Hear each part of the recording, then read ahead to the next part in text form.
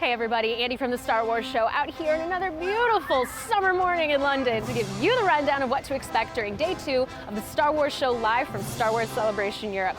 So grab a massive spot of tea because today is going to be full of Star Wars goodness.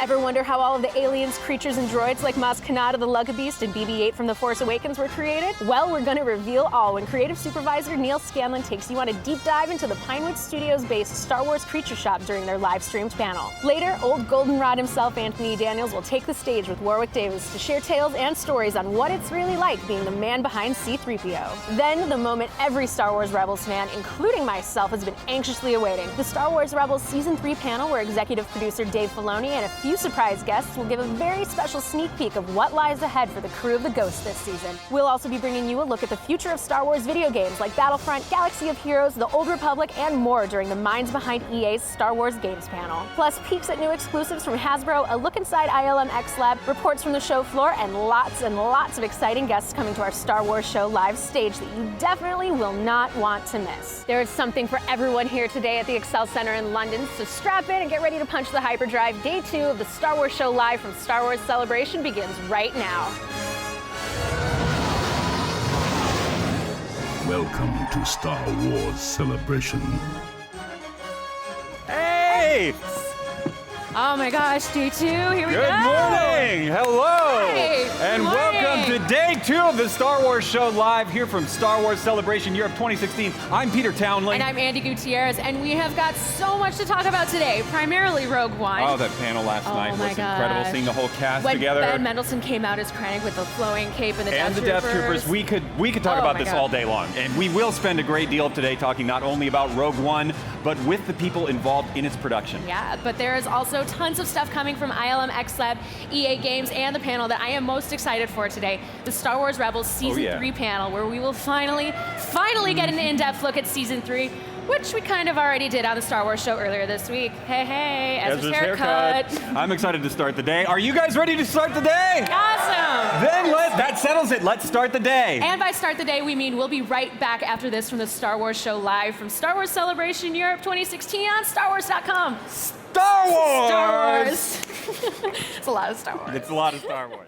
Hey guys, Ashley Eckstein here. I'm the voice of Ahsoka Tano, and I'm here at Star Wars Celebration London. I'm so excited, and they're letting me go into the official Celebration store to rack up on the exclusives. There are many, they are amazing, and there are Loth Cats. Let's go get them right now. Come on!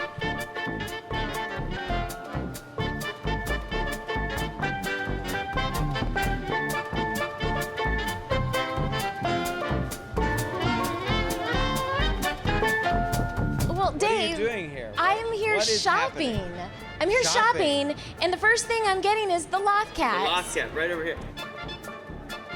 I like these. I kind of need both, and I need many of them. So here, pile them in. Pile them in. Let's see. Two's not enough. This seems a bit I much. I need 2 more. I need lots of Loth Cats. Dave Filoni, from executive producer of Star Wars Rebels. The future for me, you know. It all ends here. Loth Selling Cat cats. seller. All right. Worst things. Thank you, Dave. Fun. All right. This looks like custom-made shirts. It is. It's custom-made shirts. So basically, you can pick your size, pick the color shirt you want, pick your design, printed right away through the dryer, dried within a minute or so, and this is the place to do it. Shop till you drop here at Star Wars Celebration London. It is time for me to check out. I have my Loth Cats, I have my BB-8s, I have my exclusives. Let's go check out.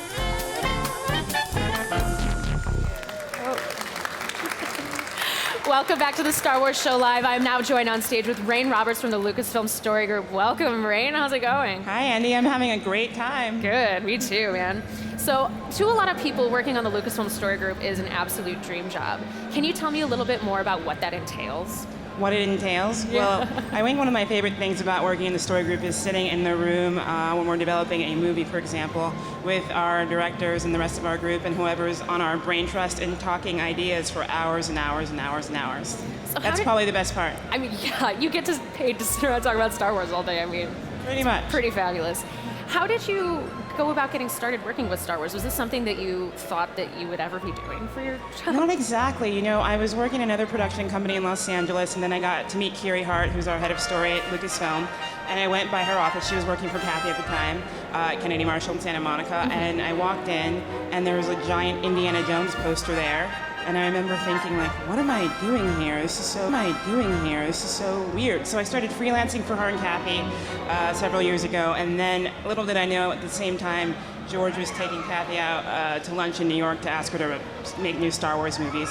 So I was working with them, and then they said, you know, we're gonna go to San Francisco make new Star Wars movies. Do you wanna come with us? You're like, yes. And I said, yeah, I think I'll do it. So what is it like walking around the celebration floor and seeing all these fans while you know some of the biggest secrets in the galaxy? We're trained very well. We're kind of like the CIA at Lucasfilm, so I know not what to say, but I love being around the fans. They are so inspiring, and they're why we do everything, and it's a real invigorating experience to be here with all of them and see how enthused they are for Star Wars. Have you ever had one of those moments where you just stop and look around and you think, wow, this is awesome, my life is great, surreal? All the time. Yeah. I've always said to my sister, like, I think this is heaven. I think I've made. But yeah, no, we have a great time, and we all get along so well, and we're having tons of fun. And if you had to give one piece of advice to somebody who wants to work on Star Wars or work on the Lucasfilm Story Group eventually, what would that be? I'd say, you know, if you love movies or whatever it is you love, just find other people that love it too. I mean, this is a great place. For myself, I love film, and I made sure I found other people that loved film and did classes and got small jobs here and there. And then you find that you're with your people and things just start to open up. Yeah, it's wonderful. Well, thank you so much for joining us, You're Reen. Have an welcome. awesome day today. Thank you. You too. And stick around, guys. There will be more from the Star Wars Show live from Star Wars Celebration Europe in just a minute. How many droid builders are out here? Any droid builders? Oh, there you go. Oh, there you are. You're going to see some incredible, incredible shots, some incredible footage today, and you're going to meet some very, very talented people. I don't actually want to waste any more time. We've got some slides to tell you who they are. Please welcome Josh, Matt, Oliver, and Lee, the droid builders from Star Wars The Force Awakens. Come on up, you guys.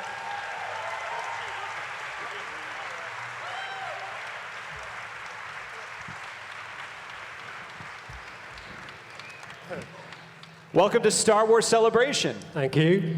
Certainly not your first. Everyone remembers that last Star Wars Celebration where BB-8 came out on the stage. Oh yeah, that was quite a moment. Quite a moment. So the work that you had to do going into The Force Awakens. Oh, there you are. Look at all those R2s. R2KT, R2D2, and more. You got to be proud of that shot. Yeah, it's really good. It seems like it's a lifetime ago now that sort of finished on The Force Awakens and then met sort of Kathleen at Essen that led me and Lee to be here. Everyone knows that story about Lee and Oliver and Star Wars Celebration in Germany in 2013. You all heard this story? Yeah, a quick recap. That Kathleen Kennedy saw the droids, and basically you were hired to work on the show. Yep, basically. I sort of had a quick chat with Kathleen Kennedy backstage, make a cheeky comment about making droids, and then, yeah, I was hired, and then got Lee in to work on The Force Awakens building R2s. Absolutely. Well, those look incredible. And so you were building a lot of different droids, though, for the show. We didn't do R2 straight away. We built various droids. First of all, just smaller droids. So we did this, which is classed as a toolbox droid. This was something I built. It is moving around in the background. I think it's at Rebel Base, which is quite a bit of fun, something Neil gave us to build. I did the mouse droids as well. I did them, so you'll see them whizzing around. And then Ollie did the upgrade to the mouse droid, which is what we've got here. Yep, so this is the Imperial Sentry droid, which was basically the evolution of a mouse droid 30 years on from Star Wars. And let's put the mic down. Want to give a running commentary? Yeah, so this is the Imperial Sentry droid here. Where did we see this in the movie? Yes, it is. It's on the Imperial base. Right. When Poe steals the TIE fighter Right. and various other scenes, you'll see these flying about. People may have missed them, but watch it again, and there's plenty of them about. The First Order Star Destroyer out in the background. Yeah, that's that's really right. cool. So this is like Mouse Droid 5.0, basically. This guy right here. Indeed, yeah. And is it pretty much the same principles in terms of its movement? Oh, no, actually, it seems to have a lot more. Oh, yes. So, Yeah, this hello. is classed as an Omni Droid, so it goes in any direction. So wherever Oliver points the joystick, it shoots off in that direction and rotates in the spot as well. So it's quite fun to drive, but you don't always know which way's forward. Do you ever have ever crash into Captain Phasma on the set of The Force Awakens, or any First Order mishaps? No, perhaps? Not really. There's always sort of mishaps. No. Oh, that's a good answer. Changing the subject, one of the next images that has come up. Something else we worked on was the domes for the back of the X-Wings as well. So JJ, we used some designs that are already canon, but we also added a new design, the R0 dome, which is the black and white one you see there with the top hat popped up. And JJ liked it so much, we built a couple of them. And the black and orange one appears in Poe's X-Wing just before BB-8 gets in. So that was something else that was quite nice to build. Very, very cool. And there's R2. So in total, we built 4 R2s for Force Awakens. We had an inside one with for flat surfaces, an outside one with sort of 2-inch ground clearance for sort of sand. It was absolutely perfect. A sort of Kenny 2-legged droid that Josh did the pneumatics for that sort of wobbled. And then another droid that had all panels that opened, so we only used in one shot. You'll see from the opening photo of Oliver with all the droids and myself as well, as this photo here, we did use other droids as well.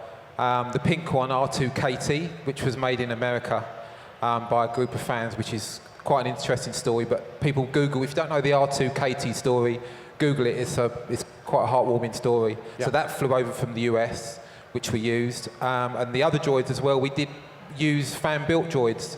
So we got fans in on different days when we needed them, and they helped us out as well, which was really nice. So a lot of these were, that's a great question. So a lot of these were pre-built. You didn't have to start from scratch on every single. That's right. The R2s we built, all the R2s. Right. But if we wanted something different, we do try and get the other R2 builders involved if we can. Great, yeah, there he is. This is Henrik. Henrik worked for the Creatures Department, and he painted most of the characters that you see in The Force Awakens that came through the Creatures Workshop. And this is him weathering R2. It doesn't look right pristine on camera, so he's just dirtying them up to make them look a bit more authentic and older on screen.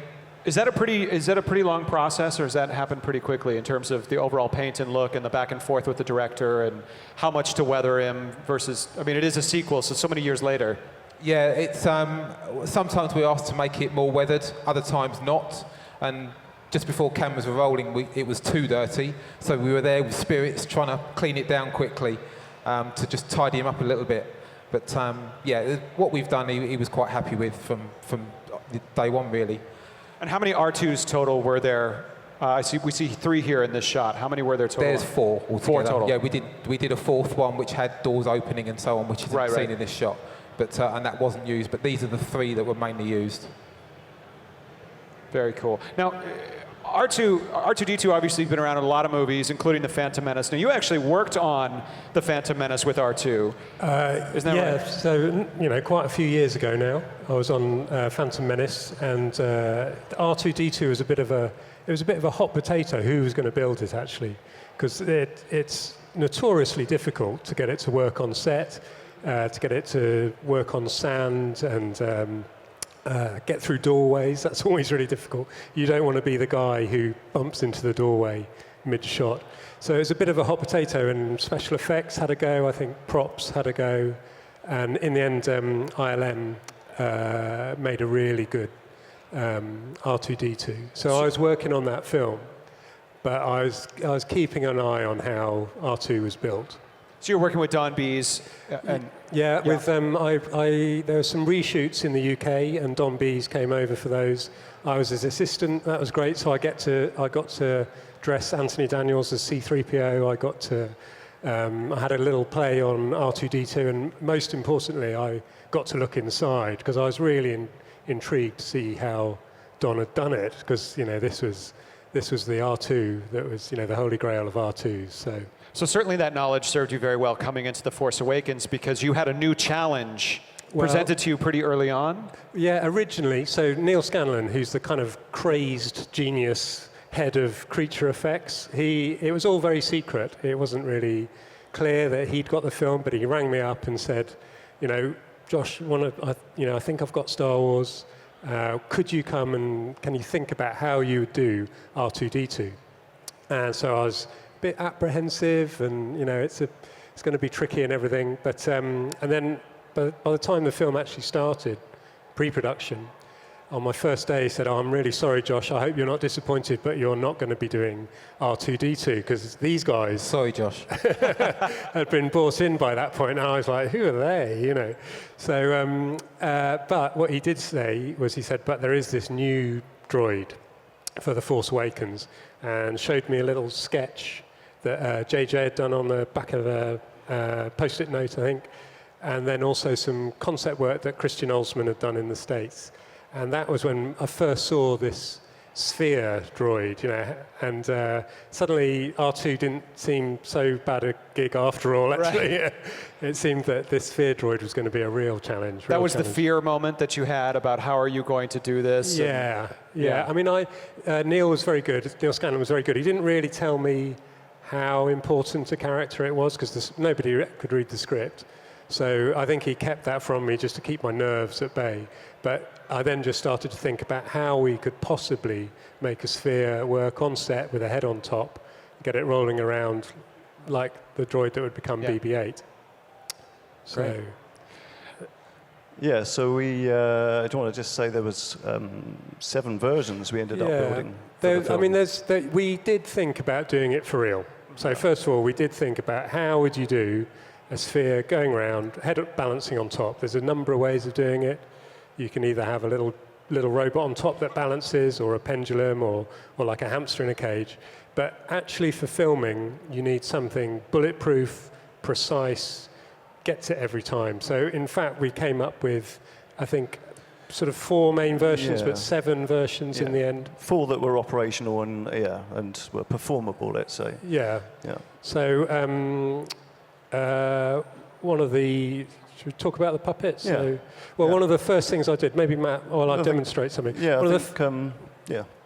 You have something here for us to see. Yeah, this is the very first BB-8 that was ever built, and it's built by Josh. And has anyone ever seen this before? Is this the first time you've shown this out in public? Oh, yeah, this is some of my finest work. Don't get excited. But it's such a great glimpse into the creative process and the technical process of how you prove something out, show it to a director. Anyway.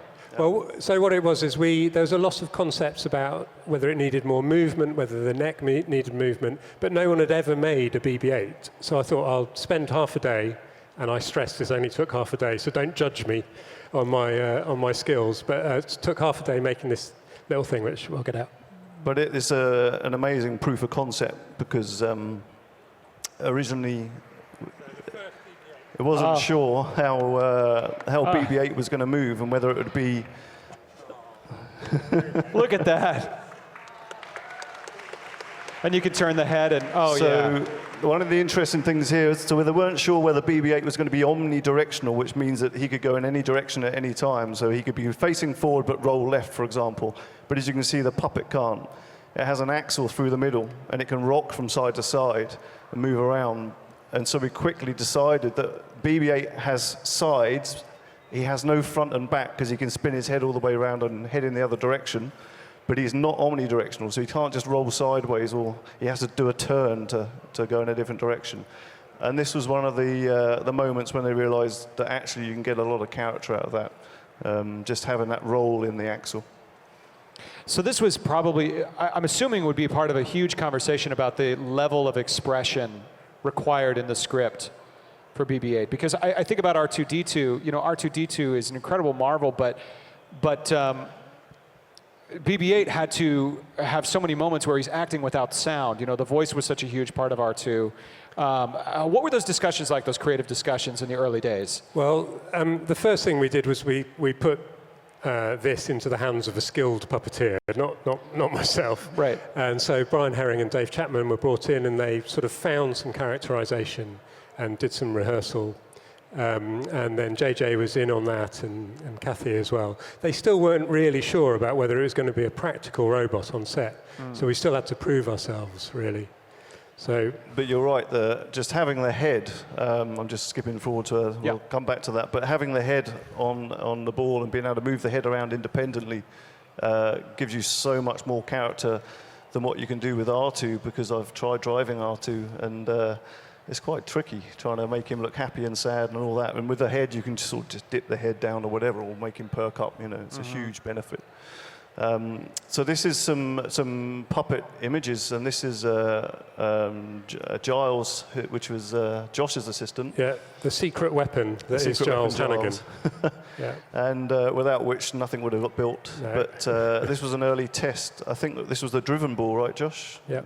So the idea was that to aid the puppeteer, we were actually going to have a ball that had a motor in it to help him go across sand. It turned out it wasn't needed, but that was a very, very early test in the back of our workshop in Q stage in Pinewood. So this is the finished puppet on set in Abu Dhabi. Oh, who's that attractive young lady on Hello. the... So that's the lovely Creatures AD, Teresa, who happens to be sat in the front row. Yeah. Sorry for embarrassing you. So with the help of, our friends at ILM, you could take BB-8 anywhere on any sand dunes over any terrain, really. And Brian really gave that some real subtleties of performance. And also he was able to interact with the actors. He would voice the beeps and boops, and was able to respond directly to the actors. That was a really good thing, actually. It was a great system. Or R2, indeed. And I should just say, Teresa usually looks much happier than that. Yeah. And there's Brian Herring giving it his best, I think. And that's a really, so we could change the rig on the puppet. That's an offset rig. It's a really strange rig on that one, where the handles go up and then off to one side. So there's all sorts of ways we could rig the handles to try and get him out of shot. And as you see, not always wearing greens.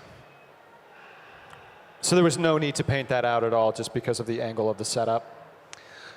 Well, it'd still paint something out, but they would always try and get him as clean as possible, or not crossing too many people. And the reason why they use grey sometimes, and you'll notice that the grey stuff is next to BB-8, is so that it doesn't reflect into the ball. So if you put green on there, you get a green reflection on the ball. So they go grey and then green usually. But, very, very cool.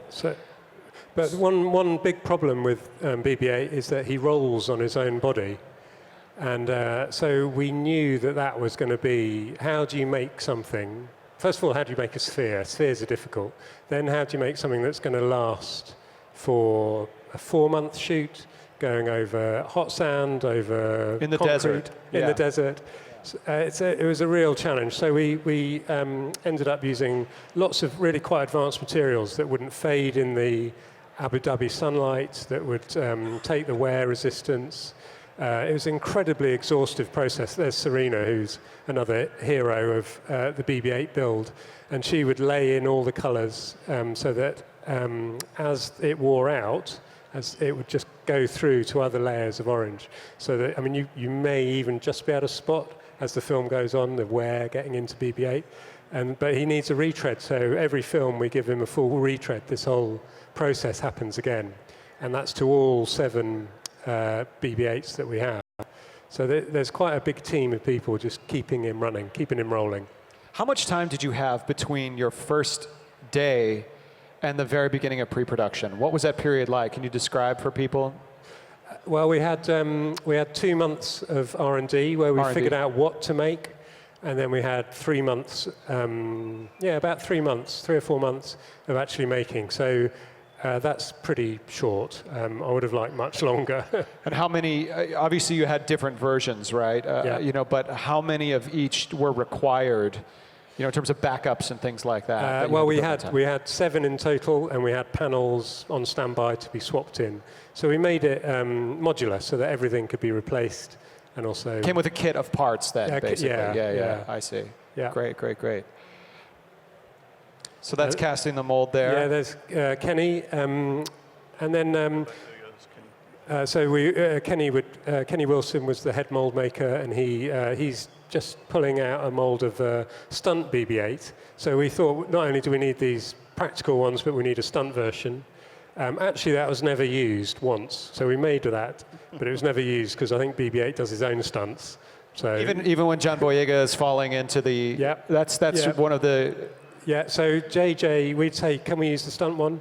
And JJ would be like, no, let's use the real one. So despite all our best efforts, he always used the real ones. So which shot did you ask about? The John Boyega with the one? John Boyega at one point has BB-8 and he falls back. No, so we had a special one for that. That was the Carrier. Yeah. We had a lightweight version called the Carrier. Oh, I see. Okay. Otherwise, it would have crushed him. So they just cut in the big metal clank sound effect afterwards, right? Sure. To give it the Great. So what is the Wiggler? I see you have this slide here called the Wiggler. So the head of visual effects, Roger Guyot, we told him pretty much what we were going to build. We wanted to build some remote control versions. We wanted some the puppet versions, stunt. But he suggested that we had a version that could be shot all the way around. No ILM cleanup needed, but perhaps didn't roll away. And so we tried to give it another name, but you never choose your own nicknames. And because it wiggled on the spot, it got nicknamed the Wiggler. And so it was just a ball that was pivoted at the base with motors inside, and then the head on top, which would move around. And what we could do is we could sort of bury the base plate in sand or screw it to the deck of the Millennium Falcon, and then operate it remotely without any CGI. And this is one of the more complicated builds that we did, probably the third most complicated, I'd say, out of the BB-8s. And we added, as Giles again, we added things to this to make puppeteering easy, for example. So the head obviously moves forwards and backwards and left and right, so does the body, and the body spins, and the head spins. But one of the things we found whilst we were building this and using it was that it's quite hard to keep focus on something with the head. So I built in a feature that whichever way the head is pointing is forwards. So if you spin the head round to 70 degrees and push forwards on the stick, everything's that's renegotiated as the forward position. So wherever he looks, that's always his forwards, which makes puppeteering just much easier. And how many shots do you think in the final did we see this in? There's quite a few actually. There's quite a few shots. There was a good spread, actually. We were really quite pleasantly surprised because all the different versions had an equal spread of shots throughout the movie. So no one particular one. They all found their own strengths. The puppet would be for either rough terrain or where you needed a really good performance. The trikes, maybe more background shots. The Wiggler when it was on the Millennium Falcon. So there was a good spread. We sort of vindicated our choices, really. And you get a really good performance out of the Wiggler, and also it was used in the back of the X-Wing. So whenever there's an X-Wing shot and BB-8's doing this in the back, that's the Wiggler.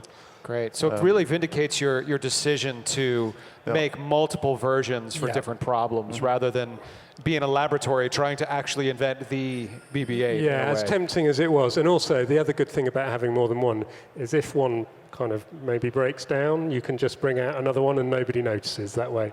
So although we had very good reliability, but it's always nice to have a backup.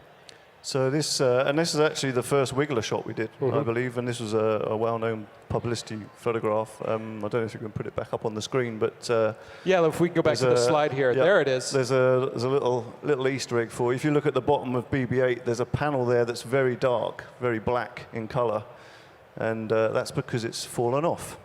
So in the desert, we found out that the glue breaks down at certain temperatures. 55 degrees centigrade. Yeah, it was about 45 when we turned up. 45 in the shade. So you can imagine once something's been sat in the sun, it gets pretty toasty. And that was it was pretty much every day that way while you were there. Sorry.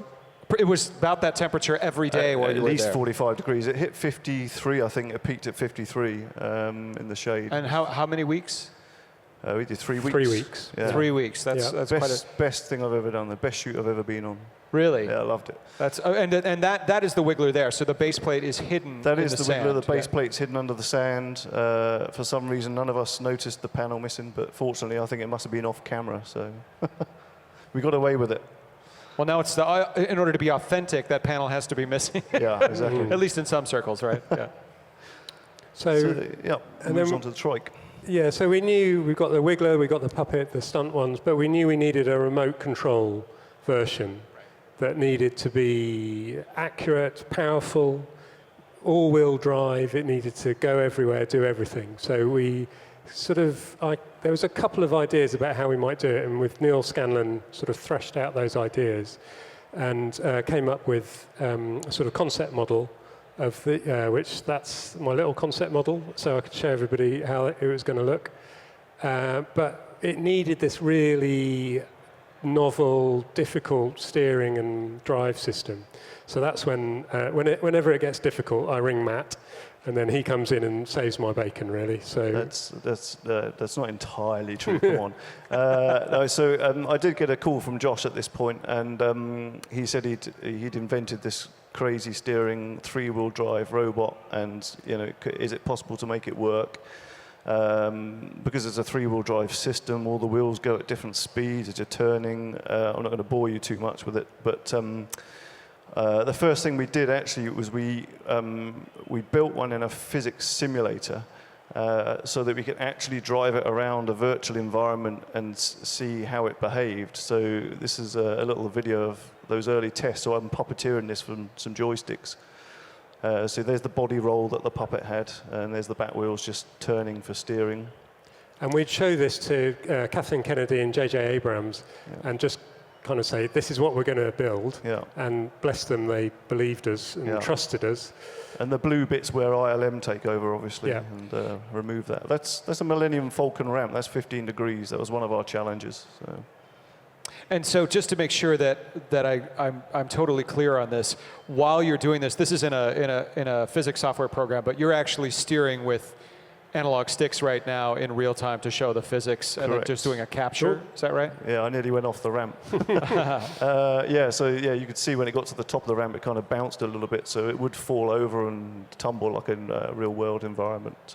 So you were able to determine weight ahead of time. You were able to determine exactly how much power you needed. Exactly. It was really useful because we could determine exactly how much torque we needed and all the motors, and get it just right as such.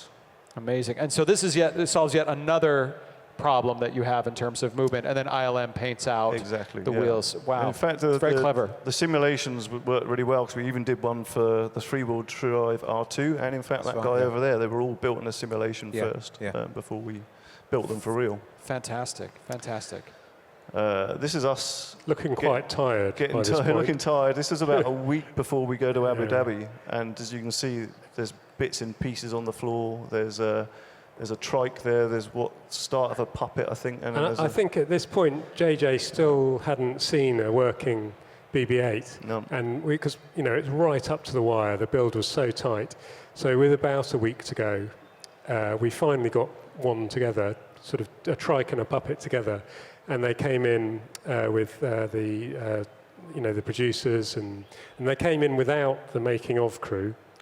Just in case, and then they saw it, and they saw it worked, and they saw that it was going to be okay.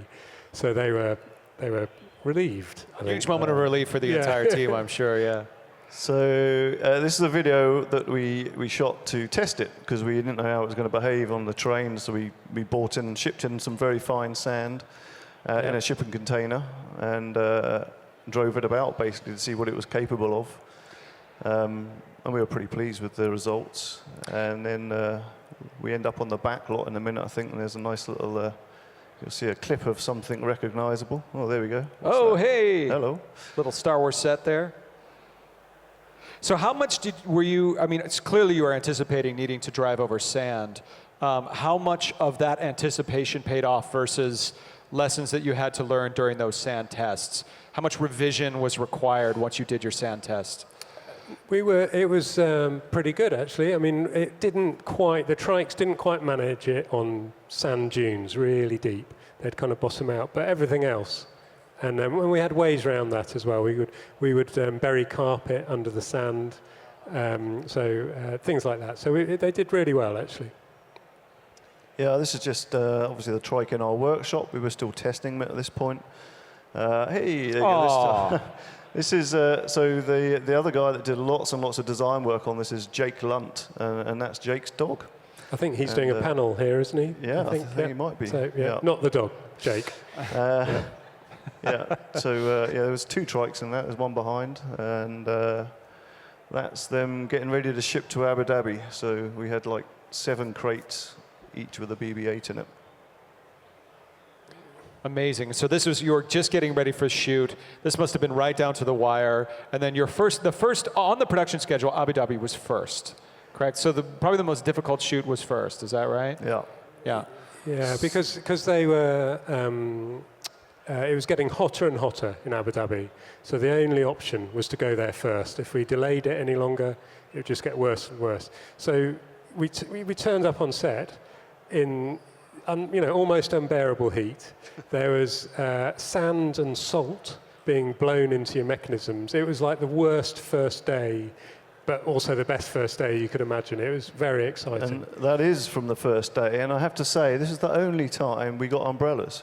Yeah. We're like, everyone rushed around with umbrellas on the first day. I'm looking at the ADs down at the front. Didn't last. And then, no, totally. It's like everyone left us after that.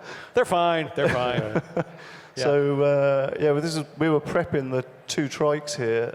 That's Dave Chapman in the middle at the back. There's the other puppeteer. So Dave always looks after the head, whichever BB-8 we're using, whether it's the puppet or the trike or the wiggler. No, not the wiggler, sorry. But Dave is always on head and eye lines and what have you. So he's always looking after that bit. And I'm driving the trike in this shot, this first shot. And there it is, lining up with Daisy. And this is all the same setup, right? Yeah.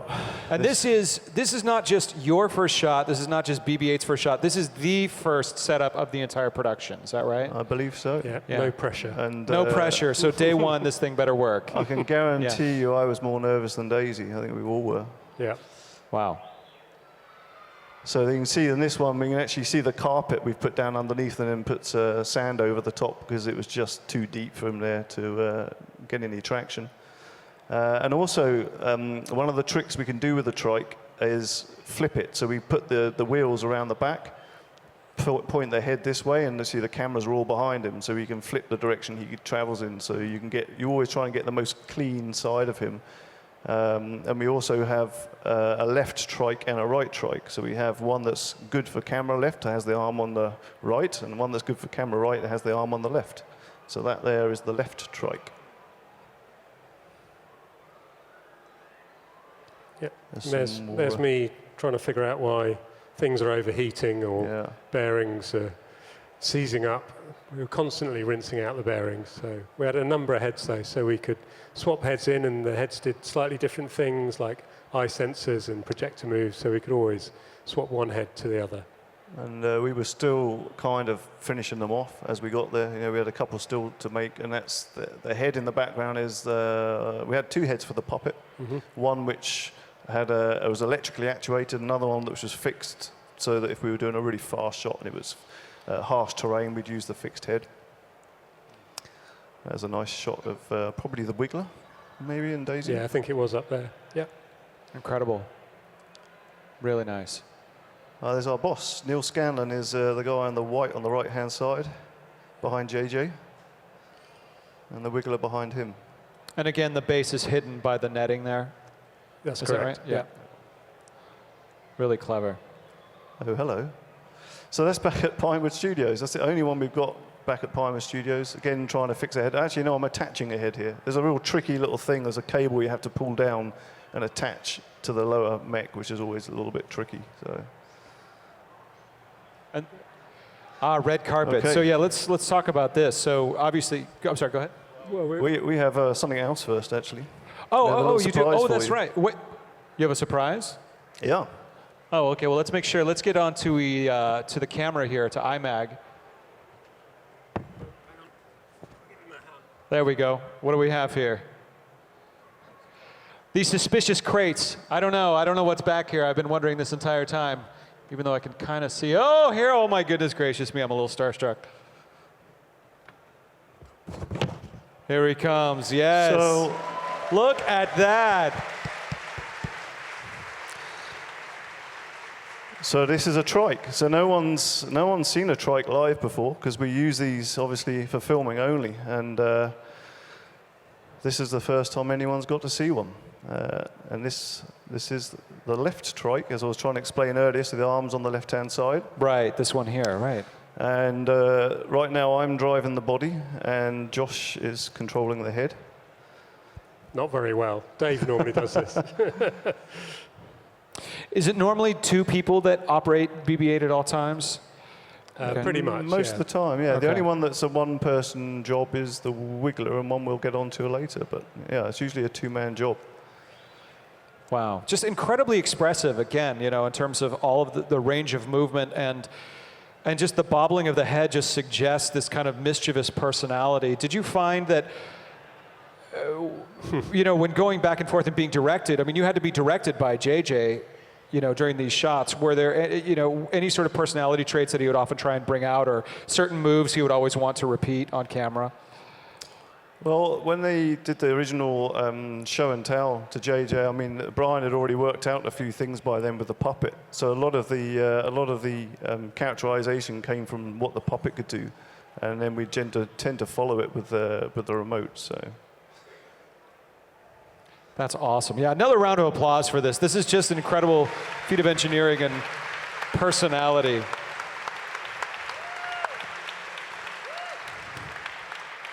Incredible. Absolutely incredible. Oh, and he goes back into his crate. Nap time. Very, very cool. Thank you for sharing that. I was a little startled. I was like 5 years old for a second up here. That was great. Yeah. So I mean, we got through the shoot really well with all those versions, but we were still thinking about how would you do it without that trolley on the back, or without Brian holding the puppeteering sticks. Could it be done? It was the right decision to make them how we did for the filming. We got every shot. Everyone was delighted. But even so, I really wanted to figure out how you could do it, whether it was possible. And then we were, due to some slightly unfortunate circumstances with Harrison Ford and his injury to his ankle, right. we were all given a month off. And unfortunately, I can't, you know, stop thinking about it. And my wife was frustrated because I couldn't stop. We went on holiday and I was still sketching ideas about how it could be done and everything. So sorry about that. But over that month, I sort of pretty much figured it was possible. And then in weekends and evenings, we started building a sort of a rough prototype of how it could be done for real. Yeah, with the idea of the nickname Red Carpet was just because we were thinking that, you know, if we have to turn up at a premiere, let's hope so, fingers crossed, they want a BB-8 there, and if we could supply a BB-8 which was fully self-contained and we could roll down the red carpet with the other, you know, actors and what have you, it would be great. And we wanted to go to Los Angeles. Really. There was a little bit of that as well. So the one thing we've never been able to talk about is how we built the red carpet BB-8, because we've kind of been keeping it under wraps. Right. And I'd love to be able to talk about it today, but yeah, it was like a magic trick. So we're not going to talk about it. I'm just going to show you a video. If you guys want to see how BB-8 functions on the inside and really see how this thing works? Yeah, it doesn't sound like that. Oh, come on, you want to see how this thing works or what? Come on, let's check it out. This is our crown jewels. This is the trade secrets. Okay. Here's the trade secret right here inside BB-8.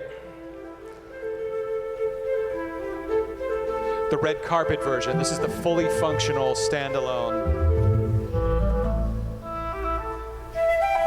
So you can see the end panels there where he attaches to the sphere. And what he's doing right now is rotating on his yaw base, which is how he spins on the spot. And that's his head pitch, roll and yaw, so that's how he moves his head around.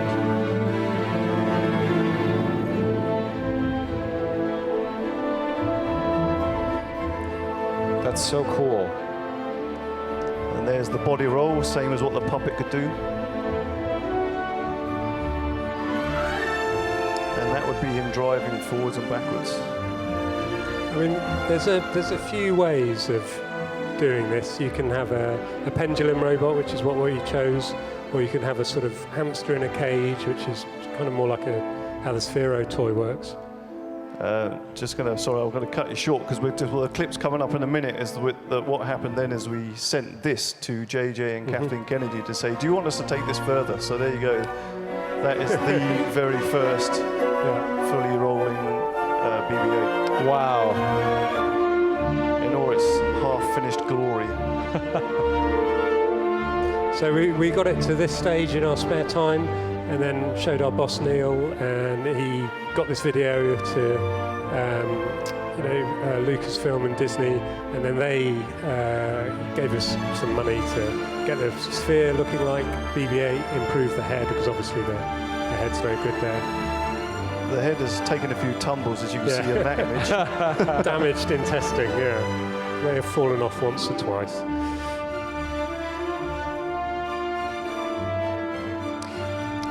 Now that was incredible. Give him a round of applause. That really is.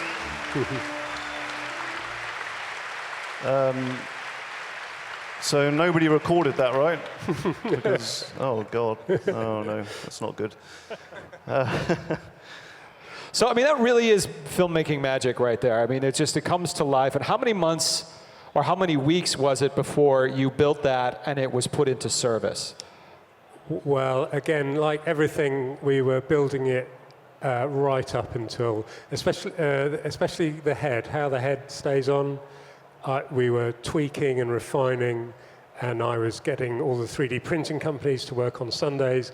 It was quite stressful. That was right up to the wire for getting it into a crate and off with us to Anaheim. Well, yeah, so we sort of shot ourselves in the foot because we said, yeah, we can do this, and do you want us to take it further? And they went, yeah, great, and you're going to do it live in front of 15,000, I don't know how many people, and live streamed, and suddenly we were like, oh, we actually have to do this. That was Celebration last year, wasn't Star Wars it? Celebration in April, so this is the picture of BB-8 rolling out on stage at Celebration, and the crowd, the noise was unbelievable because everyone thought it was going to be a CG, entirely CG element. There was cheering, but there was also incredible gasping. At least there in the theater that I was in, but you just couldn't believe that it was real. Some friends at work have. Oh look, there you guys are.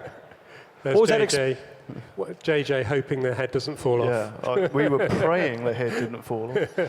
I remember that. So we were just off to the right at that point, and it was one of those moments where the heart's pounding, and drove it out on stage. And I heard the roar, but all I could hear was whoa, whoa, whoa, whoa. After that point, everything just went into like slow motion, until it drove off, and I was like, whew. But then we had to come back on again. It was a second appearance. It's like, oh, it's never over. And after so much hard work from all four of you on the film, this must have been a tremendously gratifying and exciting moment. What was it like being on stage during those moments for you guys? That was a memorable day. That was my first appearance on stage in front of people like this, and it was quite nerve-wracking at the time, but we did enjoy it. It's a memorable day. And equally, like Matt was nervous, I was nervous for Matt as well, because I'd been through the nerves operating R2 on set, and the reliability, which thankfully was fine. But then knowing Matt was enduring that problem at that moment, that sort of took it away from me, and I felt nervous for Matt. It's very different, because if on a film set you can do a second take, but there's no second take. Live is terrifying. But the lovely thing about this, the red carpet BB-8, as we've come to know it fondly, is that it, ultimately we did end up going to a premiere, which was stunning, and we had quite an incredible journey, myself and Josh. And I remember that moment very, very well, because he was absolutely on his own. Yeah. I mean, I know you were there controlling him, but I mean, he just rolled. Everyone just like gave way and gave the entire red carpet to BB-8. Just flying solo there. And what a star! Look at that, working the line there. It's just what a BB-8 on the red carpet. Camera dancer. Yeah. Camera loves BB-8. Yeah. It's more not a step and repeat, more of a roll and repeat, I suppose. Yeah. That's very cool, very and cool. that was the UK premiere. So we literally flew back from LA the next day into the UK premiere, and then I think a week later or 2 weeks later, we flew to China and did the Chinese premiere.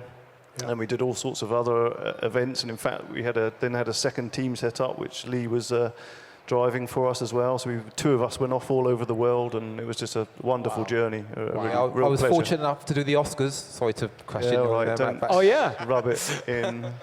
I was doing a film, another film. You were busier working than I was at the time. Yeah. You were driving? You were driving at the Oscars? Yeah, I drove BB-8 at the Oscars. Oh, wow. So I was the second team. That's why I didn't look that good. I don't know if you noticed. Oh, no. Oh, I can take. You shouldn't have brought that up. Flawless. Flawless, all of you. Yeah. I'd let that go. I'd even forgotten about it. I brought it all back again, sorry. Fantastic. Yeah, millions of people watching. I mean, that was really, really what an incredible accomplishment and the culmination of so much hard work. That's really great. And, you know, he's wonderful in live appearances, BB-8. Yeah, I hope we get to see him again sometime. That would be really cool. Well, the carpet's the wrong color.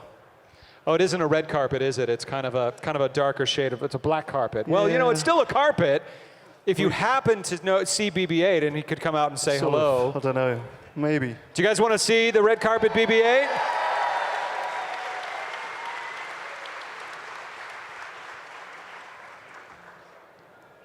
He's so cute, you guys. Hold on, I'm going to get out of the way this time. Hold on. Oh, here he comes. BB-8 in all of his glory. Look at that.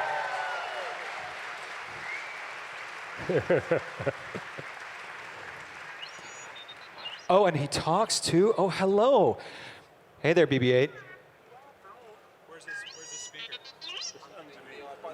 Oh, it's under here. Oh, right here. There you go. Are you enjoying your time at Star Wars Celebration? You want to eat this microphone? So anything you want to see while you're here? You want to meet some more droids? Signing any autographs? You up for it? What do you say? Oh, he's a little shy. This is incredible. Do you ever worry about like coming onto the edge of oh, sorry, yes. Oh, dear. You want me to go in the crate? You're going to take over hosting? Oh, he's like, sit down! Yes, sir. BB-8, ladies and gentlemen, give him another round of applause.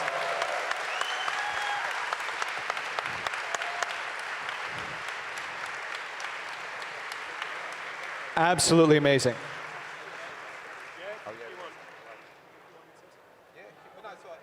We have some time for some questions, so we wanted to do some Q&A here. If you have any questions for our droid builders, all four of them up here have a tremendous amount of experience, certainly some amazing stories to tell. So we have a microphone in this aisle here and another one in this aisle. If anyone has any questions for our droid builders. If you have questions, go ahead and walk up to the mic there. There you go. Thank you, Just sir. to clarify, I was actually controlling Josh then, just in case everyone was wondering. How fast does BB-8 go? That was a good question. Okay, so the red carpet BB-8, we've clocked at 7 kilometers an hour. Wow. And the trike will get up to 11 kilometers an hour. So wow. There you go.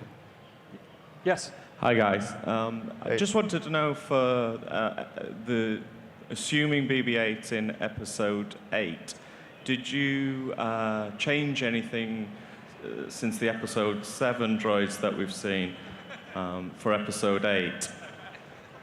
Assuming that he was in Episode 8, we probably would change things. If we got to build him again, we'd probably change a few things, right? Like engineering-wise? I think he might be in for a few upgrades. What's Episode 8 again? Is that I don't know. Is that a thing? Not sure. Oh, yeah. Don't ask us questions about anything other than Episode 7. Maybe. So everyone just sat back down. Right here. Right here. The thumbs up lighter, was that a practical effect or something you had to do in CGI?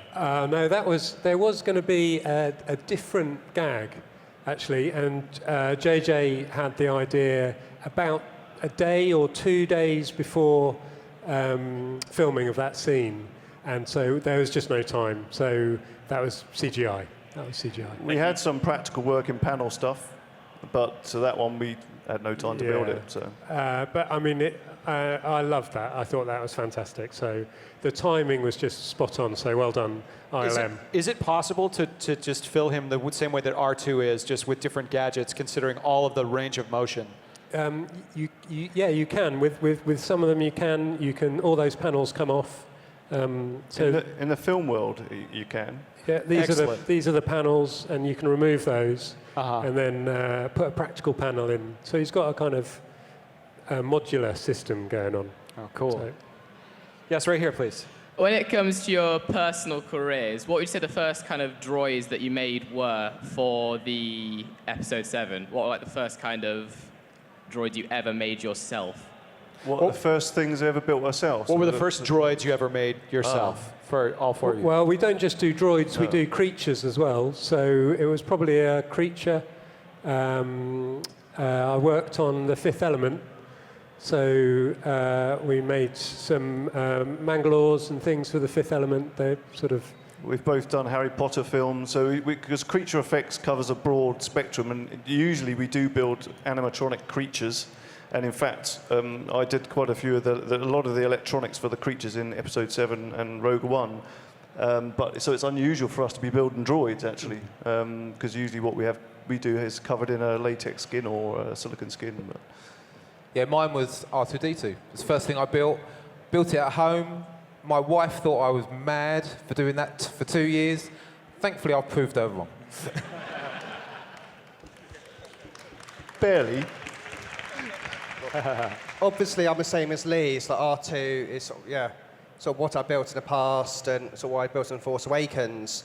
But you don't realise like how talented these guys are and when sort of first days. And it's like you ask, as curious fanboys that I am, it's like, what films have you worked on? And everyone is so coy, they don't want to say, oh, I worked on all these big blockbusters. And you have to sort of like push them and to get stuff out. Paying the money for that later on. When you look at the stuff that Matt's done, so if you've seen like a gadget show, there's a walking hexapod, that's Matt's. And he worked on, is it Lost in Space together with, I can't forget his name. Can't remember his name either. Can't remember his name. So I would say this, I do build walking machines, and that was because of being inspired by AT-ATs and Scout Walkers. I was obsessed with seeing walking machines work, and one of the first robots I built was a walking machine, but that was nothing to do with the film, just for pure fun. So. Very cool. And right here. Well, hi. Well, first up, guys, really well done. That's an awesome piece of engineering. Which brings me to my point. We're having a real struggle to get youngsters interested in engineering and design. So this is precisely the sort of thing I can imagine a ton of kids would be interested in. If you would care to sort of do a how-to or publish the specs for how you actually made him work, is that something you consider? So we're struggling to hear the question a little bit, but I think, so you're struggling to get more design students, engineering students, is that? Yeah, I'm just saying that there's, it's been for a long time now an issue to get young people interested in engineering and design. Yeah. This is a brilliant way into it. Absolutely. And we are. And would you be interested in doing panels or Oh, totally. Yeah, I'm all over that. Very, very keen to push the whole engineering to kids and the whole STEM thing, isn't it? Science, technology, engineering, and maths. Yeah, totally. I think it's a great thing because one of the things I was never told when I didn't do great at school. I did an engineering apprenticeship in electronics and software, and I was better at practical stuff. But it's because I wasn't given application. If people had given me an application of what I could apply, what I was learning, I would have learned much faster. It wasn't until I'd left school and started working in the film industry that my learning went kind of exponentially up. But.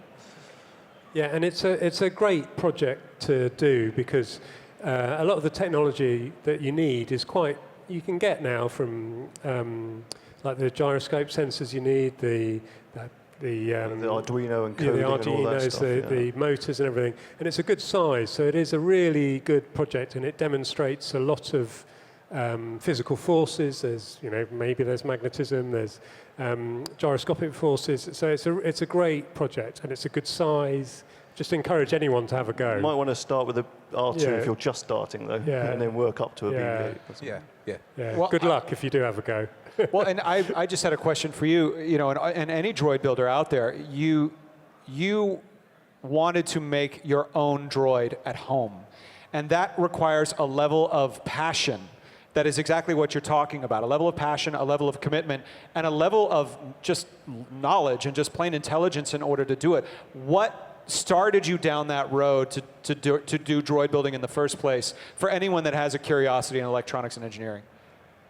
So I'm really lucky. I actually did electromechanical engineering at university, and I sympathise with the sort of last question, because the university I used to go to, there's no funding now in engineering. There's far more money in management courses, so they closed down their engineering departments, which is a real shame. So after my engineering degree, I did sort of Robot Wars on TV in the UK, and then after that, I needed something to do. And as you are, so when you're bored and you've got the internet, you just have a look, and I just came across the R2 Builders group back in early 2000s, just at its very infancy. And I got on a few of the first parts runs, and from there, I built my very first R2 for Celebration in London in 2007. And from there, I built more droids, got more people involved. Astromech.info, and come and see our booth just there. Plug. I think what's happened to you guys is a really good example of. So this was your hobby, wasn't it? Really? Yeah, indeed. But what happened is you're so passionate about your hobby, and now you both worked on the film. You sort of pursued your hobbies to a point where you were noticed, and then working on the film, and now Lee, you're continuing to work on them. I am. Yeah, and going around the world, living the dream. It's not a bad life. It's not a bad life. And they say about the STEM thing that Matt and Josh, encourage. But I'd also say, whatever you do, try and just do it at your best ability, because you never know what's around the corner. There's no way I thought I'd be working on Star Wars. I did the R2 build just for fun. I built enough cars, boats and planes. I did the R2 for fun. I was going to build a Dalek, but that didn't fit in the car. So thank God it was an R2. Could be working Things on could have been so different. Yeah. So, just do what you do at your best. You never know what could happen. Right here. So I know you said don't talk about future episodes, but is there any chance of seeing R2 or BB-8 in the new Robot Wars? Yeah, I don't think it'd last very long. Really? Okay, thanks. It would be a short episode, yeah. And last question right here.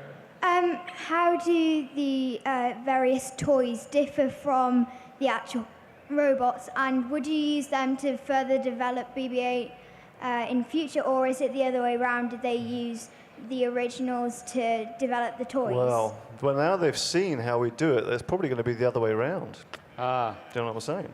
No, I think the toys. So this thing about the Sphero toy, which everyone knows about. The way that they do that is effectively like a radio-controlled car inside of a ball, or a hamster inside of a ball. So whatever's inside rolls around and it goes in any direction.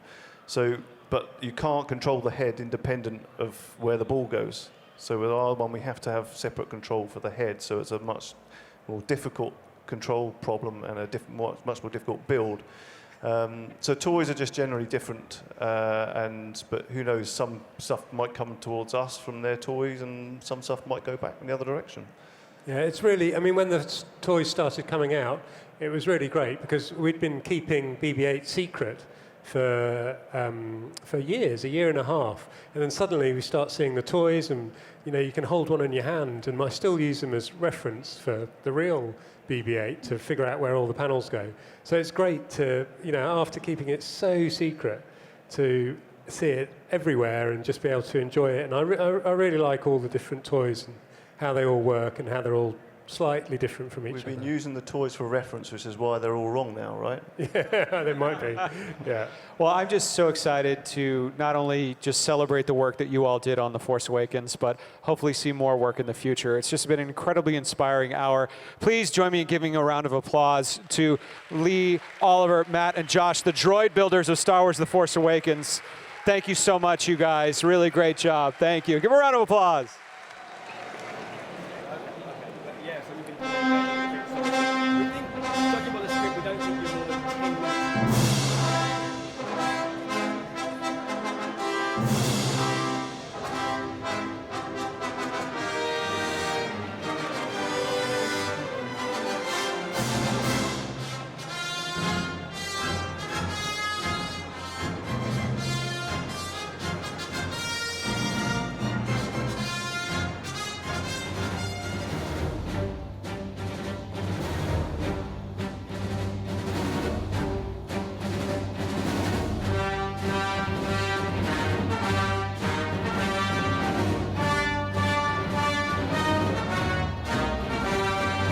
We got here about 10 to 8 today. I'm queuing up for a wristband so I can get in to see the Rogue One panel tomorrow.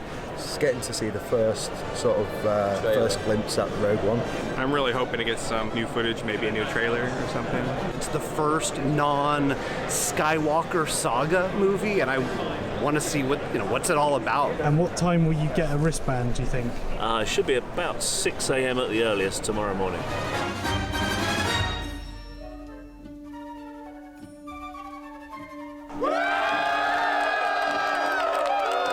These are from Kathy Kennedy. She says, thank you so much for coming.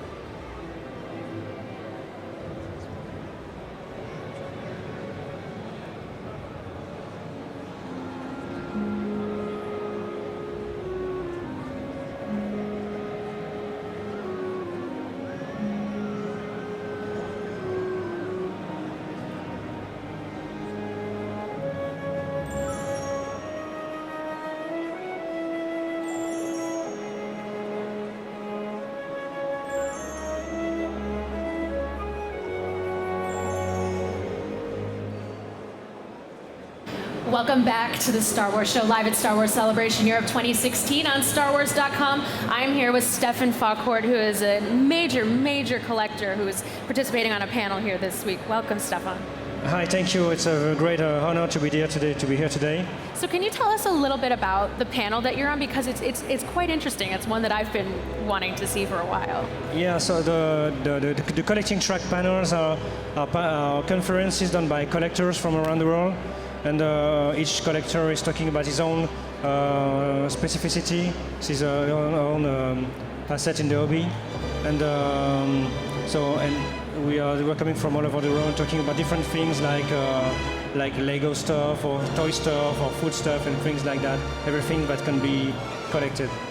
And yours is focusing on the little toys that you'll get with fast food or boxed packages, right? Yeah, so my panel today is at 1:30 p.m. and it's about the food premiums released in France from the very beginning, from the 1980s to the 2016 with the episode 7. So it reviews all the food stuff you could find in France. Like the chewing gums or cereals or whatever. Well, yeah, you brought an example of some of those here to us. I really like these. So these came with in cookie packages, is that correct? Yeah, so this came from a giveaway from 1980 in France. And these are vacuum foam plastic cards which would come free with the shortbread biscuits, the palmito biscuits. And they are very nice cards because they are in plastic, in 3D plastic, so you can maybe see at the camera. Really cute. And they are very rare, very difficult to find. I think this one's my favorite, Jan Solo. Yeah, of course you got the French wordings on them. Yeah. And for example, they are interesting because it's from the Empire Strikes Back era, but you can see the characters are still from Star Wars. Some are Empire Strikes Back, but some are also still from Star Wars. And the full set is only 15 cards. So you can find maybe on eBay maybe one or two once a year, but they are very difficult to find. This is probably the most challenging French food premium to collect. Wow, well thank you for showing them to us. So this is just a small taste of what people can expect at the panel. You've got all kinds of different Awesome, that's super cool. And the books that you brought us go into greater detail too on some of these things. Yeah, so I bring here 3 books. So this book is called The French Touch because it's the French Touch in France means something special relative to the French, so it's used in the music industry and things like that. So it's called The French Touch, and it's about all the products which were marketed in France only during the original era, from 1977 to 1987. So there's a lot to cover. Yeah, and it reviews each single product which was released in France, toys of course, but also the records, the books, the posters, the food stuff, everything, you name it, but only during the vintage era. Okay. Wow. And there is the story behind all the stuff. It's not only, of course, it's a book to watch because there's the pictures of all the products, but it's also a book to read because you have all the story behind the products. That's fabulous. And real quick before we wrap up, tell us a little about this one because I know that this is a special book for French fans. Yeah, because this is a book which is called La Saga Vue de France. So it means the Star Wars saga as seen from France. And it's reviewed the entire saga from the French point of view, from the original era until 2014. Okay. So it doesn't speak about the episode 7 because it came earlier. Yes. And there are several interesting things about this book. First, of course it's an official book. It's fully in French. So this page, for example, is about the French artists because it talks about everything French in the entire saga. So of course the movie's response for the public, but also the books and also the French artists and the things you can do at home with Star Wars and stuff like that. And also how Star Wars was adapted to the French market and things like that, the translation and everything. This is an official book, and it's the first time a book is released in France directly for the French market, and it's not a book translated from the US or UK books.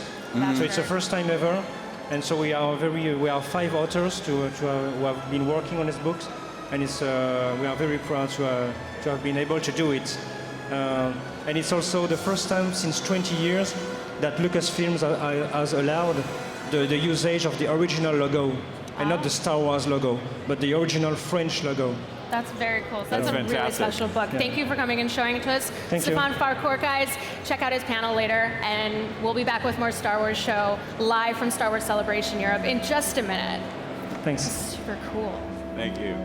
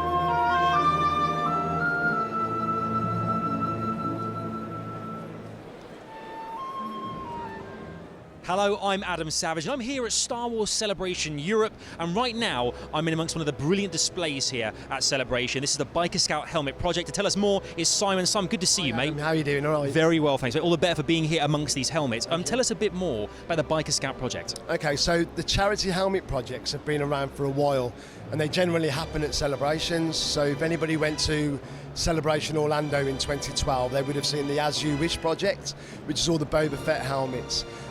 So last year in Anaheim, they announced Celebration was coming to London, and I thought, I've got to bring this to England. Got to do it. And here we are. 12 months later, we pulled it off. We got all the helmets sorted out, and we're at Celebration London. Everybody. Excellent. And the Make-A-Wish Foundation are a big part of this as well. Absolutely, yeah. One of the things that we did is we got endorsement by Lucasfilm to work for Force for Change.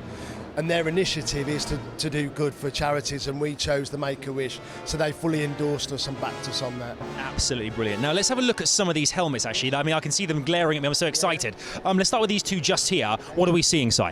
Okay, so these are airbrushed helmets by quality airbrush artists. What you've got here is Alienation. That's all the aliens from the Star Wars universe.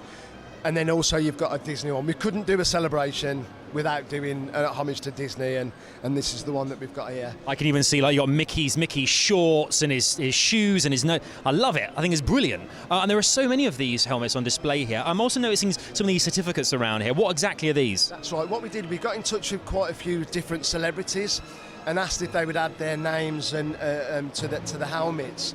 And obviously, with it being for Make-A-Wish, everyone we approached were brilliant. And for instance, this one here is endorsed by Jenson Button, the Formula One driver. Oh no way! That's amazing. Yeah. We were pretty pleased to get his signature, and he just happens to be an ambassador for Make-A-Wish as well. So. And I've noticed that they've signed the certificate as well. That's right. Yeah. So one of the certificates you get just there, that'll go with when the helmets have won, because they're all on eBay at the moment. You'll get a certificate of endorsement by that celebrity. That is fantastic. Now I see there's a chap waiting here at the end here as well, Simon, who's very, very important as well. Do make us an introduction, please. Yeah, this is Simon from RS Prop Masters. Without Simon and his company's generous donation, there wouldn't have been a biker project, because they donated all the raw helmet kits, so for us to give out to the artists. So a big thank you from me to Simon. Without his help, we wouldn't have had the Biker Scout project. Well, two Simons definitely make a right. Thank you, Simon. Simon, good to see you, sir. Should we go around this way and have a look at some of these helmets around here? So if you take us through, wow, these are brilliant. Some of these Star Wars helmets here. So let's have a look. What have we got here? The Martian Scout. Which are some of your favourites? Tell us about them, Si. Well, there's some really nice helmets here. All the artists have done an amazing job. Firstly, about the helmet. The helmet was came from a production-used helmet. So these have all got lineage back to Return of the Jedi. They're not fan-made or anything like that, but the fans have done their own versions, and there's a lot of the Star Wars ones here. I can see the BB-8. I'm loving the one that Leia wore in the Jabba's cave. There's BB-8 here as well, and coming down now, can you see like the likes of Chewie? God, he looks surprised. Yeah, I mean a lot of these as well, like Simon's saying, they're endorsed by celebrities, and this one is in fact endorsed by Peter Mayhew. Chewie himself. Chewie himself has endorsed this one, yes. He looks. I mean, when you look up close and personal, Chewie, he's got a cracking smile, hasn't he? What a handsome Wookiee he is. I even looking at the Vader one here as I always find I get shivers down my spine when I see the Vader helmet and the Vader mask. Well, believe me, I saw that being made, and it looked more scarier when it was in its raw form than it was painted. Now, there's one that's very special to you as well, because you might have had a hand in one of the helmets here. I'm looking over this way here. Yes, indeed. This is my Middle-earth Scout. It's a Sauron-based helmet, which is it's still a Biker Scout helmet under there, and it's been sculpted over a period of about 12 hours or so. 12 hours? Yeah. It'd take me 12 hours to tie my shoelaces. That's amazing. What a brilliant job site. And thanks so much for showing us around. As you can see here at the Biker Scout Helmet Project, there's so much to see. And if you want to find out more, check out on eBay the auction, as well as StarWars.com. And thank you to Simon and to Simon. And what an amazing display.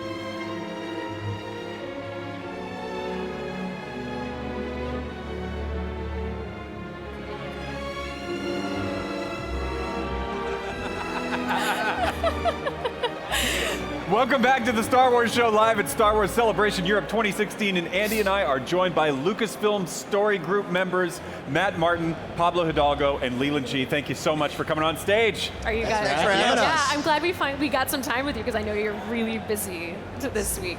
What have you been up to? What panels are you on? Today I'm going to be hosting the ILMXLAB panel, which is pretty great. I mean, we've brought Trials on Tatooine here to the show, so a lot of people are getting their hands-on experience with our new VR and immersive entertainment program. So we're going to be talking about what's coming up next. And it's so cool. Tomorrow I'm on the DK Absolutely Everything You Need to Know About Star Wars panel. So we'll be there with the authors. Of course, because you know absolutely everything. You would be the guy that they would talk to, now right? There's three of us. Yes. And I actually have a panel immediately after this across the way for Star Wars Publishing. My time working for you guys. Helping us out. Because Matt, I don't know if anybody knows this, but the reason we're doing this is pretty much you. It's your fault. This is your fault. A little bit, I guess. Just a little bit, though. I think you guys have kind of brought it on yourselves as well. Well, I mean, you made me. You hired me, so. Matt Martin created this monster. I'm sorry, Internet. I brought this to you. The Darth Sidious of StarWars.com, Matt Martin. So what is it like going around the conventions like this as part of the story group? I mean, you guys are insiders. You know how everything is made. You know what's going on, and being around fans. Well, it's super rewarding because this is where all our hard work comes to fruition. I mean, this is stuff that we've been working on for years and years and years, and to finally let people see it is incredible. Is it a bit of a relief? Like, I can talk about things now. Yeah, but then we're on to there's the always next thing. something next. There's always going to be the I'm next. still scared to say anything because I don't know what's public. Yeah, this is where we really rely on your coverage and whatever's happening on Twitter to find out, we can say Scarif now because somebody said Scarif out loud. Can we? I think so. Oh, that's good to know. Yeah. And we can say Jeddah because it's on Jin's Black Series box. There we go. So there we go. Thank you. So this is how we find out things. There you go. So you guys we were all in the Rogue One panel yesterday. You all saw it. What was the thing that you were really excited to get out there? I wasn't in it. Well, I was shooting stuff for you guys. Oh, sorry. I was at a signing for DK. No. Yeah. I'm telling you, there's too much at Celebration to do. But again, you guys are killing it because I'll rush back to the hotel room and go, so what was on that big panel? It was amazing stuff. I went to it, and it was amazing. I mean, from the opening crawl, reversing, that was just a great opening. And then to have Gwendolyn Christie come out and be the surprise host. Yes. What an amazing way to start a Can panel. we get her? Can she be now a new Star Wars show guest host from time to time? Because I hear she did a really great job. Yes, please. She can totally. She can take over. I'm sure people would much prefer that. And it's also just great to have all the cast finally being able to talk about their characters. I'm so excited for them and for all the people, hard work that the crew has been working. So as kind of insiders who've been close to it, what are you most excited about Rogue One? Because it's completely different than anything we've seen. There's a look to it. There's a real amazing look that Gareth has committed to in this film that is unlike anything in Star Wars. But the beauty of it is so drenched in Star Wars that you can't mistake it for anything else. But we've never seen Star Wars look quite like this in terms of action, in terms of cinematography. So it is no question that this is a war movie, but done in a Star Wars kind of way. So it's really exciting. And that sizzle reel that they showed yesterday was a Absolutely great indication of what to expect from that type of movie. I know. Scott's favorite, our producer Scott Bromley, has one shot and he was so excited. I've seen it like 10 times and I still get excited about it. He gets so excited about the little alien with the machine gun. Yeah, he's amazing. He's so good, right? Yeah. I always get really excited about new creatures. You guys know that, so it's fantastic. I'm, as you know, very obsessed with Star Wars jackets. Yes. And this movie has so many amazing jackets in it. The jacket game's jackets and capes. Incredible. Jackets and capes. And weapons. I mean, we think we know all the Rebel and Imperial hardware, but we get all new blasters and doing new things with blasters. There's so much more detail to obsess over now. Yeah. Absolutely, yeah. Which is what we love to do. Yeah, the three of you are three of the biggest Star Wars fans I have ever met. How does being so far under the hood change being a fan for you? Well, it doesn't. It just changes the timing of things, right? We get excited about stuff months, sometimes years earlier, then we sit on it and get excited again when everyone else gets excited about it. So that's my favorite time is when we're getting to share it. The first time we're getting to share it, and everyone's seeing this for the first time. That's always my favorite It's part. like we basically get like Christmas 3 times a year. Yeah, you get double the Star Wars excitement. Yeah. Yeah, living vicariously through fans, or like through my girlfriend, when she first gets to see something that I got to see in advance. It's such a unique and fun experience. And I bet that's really, I mean, I know it's tough because like when I know little facts, because no one tells me anything, my boyfriend always wants to know, and I'm like, sorry, man, I'm just going to torture you that I know this and you don't. I know you guys probably have a lot of experience dealing with that. It's the tricky thing is we just have to be cold and say we can't answer anything about the future, because if we get in the habit of saying no, that's not true, when we stop saying no, that's not true, we're telling you something, right? Right. So it's just safer for everyone involved if we just say, enjoy the present, look forward to what's next, but we're going to be mum about that until we can actually And tell I you love something. letting fans speculate, even the craziest, wildest speculation. That's always fun for me. I mean, that's like a fundamental part of being a Star Wars fan. Absolutely, yeah. Yeah. Well, thank you guys so much for stopping by. We'll let you get to your panel because you're so busy and important. Thank you. More Star Wars Show Live will be coming up in just a few minutes.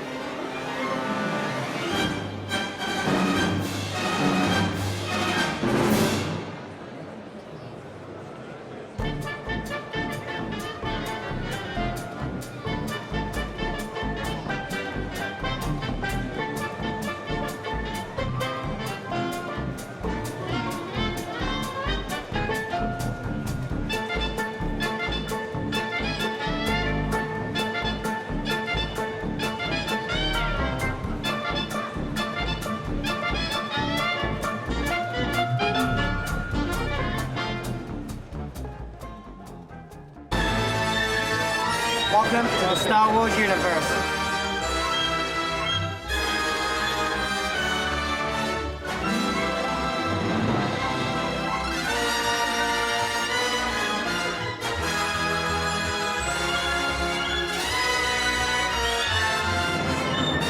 Tattoos and Star Wars. It's just getting bigger than ever, is that right? It's amazing how it's exploded.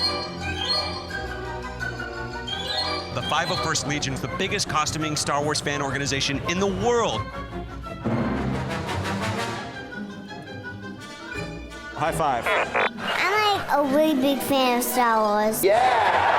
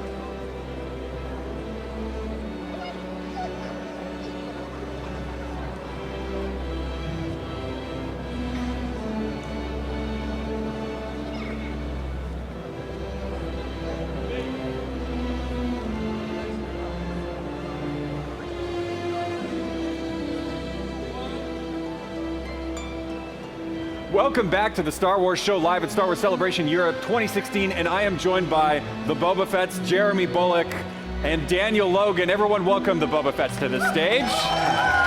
Thank you, guys. Listen to that. We love you guys.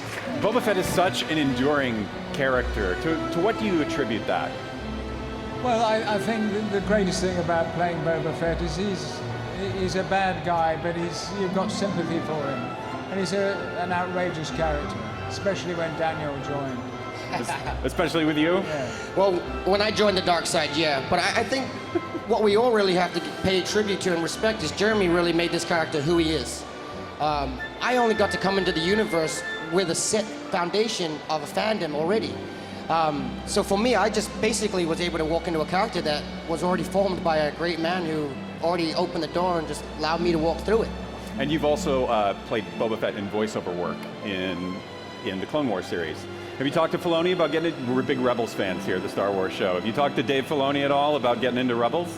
Not yet. I am a fan of the Rebels, though, but the Clone Wars was just amazing how they were able to use the animation and then the graphics that came with that, and then the storylines I just loved.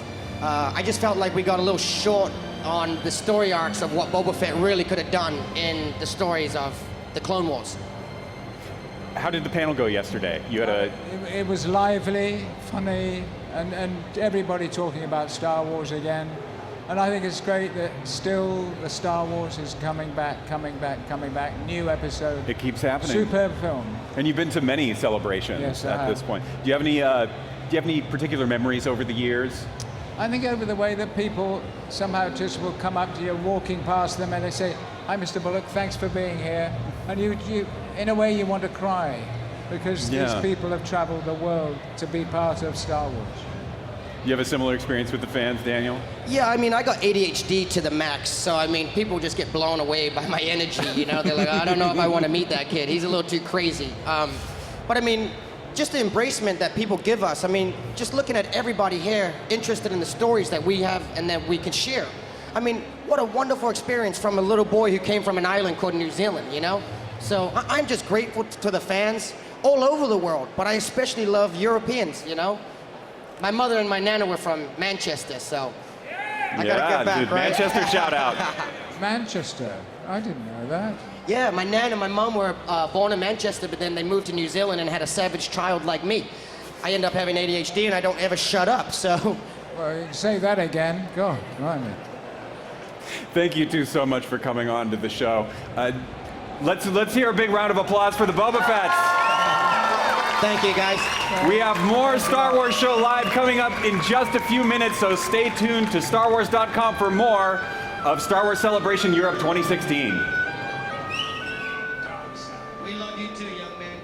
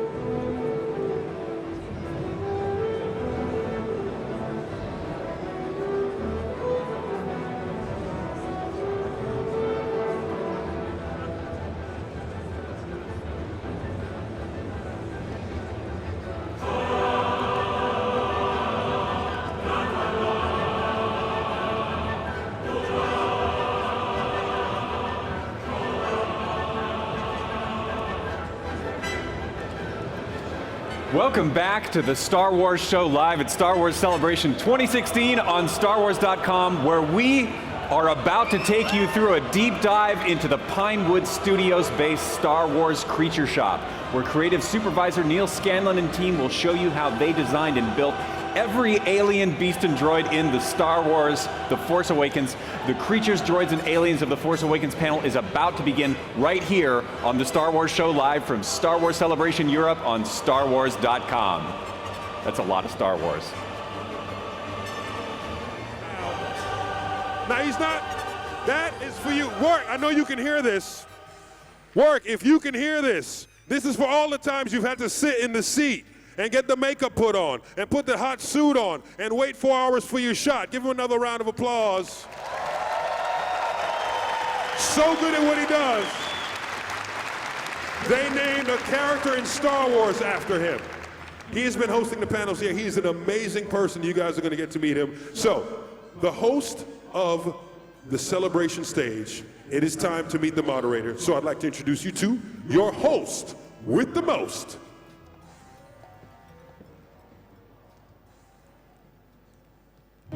He defeated the Empire as Wicket the Ewok. He destroyed the evil Queen Bath Morda as Willow. He danced with David Bowie as a goblin. He taught Harry Potter to be a wizard as Flitwick. Splendid. And then he shut him in a vault as Griphook. He depressed a galaxy as Marvin. He did some Elvis as the Leprechaun. Thank you very much. He wore a big beard as Knickerbrick. He danced a jig for Johnny Depp.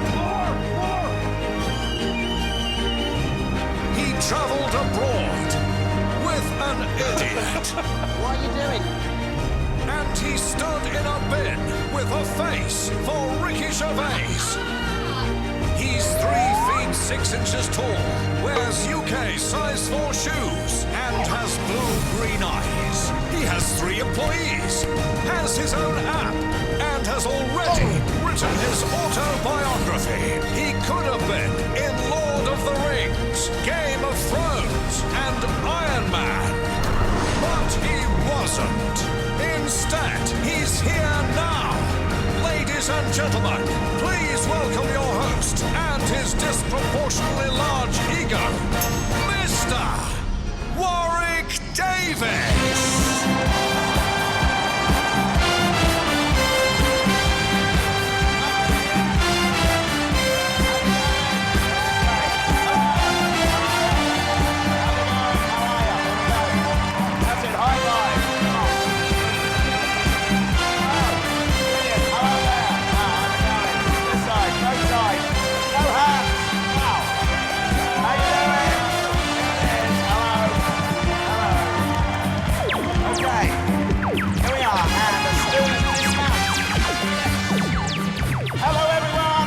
Welcome to Star Wars Celebration Europe 2016. Fabulous to see you here for this wonderful Creatures, Droids, and Aliens of the Force Awakens panel. You having a good time at Celebration? Yes. Fantastic. And as Mark already said, if you've got any photographic memories to share with us via Twitter, please use the hashtag SWCEPics, and we'll show a few of the favorites. We've actually got a few to show you so far. So let's have a look at what's been going on. Then we have some costume characters, somebody attacking a perfect stranger there. Okay, what else have we got? That's from the cosplay competition last night. Look at the size of that character. It makes me look even smaller. Look at that, it's incredible. And that was an actual cosplay creation. I mean, the guy had spent hours, he'd had to train actually to wear that suit. Which is quite incredible. And I showed that photo to some of our Creatures panel here earlier on today, and they were most impressed with that. And I believe we've got one more picture. Look at that, fantastic. I wonder how he got on the DLR dressed like that. You knows, lots of strange looks. But anyway, we are here to celebrate the creatives behind the creatures, droids, and aliens of The Force Awakens. Now, I'm going to talk to this extremely talented and creative group, the people who specialize in turning beautiful, handsome actors, like myself, into strange, ugly alien creatures. Now, on me, this, of course, would take many hours to do, but I've noticed a few people around the convention centre here who would only need a couple of minutes. But anyway, moving on before I get booed off. Get security ready, please. Before we meet the creature effects team from The Force Awakens, let's see them in action.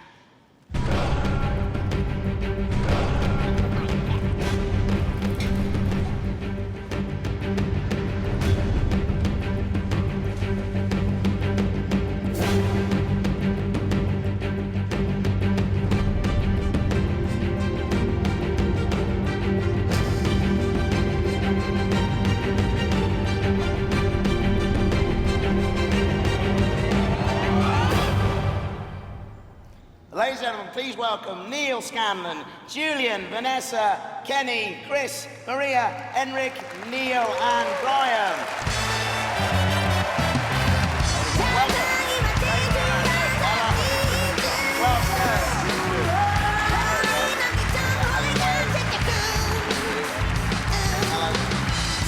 See you all. There they are, Creatures team. Fantastic. Well, it's lovely to have you all here. And it's very strange to see you out of your sort of natural habitat in the creature shop at Pinewood.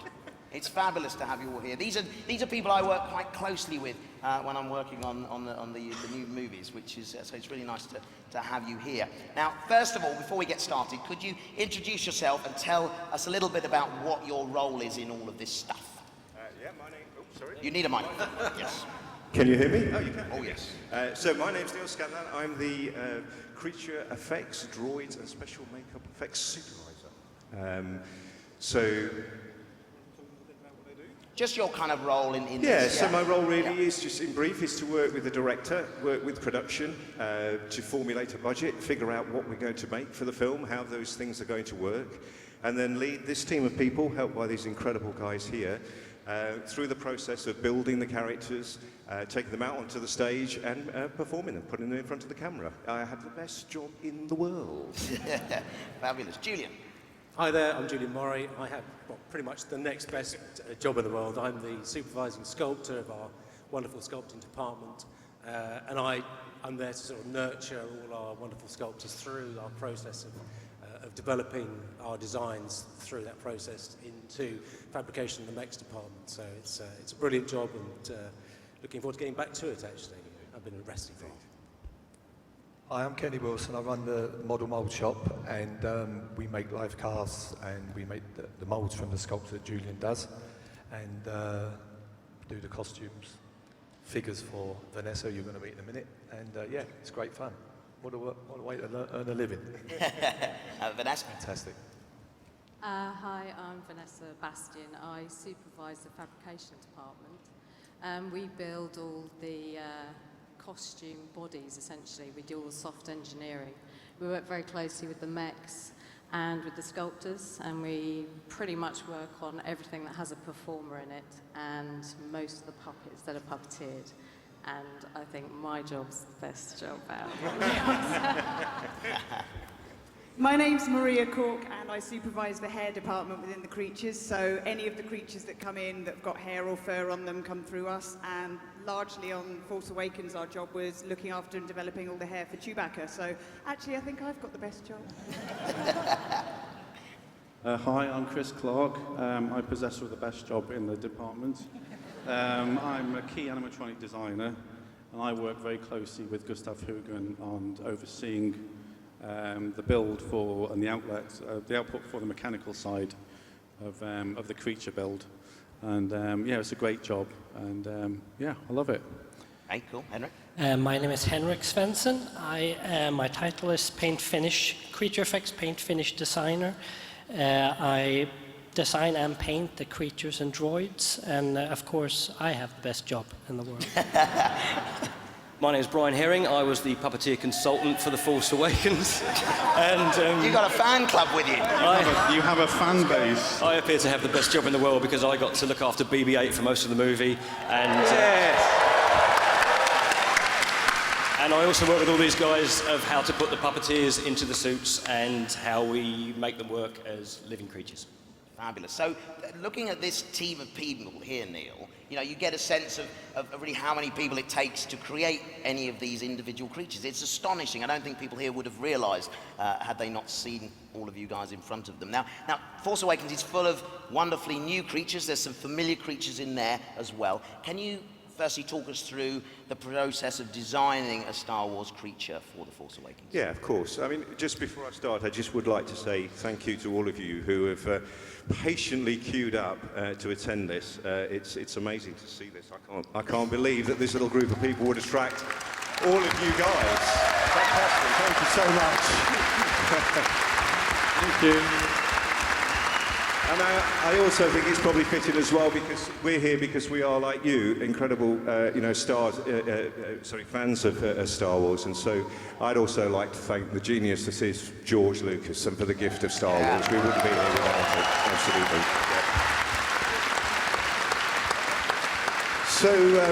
Yeah. Some of you may have been to the panel before that just preluded this one, which is the concept panel. You may have heard some of the designers talk about their individual designs. So I'm not going to cover that again or go over that, but I think what's interesting is to think about where we were when we first started on this project. I mean, what an amazing phone call for me to have received. Secondly, to put a team of people together to try to get our heads around, really what the Star world is all about. And we kind of talked about the first time we saw the first movie and our experiences and what we took away from it. And I think that what George was incredibly clever at doing, and I think we all know this, but we have to kind of analyze it, is that he made this place that was in a galaxy far, far away somehow real and tangible. You felt that you could somehow, it was familiar, and I think that would put you at ease as a viewer. It made you feel like this place was not so detached. And I think that's a really important part of what we try to do, which is to try to make sure that what we create is not so incredible or fantastic that somehow you couldn't feel that maybe you might bump into this creature or this character. So I think there's an element about Star Wars which has this wonderful charm about it. It also has a sort of humor about it as well. I mean, if you think about it, a box on legs walking through an incredible vista, only in Star Wars would that not be seen as ridiculous, really.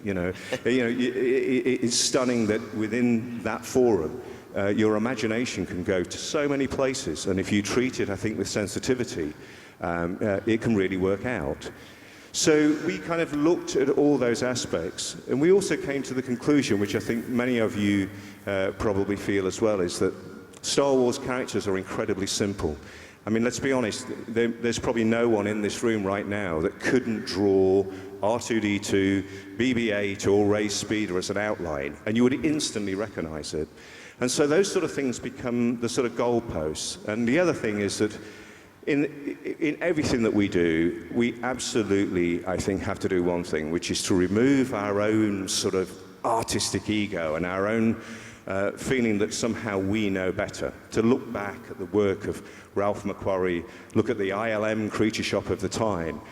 That's the place where we have to put ourselves. We can build on that, and we can, in a sense, try to take these characters to a new place, but I think unless we pay due respect to the incredible work that these guys did before us, we are, in a sense, doing an injustice. And I also think my personal welfare would become rather at risk as well, should we go too far. So, I mean, that was just, to me, sort of cementing us in place. Shall I talk about how we... Well, I was going to say to you, approval with JJ, how is it working with him, and how does that kind of relationship between you and him work in your department? Yeah, I'd never worked with JJ before. I don't think JJ had actually worked with Animatronics before, so certainly on Force Awakens it was a whole new beginning, and there's that sort of first meeting that you have with the director, and will he like me, or are we going to hit it off? God, he's quite a terrifying and incredibly brilliant man, and so it's a testing first meeting.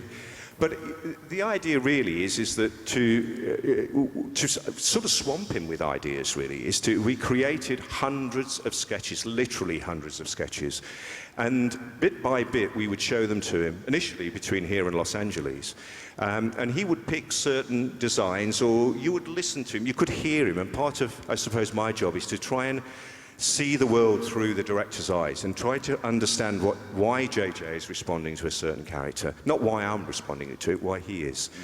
And so over a period of a few months, by generating these sketches, we began to get a feeling that this is how JJ sees his world. So from there, when JJ came to join us, we began to have a kind of X Factor moment, as we called it. We'd have the concept designers, we'd have all our characters lined up in a workshop, we'd give JJ a post-it note, and he would walk along the line and place a post-it note on any design that he particularly liked. And so through a series of eliminations, we ended up with the finals, and the final characters were there, in a sense, were the ones that we knew we would take forward. We weren't sure which location they would be in yet, but we knew that they were potentially the characters that we would do. And it was literally that process, an auditioning process of the characters in their own right, that allowed us to get to where we are, the characters that you see in the movie. And then just through further conversations and understanding more from the film, we were able to fine-tune them and make them specifically for a script moment. Absolutely, and also, working with someone like JJ, who's worked a lot with CG and in that kind of world, was it hard for you to convince him that animatronics were a very useful tool to have in his toolbox for this film? Yeah, I think, briefly, my career started over 35 years ago or something, and at that point, we were the stars, we were the new generation. We were paid to make mistakes and do things very badly. But over the years, we got better at it. And then CG comes along, and CG is phenomenal and brilliant, and it can do just about anything. And so now we in a sense, were beginning to play a little bit of a sort of, behind-the-scenes role. So we started probably at the lowest point we could with JJ, which was, is there anything that we can do which can, really be done practically? So it was a great place to start, because we took the journey together as a department with the director. We would show JJ something, and he would respond to that, and I think that educated him. It gave us the confidence to try something a little braver, and bit by bit, as the film developed, certainly in the pre-production stages, we just got more and more what was the right word? Confident with each other. And he seemed to fully embrace that, didn't he, with the film, because there was a lovely balance of CG, of performance, of animatronic. It was a beautiful balance and seamless in a way, and I think it was wonderful. Yeah, I do, and I think, incredibly brave of a director to work with a group of people he's never worked with before, to work with in essentially an art form he's never worked with before, and his mantra was always, we do everything practical. It has to be practical, and where we couldn't achieve something practical, then we'd call on ILM, and ILM would come in, the digital guys, and help us out. So it was, it was an amazing, huge responsibility, but an incredible task that, amazing. Absolutely. An amazing man. Absolutely. Well, I'm going to turn to Julian now. So say we've got our design, it's been approved.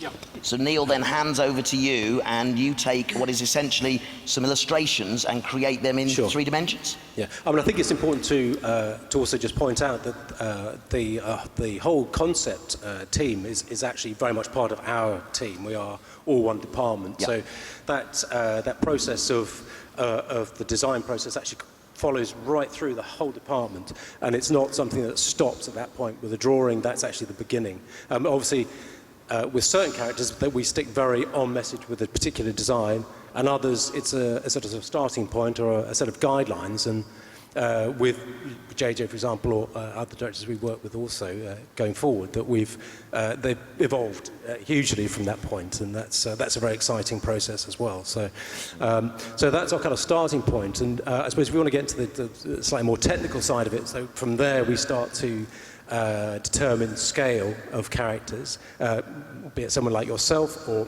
Ian White at the other end of the scale, or everything else in between. And with those, a lot of those sort of characters, not obviously things like the Happerbore or the Big Beast, those sort of characters, but ones that are essentially human scale, we go through a process of working out what that scale is. That's often probably sometimes predetermined by the concept work, or indeed by the director who has a vision for what that character is, and then it sort of takes on a life of its own, and that becomes something else. But so ideally we work in a process where, so we cast, hopefully at the earliest stages possible, we cast the performer who's going to be in that particular suit. And that's life casting. What you do, you take an actor and you basically cover them in alginate. Well, I was actually talking about casting. Oh, casting. Oh, I've got the job. We've already got the job.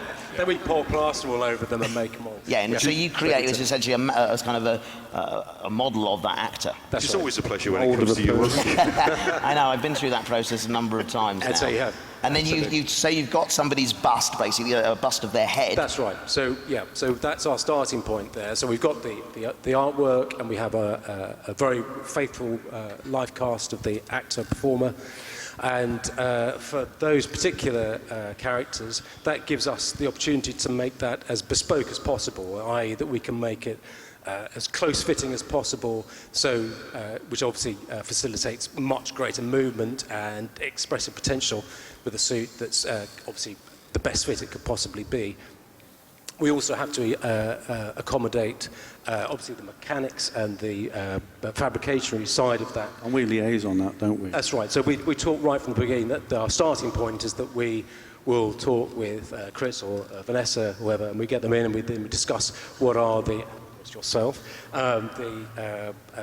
what the requirements of a particular character. Julian, I think it's worth mentioning that what Julian's sort of describing to you is one thing, but from my perspective, and certainly from Julian, is that you start off with this little drawing, and although the concept guys have thought about it, it is a very, very different challenge to take a two-dimensional drawing. Sure. If we take one of Warwick's characters, for instance, we know and have worked with Warwick before, but to convert that into a workable, usable, and aesthetically pleasing design is actually a very, very skillful thing to do. So Julian and his team are really at the very forefront of creating the foundations for any character that we make, and it's an amazing thing to for it is. You're an artist. I mean, you're taking a lump of clay and you're creating something beautiful from it. That's right. I mean, that, as I said, that's the start of that process. And so once we've got over the practicalities of scale and the infrastructure of it in terms of the mechanical side of it, and what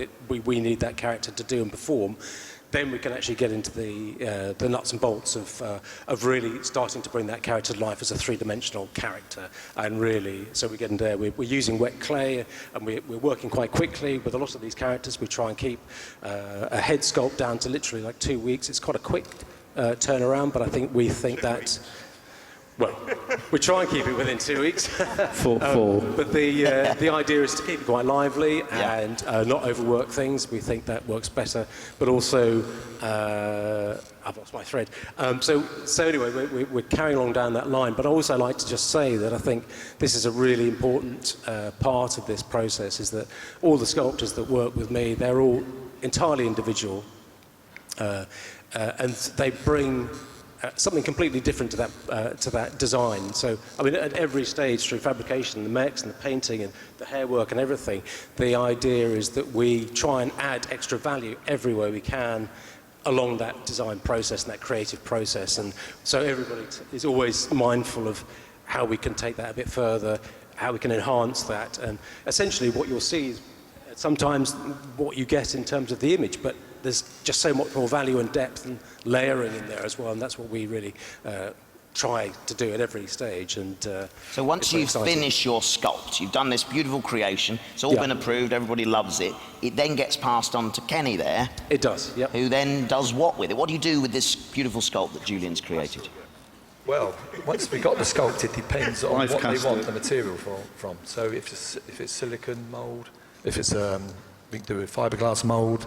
Depends what they want out of it. If they want something firm, we'll do a soft mould. But mainly, 9 times out of 10, it's a fiberglass mould.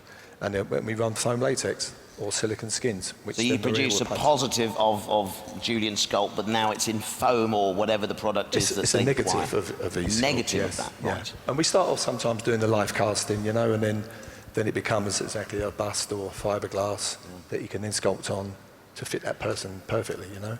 So you just to pick on that, sorry, obviously, so when we were talking about casting the actor and life casting the actor, that actor is, we sculpt over that life cast right from the very beginning, so it's always a bespoke item that is fitting exactly to that character. Yeah. So. Yeah.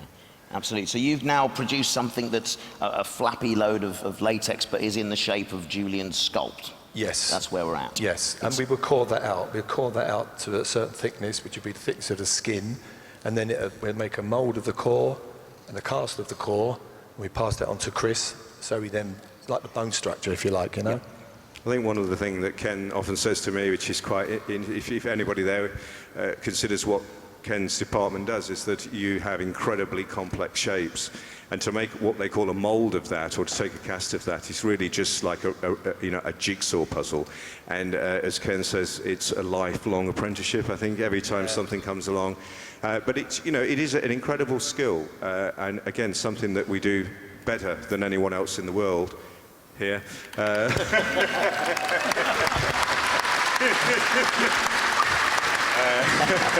Allegedly. You know, Ken's department is incredibly important to us because we can't make anything unless Ken does a great job. And you know, when you make a mold, we have these things where the lines fit together, and if those lines aren't hairline, that's a nightmare. You get these seams, you get everything else. So I'd just like to sort of, you know, in a sense, pat Ken's shoulder for a minute, because whatever Julian has sculpted, it was all pointless unless Ken can actually capture that for real and pass it down the line. Absolutely. And Vanessa, what stage is it at when you get hold of it, and what do you do with it? We usually get also Kenny. He would he live casts everybody, as we said. He then gives us the full body of that performer in fiberglass as a stand, has a detachable arm and legs. And that's what we build the suits on. So either we've got say it's a fat suit, we get a foam latex suit and the life cast, and then we're putting in fixings, we're cutting it up so that you can move in it, that it can be painted or costumed, or we've got the life cast, we've got a head that's been sculpted, which often goes to the mech shop, or it's a mask. And then we're building the bodies, so there's patterning of foam or carving foam. We're building the legs, often building the feet, hands. We do all of the fastenings as well. It's sort of soft engineering, really. Yeah. It's using a performer as a skeleton and creating an entire creature around them. Or if it's a puppet or an animatronic, we're building the muscles over the mech. So essentially, it's always So you end up working quite closely with the actor. We've worked together, and I will say you're considerate of who's going to be wearing this. You know, you do think about whether or not we can move or not. It's not always possible to keep us cool because, of course, if you're having to build up areas of our bodies to create the right shape, it's not possible. But what I have noticed over the years, the technology in these foams and these products that you use has advanced, and they're not as hot as they used to be. Because it used to be just high-density foam sort of squashed in, but now there's all sorts of other products, which is really good. But I know you spend many hours, you know, making everything right. We do. We try to, and especially with Star Wars, a lot of the locations were so hot. It was crucial because with many of them mechanical heads, the eyes of the creature don't line up with the performer's eyes, and even if they did, they're mechanical eyes. They can see very little, probably. Oh, yeah, probably. Yeah. Virtually nothing. Sorry about Breathe a tiny little bit. So it's quite difficult. We've got to try and make it so you're comfortable, that you don't overheat, because it's, you know, Simon Pegg in the fat suit had a real problem with the heat was phenomenal. Yeah. He did incredibly well, and that was, it's vital to your survival as a performer. And you have to be comfortable, otherwise you can't perform. You know, you're bringing this character to life. You've got to give it something else. And we spend a huge amount of time. All my team are exceptional. They're very diverse. They're costume makers, prop makers.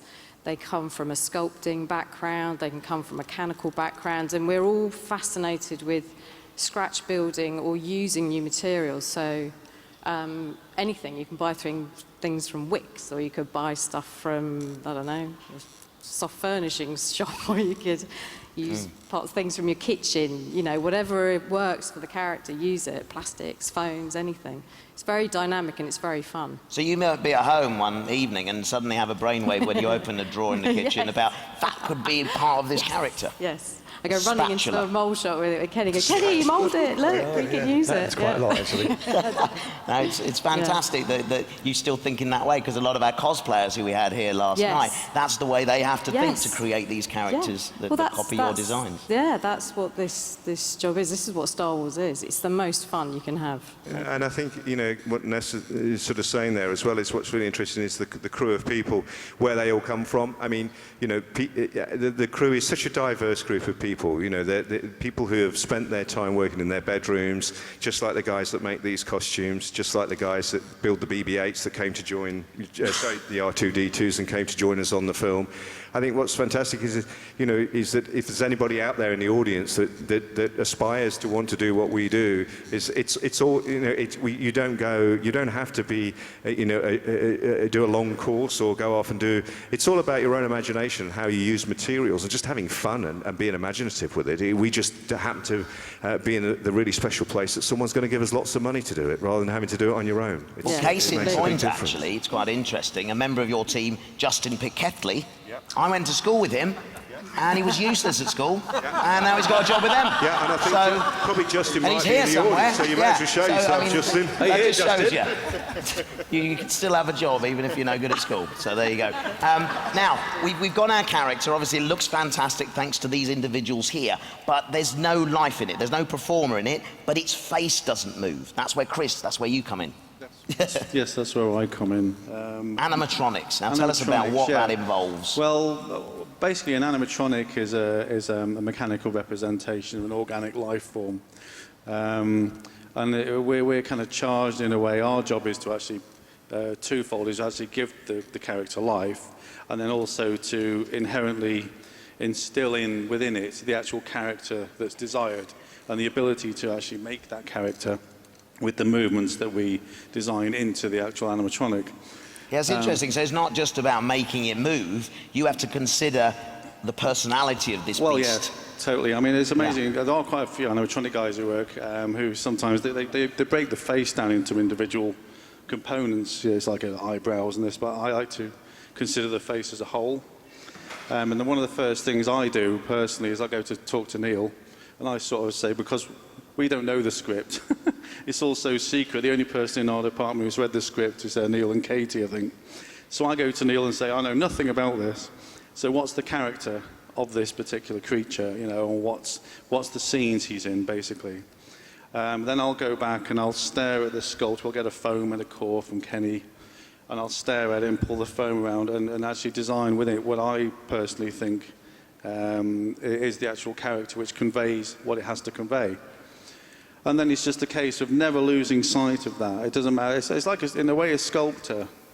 Even though a sculptor will go in and start detailing an eye, you'll always step back from it and then look at it as a whole and check the whole thing as a whole. And we have to do the same thing. Even though we're going into an individual, you know, we're designing like an eyebrow or an eye mechanism, it's good to step back metaphorically and look at the whole thing as a whole again and check that you're just not building something which moves around in a certain way. It has to be alive, basically. And I will say, I mean, it's incredible, having worked inside some of your creations. I mean, the detail and the kind of mechanics that goes on a very small scale is quite incredible. And these servos, if any of you have worked with radar control cars or model planes, etc., that is simplistic compared to what you do, isn't it? Yeah, well, I mean, it's one of those things with, I mean, it's always, when you approach, we build all sorts, from full creatures to something, you know, it's not always people in a suit, but a lot of what we do is.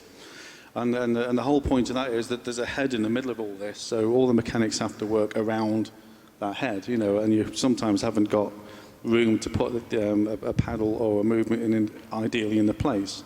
So you have to come up with a complex way of actually making that paddle move in the arc that you want it to. It's a very precise operation. I mean, It is very sometimes precise, the yeah. servos are sitting, millimeters from an actor's face. Well, this aren't is the they? thing, we have to make sure it's not too close, because if it gets hot, then it's going to burn you. And if we've done it already, sorry about that. But we have to consider, as has been mentioned before, like, first of all, you've got to be able to breathe. And sometimes they're so small, the skin's actually over your mouth. So we'll have to make a little vac form channel for you to breathe from and put fans in. Then we have to think you've got to see. So sometimes you sculpt, don't you? You put actually sticks from the eyes. So we can see where the eyes actually sit in the sculpt. Get and then we an can, eye line in, but it's often quite difficult. Whether it's a gap in the nictitating gallery here, or whether it's through the nostrils or through the mouth. So when you're walking, we have to swing the mouth open so you don't fall over the set. And we have to think about all these things before we even start actually approaching the animatronic. We have to tick all those boxes first. And you have to make them durable. These things, okay, they might only be used for one scene, but they've got to be reliable, haven't they? No, totally. And I don't think we've had hardly anything really go wrong, touch wood. No, nothing ever breaks down. No, nothing, no. Actually, no, Neil's right. We've had nothing break down at all, ever, and we've had no fires. That's good to know. That's good to know. How's that burn? Is it all right?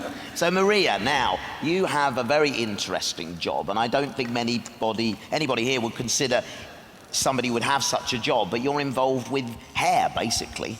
It's a bit of a specialised one. We normally get the skins towards the very end of the job, so they've been painted. And although sometimes we'll make wigs for characters that will get glued on at the end, most of the time we get the skin and we're punching the hairs in one at a time, so you can alter the direction. You could do whole crowns in heads, and you can change the density. And So we're using all sorts of different one at a materials. time, then? One at a time. Individual hairs? Yeah, individual hairs growing out of the head, so you can control everything about it as you go, and colour blends and everything like that. So give us some sense of how long it would take to finish a hairy character, say Chewbacca, for example. Chewbacca was a bit of an anomaly from any other hairy character we've ever made, because he's 7'6" as a character, so it was enormous, and there's so many different techniques going on in that character. So the majority of it is a lycra bodysuit that fabrication would have made to fit the actors, and we had 3 different actors playing Chewbacca in episode 7, so we had to do everything 3 times over and then double up the suits because they had to be restyled every day.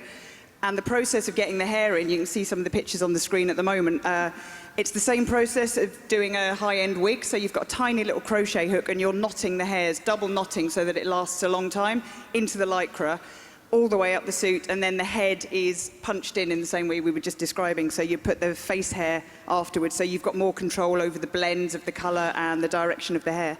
So that's one hair at a time again, Maria, isn't it? Which is Yeah. the thing, that's the thing. Yeah. Yep. It's one of those jobs that if you look at it from outside, everyone looks at it and goes, oh, that's incredibly painstaking, you must have the patience of a saint. But I think anyone in our department would say that that's part of the joy of it, is that you're doing the precision bits, and when you're done with your job, you're seeing the finished item. You're putting the little final touches on any character and adding that extra layer of realism by changing the texture of the skin and that kind of thing.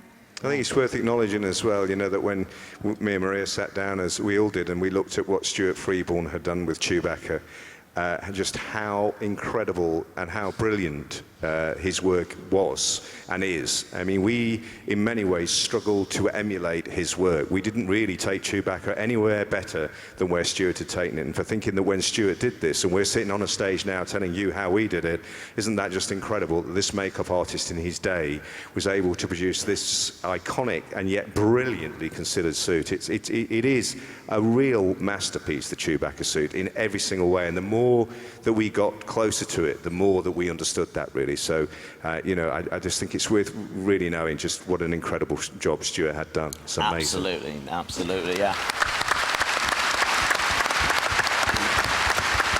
There was that amazing point when we collected as much reference material as we could. We went through all the archives of the press shots and all the still photographs we could get from the original films, and you're picking out specific things that make him look like Chewie. There's essences in certain photos because you can't match every single picture. You've just got to pick out certain things. And even once the whole thing was made, we found that keeping that proved really difficult because Chewbacca tends to have his neck quite tucked down. And as he moves his head from side to side, the hair on his neck tends to puff right out. And suddenly you've lost part of the essence of what the character is. So we started playing around with stitching bits of the hair with invisible fishing line just to hold those shapes in. And all the little details like that, keeping it looking like that over a whole day shooting. and throughout a whole film, keeping some sense of continuity was a bit of a mission. Absolutely. What strikes me, having heard from you guys, is the attention to detail and the pride you take in your work, even though at times somebody in the audience might not appreciate how much work went into it because the shot has not been close enough. I mean, I do find it incredible, but you have to do that, don't you, just in case the director calls for a close-up of that part of the character that you might not have expected. Yeah, I think it's a really, what's the right word, nerve-wracking time when you go to see the film, because every single character has to be given the same consideration, because you have to cover your arse. We never know whether or not, any director in JJ's case, whether or not that character will suddenly become a foreground character, and so each one is considered to the same level. Yeah, yeah, it's the way to do it. I could just say from the mechanical side, often we, rather than just doing all the obvious moves, I mean, I try and get some of the young lads to do it.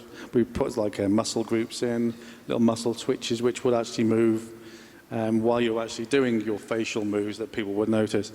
And it's not so much that people would notice that that's happening, that I think subconsciously they would notice that there's a dead area of the face that would actually be moving. So a lot of the time we thought, the work we do isn't directly noticed consciously, but if we don't bother doing it, subconsciously you'd know it was wrong. And it actually elevates everything by another 10–20%, Yeah, I mean, something I've noticed coming into the animatronics now is that kind of the blinking sequences that are done automatically by the animatronic itself, so that it becomes something that you don't notice as a viewer, but if it wasn't there, it would look odd, and it's not controlled manually, it's an automatic random program. It's fabulous. It can be overridden, but as I say, Matt's, keeps it alive. Matt's system can just sort of be dialed in to keep it alive. Yeah. Yeah, and until you actually override it and puppeteer a specific scene. Yeah, it's great. So Enric, let me turn to you now. You are in charge of making these characters look real. Yeah. Well, first of all, I'd like to say I was 9 years old when I saw you in Return of the Jedi, and I spent my whole life and career hoping to find a project like Star Wars to work on. And so when I got the call from Neil to join his team, of course, it was an incredible day.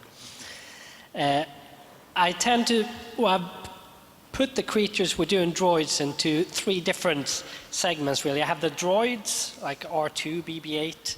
We have all of our amazing originally designed aliens that guys designed, and Julian and the guys in the sculpting department sculpt. Then we have, as you see on the screen, we have what we call the legacy characters. When I paint our original designs, of course, I start by having a sit down with Neil and said designer, and we have a little talk about what kind of paint job we think would fit this character. Then it's my job to actually make them all come alive and fit into this universe. Then we have others like R2 here on the picture, or Admiral Akbar. It's a little bit different. These characters feel a bit like coming home, if you will.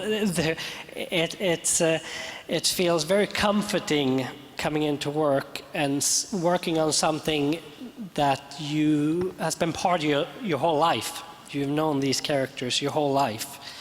And it's tremendously, it's the 9-year-old Henrik's dream come true, of course, to sit like you see right there. I'm painting R2.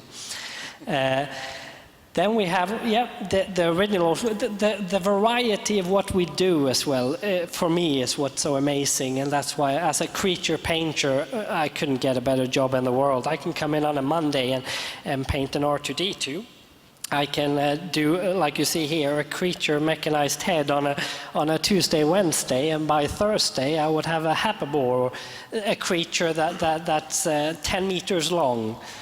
And the variety of what I get to do on these movies are absolutely amazing. And what makes us all, or it helps us, we can hit the ground running because we don't have to spend an awful lot of time figuring out what kind of movies these are. It's movies that we've all loved and cherished our whole lives. And I think we all know these movies inside out.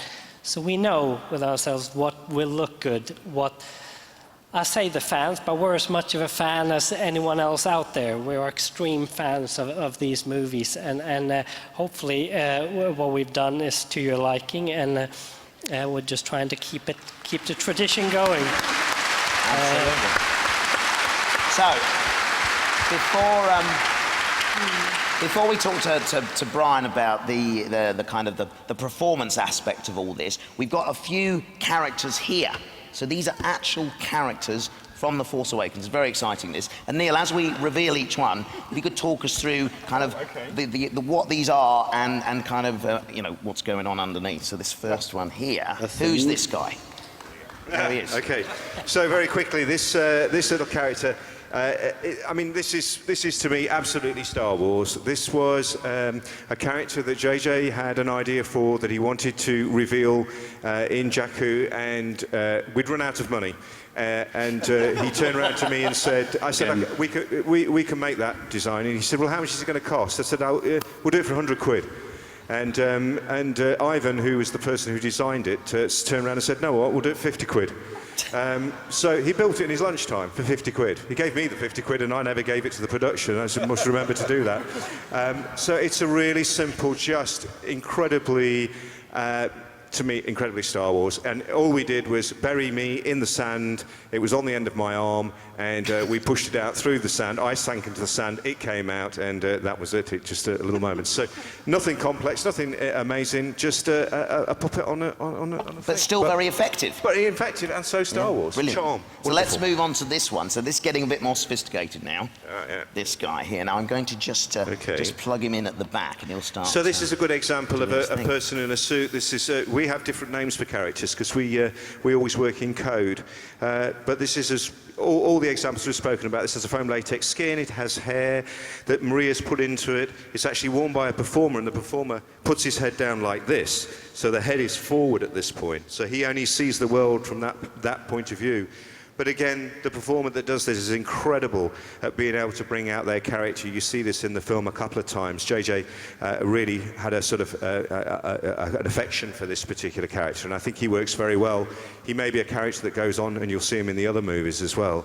But yeah, exactly what we're all talking about, really. And I think it's wonderful to see this. You know, people do assume that sometimes in post-production these movements are put in, but you can see all of the hard work that the team has done here, and it actually has come to life before our very eyes here. Yeah, this is just working on what we call a kind of life sign cycle. It's just running under auto. It's random. It's been put in there by Matt Denton, who is one of who leads up our sort of electronics side, and he's just programmed that.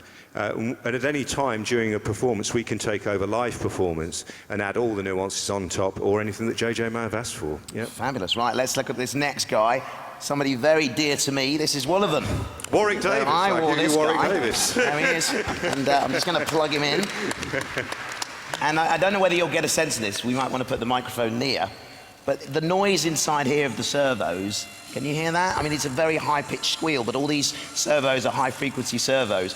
And so I can't hear anything when I'm inside all of this. But as you can see, he's not a pretty-looking chap. Nor see anything, probably. I can't see anything through this one either. You're completely blind in this case. And this is a silicone skin, just for technological, from technique's point of view. This is a foam latex skin, and this is a silicone skin. The silicons that we're able to use today are absolutely phenomenal. But I just refer back to the fact that only certain characters we would do that way, because again, we don't want to step too far away from the legacy that's Star Wars. We don't want to just make these things impressive for their own reason. We want to make them fit in that world. Absolutely. And finally, who have we got here? And that's a static display of our character that you'll have seen in Maz's Castle. Same deal, an animatronic head, foam latex. Actually, it was Chris that mechanized this one.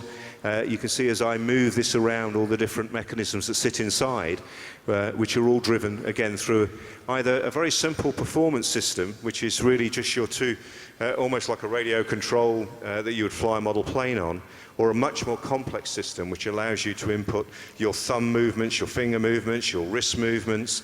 All of these things are almost like playing a piano. The performer in who is on the outside, working with, say, Warwick on the inside, is in a microphone so they can talk to each other, and together they bring the characters to life. It's about coordinating the performance. Absolutely. Which yeah. Brian can pick up on. And also, as you do talk about this, I understand that we're very excited to be able to do this today, that we have a brand new creature that we can reveal today and have a live demonstration. If you could just tee that up, and as we see the creature, maybe Brian can take over in talking about the performance elements. Well, this is a character that we want to show to you. It's from Rogue One, and any minute now he'll come. Hopefully he'll arrive. Brian will probably give you a little bit of a commentary over the top, but yeah, we call him Space Monkey. If you welcome Space Monkey to the stage. Yes. Go Space Monkey. So, Space Monkey has, as with all of these wonderful suits, a performer inside and also a performer externally working his face. And a lot of the time, as with Warwick in The Force Awakens, in this particular case, this performer can see, but oftentimes they can't see and they can't hear. So what they get is someone like myself or one of the other animatronics performers in their ear, being their eyes as well as operating their face. So as they're walking around the set, the guys are giving them direction, they're taking direction from the director and relaying it to them as well, and keeping them safe as well, because a lot of the time, because they've got no vision, they could quite, just walk into things. So as well as performing the faces, we also have to keep them safe quite often. And sometimes they don't listen to us and they just kind of misbehave. He just threw me at me. I'm not going to argue with him, though. No manners. Oh, hang on, he's coming down there now. So the character is Nick, isn't it? Nick Kellington. Yeah, Nick Kellington, ladies and gentlemen. So Nick is our performer on the inside. Absolutely.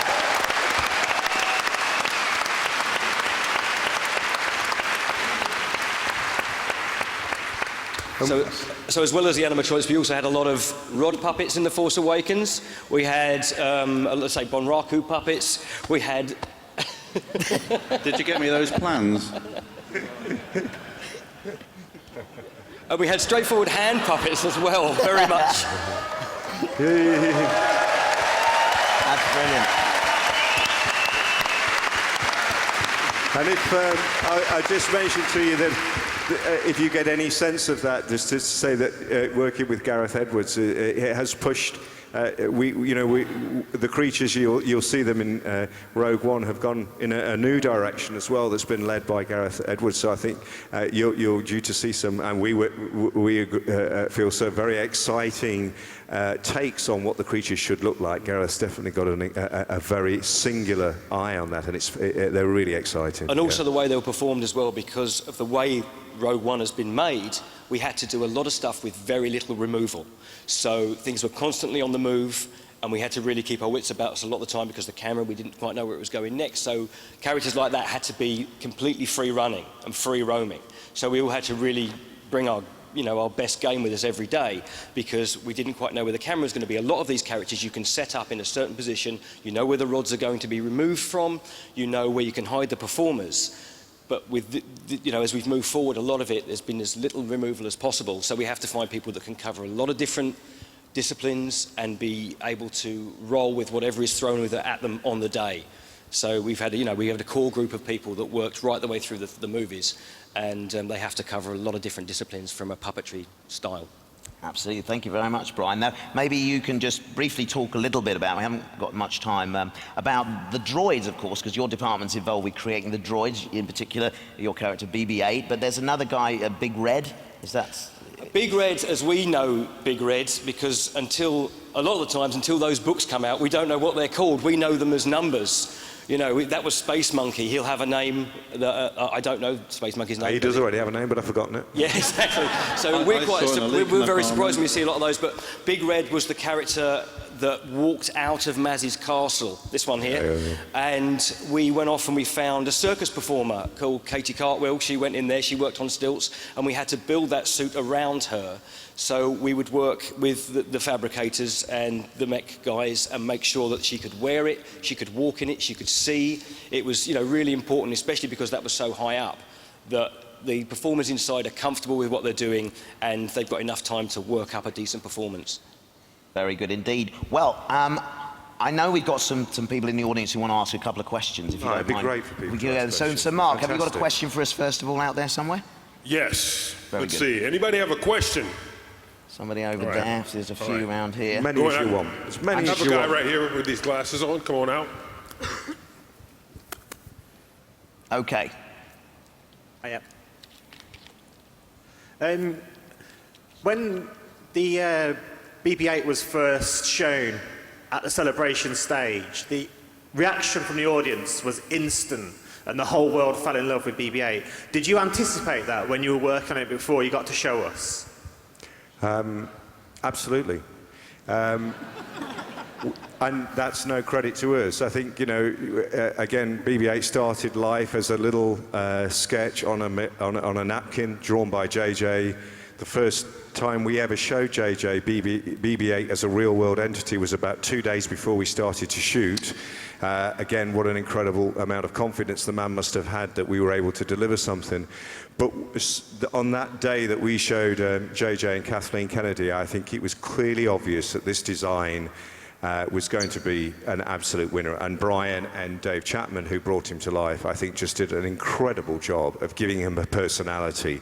And that's much more difficult than you think with, you know, a dome on a ball. And Brian, maybe you want to talk about that process, because it was you guys that took him through the film.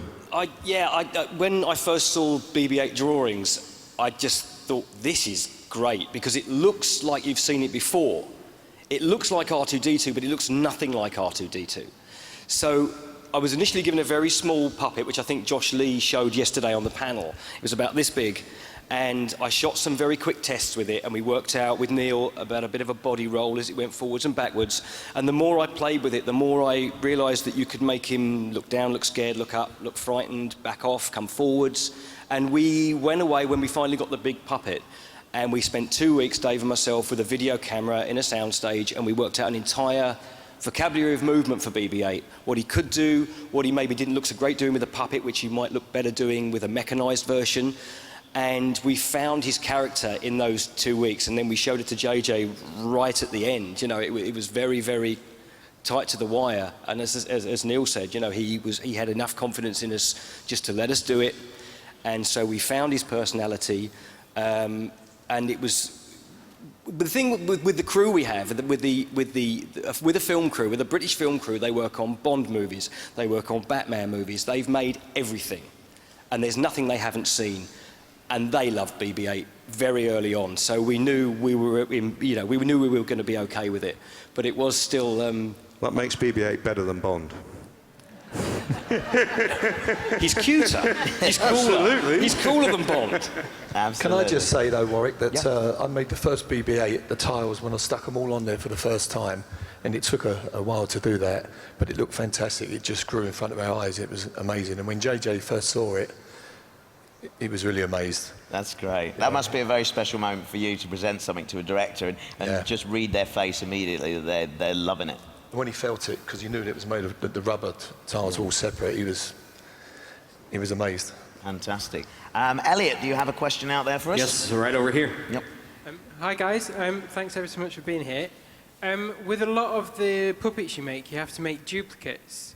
How much care and attention is made to make sure every single one is accurate? And then, say when you're filming, if something happens and there's a dent or a scuff, how much work has to go into making them all accurate again? I mean, absolute care is taken. I mean, it's you know, that each one has to look exactly the same. And I always, not meant to be quite so literal as this, but actually the shooting process is a little bit. I sort of feel like it must have been, you know, in the trenches in the war, quite frankly, is that there are hours where you are not particularly busy, and then there are incredible moments where just the whole world revolves around you for those few moments that you're filming and the camera is on you. And then there are hours spent back at the workshop making sure that each character looks as good the next day. It is a grueling, and it takes a certain type of person who wants to do this type of work, but you do get a buzz out of it. But so literally each character is replicated as near as we can possibly get it, and it's then maintained to look that way just by, we have, you know, people back in the workshop, as I said, we have service crew, that are on the set servicing. There's a whole kind of Formula One team to make sure that that character works for the time it's required to work on you know, in front of the camera. And it's, as Maria said earlier, she had 2 Chewie suits. We had to have 2 suits for each person because if we shot on him for one day, you'd get dreadlocks where the bandolier bag sits, and it all changes throughout the day as a person sweats into the suit. So one day shoot would be one day in the workshop with 2 people restyling it ready for the next day. So it was a constant switch over. We did also lose one of our characters during the making of, and I have a suspicion that he may have already arrived because I see this person here, and I have to say, even from here, your suit looks absolutely incredible. Yeah, that's incredible. It's an amazing piece of work. I think you should stand up there for us, and show us. It's just stunning. Brilliant.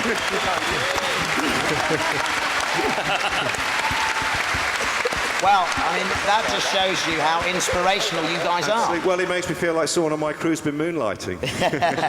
Well, ladies and gentlemen, I mean, sitting here, I obviously had a great deal of respect for these guys and what they do, having worked with them, but I'm sure that has spread to all of you in this room, so let's give a big hand for the Creatures team. Thank you. Thank you very much. Fabulous, fabulous, fabulous. Ladies and gentlemen, it's been a pleasure to be here for this show. There's lots more to come here at Celebration Europe later on this afternoon. Next up, I'll be interviewing the one and only Mr. Anthony Daniels right here on this stage. Then we have a Rebels panel later on, lots of exclusives about Series 3. And finally today, the EA Games panel. Again, some exclusives in there for the gamers amongst you. But in the meantime, I wish you well. Have a great time at Celebration, and may the Force be with you. Goodbye.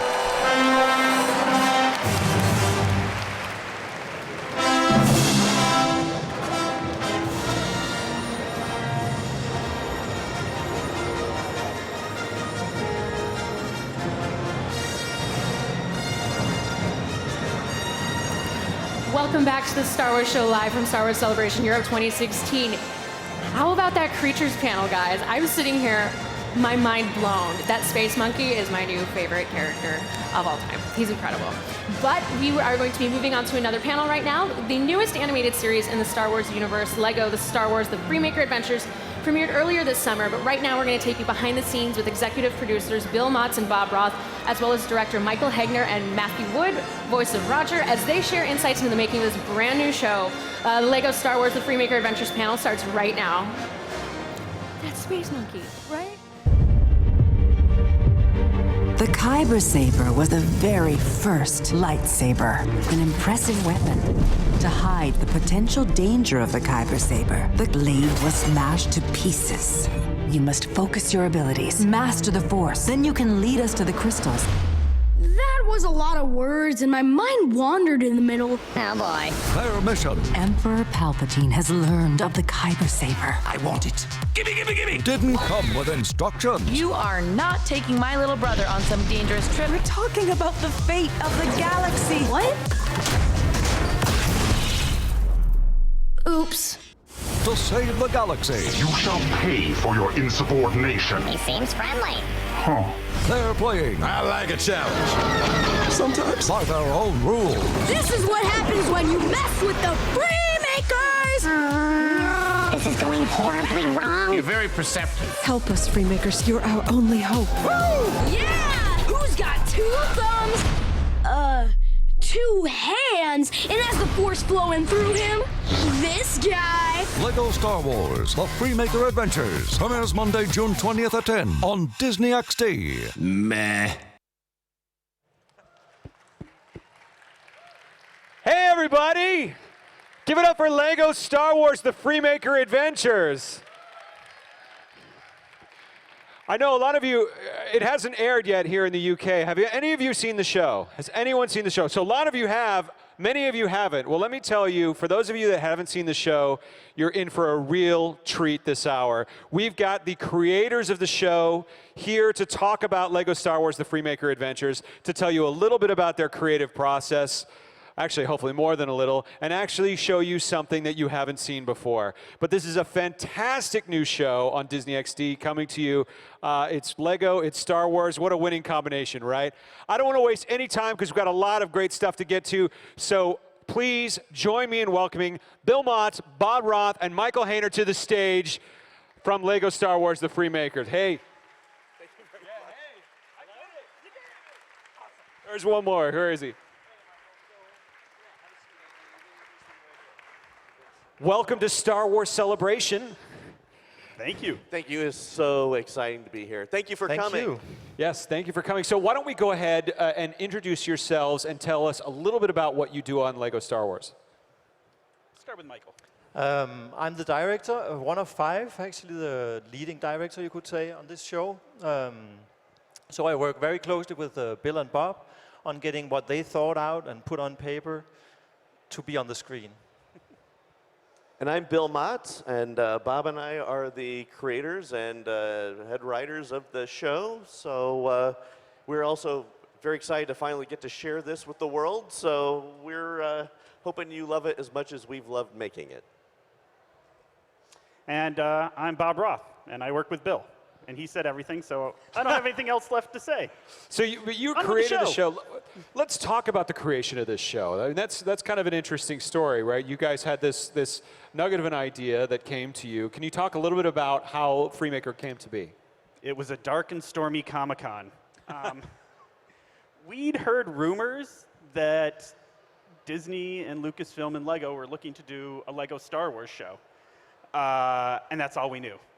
And we were at Comic-Con. You know what, do you want to tell the story, Bill? You tell it. All right. Well, we were at Comic-Con 2014, right? Mm-hmm. And so there was an executive that was at a party that we were at, one of those industry parties. And hot and smelly party. Yeah, and we figured we could corner him, and which we did. And so over loud thumping music in a very small room, he sort of told us what they're looking for. And he said all we knew was that they wanted an original tale that takes place... New characters in the classic trilogy timeline. And that they would like it to be able to incorporate the idea of using all the ships and from all the battles. Incorporate the entire saga was sort of the prequels and classic. And that's all there was. Right. That was all that you heard when they said, "Oh, we heard that you want to do this." Okay, Yeah, so from there. So after there, we walked 3 blocks to dinner. Yeah, we got out of the loud and smelly party because it was gross and humid there. And so you went to a loud and smelly restaurant. Yeah, right. Walked 3 blocks. And as we get there, Bob says, "I know what the show is." And I said, "What show? The show we just got pitched?" And he says, "Yeah." And so over dinner, we fleshed out the idea of this family of salvagers who go around the galaxy picking up scrap from all these battles that have happened all through the Clone Wars and all through up through Empire Strikes Back, right up to the edge of Jedi. And we had this idea of, well, here, you tell a little bit. The notion, the 2 keys that sort of felt like this is what's going to make it work is one was family, right? Like Lego and Star Wars are both about family at the core. Like I build Lego sets with my sons, and the saga, the Star Wars saga, is all about family. It's this crazy thing that you see the first film, A New Hope, and you think, oh, this is a story about a kid who gets whipped off in this adventure. And then by The Empire Strikes Back, you realize, oh, no, this is a story about a kid and his father. And then by the end of Return of the Jedi, no. It's a story about a kid, his father, and his sister.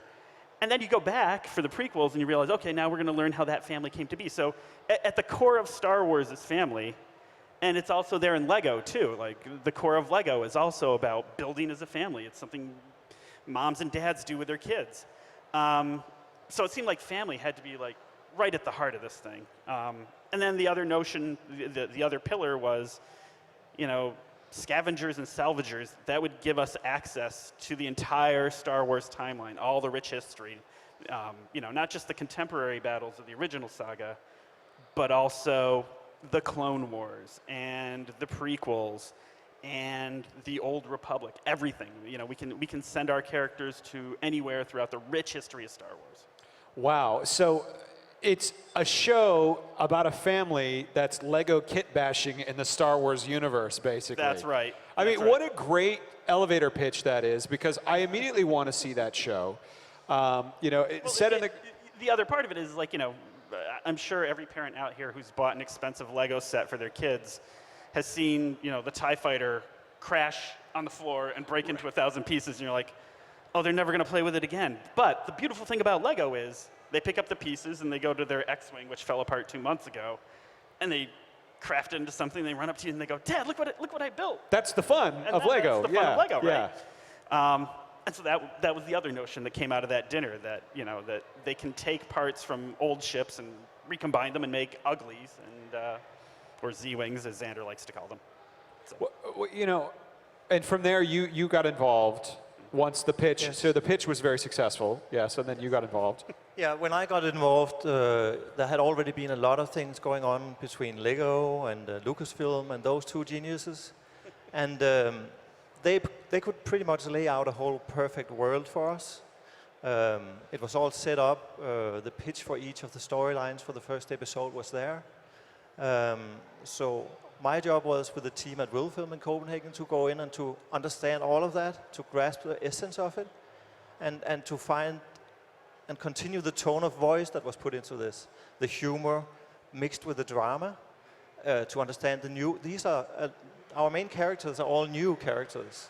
So we had to, I had to envision what you guys had and make sure that if at all possible, I could make it stronger.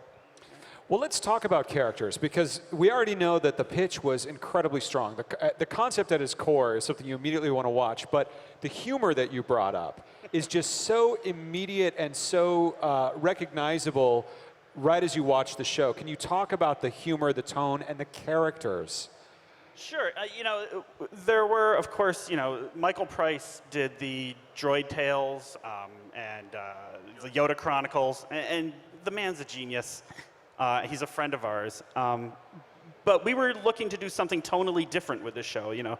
Those shows were sort of the Mad Magazine, a take on the Star Wars universe. Everything was a little bit parody. We knew with new characters, parody wasn't going to work because there's nothing to fall back on. There's no, oh, I remember that moment in the movie when Rowan was there. No, you never saw Rowan in a movie. That's not going to work. So parody wasn't going to be the heart and soul of this show anymore. You have the weight of establishing these characters. Yeah, in a way, right? So if they're going to be funny, they're going to have to be funny all on their own. And so we needed to find archetypes for these characters. And we also, the humor is important, but the drama is also important in the show. That the stakes are real. They're in real jeopardy. Their lives are really at stake. Right. The fate of the galaxy is at stake. So we also wanted our characters to be able to handle the dramatic side as well as the funny side. Mm-hmm. Which and when you everybody out here has a family, right? And so much of life's comedy and frustration comes from your family. That seemed like that was another thought. We're like, oh, this is all fitting perfectly. That it all clicks, as we say in Lego. Sorry. That you want the family to. Families just generate comedy, and Rowan was one of the first characters we came up with, and there he is.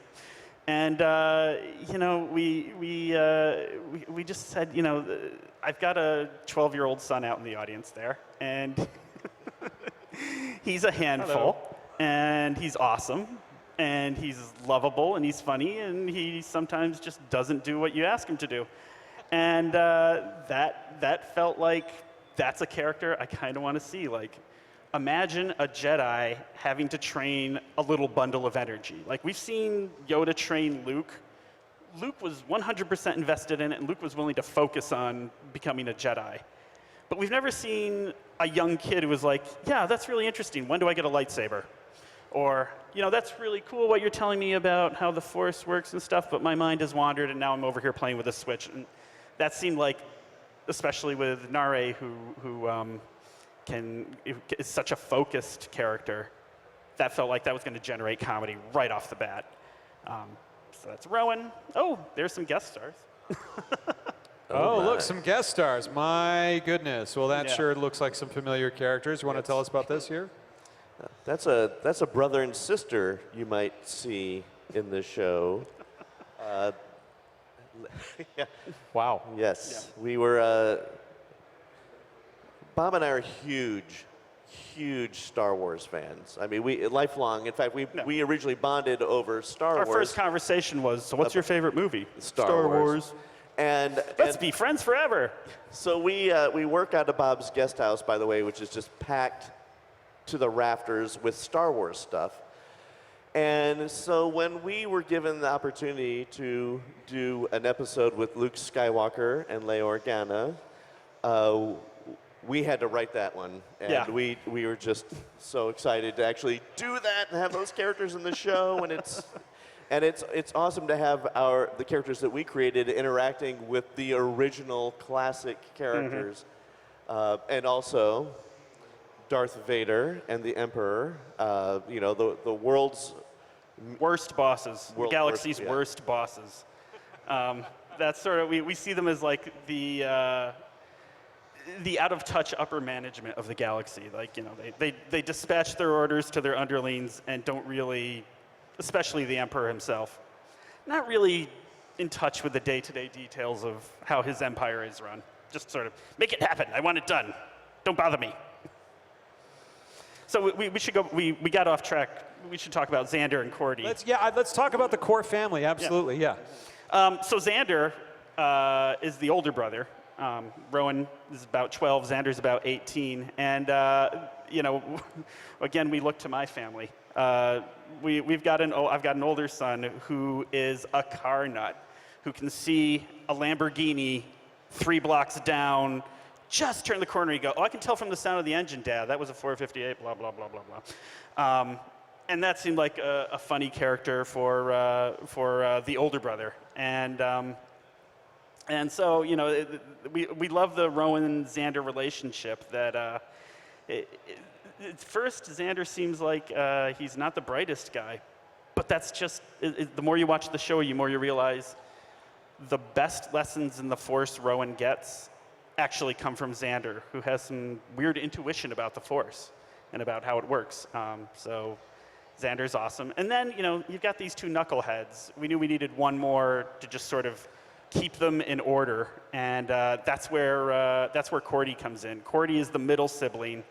And she's taken the weight of the world upon her shoulders. That, you know, it's her responsibility to make sure the business runs, that there's food on the table, that the ship flies, that the ships they build as a family are actually sellable. Because Xander will just, you know, if he was left to his own druthers, he'd make a ship that was a cockpit and 14 huge engines. Right. And it will just blow up as soon as you hit the ignition. She's like, that's great. I like your inspiration. Why don't we do just 2 engines and make sure it's one that can actually fly out of the hangar? And he's like, I'm sure we've all done one of those, right? With our Legos. Yeah. So we talk about that. Yeah, Xander is a chef and Cordy is a baker. Right, so right. How they approach things. Ah, interesting. Now, one of the things that's awesome about this show, and right now on the screen is a ship called the Rancor's Fist. It may have some design elements you might recognize from another classic character. And one of the things that's awesome about doing this show is the fact that it is a collaboration between Lego, Lucasfilm, and Disney. Right. So we are privileged to have a lot of the Lucasfilm team working on the show. So so Doug Chang and the design group from Lucasfilm helped design, for example, the Rancor's Fist. There's nothing crazier than when you're sitting working away on a script and, you know, the email notification pops up. Doug Chang has some drawings he wants you to look at and give your opinion. Like our opinion, really? Me tell Doug how to draw Star Wars? Yeah, that's backwards. Yeah, so that's crazy. And then we also are privileged to have Matt Wood. Matt Wood, who is doing sound design on the show as well. And a little more. Yes, which will, yeah. A little more. No, go ahead. So the fourth member of the Freemaker family, the honorary member, is Roger, their battle droid. They found him who knows where on some planet. There he is.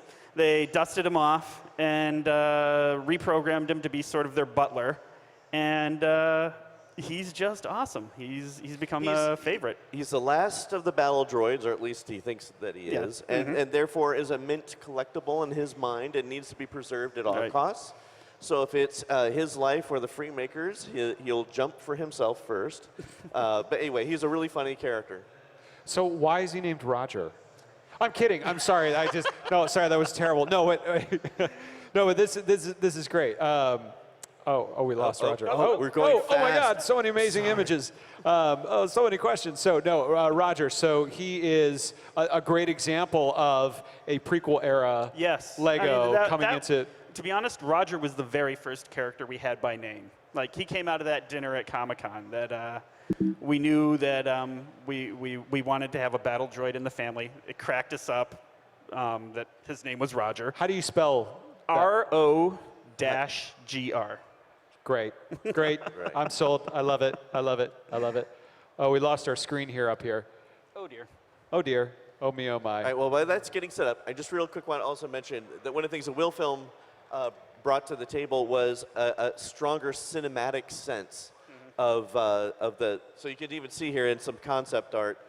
There's Roger having an oil bath. From even where the Lego stuff had come before, they really, it has just an incredible sense of detail and depth and cinematography to it that's amazing. I mean, as you guys said, it is a privilege for us to work on these classic sets, and at the same time to be allowed to create new places for this universe, and to do that together with people that know it and has generally started the whole thing. That's quite amazing. But we do have to translate it. Like, the tone of voice is different in this show. The designs, of course, since it's all more or less made of Lego, we have to find a way to change the sets so that they fit our story. Often, for instance, the sense of scale is a little bit interesting, whereas in Star Wars you really go big. And in Lego Star Wars, to make everything work, we tend to actually have to go small on the big sets. But it was funny yesterday when I heard Doc Chan talk about going through all the history of what had happened with the different locations. I just realized now in Lego we have actually been through all of these locations. We're running out of places to go. We got to come up with some new ones. And is this what is Roger in here? Is this an oil bath? This is Roger having an oil bath on the planet. This is a new planet. We mix up where our sometimes we go to places you've seen in the films. Sometimes we go to places you've seen in the Clone Wars or Rebels. But this is a new planet called Planet Zoe, and here Roger has a little opportunity for a little rest and relaxation. It's a sort of a droid spa for him. I love the Roger character. I think all the characters are great, but it's just a fantastic character. I actually understand that you guys brought some clips to show the audience. If you guys want to see some more of the show. Who wants to see Roger? You guys want to see a little bit of Roger in action?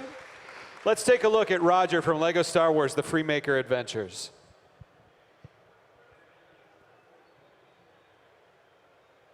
Roger! What?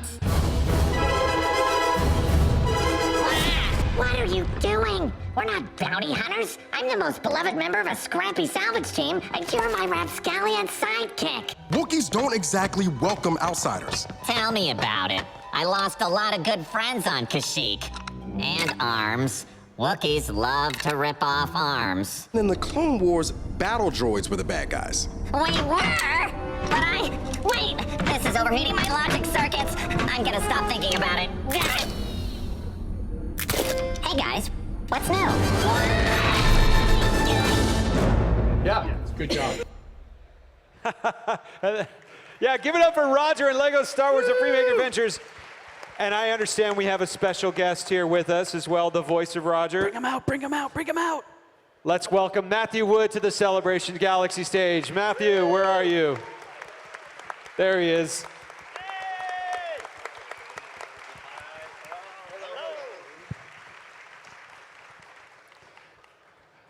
What was your take when you first read a script for Roger? Well, you mentioned that they had to dust off the character and put him back in the show, and that's kind of what I felt like. It's good. No, it was fun. I loved playing those battle droids in the Clone Wars for Dave Filoni, and I never expected to have them come back and to live for longer than one episode and have a whole character arc. It's a dream come true. Those characters are so silly, but I always played them sympathetic in the Clone Wars because I kind of had a soft spot for them, and you guys totally found that place that made it really easy to perform for.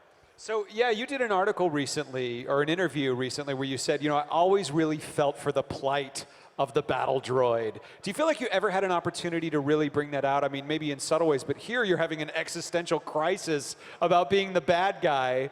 What's that like for you? Is it just is it satisfying after so many years of playing these characters? It is. My actor monologue of what I thought the characters were about. You guys totally keyed into. I think that it's a great shot. I felt like we never really got to explore those characters, what they felt. I know George Lucas, when I was working on the Clone Wars, he kind of told me, the motivation for them were that they had a really low-level processor in them. And it would be really too expensive to outfit an entire army with these high-level processors. So they have a little bit of a challenge. But they're great up against clones, but up against Jedi, forget about it. So to have that kind of in the performance of them too, that it's a low-level processor and they're kind of simple and I think you guys, you hit that. It's been such a joy to be able to play that character again. And what's it like to, who, are you directing the voiceover sessions? How do the voiceover sessions go? Normally this is something that Bill and Bob will attend. I've been over there the first time when we started, yes. I was there, but normally this is something that takes place in Los Angeles, and we're situated in Copenhagen. So we have a brilliant voice director named Michael Donovan, and he keeps our cast just humming right along. He does a really good job working with, we've got Matt, we've got Eugene Bird and Vanessa Lenges and Nicholas Cantu, and they're all four very different actors, and he keeps them all just like moving right along and tightening as a family. And one of the things that's great too is we like to record an ensemble. Because I think it gives a fun energy when the actors can riff off each other and build off each other. But Matt works all the way up at Lucasfilm, up at the Presidio in San Francisco. So he tries as often as he can, which is amazing to us. He actually Matt flies has some down. other things on his plate, too. Maybe, I don't know. Rogue One or episode 8, or something like that. So he'll actually fly down for the recording just to be in the room. And one of the nice things that actually happened, we write this family as a family, and you kind of always hope that some of the energy of the performance from the actors helps create that feeling. And one of the things that's been amazing is the cast is actually bonded like a family. So they tease each other, they're playful with each other, they're supporting of each other, they're mentoring each other. There's so many times where I see Matt and Nicholas kind of interacting with each other, much they're like Roger and Rowan. Yeah. And so it's fun. They bring a fantastic energy to the performance. And Bill's absolutely right. They're becoming a family, or they became a family really quickly. I remember one of our early records, Eugene, who plays Xander, he'd finished all his lines for the day. And normally, when that happens, the voice actor is like, okay, I'm out. He hung around. He said, Nicholas still had like 15 lines to do. He came and sat down in the booth with us. He's like, I got to see how my little brother does. And they just support each other. That's so great. Rare. They're into the story enough to hear what happens next. That's fantastic. Now, one of the things, too, that's awesome about having Matt, as I mentioned, is that Matt is creating sound design for the whole show. So the sound of the Star Scavenger, the Eclipse Fighter, what the Kyber Saber crystals sound like, all that sort of stuff, the hum of the wheel, the space station that they live on, all those things that Matt has created. But he's also the expert in the voice treatment department. And so it's really fun to watch what you do, for example, with Roger and how Roger does that. And you seem to have a laptop in front of you, curiously enough. I do. You're going to have to keep vamping because it crashed while I was off screen. Oh, all right, here we go. Well, how's that for So timing? it's really cool when Matt makes it sound like Roger. But it is another example of, you mentioned Doug Chang before, Matthew Wood, you know, you're doing Lego Star Wars and you are right in the core of Star Wars with Lucasfilm. So we are working with the story group of Lucasfilm. How's that process? It's awesome. Fantastic. And so shout out to, there's a few of them in the audience, like There's Leland Chi, who we call once, there he is. once or twice a day with a stupid question. Yeah, What's the Wookiee's favorite fruit, Leland? We need to know right now. We work with Carrie Beck and Josh Rhimes in LA, who are just fantastic, awesome people. And then on the Lego side, we work with Jake Blaze and Jason Kostler and John McCormick, and they're all fantastic. And Vicky, hi Vicky. Over there, yes. And Jackie Lopez from Lucasfilm Animation. Right. There are so many Lucasfilm people amongst you right now, so, you know, watching and enjoying this as well. But the passion is all around, yes? I mean, you're able to just toss ideas back and forth. Right. Yes. And then at Disney, Jermaine Turner and Matthew as well. So. Blinking on Matthew's listening. Siegel, Matthew Siegel, thank you. Matthew Siegel. Brain fart, sorry, Matthew. How are we doing over there? How are we doing over there? I think we might be up. Oh, well, so would you like to give us a demonstration of your world in voice processing, with particular regard to Roger, or do you have others as well? I've got Roger here. I've channeled Roger, so he's here, and we can give him a shot. You guys want to hear this? Let's see if we can do this. Matthew Wood as Roger from the Freemakers.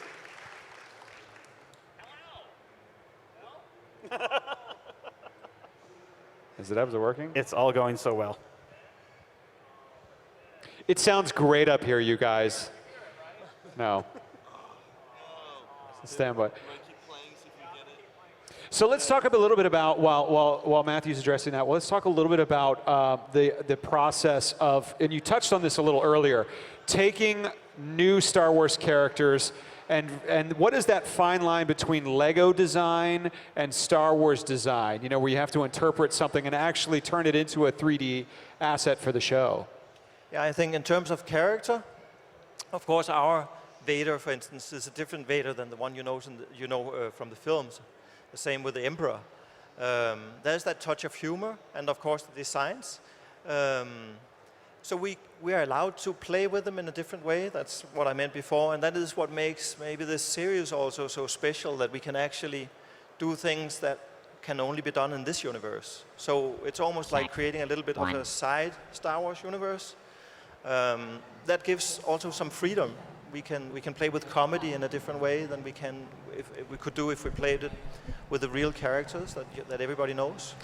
And in terms of animation as well, I mean, that a lot of animation is driven by the way the actual legs work and things. But it's just funny when Lego characters. Yeah, and actually the Lego characters, they are very limited. You can see they're really chunky. You can't do much.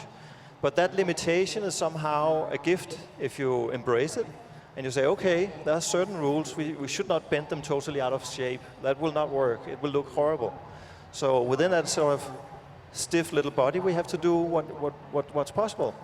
And actually, that is what's interesting, because I've animated and directed these Lego minifigs for many years. And long ago, they stopped being minifigures. They are just characters. And I hope that's what people will also feel when they see this series, because it is so character-driven that you forget that it's minifigures. You just start to look at the characters.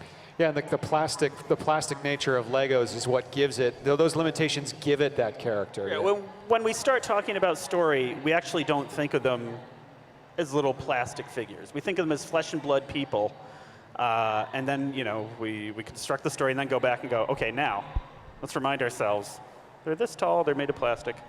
Is there any joke, any humor we can get out of hair popping off, or, you know, hair spinning around, that kind of stuff? That's a good point, actually. Yeah. I mean, so when you consider the character, of course, we think about them as human beings. Mm-hmm. But there's a sense of humor in the movement and in the jokes we can pull off that is also unique to Lego, and we are always trying to look for them.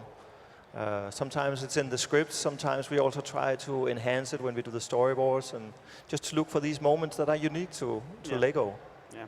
Speaking of enhancements, I think we've enhanced our audio playback system. You like that transition there? That was pretty good. No pressure. Let's see if it Well, it wouldn't be Roger without a technical problem. Welcome to Star Wars Celebration Europe! Roger, Roger.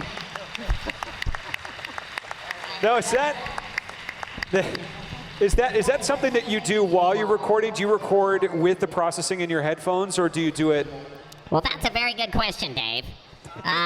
No, actually I use my own Matt's real voice, and they do this in post, or actually Matt does this in post. So, no, I try to be a human when I'm in the studio with the rest of my cast. This is really an out-of-the-body experience for me. Oh, I'm used to it. I'm seeing a lot of cell phone voicemail greeting recordings in your future, or prank phone calls. That's a great opportunity. How have I not thought of that till this moment? Oh my God. Matt, what are you doing? Anyone want a voicemail message? yeah, exactly. I'll just say everyone's name. That's right, yeah, there's autograph tables. Form and an then there's orderly the queue. So is that the same processing that you've had for many years with the Clone Wars, or is that something that you changed for Roger, or is it more just in the performance of the voice? It's the same thing. It's been there in the prequels, Clone Wars, and the Freemakers. So I try to be consistent, just like we do with the sound effects. There's an incredible delay up here, too, where he says something and then you hear it like a few seconds later. It is the trippiest thing. That's just great. Matthew Wood as Roger. Thank you.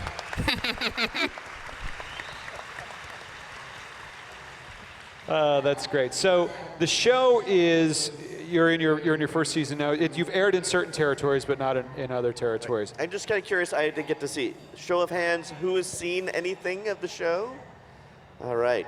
All right. And who has not seen other than this? Okay, so quite a few. Yeah, that's great. So those of you who have seen, no spoilers. That's right. There's a big spoiler in the first episode that we're trying to protect. So. Yes. So part of the fun of this show is there are twists and turns that you may not expect. Right.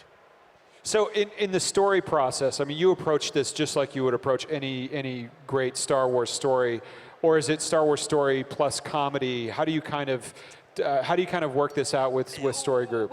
We work with story, and the characters are kind of naturally funny. So it's not that we never say, well, let's just think of a funny situation to put them in.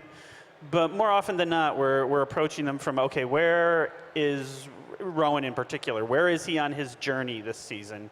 And then the humor kind of comes naturally as we talk about the stories. It's like, you know, I mean, that's where a kid like Rowan at the center of this is just going to generate humor, because he's not going to listen to what Yoda says. He's going to get halfway through the lesson, then tune out and go over there and start monkeying with something. Right. So you're able to hit certain familiar beats, but you also see new locations that you mentioned before. What is the design process like that? So you have new vehicles, but what's the balance between the new and the familiar with the show? I think if we have seen the locations in the universe before, we of course go in there and we look and we have the best source material possible. If it's something new, we try to work it out sort of pretty carefully together with the designers at Lucasfilm, Doc Chang, with Jake Blaze from Lego, who's a sort of head creative person on this show, and with Bill and Bob, and of course also with Carrie. So there's a creative process going around where we share these things. And that is actually very helpful. The process of having everybody, it sounds like a nightmare actually as a director to have so many people on board from so many different companies. But people are so much on the same line. Yeah. We are playing the same tune. So it is actually very helpful. That means when it's like an orchestra. Yeah, and when people are playing that same song, and they know, the conductor is doing that thing, they can all chip in and they shoot in the same direction. So it's a great help. All the comments, Bill and Bob are very. Just yesterday evening we were out eating and they were just excusing for their many comments when they give us feedback to the show. And they're surprised that we directors actually appreciate them. But we truly do. And the same thing goes from comments we get from everybody else, because it is the comments that just helps make the show better. They are all on target. So it's not an annoying comment that takes you away from what you want to do. 99% of them, there's a few we can talk about, they are actually really, really good. So that's how it works when we design things, when we discuss the edits. That's how the process is in general. You brought up it being like an orchestra, and that just immediately reminded me of the incredible music for the show. And I would be remiss if we didn't talk about the composer and the musical process for this. Can you just touch on that a little bit for those that don't know and haven't seen the show? All right, yes, but Michael Kramer. Michael Yes. Kramer is this whirlwind genius. Like we The composer, Michael Kramer. yes, Yeah. Michael Yes, he's our Kramer's our composer. First off, we have access to the original John Williams cues, which he folds into the score and reinterprets as needed. But he's also brilliant at coming up with stuff that feels like it fits in with that stuff. So he's come up with a theme for the Freemakers that's tremendous. He's come up with a theme for Rowan that feels like it's as beautiful and flowing as anything John Williams ever came up with. And that's, I'm not blowing smoke. That is high praise. I am a super Star Wars fan. I wouldn't say that if I didn't really in my heart believe like this is, how we found this kid is And so Michael staggering. decided that he would like to do the score live with the live orchestra. So he hired an 83-piece orchestra from Bratislava to perform the score. So you heard that was Freemaker music playing as you came in. And Yeah, if you thought it was John Williams when you were coming in, that was music from the show. It's just incredible. So that was Michael's work. It's a beautiful, beautiful score. I'm so proud of the score. Yeah. And I think that adds to the filmatic feel of this series. I mean, we have the drama, we have the ongoing character and story arcs, we have the look of it that we try to achieve that has that filmatic feel to it, and then we have that score that is really amazing. Yeah, it 'cause gives it's it real an music. epic feel that I'm really proud of. So we've seen examples of everything from different films, you know, obviously Roger from the prequels, Luke and Leia from the classic trilogy, new planets, but also familiar planets. Is there anything else you can tell us about more prequel content? Anything else that we can... There is a sequence coming up in our 7th episode, and how can we set this up without spoiling too much? You're going to see, and when I say you're going to see, I mean literally you're going to see it any moment now.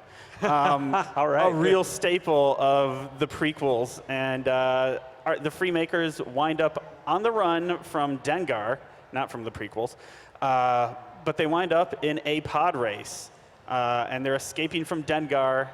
They start out just running away, and then in their running away, they wind up in the middle of a pod race. So there's a new character in our show who is named Graballa the Hutt, and he is Jabba the Hutt's cousin.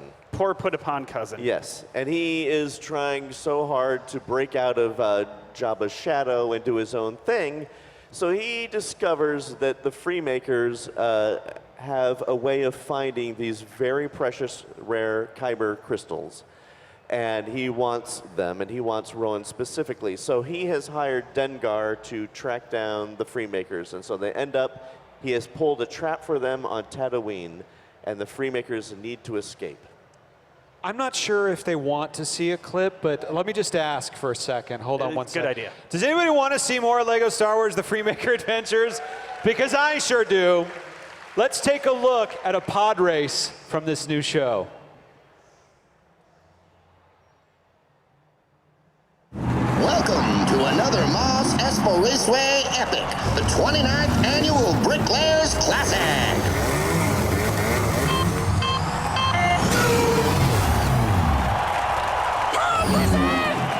Castilia do Onda Hodruber. Make out 2 late entries.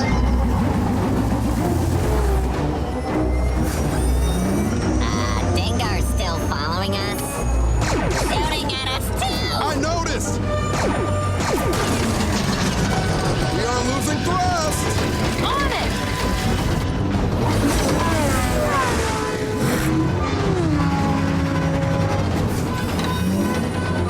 Lost a set for stun. Rowan! Duck!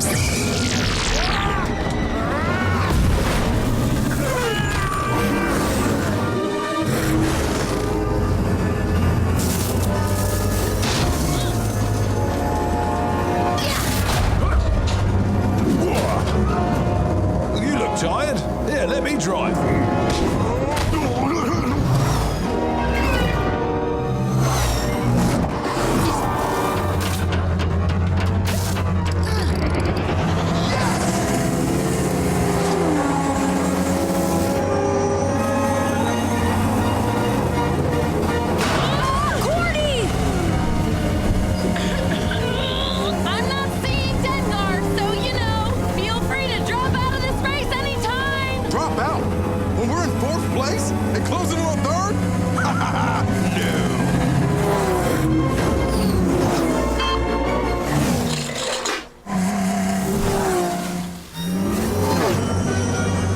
Ram, you bash! And bash, you win! Another hit like that, and we'll be dead last.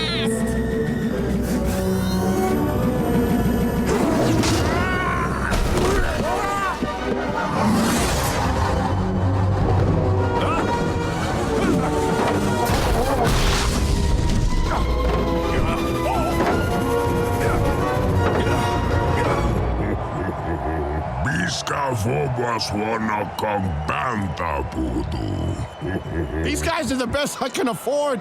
You play the sabak hand you dealt. Although, feel free to say no, but I'm just... No. No? Okay, fine. It was just an idea. I don't believe it, folks. We have a new race team literally out of nowhere, neck and neck with Ben Quadaneros for the lead. Yeah, give it up for LEGO Star Wars The Freemaker Adventures. That was an incredible clip. Okay, we got to open it up for QA in a second, but question, not QA, but Q&A. Just a couple things about that clip. There were some familiar characters in there. I mean, that seemed like the most Espa racing track on Tatooine. It's Boonta Eve. It's Boonta Eve. You saw Ben Quadaneros and Mahonic and a couple of other cool characters. Yes. But was that a voice from Aqua Teen Hunger Force that we saw there at the very That was end? Dana Snyder as Graballa the Hutt. And if you're an Aqua Teen Hunger Force fan, know that this man is a giant LEGO fan. He is a giant Star Wars fan.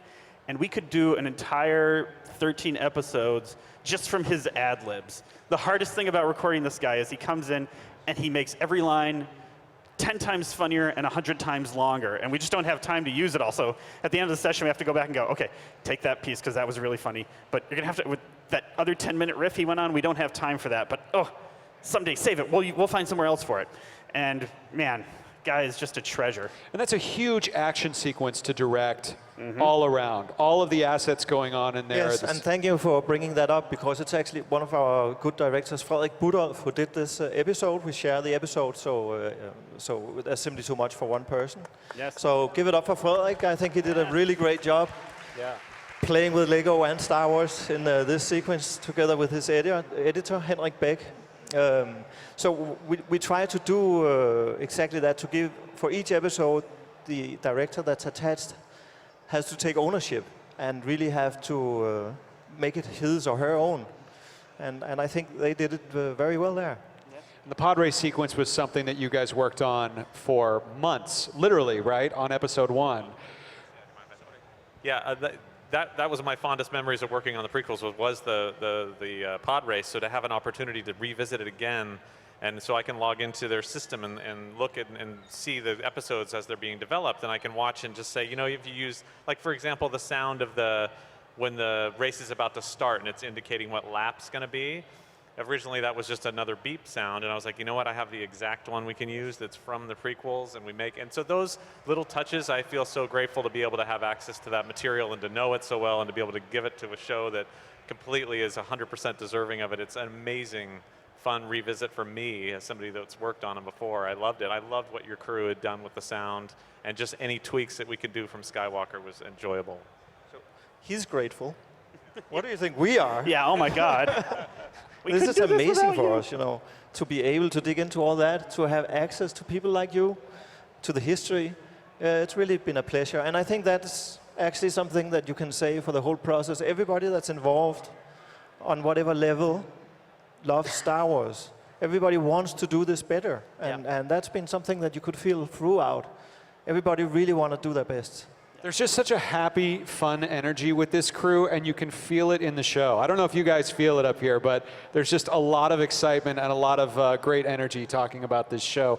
We have some moments. We have over 10 minutes, actually, which is great for questions. So we want to open it up to you guys. This is a great opportunity to talk to the creators of LEGO Star Wars The Freemaker. We're going to set a microphone up right there. If you can see it, it's actually right there and right over here. If you have any questions about the show that we can answer before it's aired. Right. No spoilers. Anyone? No spoilers. Anyone? Is that a question? Might as well. Go for it. Obviously, we see some familiar characters up on screen. Did you have access? Could you get a little closer to the mic? Sorry about that. It's very hard to hear up here. It's the heels, 6'4". Sorry. Yeah, obviously we see some familiar characters up on screen. Do we have any, or did you have access to the original cast, or anyone come in to voice Some of them.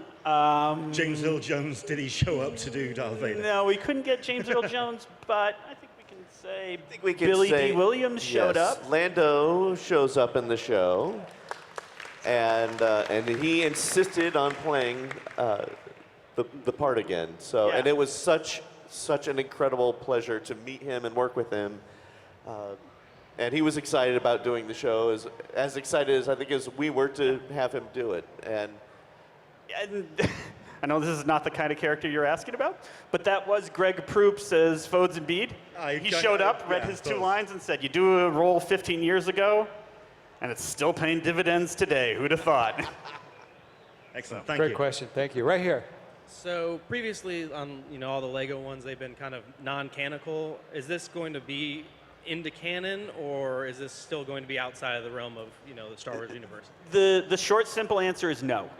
But we have to play nice within the canon. Okay. So this show is sort of canon adjacent, but the Lucasfilm group works very hard. The story group makes sure that everything we do could fit into the canon, but it is not part of the canon. And that's, yeah, we say it's canon paraphrase as a little joke for us, but the idea is almost, because it is Lego, it's going to be a little, it's more it fun, can't absolutely be canon, that kind of thing, but we work to try to respect it.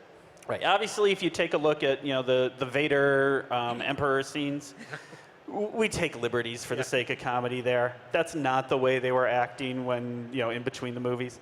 But the story points could happen. Right. Yeah. Okay. All right. Well, thank you. Thank you. Right here. Hi. For us bigger kids who may have a box of the original Marvel comics up in the attic, yes. Thank you for bringing the wheel to life. Oh, my pleasure. I've got, not only do I have the box of comics, I've got an original Archie Goodwin, Carmine Infantino page from the Wheel arc on the wall in my guest house. I love the old Marvel comics. They were Star Wars when you couldn't see Star Wars every day. Thank you. That's great. Right here. Yeah. Could we see the Ghost Crew we come can't Sorry, hear a you. little louder. Right into the microphone. Go ahead. Yeah. Could we see the Ghost Crew coming to the wheel? Not on the wheel, but maybe some of them eventually at some point, and that's all we can say on that. Ooh, mysterious. Right here. I've already seen the first season of the Freemaker Adventures, but is there going to be a second season? We can't answer that question. But we sure hope so. Right here. Go ahead.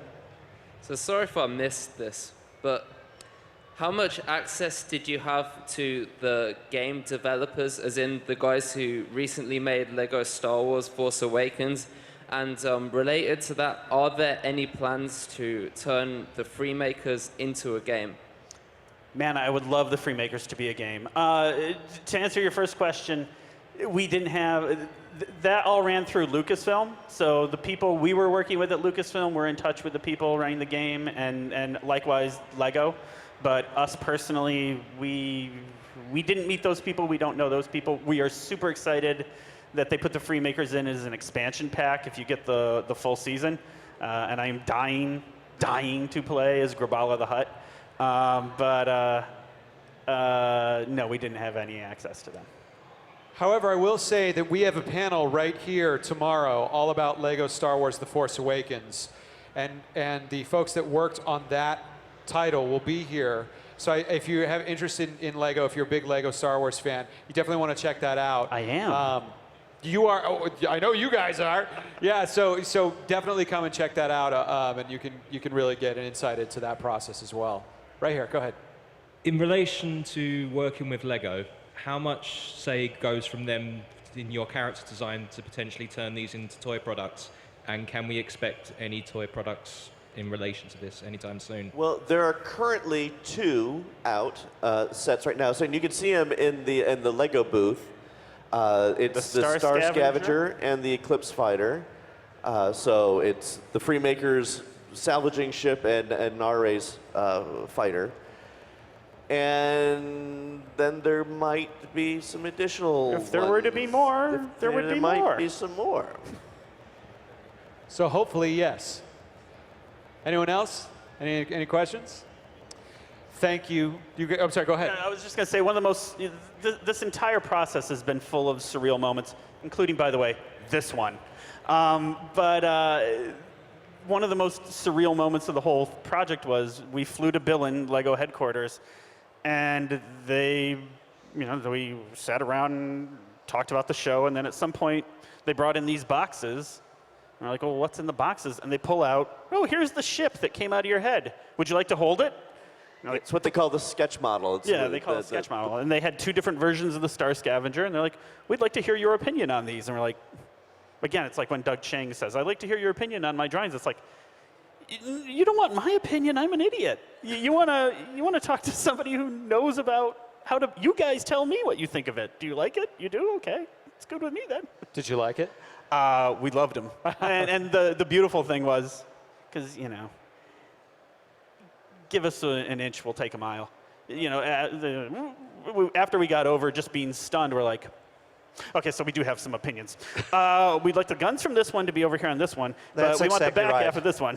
I get that every day. Are you used to this kind of We feedback? can't help ourselves. Yeah. Has your Lego Star Wars collection increased dramatically since starting work on this show? Yes, it has. I'm a little bit banned at the moment from any further kits by my wife because we've run out of places to put things. So I heard they both started building bigger houses, actually. There you go. Well, hey, join me in thanking our panelists, Bill Motz, Bob Roth. Wait. Yep. Bill Motz, Bob Roth, Michael Hayner, and Matthew Wood. Lego Star Wars: The Freemaker Adventures coming very soon to you. Be sure to check it out. Thank you so much, you guys. Thank you, everybody. Star Wars would not be the same without C-3PO, and Star Wars Celebration would definitely not be the same without Anthony Daniels. So right now, we're going to take you live to the Celebration main stage, where Anthony Daniels, the heart and soul of C-3PO, will be taking the stage with Warwick Davis for an hour that you will not want to miss, right here on the Star Wars Show live from Star Wars Celebration Europe 2016 on StarWars.com. Thank you for joining me.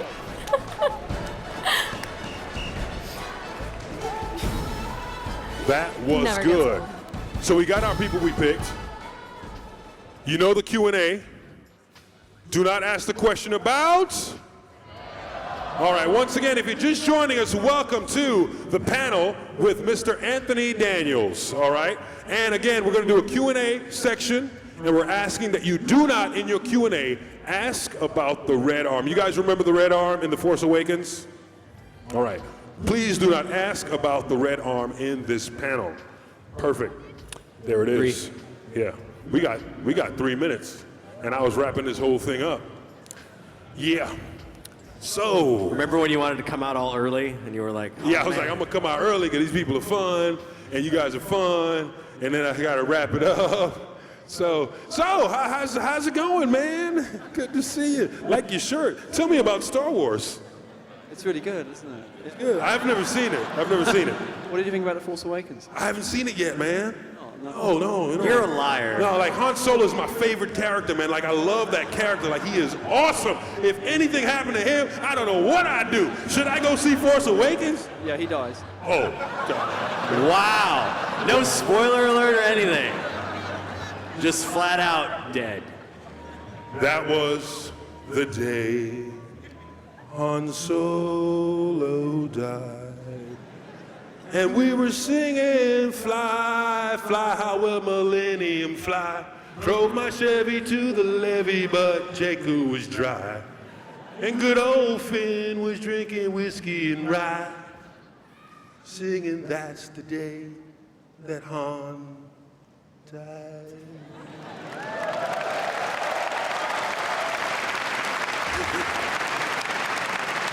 Sponsored by Chevrolet.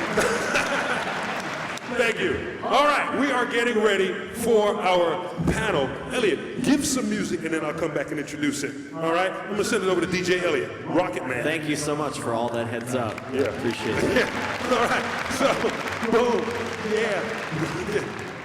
You got it, Elliot? We're a seamless team.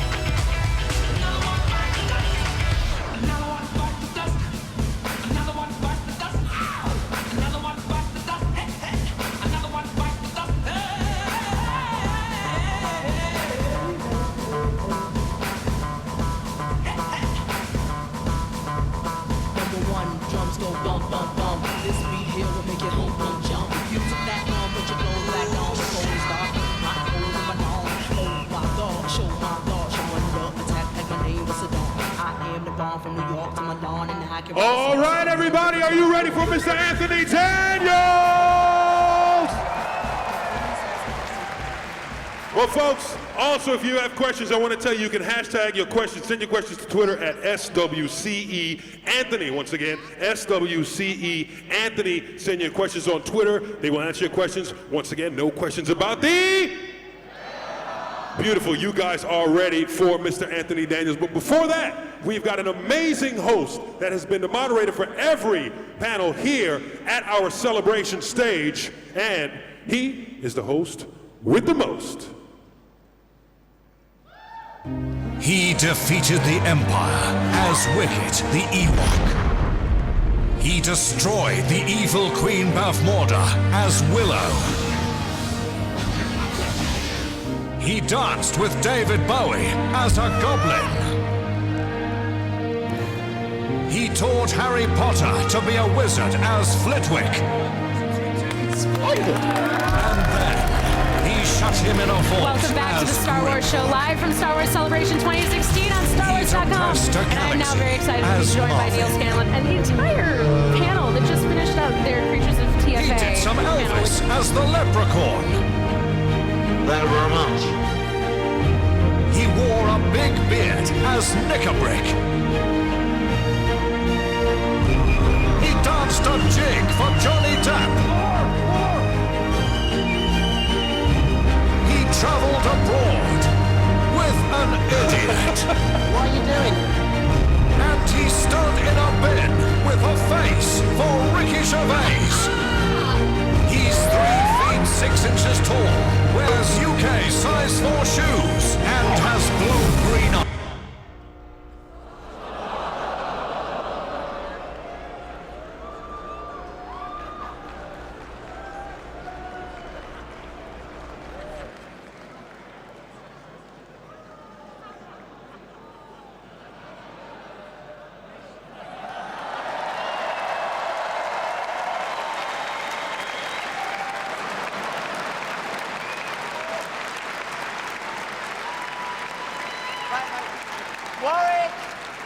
Warwick! Warwick! What are you doing? What are you doing? What are you doing with this? What's my introduction and all that? Yeah, it was rubbish. I'm not even ready. What? Well, I'm ready, and I was at the back and I was expecting this big opening, and I just get that stuff about you. I'm not happy. Put that on. We've got to I'm going to go... What? No. But we've got to introduce me to the audience. I'm the host, and then... I'm the star. No. And then I big you up, and I bring you on. You big me up? I've got an introduction and everything. We've got video and stuff. Look, just go off, right? I'll introduce you, then come on, and then we'll start the show proper. But go off. Yeah, but go off now. You want me to go off to come I want on? to do it properly. I've got a bit of video and everything. It took me ages. Go on, off. Go. You sure? Please leave. Right, go on. Are you sure? Yes. Look ridiculous with all this. Just having my makeup done. Right, okay. So I'll do the intro, then I'll play your video, and then I'll say some nice things about it, and then you come out. Right, okay. Ladies and gentlemen, today's show is all about a bloke that played C-3PO. Before we meet him again, let's see him in action. I am C-3PO Human Cyborg Relations. He's perfect. Oh? My obtuse little friend. Treat them well, clean them up, have the protocol droid's mind wiped. Oh no. I suggest a new strategy, R2. Let the Wookiee win. Wait for me! Wait! Stop! How typical. Come on. What's happening? How dare you call me that? Goodness! Oh, my dear friend, how I've missed you.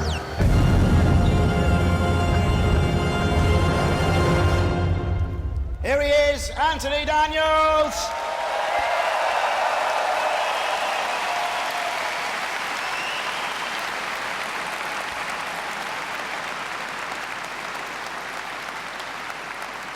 Anthony? What? Anthony, when I say your name, that's when you come out. Well, I was expecting Are you more. coming out? No. You want more? Well, I mean, my name's very nice, but I wanted more. What sort of thing do you want? I'm in all the films. I know you're in all the films. I know, but, I mean, you know, can't you keep telling me you're in all the bloody films. Watch it. Right, listen. So what do you want me to do? I want something, well, respectful, big. Befitting of you. I couldn't put it. And your huge ego. Okay. I heard that. Right. Let's do it again. Okay, so today's show is all about the man who played the iconic character of C-3PO in Star Wars. He's a true fan favorite, having appeared in all the Star Wars films to date, and was worshipped by the Ewoks, who mistook him as some sort of god. Now, please don't make the same mistake as they did, as you welcome to Star Wars Celebration, the one and only godlike Mr. Anthony Daniels!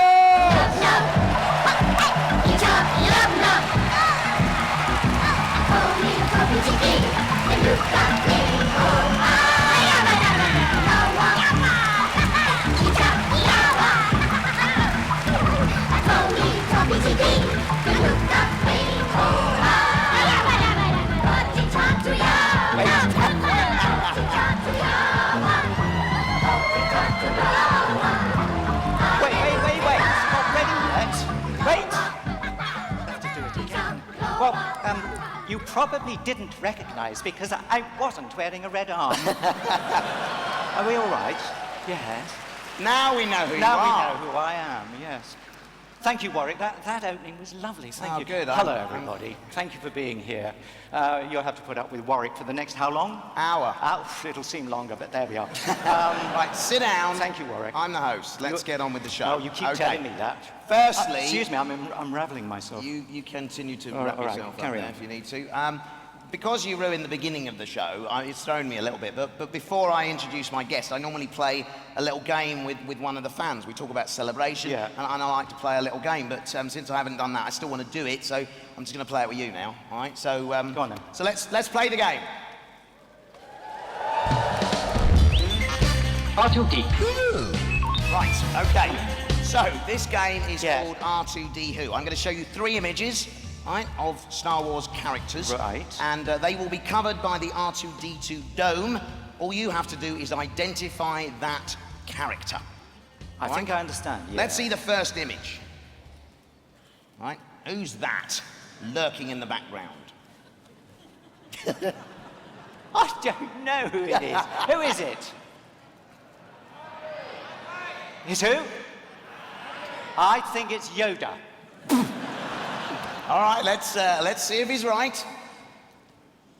There you are, it is Yoda. It's Padme. The next one. Okay. Go on. Who's that? That is...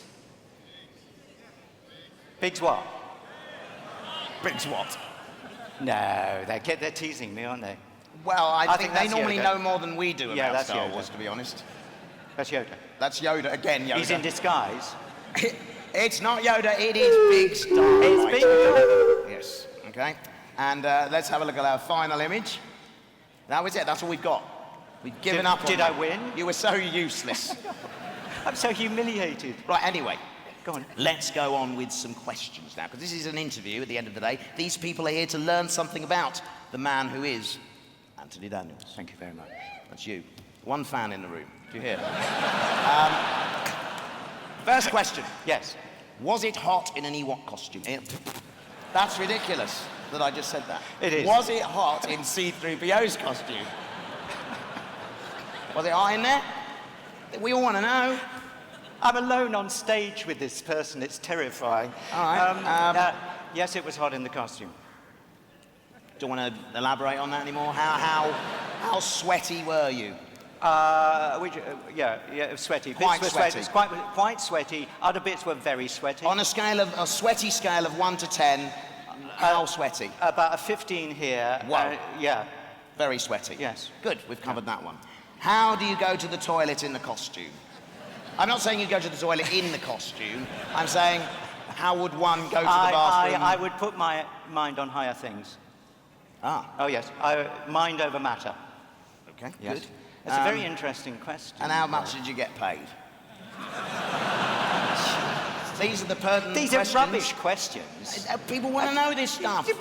I mean, look, millions of years of making in the evolutionary scale. And you still look so young. And you are asking me, these idiot... Has anybody got a real question for me? They don't know. Nobody. They don't know what Who's got day a is. question? Who's got a question? I'm going to take your mic. Who's got a question? Yes. Young,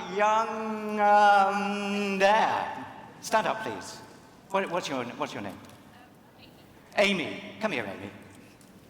Amy. And now I'm going to do something absolutely against the law. I'm going to hold your hand. You're Amy, are you? And totally contrary to health and safety, I'm going to walk you up these enormous steps with white lines hang on, on. what are you doing? Because Whoa, you might hang kill on. yourself. Stop. You might kill yourself. Stop. You're bringing a member of the general public onto my stage. Yes. Have they been security cleared? I mean... Yep. Okay. Okay. Amy doesn't have anywhere to sit.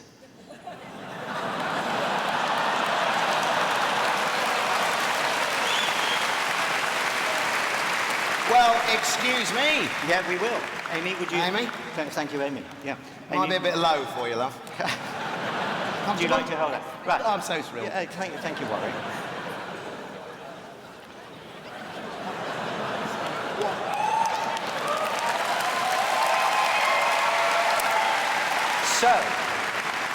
So, Amy, what is your question? Good luck. Well, Warwick. Good luck. He's a real tricky customer. He can't stop. Still thinks it's his show. Go on. At the end of episode 7, when R2-D2 wakes up, what does he say to you that forces you to hit him on the head? Oh, that's a good question.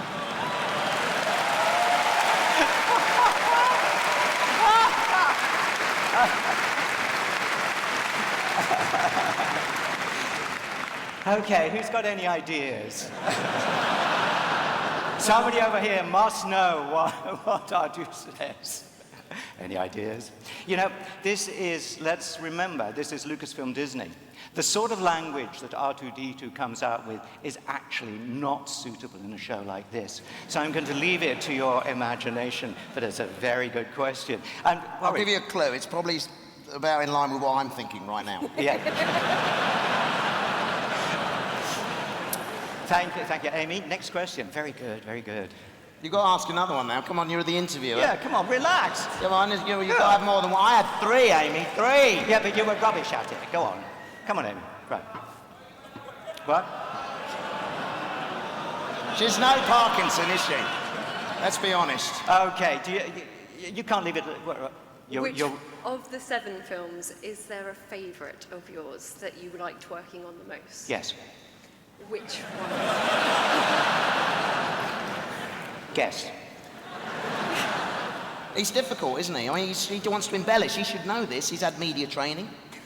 Yeah. So don't just say yes. You go, yes. And actually, it's funny you should say that. My favourite film was Return of the Jedi, because I got to work with Warwick Davis, and I particularly have a fondness for Ewoks. Oh, I'm exhausted.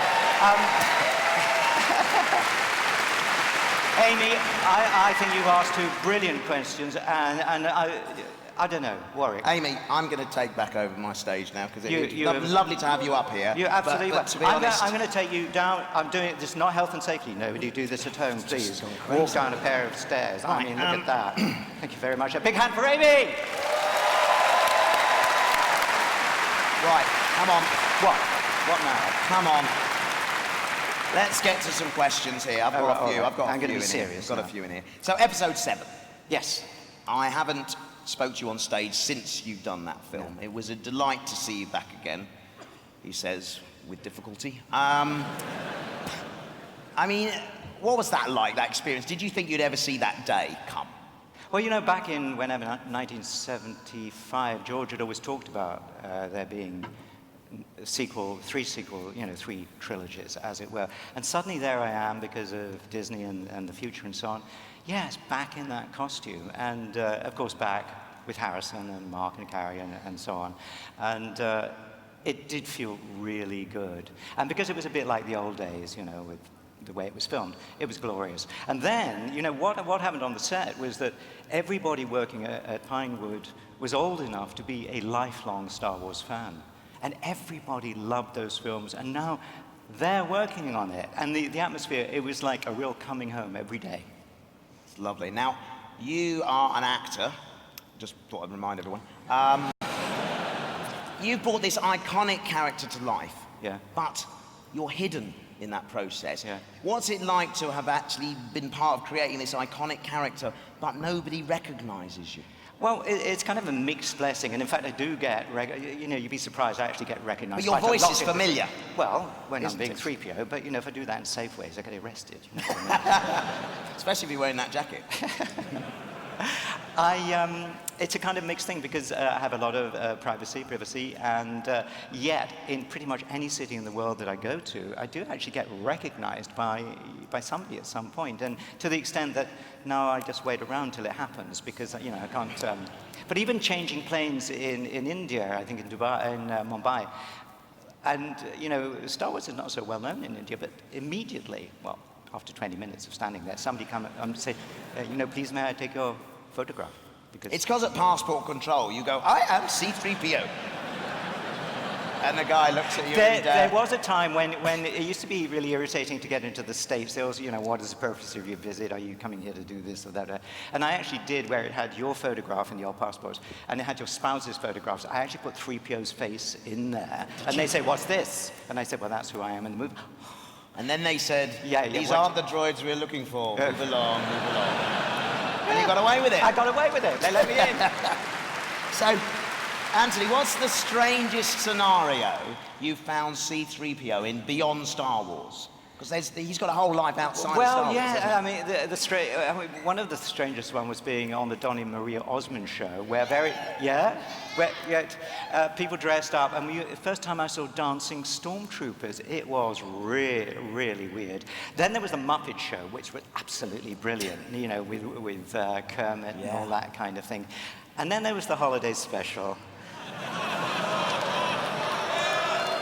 Have you seen the holiday special? Okay. I'm going to have your minds wiped, okay?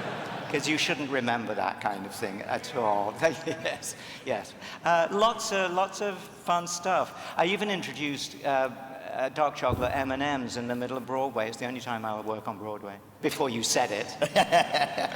Now, the character, he's so iconic and well-defined. Yeah. Is it because you are a brilliant actor? Yes. Or did the suit dictate how he moved, how he behaved? Did that inform the character? It is a combination of both, because you know, there's no doubt it's about 17 pieces that sort of, they come, you know, we start in the middle, and then we put a leg on a foot, and then the chest, back of the chest, an arm, a hand, a neck, and then, and there I am, C-3PO, human-cyborg relations. All right. And then, of course, I asked in the original if I could have the costume, back in '76, if I could have the costume to rehearse with mirrors and cameras. I said, sure. And of course, that never happened. The first time I really had it on was in the desert. Actually, outside, what's it called? What's it called? The big thing with the... Screen studio? Yeah, what? Your head? Sandcrawler.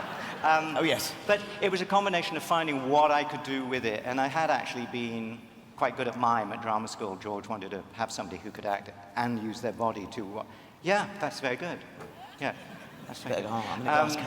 And so learning what you can do with your head, your shoulders, and whatever, you know, the bits you have. A lot of emotion comes from here in the middle. And so gradually 3PO, I think he got more 3PO as the movies went on, really. More 3PO-ish? Ish, yes. Cool. Because I got to practice it, you see. Absolutely. So it's a combination of what you said earlier, brilliant actor, and the suit. Fabulous. Now, I know from personal experience, it's often a challenge to see when you're inside a creature or a droid suit. Did you find that? Totally, because the eyes, I can see like a blinkered horse. I can see the people way at the back, but I can't see you, Warwick. I think I'll sit here now like that. Oh, thank you very much. Yeah, I still can't see you.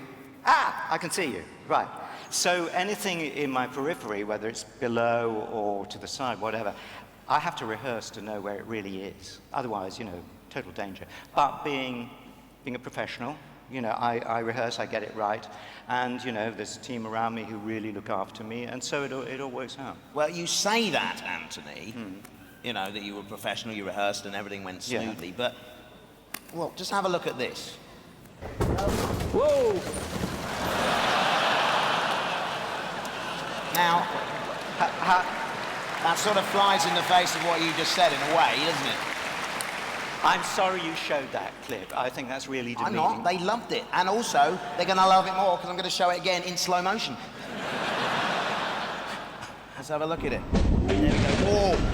Oh, and he's down. That's incredibly cruel that you slowed it down. I mean, you were a little too... Hang on, I've got one more, even slower. Now watch this. The film camera even tilts down to follow the action. Watch. There's a camera in front of Anthony. Watch it. He tilts down to get a good shot of it. Look. He's like, there he goes. Oh, quickly tilt down here. Let's get him in shot. That is appalling. That is appalling. What happened is that I was walking to the camera there, so I rehearsed. Was I talking to Artu? Was Artu in the shot? I can't remember. He was put in later, I think. Walking there, so I rehearsed, the camera's there, and they say, that's really good. And then I go back to number one, as we call it, and with my back to the camera,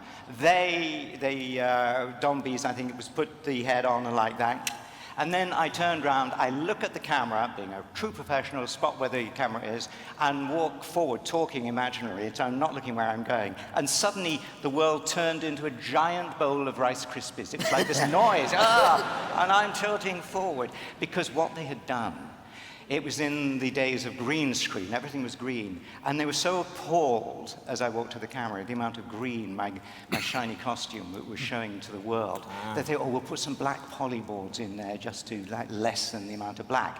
It never occurred to them, with my limited vision, that I couldn't see it. And I fell over, and you laughed 3 times. I thought I loved you all. Well, Not anymore. You sort of proved yourself as a bit of an expert in dare I call it, droidery. Droid performance. Yeah, it's a bit. And I was just wondering, could you, say, teach me or anybody else to be a droid? Why would I want to do that, Warwick? Well, I'm just interested. It's my job. It's your job? It's my job. So could you teach me or anybody else? I could teach you. No, I couldn't. Let's do it. Let's do it. I Go challenge on, you. Be Also, what? I challenge you not only to teach me. Yeah. Let's get 5 volunteers up here from the audience. Let's get 5 people up. Who wants to come be a droid? We got people selected, I think. Where we got some people? We got some people ready? Where are our droid performers? Where we got some people? None of this Mark, where are you? Where are you, man? Okay. Let's get some droid actors. You have to hold my hand. Hold my hand. Hold my hand. Come upstairs. That's it. Here they are. Hold on tight. This young lady come here, over here. Mr. Anthony Daniels, she only speaks French. Okay. Would you hold my hand? Health and safety, health and safety. Quick as you like. Come on.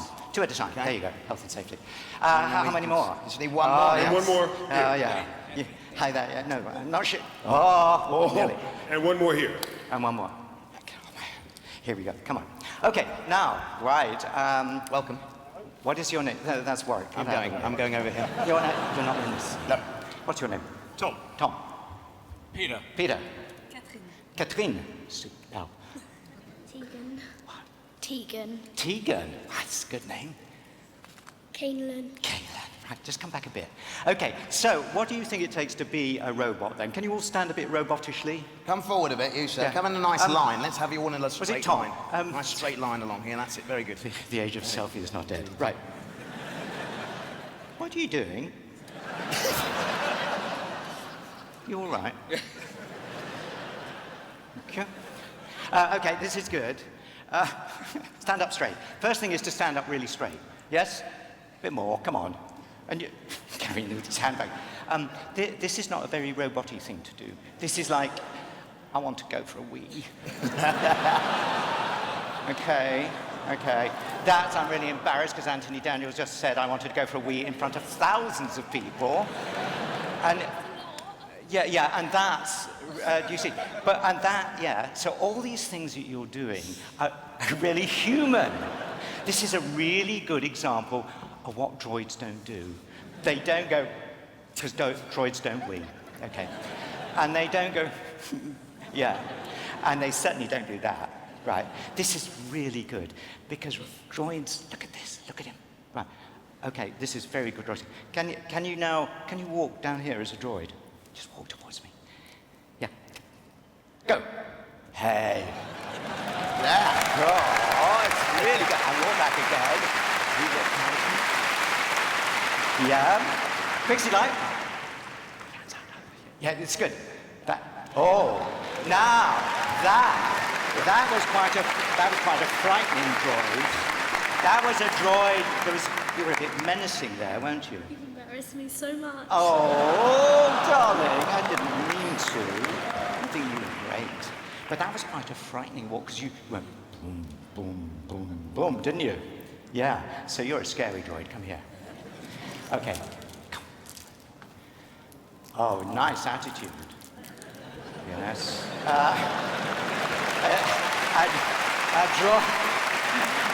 Next.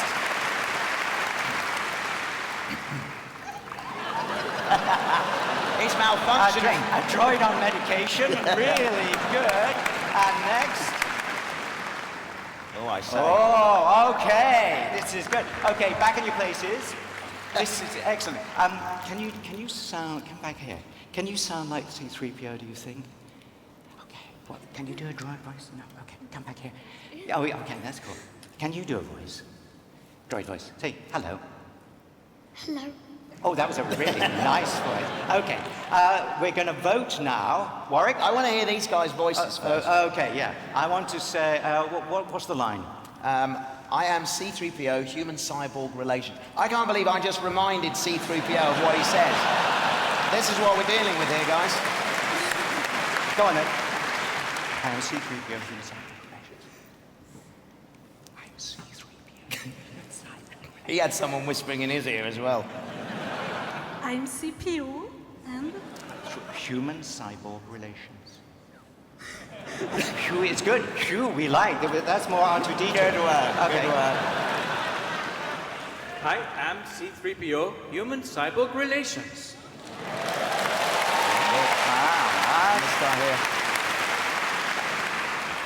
I am C-3PO, human cyborg relations. Fantastic. Beautiful. Okay. We've seen the auditions. We've seen the auditions. We've now got to decide who to cast as our 3PO performer. So we're going to use the celebration clapometer. So this is number one here. If you like number one, give us some applause. We're measuring now. Thank you. Now for number two.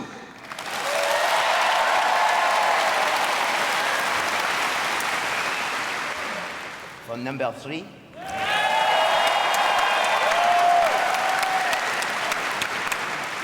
For number four.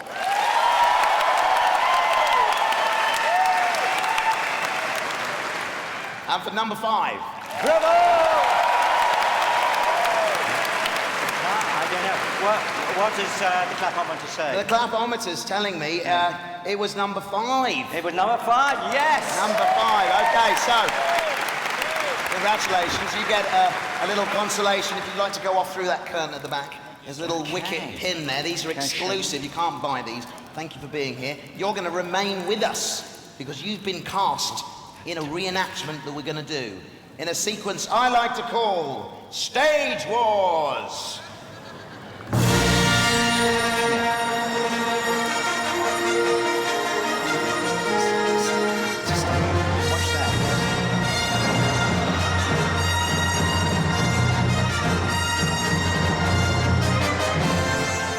Okay, so, what is your name, sir? Kalian. Kane. Get it right, Kane. This is Kane, so sorry. So Kane is now our C-3PO, but we're going to recreate a scene from A New Hope, okay? And before we do that, we're going to take a look at the scene, then we're going to cast the other actors needed, and we're going to recreate it for you live here at Celebration Europe. Here we go then. Let's take a look at the scene. Yeah, no, not that. You, I suppose you're programmed for etiquette and protocol. Protocol? Why, it's my primary function, sir. I am well versed in all the customs. I have no need for a protocol droid. Of course you haven't, sir. Not in an environment such as this. That is why I have been programmed. What I really need is a droid who understands the binary language of moisture evaporators. Evaporators? Sir, my first job was programming binary load lifters, very similar to your evaporators in most respects. Can you speak Bocce? Of course I can, sir. It's like a second language to me. I'm as all right, shut up. I'll take this. Shutting up, sir. Luke! Take these two over to the garage, will you? I want them cleaned up before dinner. But I was going into Toshi Station to pick up some power converters. You can waste time with your friends when your chores are done. Now, come on, get to it. All right, come on. And the red one. Come on. Well, come on, Red. Let's go.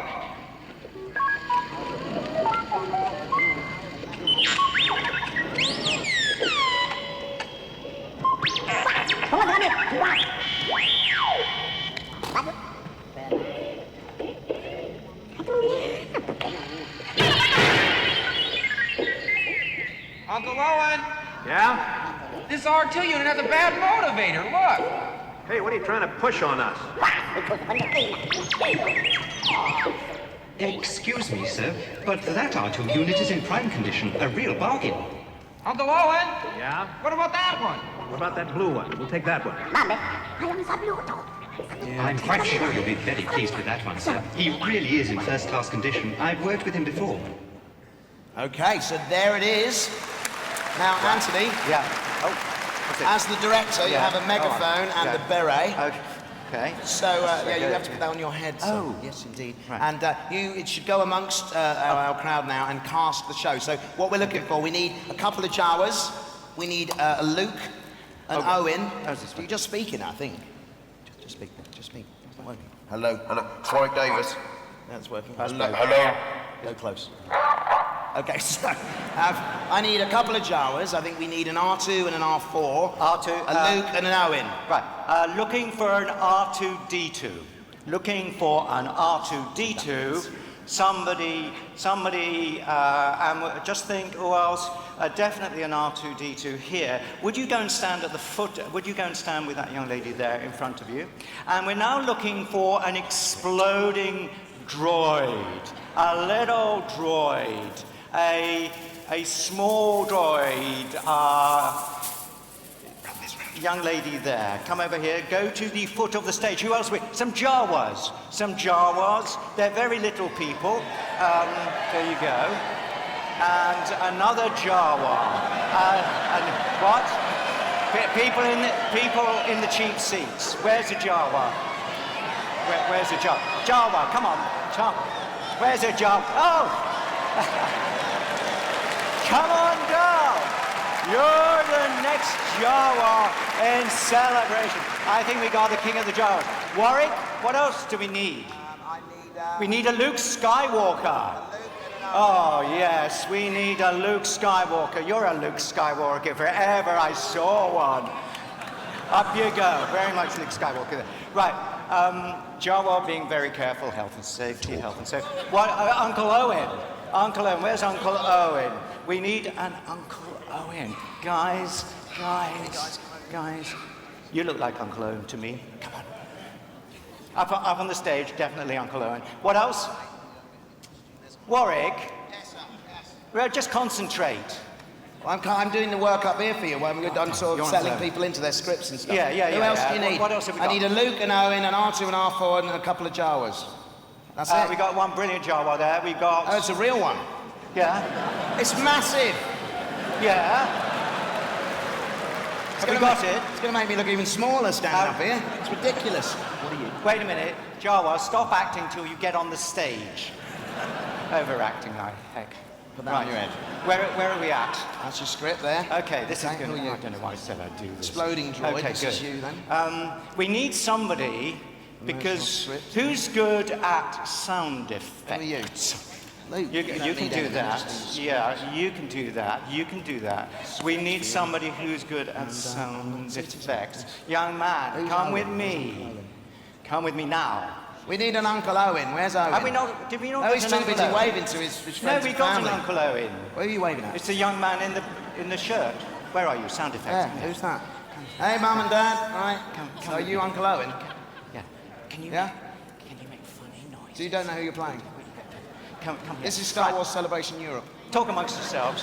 Ah. Yeah. All right. So you might have a problem with the language. Is this Uncle Owen here? Yeah. Is that all right? Or you could be assistant sound effects with, what's your name? That's with a good Jay. idea. You share two this are microphone. sound effects. Take that, Jake, there. So think what sound effects We you need an to have in Uncle a Owen. scene. Just get me an Owen. Calling Anybody will Uncle do. Owen. Calling Uncle Owen. Where's an Uncle Owen? Right, because I'm looking for typecasting here. Yeah, you need one. You have to share a little. We're looking for Uncle Owen. Okay, here's your Uncle Owen. Have you seen Star Wars? Yeah. Oh, a long time ago. Everyone in a galaxy far, far away. Owen, there is your script.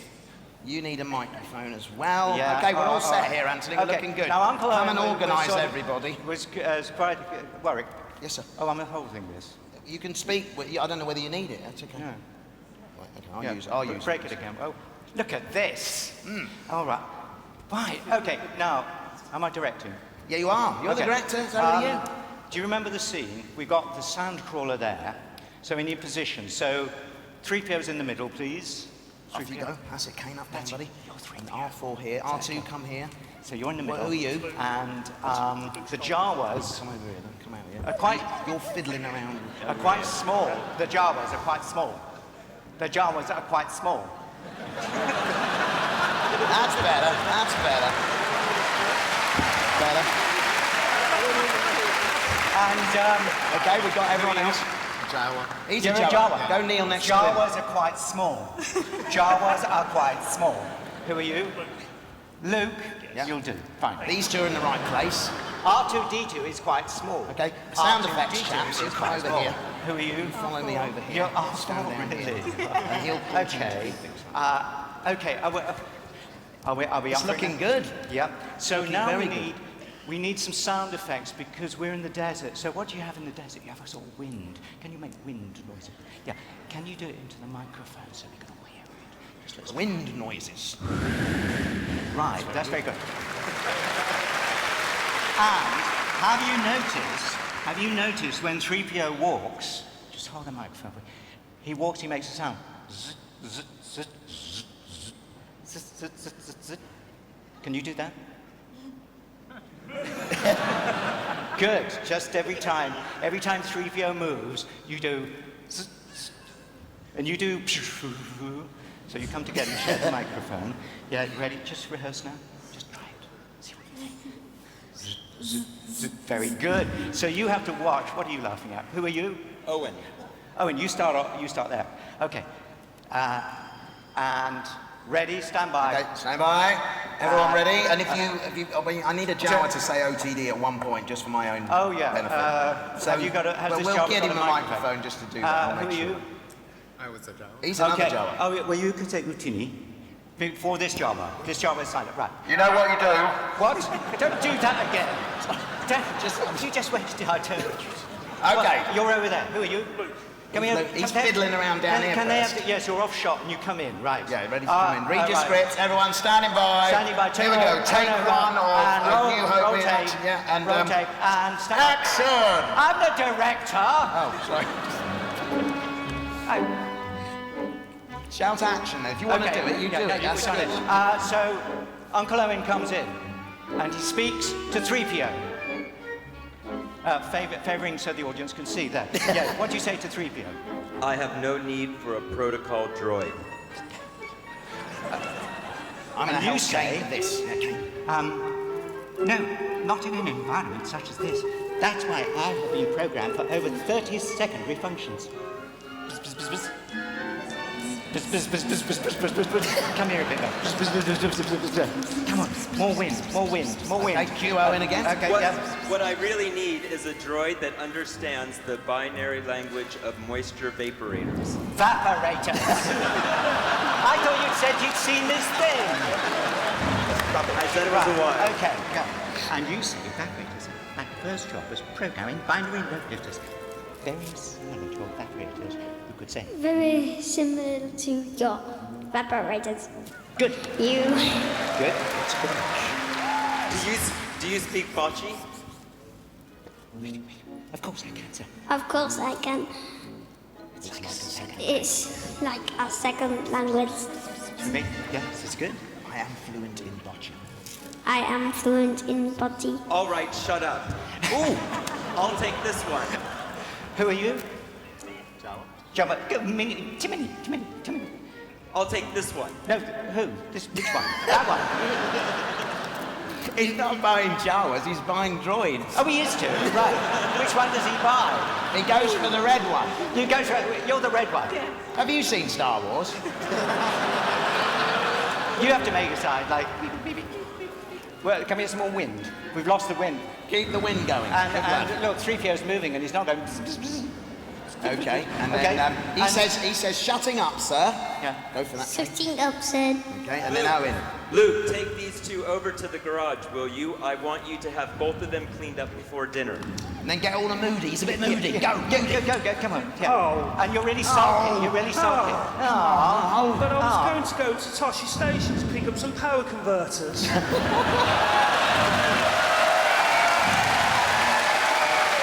mean, you're annoyed. You can waste your time with your friends when your chores are done. Now, come on, get on with it. All right. Come on. And the red one. Come on, you two, Red. Let's go. Go over to that side. Okay, now, yeah, it's good.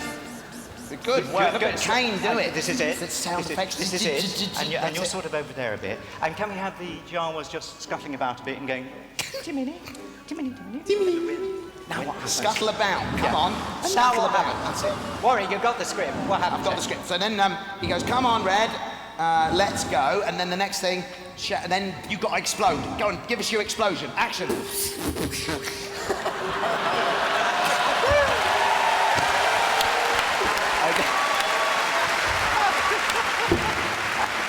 I'm glowing. Stay there. Stay there. Stay. I'm glowing. Tell him. And now... This R2 has a bud motivator. Look. Hey, what are you trying to push on us? Yes, yeah. OTD. OTD. Wind. You say, what page are you on? Yes, they're on that page. No, there is only 2 pages. No, don't take mine. So we're here, look, we're here. You say, excuse me, he's behind you a bit, so you come up stage here. What about that one? No, up, shift up. Yeah, because he's going to tap you on the arm. So it's into your line. What about that one? We'll take the and you say... Here, look, we're here. Excuse me, sir. Excuse me, sir. And that. But Yeah. that's Yeah? R2 unit is in prime condition. I will bargain. Uncle Owen? Uncle Owen? Yeah? What about that one? Then you tell it to the Jawa. What about the blue one? We'll take that one. With a little reluctance, the scruffy dwarf trades the damaged asteroid droid for R2. Where's he getting this from? Is he making this up? I think so. This is a nightmare. Okay. What? And Luke then agrees with that for some reason. Yeah. Look at the state of it. I mean, honestly. Okay. Who are you again? Jumbo. You're Timony a bit. Timony. Yeah, because you're dead. You're dead. Okay. And you now trundle over that way. Yeah, we need R2 sounds. R2. And the wind. R2, yeah. And the wind. Here we go. Yeah. Okay, and then he now, goes off and you've gone into your dome tone. So can you mime going downstairs? Okay, stop there, Zephyr. Right, and you're out of the way. There's one more line now. You're out of the way. That's good. And now you stop. You can go. I'm quite sure you... Oh, sorry, you haven't gone downstairs yet. It's an extra line. Go. I'm quite sure we'll be very pleased with that one. I'm quite sure you'll be very pleased with that one. He's really in first-class condition. He's in really first-class condition. I've worked with him before. Here he comes. I've worked with him before. Here he comes. Here he comes. Cut! Print! There it is! Wow! Come with me, my friend. Weren't they brilliant? Yep. Ladies and gentlemen, the cast of episode 4, A New Hope. Okay. Do you want to go off over to stage right? There you go, guys.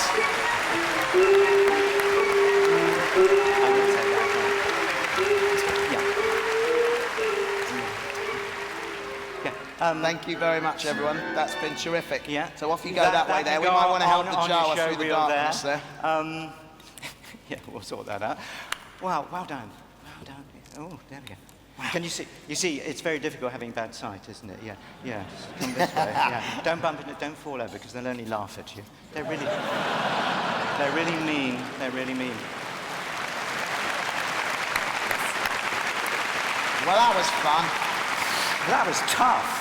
It was tough. It was. Movie making is tough, isn't it? It's not glamorous like all these people think. Yeah, it is. It's not all weekends at the XL Centre.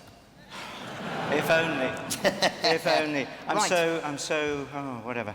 You're coming unravelled, quite literally. I'm unravelling officially. Now we're going to go to the audience for some questions now. So, I'm Mark, hot. who have we got teed up for a question? Yeah. Mark? Okay. He's having another nap. I'm here. Where are you? Elliot's Elliot. here. Oh, Elliot, what have you got for us? You're sir? good with names, aren't you, Warren? Yeah. What have we got?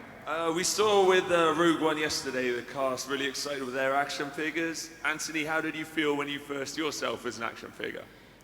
Oh, I was quite impressed actually. And I kind of stood by the display in JFO Schwartz in New York, and I thought, this is fame, all these gold figures. And I stood there, and nobody said anything, and I went away. Oh. Actually, I'm coming to quite like you by the end of the show. That's nice. Okay, we're going to go to Twitter for a question now. What have we got? Okay. When you're ready. So this is from Camille. If you ever had the chance to play another character, which one would it be? It would be anybody wearing clothes which you could sit down in. I used to look at Luke Skywalker and those floppy things, Mark Hamill, you would think, I so hated him. I wanted his costume.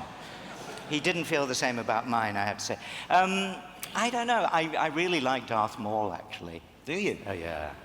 Anybody like Darth Maul? Yeah.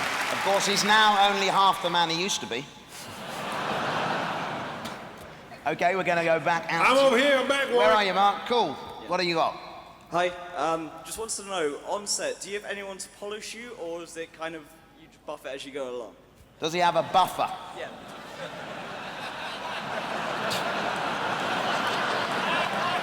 Buffer. I said buffer. I'm not quite sure what you're alluding to. Well, do you need to be buffed before you go on set?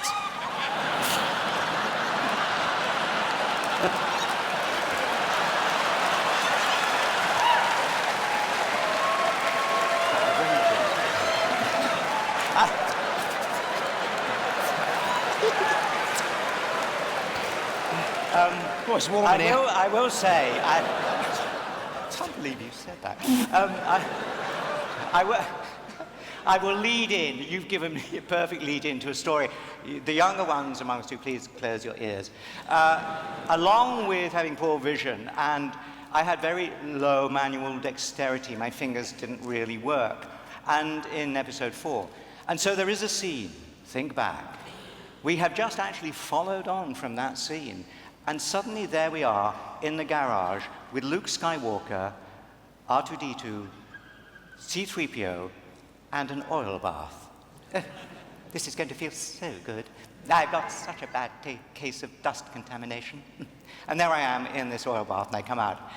Later on, when I have miraculously got out of it, you don't see that bit, I'm still dripping in oil, and Mark Hamill handed me a small cloth, and he put it positively in my hand. And because I didn't have total dexterity or vision, if you watch the film carefully, I'm drying myself throughout the scene. True, you watch it. That's fantastic. Okay, we're going to go to Twitter, I think, for another question. Okay, so this is from Ben Holden. C-3PO, silver leg, red arm. Okay, which is your favorite look? Silver leg, red arm, or just purely gold? Thank you. Okay, guys, let's hear it for silver leg. Let's hear it for red arm. Let's hear it for purely gold. I like the purity. Yeah. But I'm intrigued. What is the red arm? What's the deal with this red arm? They don't like you now. Well, I only wondered. I mean, aren't you not wondering the same thing? Who's not wondering about that? Well, I do get asked that question quite a lot.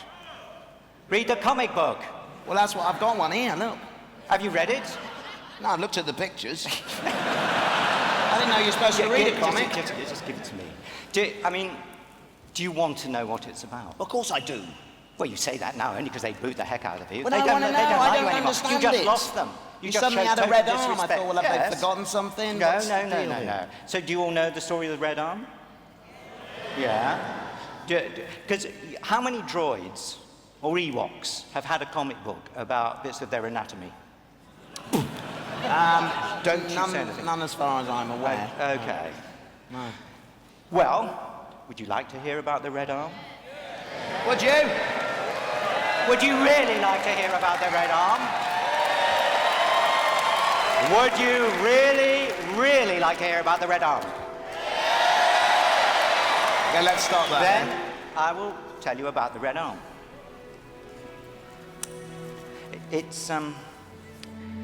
It's a rather moving tale of terror and destruction, honor and respect, of heroism, self-sacrifice, and understanding. It is the Phantom Limb.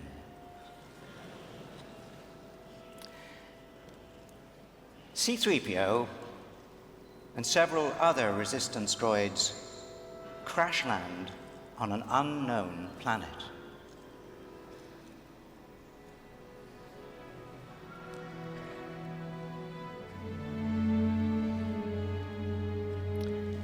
Each droid has a particular skill and indeed personality. PZ-99, security.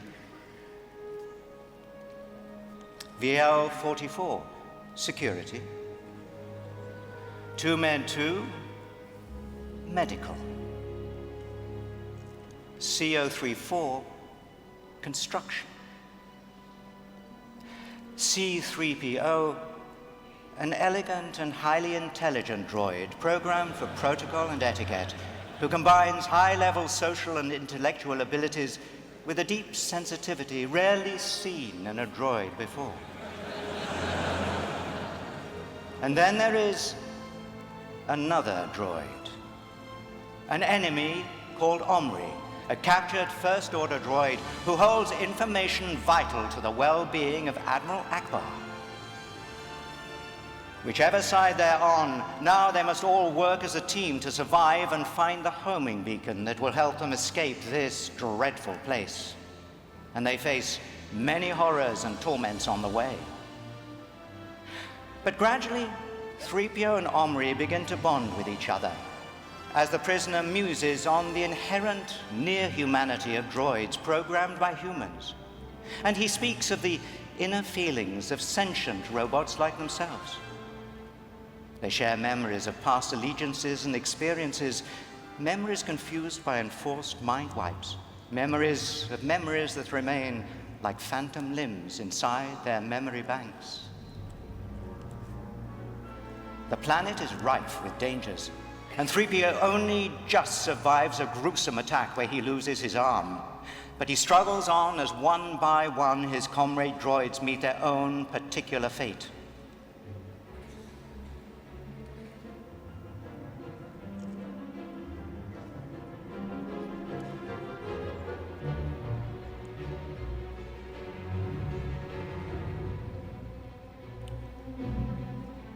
Finally, 3PO and Omri are left alone, and they come to question their very existence as mere disposable machines. The bond between them strengthens as old alliances morph into a growing friendship. The bond that will soon cause Omri to sacrifice himself for his companion and his once enemy's cause. Ridding himself of his First Order programming, Omri steps out in the acid rain that now threatens him and his new friend. As he bravely resets the beacon that will send a rescue to 3PO and save Akbar, the acid mercilessly eats into his metal coverings, revealing the primer code beneath. It is red. Omri is faintly surprised at this discovery as he rapidly melts onto the planet's surface. He has no memory of red. Very soon he will have no memory at all. As a ship arrives to rescue the now subdued and silent 3PO, he retrieves the last vestige of his friend. It is Omri's arm, his red arm. 3PO thoughtfully attaches it to his own limbless shoulder.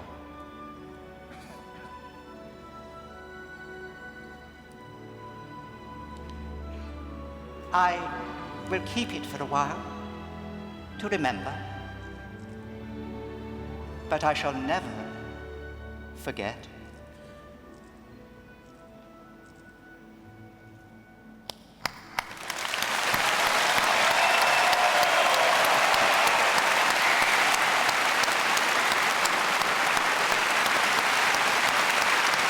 Well, I guess that answers my question. It does. Now you don't have to look at the pictures anymore. I told you the words. Fantastic. Isn't that a lovely story? I was so touched when I read it. I think it's very beautiful because it shows another side to droid life, and we should all care for our machines a little more. And talking of care, that story is about love and friendship and all that kind of thing. And it's because of you guys, your love and friendship over the years, that has kept even Warwick in work for a while. And me, so I thank you for being here, especially at Celebration, how magical, and for being friends, our friends, and all the other cast members' friends as well. Thanks for being here, especially today. Ladies and gentlemen. Wait. Put your arm on. Because out of friendship, I'm gonna do this, Warwick. The honorary red arm. The honorary red, because I know you've always wanted one, haven't you? Thank you very much. Yeah. Well, can I just say, truly, genuinely, it's over now, Warwick. It has been an honour to share the stage with you, Mr. Daniels. We're going home now. It's all right. There we go. Thank you. No, it has been an honour to share the stage with you. Ladies and gentlemen, the legend who is Mr. Anthony Daniels! Mr. Warwick Davies!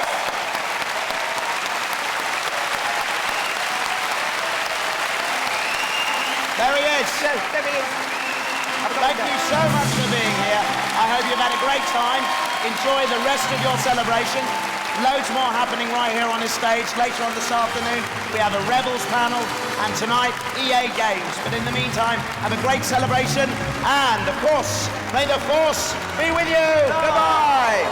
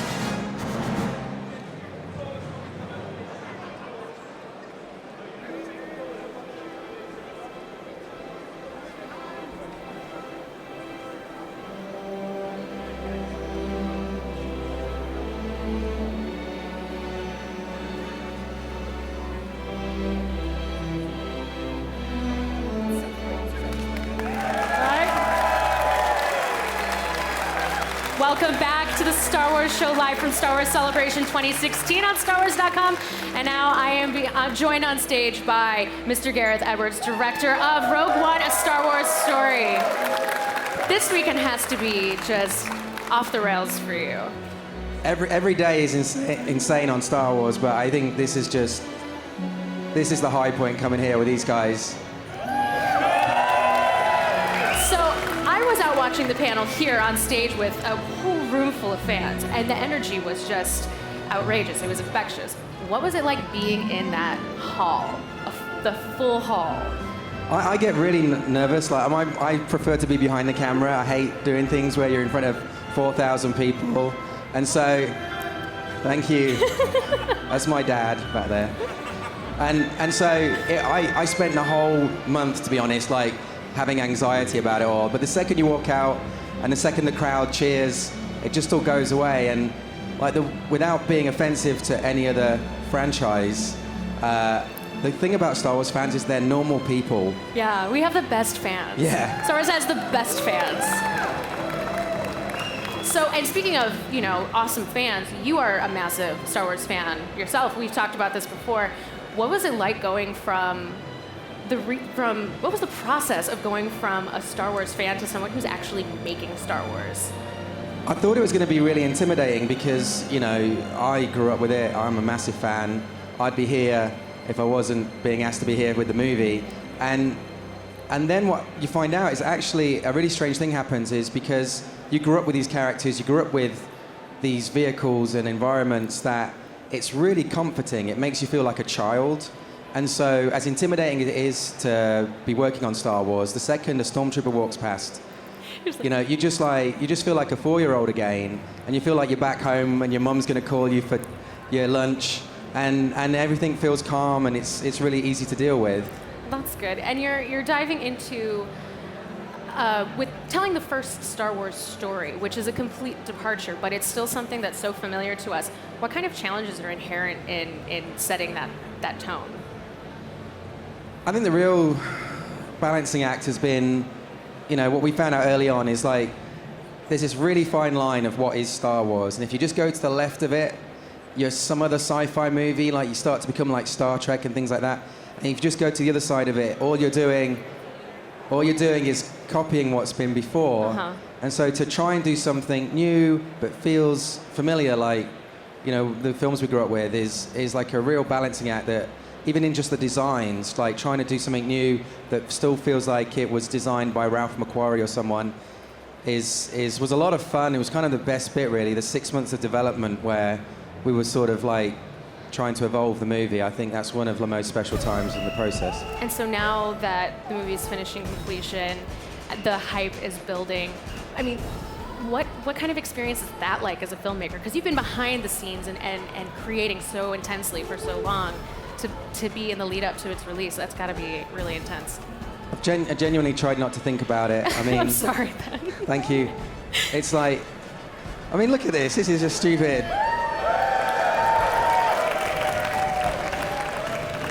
It's pretty fantastic. And some of the designs in Rogue One are really exciting, particularly the Death Troopers. People are really stoked about.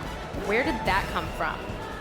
Well, the Death Troopers came from like one of the great things you can do when you get to make Star Wars. You go to the Lucasfilm archives, and you get to go through all the different objects and stuff. And the woman who runs that place gets really bored, I think, because every person like me was going, so is this the Millennium Falcon? She's like, yes. Is this the actual Millennium Falcon that was used in the film? Yes. This is the actual one that was used in the shots. It's not like another one. Yes, that's the one. Okay, Can I cool. touch it? And then it's like, is this the actual X-Wing that was in? Yes. The actual one. This is the one that's in the shot. Yeah. They didn't use another one. This is it. Yes. Okay. Is this the actual lightsaber they use in the? Yes. And like the whole day goes like this, where you go through every single object you can think of. And at the very back of the room, there's these drawers, and it's basically full of all like the Joe Johnston and Ralph McQuarrie original art. There's the original actual paintings that they showed the studio to try and get Star Wars made. And on some of those images, there were these stormtroopers that were really tall and thin, and they looked so cool and athletic. Like the thing is, when you put armor on a stormtrooper, they look like NFL players, and but they were these sleek, like, you know, sort of SAS-looking but white stormtroopers. And so we thought, well, let's try and find some like 6-7 foot tall people that were really thin, and try and figure out a new stormtrooper that can actually hit its target with guns. And they became eventually the Death Troopers. So. That's fantastic. We're really looking forward to seeing them. So when we talked with StarWars.com like 2 years ago, which I know is eons ago in your life. You never called me since. You told us that on your trip to Tunisia, you took a little bit of the Lars Homestead home with you. Are there any little bits of the Rogue set that came home that you felt really attached to? And we won't tell anybody. There was one thing I wanted to steal before the end of the shoot, and I missed my chance. I wanted to steal the Death Star plans. I was like, Don't we all? But it's not over yet. I'm going to try and do it before we reach the end. Well, I hope you get a chance to do it. Thank you so much for stopping by. It was really fun talking Thank to you. Thanks. Gareth Edwards, guys. Gareth Edwards. Amazing. And we will be back in just a minute with more Star Wars from Star Wars Celebration Europe here on the Star Wars Show Live and on StarWars.com.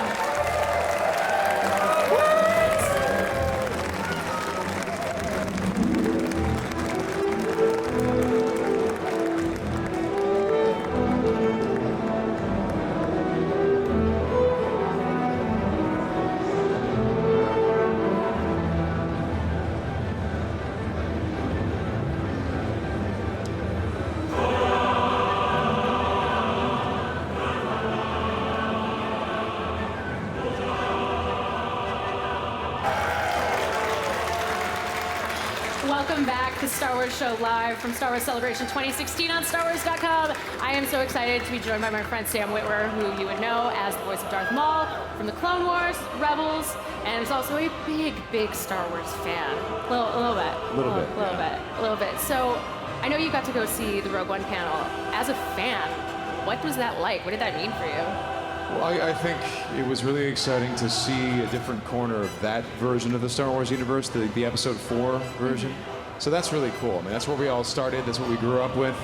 So to see further aspects of that is really exciting.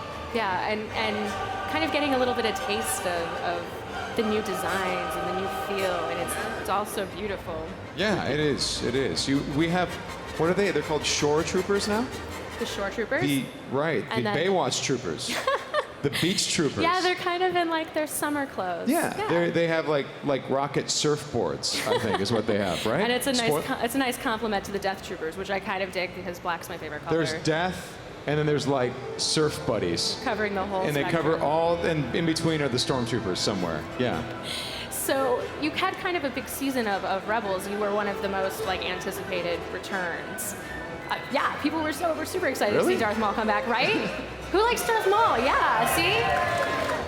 And you know, you played such a large part in that finale. What was it like to come back and reprise that role? It was really fun. I mean, it was different than when we did Clone Wars, because with Clone Wars, between takes, I would excuse myself to the bathroom and just practice, because I was like, how does this go? I don't quite know this character yet. And now it's years later, I know the character, and now we just are doing weird things with the character. That's the fun of it. It's been like, I don't quite know what he's going to do, which is fun. Keeps you on your toes. Yeah, totally. Like he's different now. He's 15 years older, and he's, I don't know, is he a little bit older and he's older? Is he wiser? Probably not. But he's still evil, so that's good. So what changes for you, like in the performance of Maul between Clone Wars and now with Rebels? Part of the fun of it was playing with his age. How old is he? Because we figure he's around in his 40s. 50 to 60, we think. Oh. Yeah, we think. And so at this point, I mean, that whole old master thing, part of the fun of it was like grabbing my throat and having him talk like this. And as the episode wore on, letting it go and letting the voice kind of settle back into a Darth Maul type thing. But we still touch back on that, as some people will see later at the Star Wars Rebels panel. Yeah, can you tell us a little bit about what people can expect today? I can tell you all about it, yes. Oh, cool. I'm going to tell you everything you see in the panel so no one has to go see it. Because why would you want to do that? Well, we are going to be showing the panel here, and I'm really excited about it. Yeah, so. it's cool. They're showing a lot of stuff. We're showing the trailer for Season 3, and there's all kinds of stuff that are going to destroy young minds. And then there's a few clips, and then we're showing episodes 1 and 2 from Season 3. Which we will not be showing, unfortunately. Yes. But Rebels has changed so much in the past season. Like, it's been growing steadily from 1 to 2, but I feel like from what I've seen of 3, which is basically just the beginning, that there's a huge leap and a huge change in how the story is being told. Yeah. Well, yeah, there's some serious things have happened on that show. Not the least of which, Kanan has been blinded. Yeah, good job with that. Sorry about that. Look, I keep apologizing to Freddie. He's cool about it. He's good. That's it's all good. Yeah. I'm glad you guys got past that. Yeah. We're fine. We're Because good. I'm still not past it. I'm not over it. You know what, though? That's how it goes. And so Maul is actually, he's such a complex character. He's got a lot of emotional baggage with his brother and what, you know, Palpatine did to him. What do you like most about portraying this character? Well, these days, I think I like the humor. Because, I mean, in Clone Wars, he slowly developed a little bit of a sense of humor there at the end. And so we've kind of taken that, and some of the ways that he threatens people these days, we think is funny. I think it's funny. Dave thinks it's funny. So the humor to the character, which is weird. You wouldn't think of Darth Maul as a funny guy. But on the other hand, you wouldn't think of Palpatine as a funny guy, and Palpatine's really funny. And by the way, I love your Palpatine. Oh, thank you. Like, that's probably my favorite voice. So we're gonna get to hear a little bit more of him in Rebels eventually. Oh. I don't know. All right, then. Yes, I do know, but I don't know. Well, I guess I won't put you under pressure. Hard to say. Yeah. I'll let you go then. Thank you so much for joining us and have fun at the Rebels panel. I can't wait to see what goes on. Thank you. It's going to be really rad. And we will be back with more Star Wars show from Celebration in just a moment.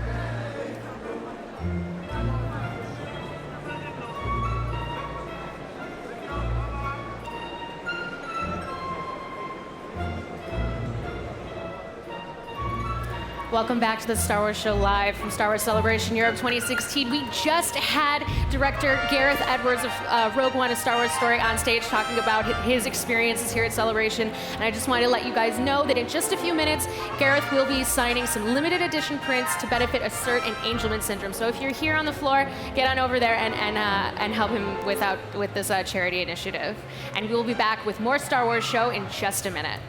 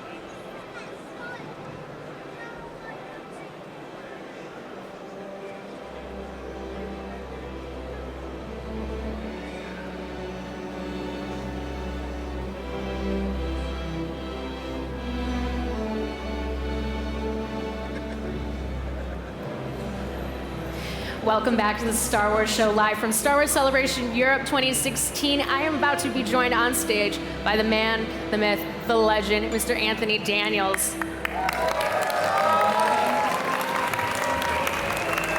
Hi. Hi, it's so good to see you. Wow. Wow. Here you go, that's for you, sir. So you just came off of your panel.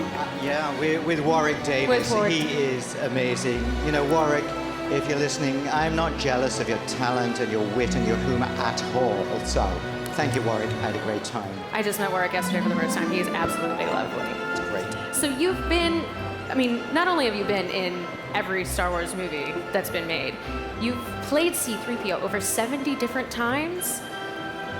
I guess. Yeah. Yeah, it's What is pretty that, amazing. What is it about that character that just keeps you coming back that's so special about him? Well, I don't know. He's a very lovely character, 3PO, because he's not a hero. He doesn't do amazing things, but he's kind of, I don't know, a little vulnerable. He always pretends to know what he's doing, but he's the sort of best friend you kind of like. Not all the time, but you know that if you were in a bind, he would really look after you, sacrifice himself for you. I'm very fond of him. I am too.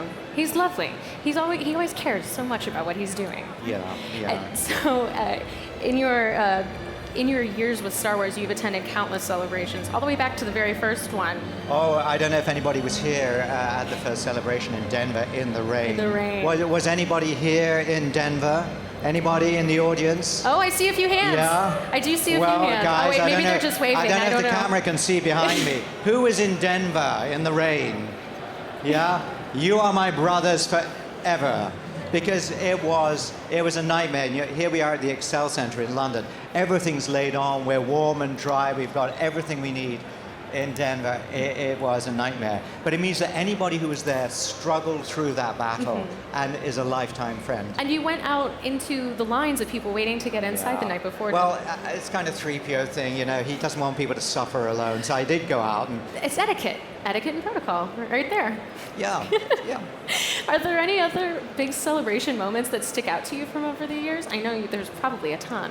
Well, we've done it in quite a few countries now. You know, Germany, I think last year was it, which was fascinating. Or was that the year before? It was the year before. And in Japan was amazing. Because, you know, Star Wars is round the globe now. So I love it because I get to, you know, Australia would be fun, wouldn't it? I think we should do Celebration Australia. I don't know what everybody else thinks. You'll have to put in a good word. I know you know some people. But what is wonderful is that fans come from everywhere. I hear so many languages, so many accents. Unfortunately, 3PO is the one who can speak 7 million forms of communication, but me, not so much. I was going to say, do you feel pressure to be able to... Yeah, you know.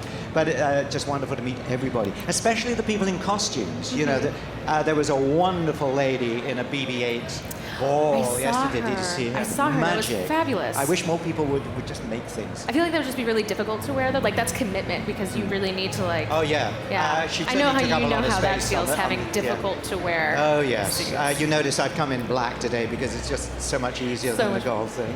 But you were wearing your nice sequin gold blazer. Was that a new one?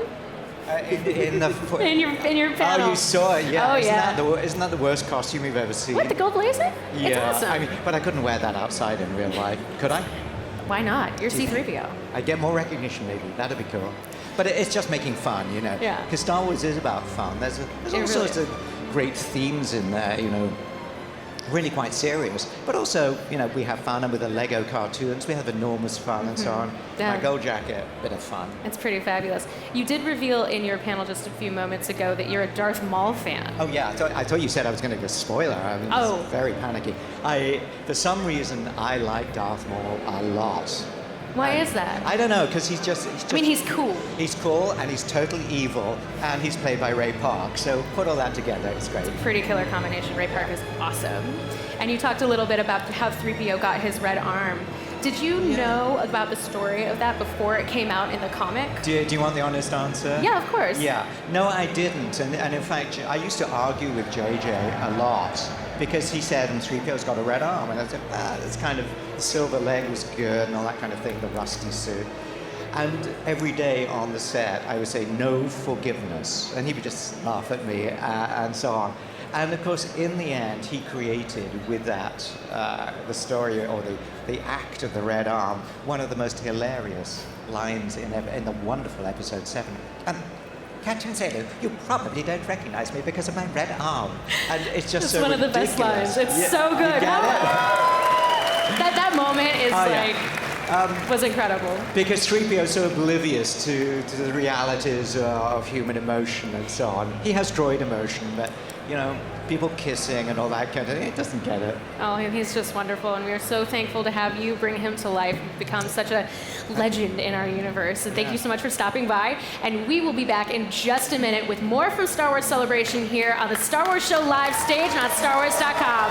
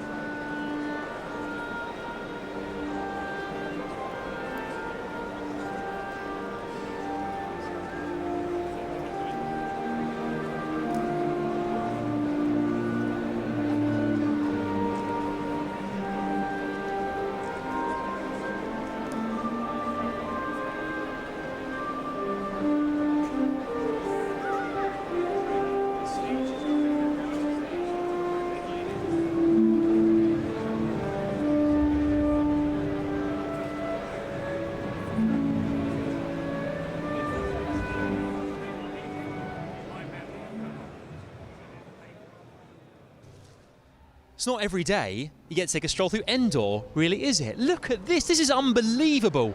We're here to talk all about Propel RC racers. Let's head over to the show floor and find out what the fuss is all about. Right now I'm here with Carl England, who is the International General Manager here at Propel RC. Carl, can you tell us exactly what the Propel RC Star Wars races are?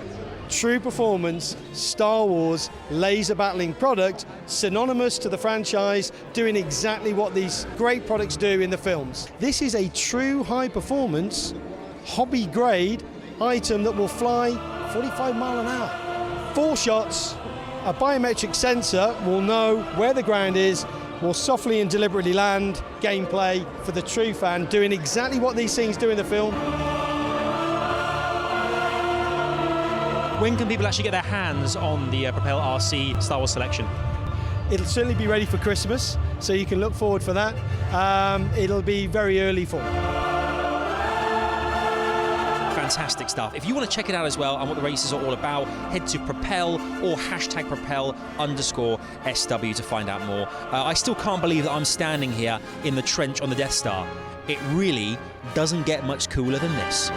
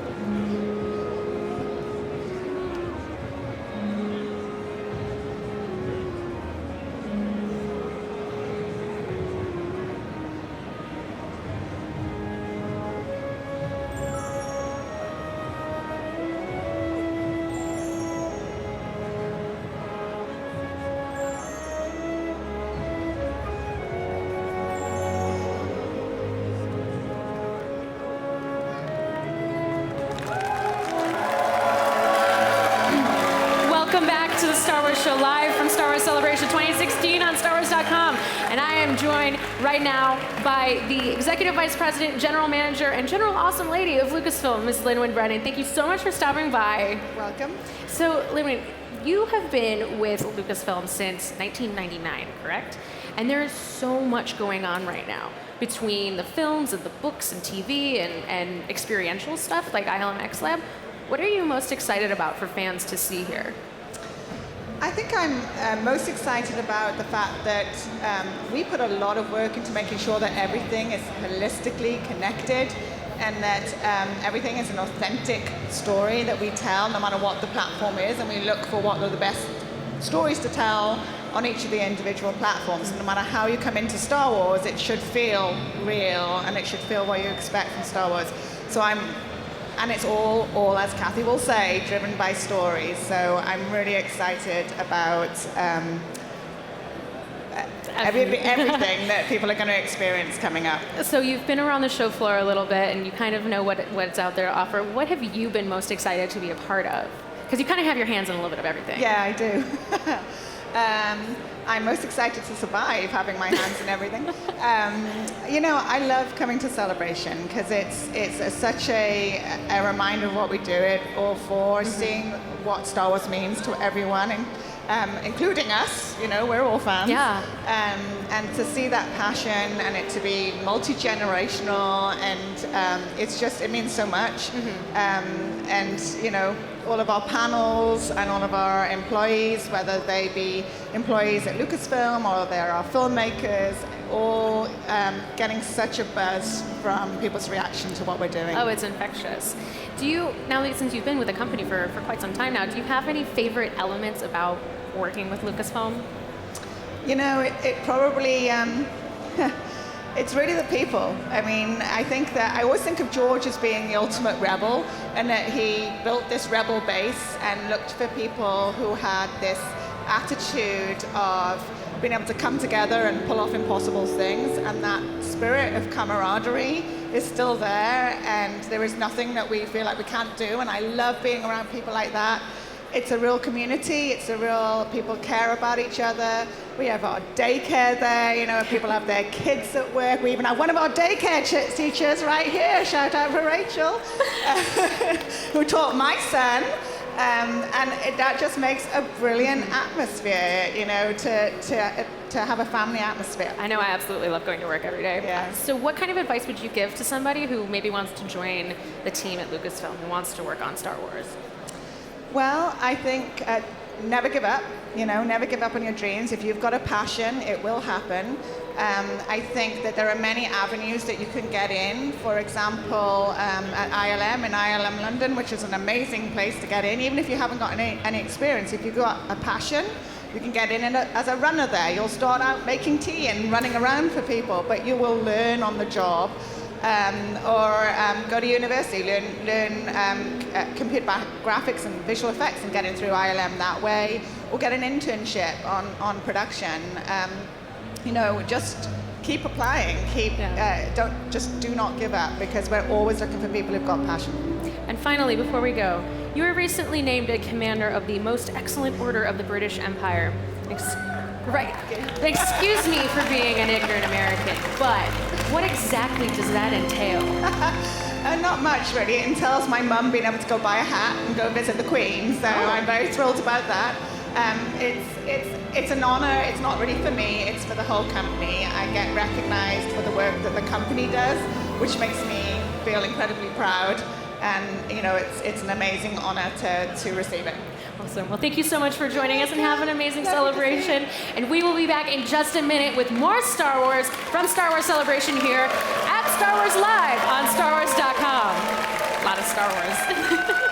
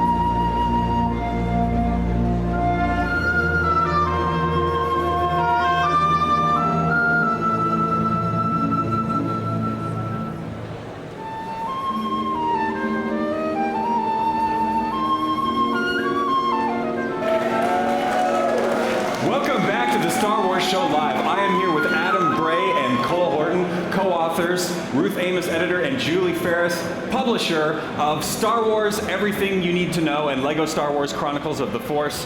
Thank you very much for being on the show. Happy to be here. Thanks for coming out today. Having us. Now, if you've seen the Star Wars show, you know we have a segment called Everything is Important, because everything is important in Star Wars. So how do you go about approaching a book titled Absolutely Everything You Need to Know? It's really overwhelming, actually. It was, I've worked on a lot of books and a lot of subjects, and this is the hardest book I've ever done.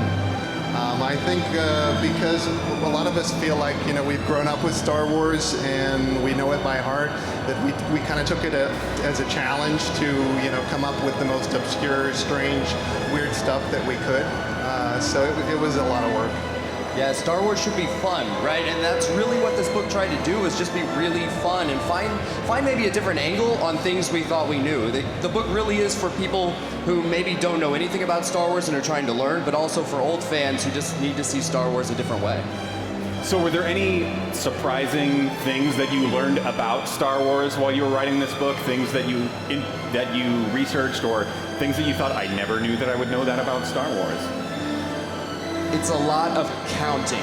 There are so many facts and figures in this book, and I found myself at one point trying to figure out how long is Jar Jar's tongue, right? And I'm actually at my dinner table, like with a measuring tape, trying to figure out. So you're like referencing the Phantom Menace, like, okay, if Qui-Gon is here and Jar Jar is here and the tongue is there. With a bowl of fruit in front of me, absolutely. You gotta get all the factors in there. That's right, and you want to be precise. You want to get it right, because readers know if you don't get it right.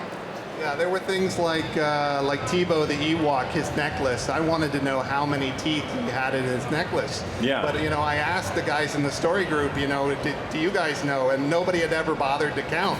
And there weren't really any great photos, so I had to scour, every photo of Tebow at every single angle and try to cross-reference how many of those little teeth were around his neck. Yeah, stumping the story group, that's not easy to do. Well, and there's so much information.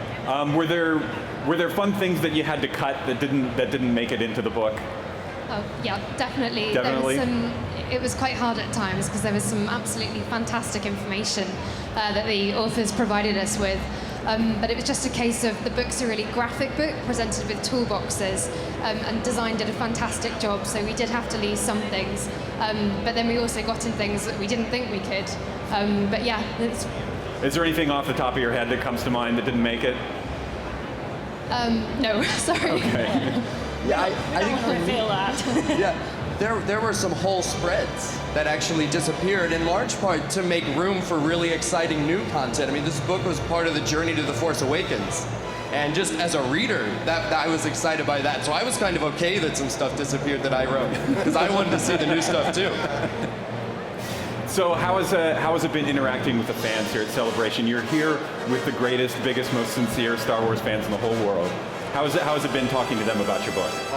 That's the fun part, just because everybody's so excited, and they're so supportive too. That's the thing about meeting Star Wars fans. Every convention, it's like meeting your family, your relatives, and the relationships that we create with other Star Wars fans after successive events. I've really valued that experience. Yeah. And we have a DK stand, which is just opposite the Rogue One costumes. We've got a great spot, and we have lots of our amazing books there, and we have author signings, so do stop by.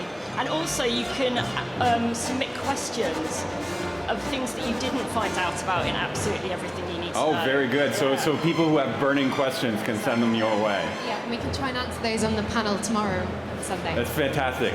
So if you're at the convention, you can come to the panel tomorrow to interact with these folks. Thank you so much for being on the Star Wars Show. And stick around, more Star Wars Show Live is coming at you in a second from Star Wars Celebration Europe 2016 on StarWars.com.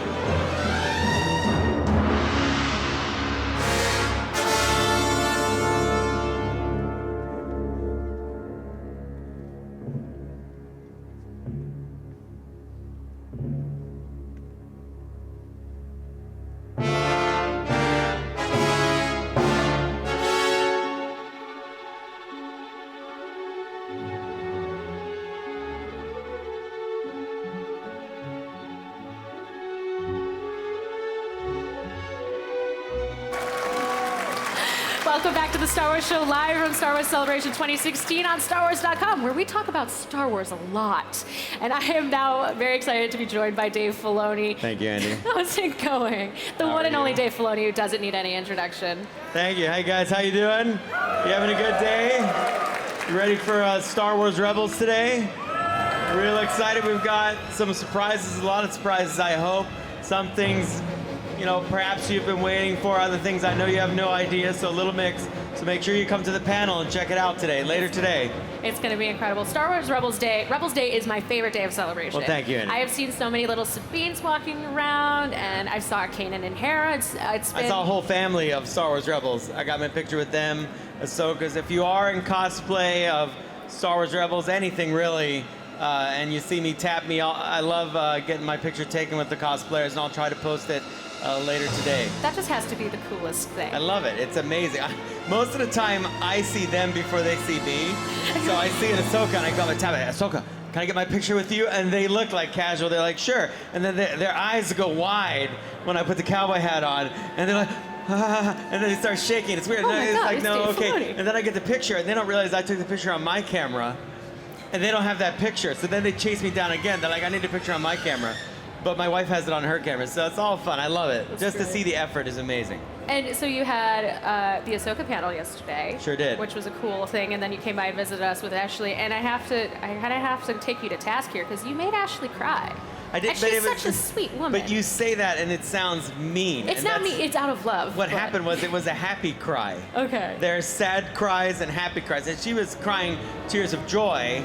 You know, that's what she was doing, because she was so happy to be living this moment. She didn't know what's going to happen in this show. So I've made her cry out of sadness before, like when I tell her Ahsoka died and all that stuff, and then I say, no, just kidding, and I keep her on edge like all of you, and that's fun for me, because, you know, I have so little fun. Look, there's a tiny, like, baby Krennic.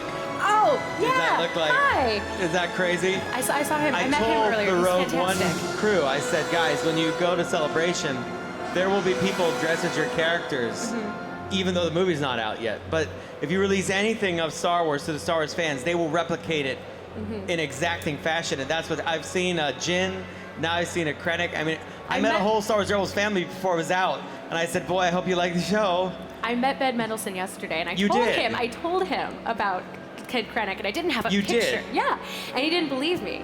And I was like, Star Wars is one of those things where people just latch on right away. It's true. And what is it like creating stuff like that? I mean, you hope they do. You never know. I mean, once you see someone latch on, like little Krennic over there, you go, boy, I really hope you like that character. That's the thing I think. You know, if I know something about the character and they've got it wrong, I'm like, yeah, that might not be how that goes. But it's kind of fun, too. I'm a fan like that. I always like the more obscure things, like Plo Koon. Everybody knows like Plo Koon. He did absolutely nothing in the movies. Absolutely, he sat in the chair like 3 different ways. That was it. And but as Star Wars fans, we love that. We loved every character in the cantina growing up. My favorite Imperial is the AT-AT driver. Right. Like the only successful Imperial forces. And we talk about this. It's not Rebels related, so I know that rather I talk about Rebels related stuff. But I say you can say AT-AT. You can say AT-AT, completely. And you can say Walker. I'm for all 3. Me too. And that's canon, because in the show, We got that. I have Imperials say Walkers, I have them say AT-AT, and I have them say AT-AT. But you get these extremists that just want to say it's one way all the time. But when you're running down a hallway and you're saying, get the AT-ATs after them, and then you realize, okay, but which one? Well, AT-AT 456. And then I got get AT-AT 456 after the Rebels immediately. Which one? AT-AT 456. That's why the Imperials never get anywhere. They're too technical. And then the Rebels are like, the Walkers are coming, let's get out of here. And they're gone. So that actually brings up another interesting point. Go ahead, what do you got now? Because I've gotten a lot of flack for this, for how I say it, but how do you say Hera's species? Oh, I saw this on Clone Wars. It's a Twi'lek, you say Twi'lek, I say Twi'lek. There we go. Right, so I said both in the show. See, we're just clearing up When so many it Star came Wars up on arguments Clone right Wars now. and we went to Ryloth, and I said, well, and I forget which, but I said in the Southern Hemisphere, they say Twi'lek, and in the Northern Hemisphere, they say Twi'lek. Because that makes it a real thing to me. Right. When everybody in the galaxy pronounces everything the same, I'm like, that's ridiculous. That doesn't make any sense. Like, people have different inflections and people say different things. It actually makes the Star Wars universe more believable and more real that people say things in different ways. Like I've met so many different people, and they have slightly different pronunciations here of certain Rebel characters because that's from the inflection of their voice or their native language. And I think it's great. And sometimes, honestly, it sounds cooler than how we named it. I'm like, dang, I wish we called it that. So remember, only the Sith deal in absolutes. So this is more of a Jedi way of thinking. So There we go. I like that. I've always been of the whole, it doesn't really matter that much. That's right, yeah. That's what you like as a fan. That's something Star Wars fans always says. We can be as broad with as we want. Like the Mandalorian mercs have a vast array of costuming they can do. They can do anything they want with that armor. That's a whole big part of the fun. So back on topic of Rebels. Rebels, the show. Okay, Yeah, yes. Rebels. That one. So Rebels has been growing so exponentially since it started. The cast is more developed, the storylines are bigger. What can fans expect to be different about season 3? We have a whole panel that's going to address that really? later today. Oh. Like the whole thing in depth. There'll be lots of. We are going to give a lot away because I want people to tune in. So we have a couple clips. We might have, a trailer. And yeah, to say that, you love at a panel, they always hold on like, oh, they're not going to show a trailer. It's like, and they want everybody to go, oh. And then they're like, just kidding, we're going to show a trailer. Like, is that a surprise anymore? No, of course you're going to see a trailer of Star Wars Rebels Season 3. And a really good one. Yes. Made by my buddy Kevin Yost. There's probably somewhere in programming going, why did Filoni give that away? Well, it's not a giveaway. It would be like a major disappointment if we didn't, right? So, I mean, come on, let's show it. And we're going to show a lot of interesting things there. I won't say what, but a lot of interesting things will come up at the panel. I think they're interesting. I'm a Star Wars fan, so I hope that means they're interesting to you guys. We'll have to wait and see. I think one of the coolest things is that seeing the fandom for Rebels grow so much over the years. Have you seen a difference in the celebrations for you and your team? Yeah, there's a lot more. I tend to judge it by like cosplayers and T-shirts. And there's a lot more cosplayers of Rebels. There's a lot more T-shirts, which is always good. And but like I said, I like seeing weird costumes. I like seeing interesting ways fans dress, rare T-shirts that you never see, and you just wonder, where did you get that? I mean, there's so much available to us now as fans. It's kind of a golden time to be a fan because if you can dream it, you can find it. You can get it made somehow. You can get it 3D printed. If you want an actual prop now from the movies, you can just have them printed out. I mean, what a time to live in where, Seriously. We had to sit there. Remember, you don't remember because I'm older than you. A little bit. A lot of it. But it's all right. Very nice of you. Thank you. But the reason that the Hasbro, the Kenner, it was called Kenner back then, you didn't know, card back. I know now. That's okay. You read it in a book, though. I experienced it firsthand. And the reason the card back was so important was it was one of the only photographs of the character you would have. Right. That and like the story of Star Wars storybook or the record. So those are the things we had, and we would play the John Williams music to recreate the story in our minds because we didn't have, you have these things that a disc you put in a machine and it plays an image. We didn't have that. We would see the movie in the theater. And you had to walk uphill. And then we had to watch it in the theater again. Star Wars was in the theater for a whole year. The first one, I call Star Wars, you called A New Hope. That was in the theater for a whole year. So make sure someone brings my walker when it's time for me to leave the stage today. My back is starting to hurt talking to you, but it's all right. So have you seen a favorite cosplay? Have you gotten a chance to really walk around too much? I can't say favorite. I can't. No, I don't get to walk around much anymore. Yeah, I know. You're super busy. I can't see all. I have to crawl in here at like 6 in the morning, 8 in the morning before everything's like some type of little, Christmas gnome and sneak around and look at all the booths because I can't move across the floor. It's so crowded, and I like to talk to everybody. Yeah. That's just, I get it from my grandfather. I like to talk to people, say hello, and they traveled from where, and it's interesting to me. So, but have I seen it? I don't know. I mean, I like all the Ahsokas. They're always cool. I like to see the various techniques making them. Those are great. I was at the cosplay contest last night. Oh, cool. I was a judge.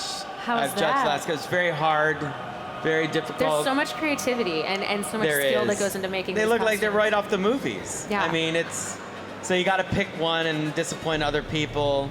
I don't know why I agree to judge that every year. It's so hard. I just feel so compassionate for the people that make it, Yeah. We picked a winner.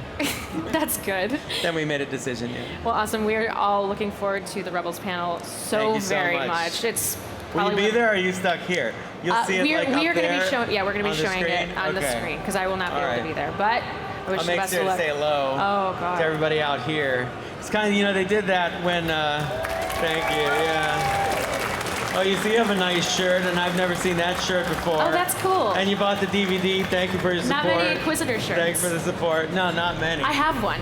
And You have an Inquisitor I do, shirt. and I saw it, and I was like, I don't see these. I need it. You know, now and it's a little something- boy shirt. Let's talk about my secret agenda, which is the Loaf Cats. I bought my Loaf Cats already. You bought your Loaf Both Cats, of them. so they have these in the Celebration store. Now, I really hope they sell out. That's just my secret wish, because there's not a lot of Rebels merchandise in the store. I don't know if you've noticed. I noticed because I make the show, and my crew that's here notices because they make the show. So the Loth Cats hopefully will sell out.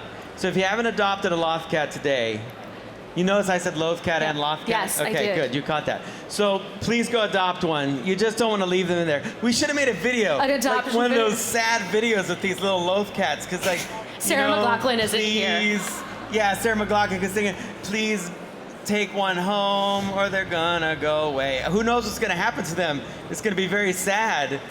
We should make that later. That could be like a Star Wars show exclusive.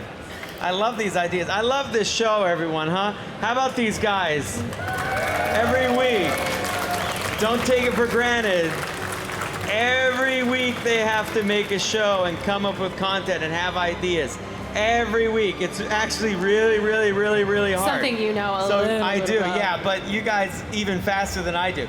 So click on it, watch the show. I don't watch it, but you guys should watch it.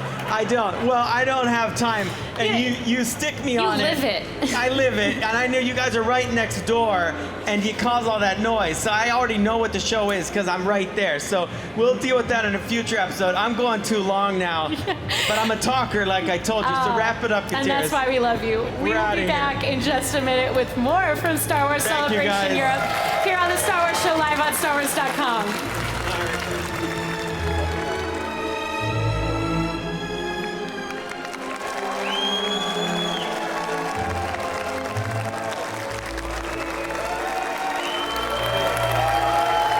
Wow, the energy here is absolutely insane right now. We are about to go live to the main stage for the panel that I have been waiting for all day, and I know a lot of people here, Agent Callus, Sabine, Ahsoka, they've been waiting for it too. We are going to go live to the Star Wars Rebels Season 3 panel. Enjoy. Woo! Season 3 of Star Wars Rebels. Cool characters. Cool characters. Anybody else?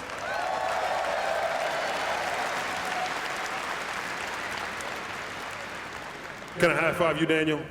Boom. Give it up for Daniel, everybody. Thank you. Cool characters. All right, let's walk over here. Any other young people? Rebel fans? Rebel fans? Oh, look at this little guy over here. Oh, look at that shirt. Look at this little guy. Coming over here to him. All right, he's got his shirt on. All right. Hi. How you doing? Come on down here. Look at these Rebel fans. He's passing them along like Lion King. This is cool. All right, come on out here with me so we can get a good, I'm gonna interview him. Hey, how you doing? Okay, awesome. All right, okay, come on out here. Ooh, look at Kanan right there. Let's get him in the shot. Let's get him in the, ooh, look right there, awesome. High five him, high five him, high five him. Nice. All right, what is your name? Lucas. Lucas, how old are you? 5. 5 years old, Lucas. Show everybody your shirt, Lucas. Point at that shirt like this. Point at it, and then do a thumbs up. Yeah.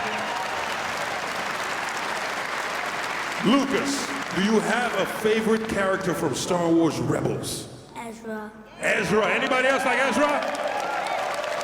Nice. Well, Lucas, are you excited about Season 3? Yeah.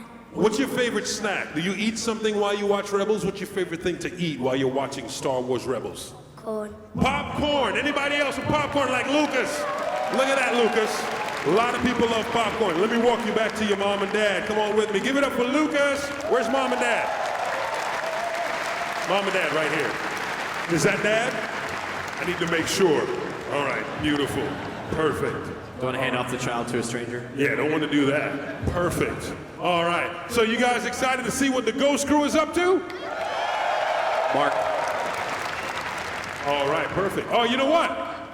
We know that we want season 3. Yep. So I got a little song. Elliot, he's going to set that up right now. I'm ready. As we get ready. You ready to go? Rock it out, man. Let's have some fun. I think it's very appropriate for Star Wars Rebels. Season 3 coming up. Come on, let's get clapping, everybody. It's a party here at the celebration stage. Yeah. Remember, we're going to show you some things you cannot record. Security's here. Make sure you just enjoy it. Mark. All right. Well, we're about to get started. So here we go. Ladies and gentlemen, there's been an amazing moderator here on this stage for every show. So, please welcome to the stage for our Star Wars Rebels panel, your host with the most. He defeated the Empire as Wicket the Ewok. He destroyed the evil Queen Bath Morda as Willow. He danced with David Bowie as a goblin. He taught Harry Potter to be a wizard as Flitwick. Splendid. And then he shut him in a vault as Grimhook. He depressed a galaxy as Marvin. He did some Elvis as the Leprechaun. Thank you very much. He wore a big beard as Knickerbrick. He danced a jig for Johnny Depp. He traveled abroad with an idiot. What are you doing? And he stood in a bin with a face for Ricky Gervais. He's 3 feet 6 inches tall, wears UK size 4 shoes, and has blue-green eyes. He has 3 employees, has his own app, and has already written his autobiography. He could have been in Lord of the Rings, Game of Thrones, and Iron Man. But he wasn't. Instead, he's here now. Ladies and gentlemen, please welcome your host and his disproportionately large ego, Mr. Warwick Davis.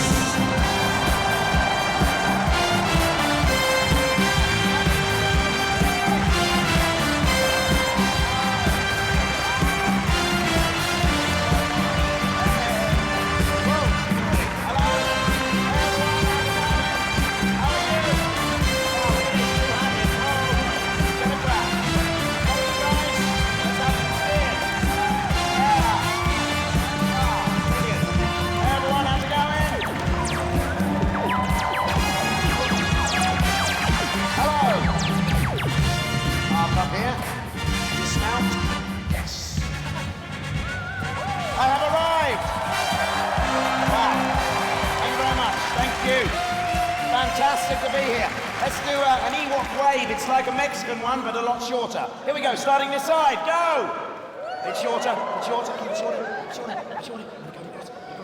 It's getting shorter as it goes over here. Fantastic. An Ewok wave. The first ever one right here at Celebration Europe. Fabulous. So, are you having a good time at Celebration? Yes. I'm having an amazing time here, and it's you guys that make it so special. It's fantastic, and I've been asking you to tweet your memories under the hashtag SWCEPics, and we've got a few to show you now. Let's see the first one. There's a couple there, and that was just a few minutes ago. They're right in this room right now. Where are you? No, they decided to leave. Over there. There's more than 2 hands gone up. That's strange. Okay, what else have we got here? There we go. Oh, that's me earlier on stage with Anthony Daniels, who hijacked the beginning of my show. So that's that one. And what else have we got here? Ah, rather odd. And he actually tweeted that of himself. Okay, fantastic. So yeah, let's keep those pictures, those memories of Celebration coming. It'd be great to see them. Right, so we're all here to talk about Rebels, which is fantastic, isn't it? Now, Season 3 left us all in a bit of a spin. We saw the demise of a few baddies, brought back Darth Maul, blinded Jedi Kanan Jarrus, and it left us all wondering what happened in the epic battle between Ahsoka Tano and Darth Vader. So hopefully, Season 3 will shed some light on all of this. But in the meantime, maybe I can persuade the creatives behind Rebels to tell us some more. So please give a forceful welcome to Supervising Director Dave Filoni and voice actors Tia Sakar and Sam Witwer.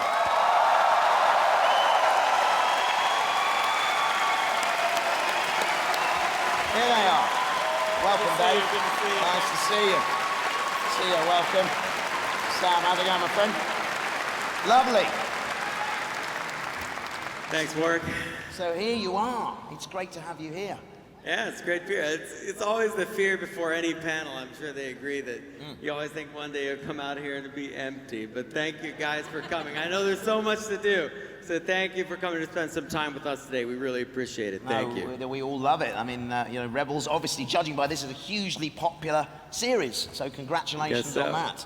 How does it feel? I mean, it's just so fantastic, the work that you all do. But to come here and actually see the kind of the people that enjoy it and meet them face to face. It's one thing working in an office on the series, but then coming here, it's great, isn't it? It feels pretty great because we get to interact with you on, you know, on social media and things, but to get to actually meet you in person is so gratifying and exciting and fun. So hello, thanks for being here. So Dave, the question on all of our lips is, did Ahsoka survive the battle with Vader? Right out the gate. All right, so we'll get this one out of the way. You know, I always think I have it, and then look, Yoda says a lot of things to Anakin. You know, death is a natural part of life. Miss people do not, mourn them do not. The conflict with Vader and Ahsoka is something that we had prepared for almost a decade, and it was something I had discussed with George Lucas over different periods of time. And then finally, what's amazing to me is we actually got to do it. And that's something that when, I'm sure you know, creating series and characters, that you're never actually sure when you have long-term plans for a story arc, what you'll actually get to tell. And when Clone Wars ended, I was worried there's like, well, I guess any hope of establishing that and making that happen was going to go away. So we had a great opportunity when Rebels came about to actually tell that story. And we took our time, and I think we really did it right. And judging from the fan reaction, I think they'd agree. And the only thing I've said is that most likely when it's a character I really like, and obviously I like Ahsoka, it's going to be hard to kill her off. If it was someone like Vader, that would make sense. But I'm not going to say in what way, but it's likely that you might not have seen the last of Ahsoka Tano. Let's just say that.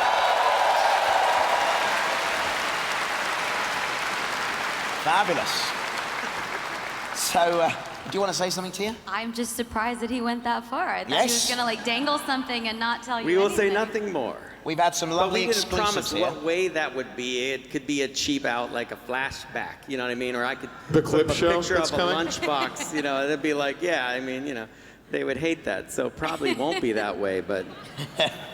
So now looking ahead to season 3, I understand that a couple of characters got some new looks. Yeah, they did, for sure. There's Kanan. You can see Kanan there and still blind from his encounter with Sam.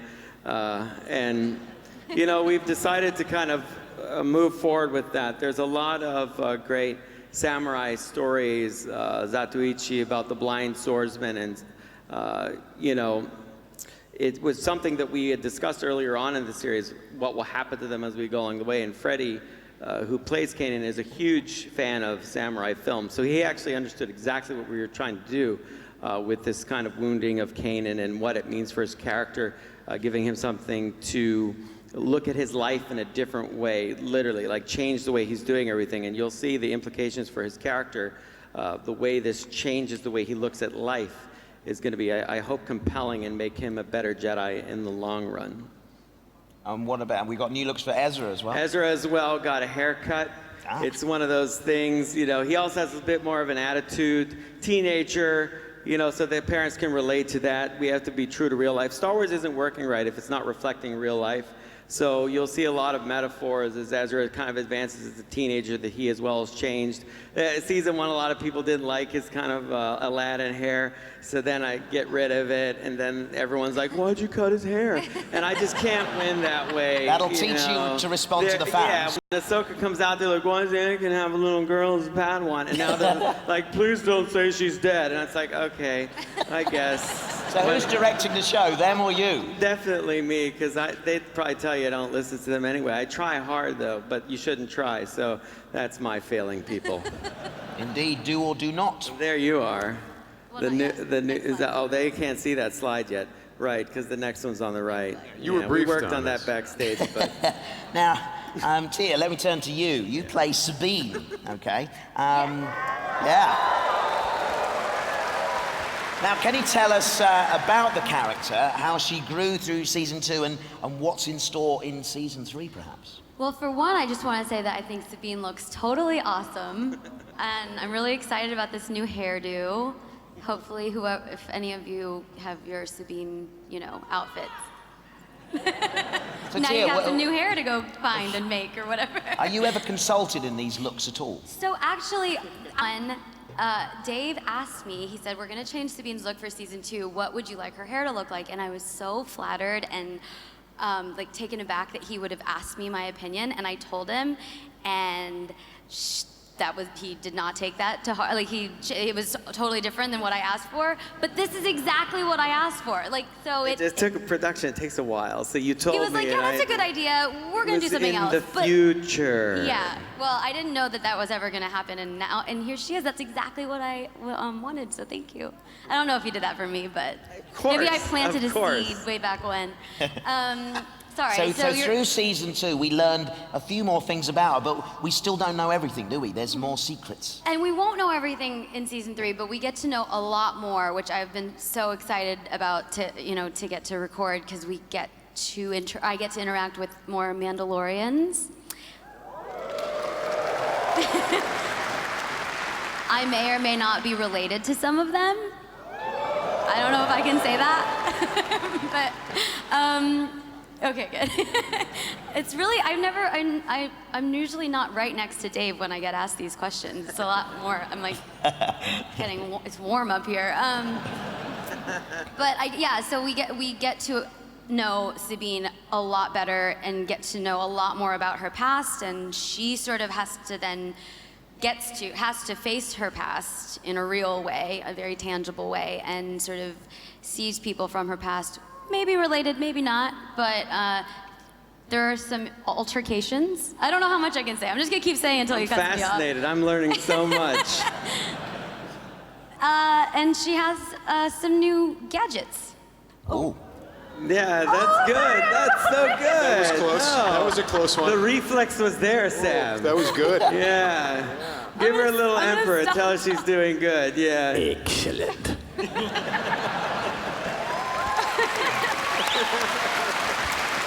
Well, I'm excited to say that we have a Series 3 clip. A clip? Yeah. Yeah, Dave, we do you are want to set very this up for us? forthcoming here. We don't have many shadows here because we want you to watch the show when it's on TV. So here's a little clip from season 3 of Sabine in action, I believe. Okay, let's see it. Say it. I swear that you're a fool. Topper, now! Whoa!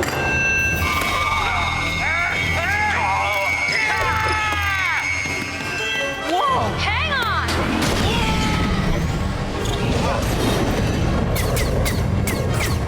I want those rebels alive!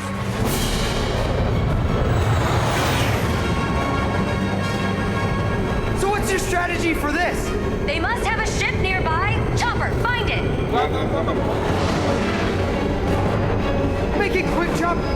cousins are coming. They're flying faster than us.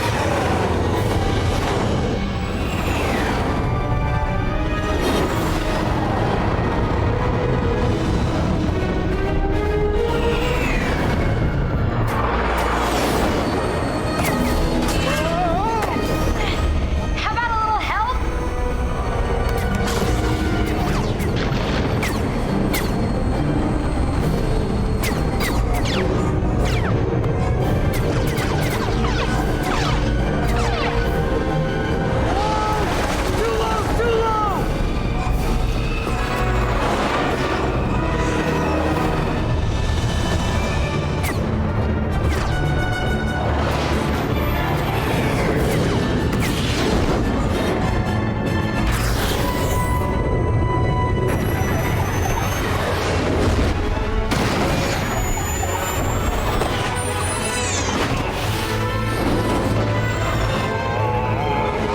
Cut them off!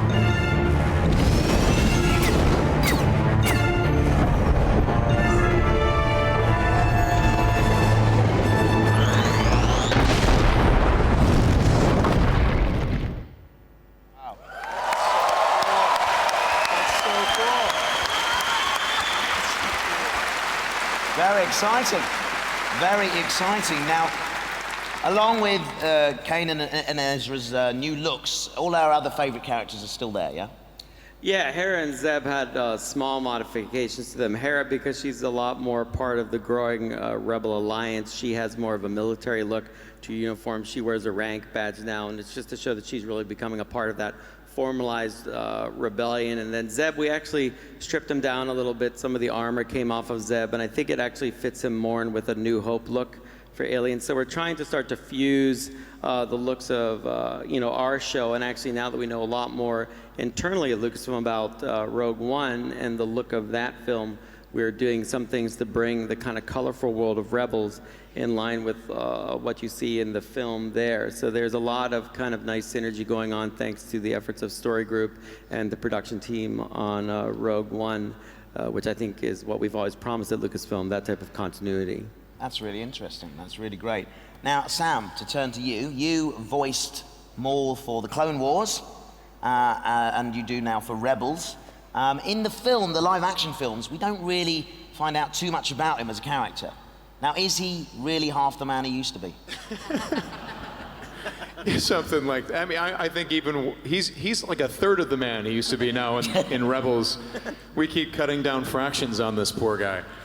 But yeah, oh, look at that. That's interesting. That's cool. We got Ray Park up there. The guy who I have, I owe everything to.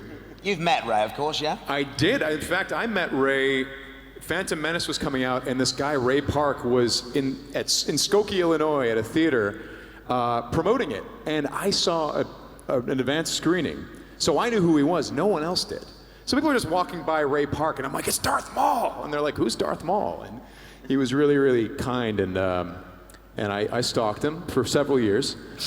That's so believable. It's true. It's true. No, I actually am, funny enough, I kept running into Ray before this all took place. I ran into him at fast food places, all these different places. I'm not even kidding you. Cons. Ran into him. Yeah. At his house, stalker. in his bedroom, at night. It's weird. Such a coincidence. Wow. So weird. What are you doing here, Ray? It's like, Sam, go home. It's late. And then it's only gotten worse for him since I started voicing the character, really. No, yeah, it was just it's been really cool. I mean, it's like the same process with Clone Wars. Like, Dave will come to me with an idea that just doesn't work. And as you know, the actors need to really make it into something that is worthy of the Star Wars name. Yes. For you guys. We do it for you. And we do it for Dave to save. Opposite of how it goes. Yeah. Really? I'm not sure about that. I don't know. So why do you enjoy playing this character, Sam? Oh, God. Well, the coolest thing, I think, that David Filoni.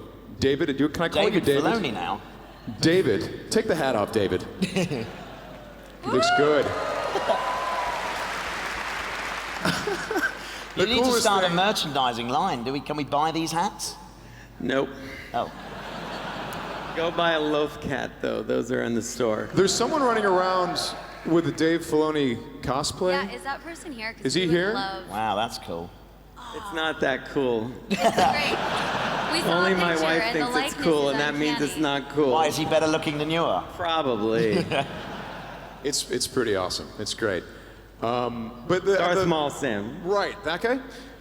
The fun of this guy is every time he shows up, since Clone Wars, every episode we've had an opportunity to do something a little different with him. At first he's this crazy guy in a cave with spider legs, and then he becomes a little bit more the Phantom Menace Darth Maul. Then he starts becoming this kind of general tyrant character, and now I don't know what he is now. He's something else now. What would you say he is? Maul is now coming to grips with kind of what his life is about, what it's been, what he thinks it means, and he's searching for a purpose. He's searching for some type of existence because he's kind of failed again and again, and he was so close to having the power of the galaxy at his fingertips, being second in command to everything, and he's fallen several times from that grace. So now he's a bit in between. He's still on the evil side of things. He'll never truly be good unless he can find the selfless resolution, which is highly doubtful. So that's kind of where we're at with him as we go on this journey with him in season 3 to see where it goes. And what's sad about that is that, you know, he trained his whole life from a child to become this Sith apprentice, and then in Phantom Menace he's reaching some power, and then he gets knocked down. Clone Wars, he builds up that power, and then he gets knocked down again, and so now he's on his way up yet again, and we're going to see what happens with He just hasn't learned his lesson, has he? Basically. Really. So what's his relationship with Ezra? Because that's what we're going to sort of start to see develop, are we? You mean my apprentice?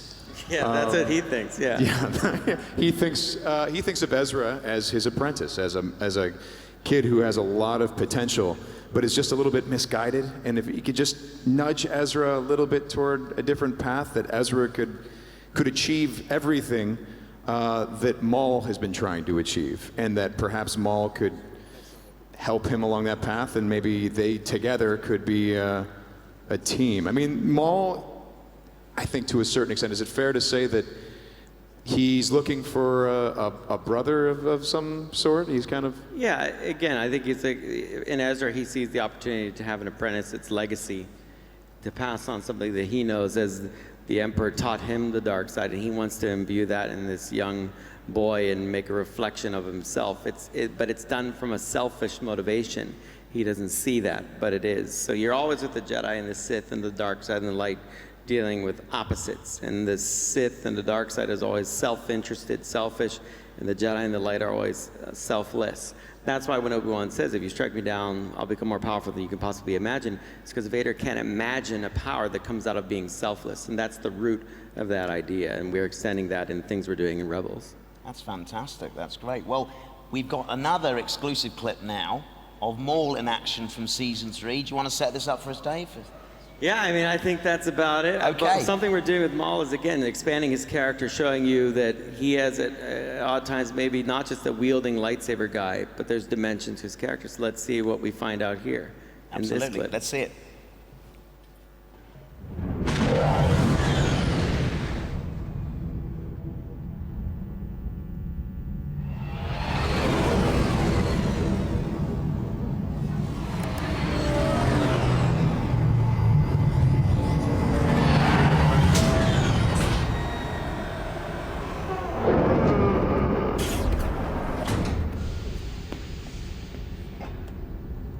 Over here, Master Jedi. Just follow the sound of my voice. Easy. Welcome, my young apprentice. I trust you found the Sith holocron illuminating. I don't see our friends. They will remain my guests until we conclude our business. I will take you to them now. Escort my apprentice to the command center. If you attempt to escape, or if the droids are deactivated, your friends will die. Good to know. This way, Master Jedi.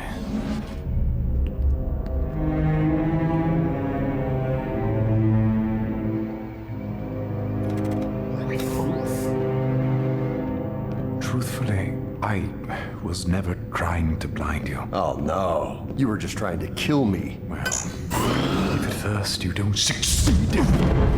Hey, try again!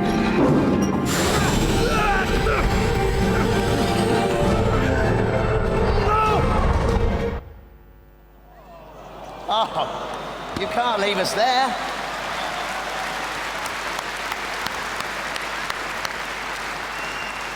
David Kanan over there is not happy about that clip. Sorry, Kanan. I'm so My sorry, man. dude. That's all right. I'm so sorry. A lot of episodes, you might come out of it, but who knows? You know, I've killed people and characters before. So that sounded strange You the look way I great, said though. that. That sounded strange. I got to be leaving, so continue quickly. You're not going anywhere. Well, I will continue with... I'll give you a trivia quick, though, before we start. I Yes. said continue, now I've taken it back. Go ahead. But I've done that. The set that you saw there, that they were acting out on the characters, is actually something from Clone Wars. That was a set that we were going to use in season 6 or 7 that continued Darth Maul's story. So that was for an upcoming episode in Clone Wars, and when the production team and I were going over how we could do these episodes in Rebels, I said, well, we had that old set, how far did we get with it? And we looked at it, and we said we could use it. So we tweaked it and painted it up to look like Star Wars Rebels.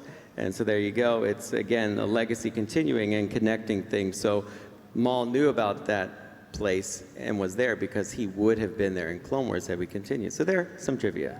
Wow, that's great. I mean, I love the way you talk about a digital set like it's a physical set, you know. That's how I was taught to think about it by George. Everything that we discussed as I was brought up, you know, in filmmaking by him was live action centric thinking, because that's how he thinks. So he didn't know any other way, so that our communication existed on that level. And, you know, it really helps CG production, actually. Absolutely, absolutely. Now, we got another exciting exclusive here because we are the first people to enjoy the trailer for season 3 now as well. The trailer, right? We're right into it, You're spoiling us. We might as well, because I like to show something and then talk about it a bit. Okay. Why not? We got you here, we got you guys here. So let's show this trailer and talk about it, and let's just take a moment and let's just expand the universe a little bit, shall we? Let's. Here we go.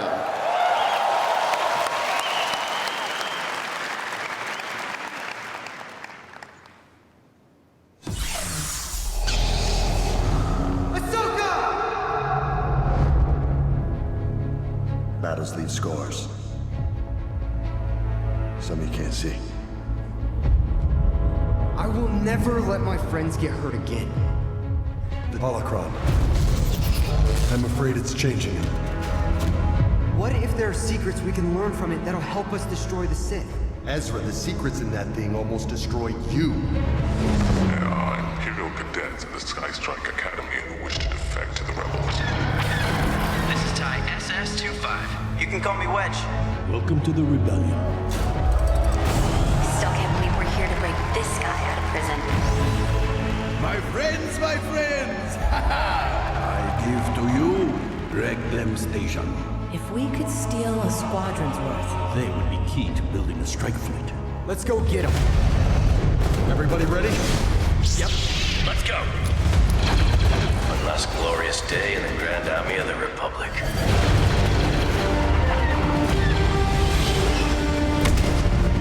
Flying stormtroopers?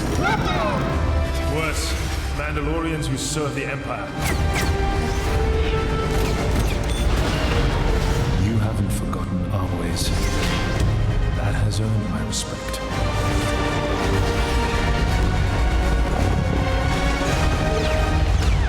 so what's in it for you two? Riches untold, that sort of thing.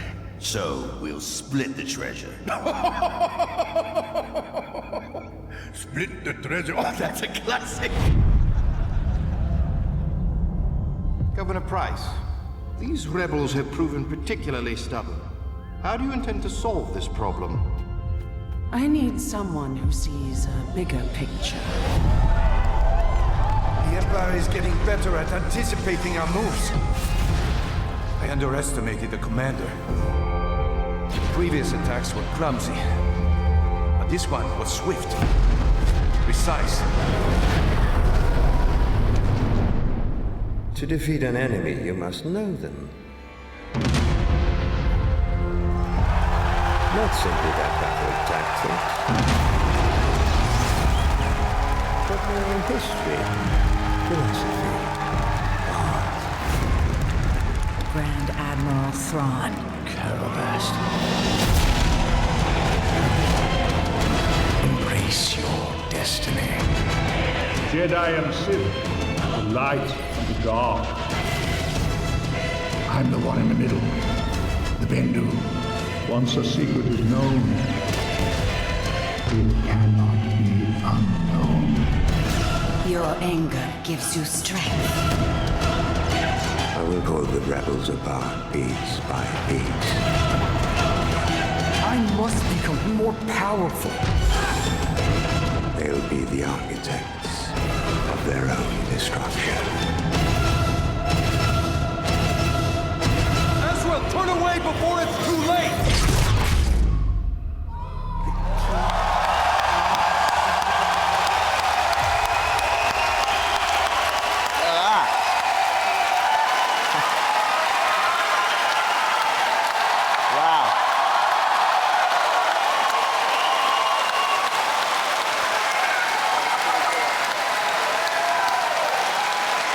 Amazing.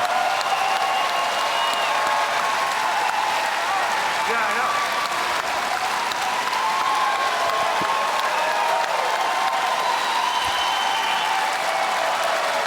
Well done. Congratulations. They love it. So, now I noticed in there, yes, there's a new villain in there. Is there? What can you tell us? I don't think they caught it. Do you think it was very subtle? Well, I mean, where to begin? Where to begin? No problem, guys. We got your back at Lucasfilm. We're all good. Look, you couldn't have grown up a Star Wars fan without encountering Thrawn in Heir to the Empire. It was a significant part of most of our lives growing up. There was a dark time where there weren't new movies and we were looking for new material, and all of a sudden there's a trilogy of books called Heir to the Empire. Blew our minds. Like, how could there be more? So that was significant. It was significant. And I have to say, you know, it was always on a lot of our minds when we started Rebels, and we're in this time period. Head of Story Group, Kiri Hart, and we have a lot of like-minded things that we would want to see in Star Wars, and one of them was always Thrawn. So we tried to strategize on when it would be best to bring him in, and if we go back one slide if we could, but it was important to do it right, to kind of build the series in the right way.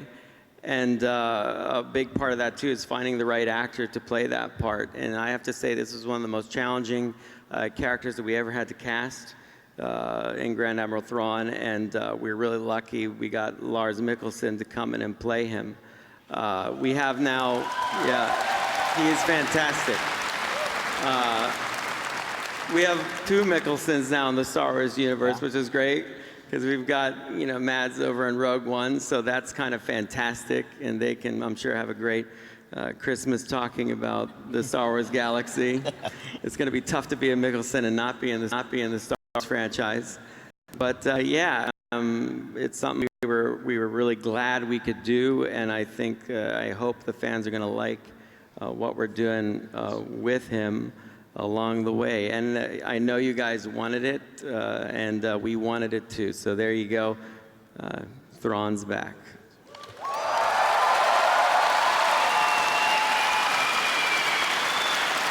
So, now the author, Timothy Zahn, who you collaborated with on the character, couldn't be here at Celebration, but he sent a special message. So let's have a look at that.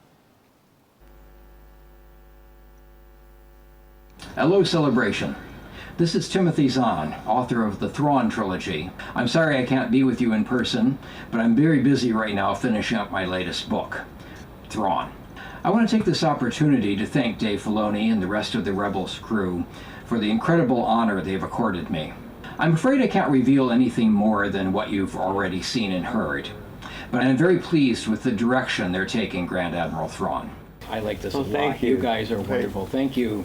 Have a great time at the rest of Celebration, and safe journeys when you head for home.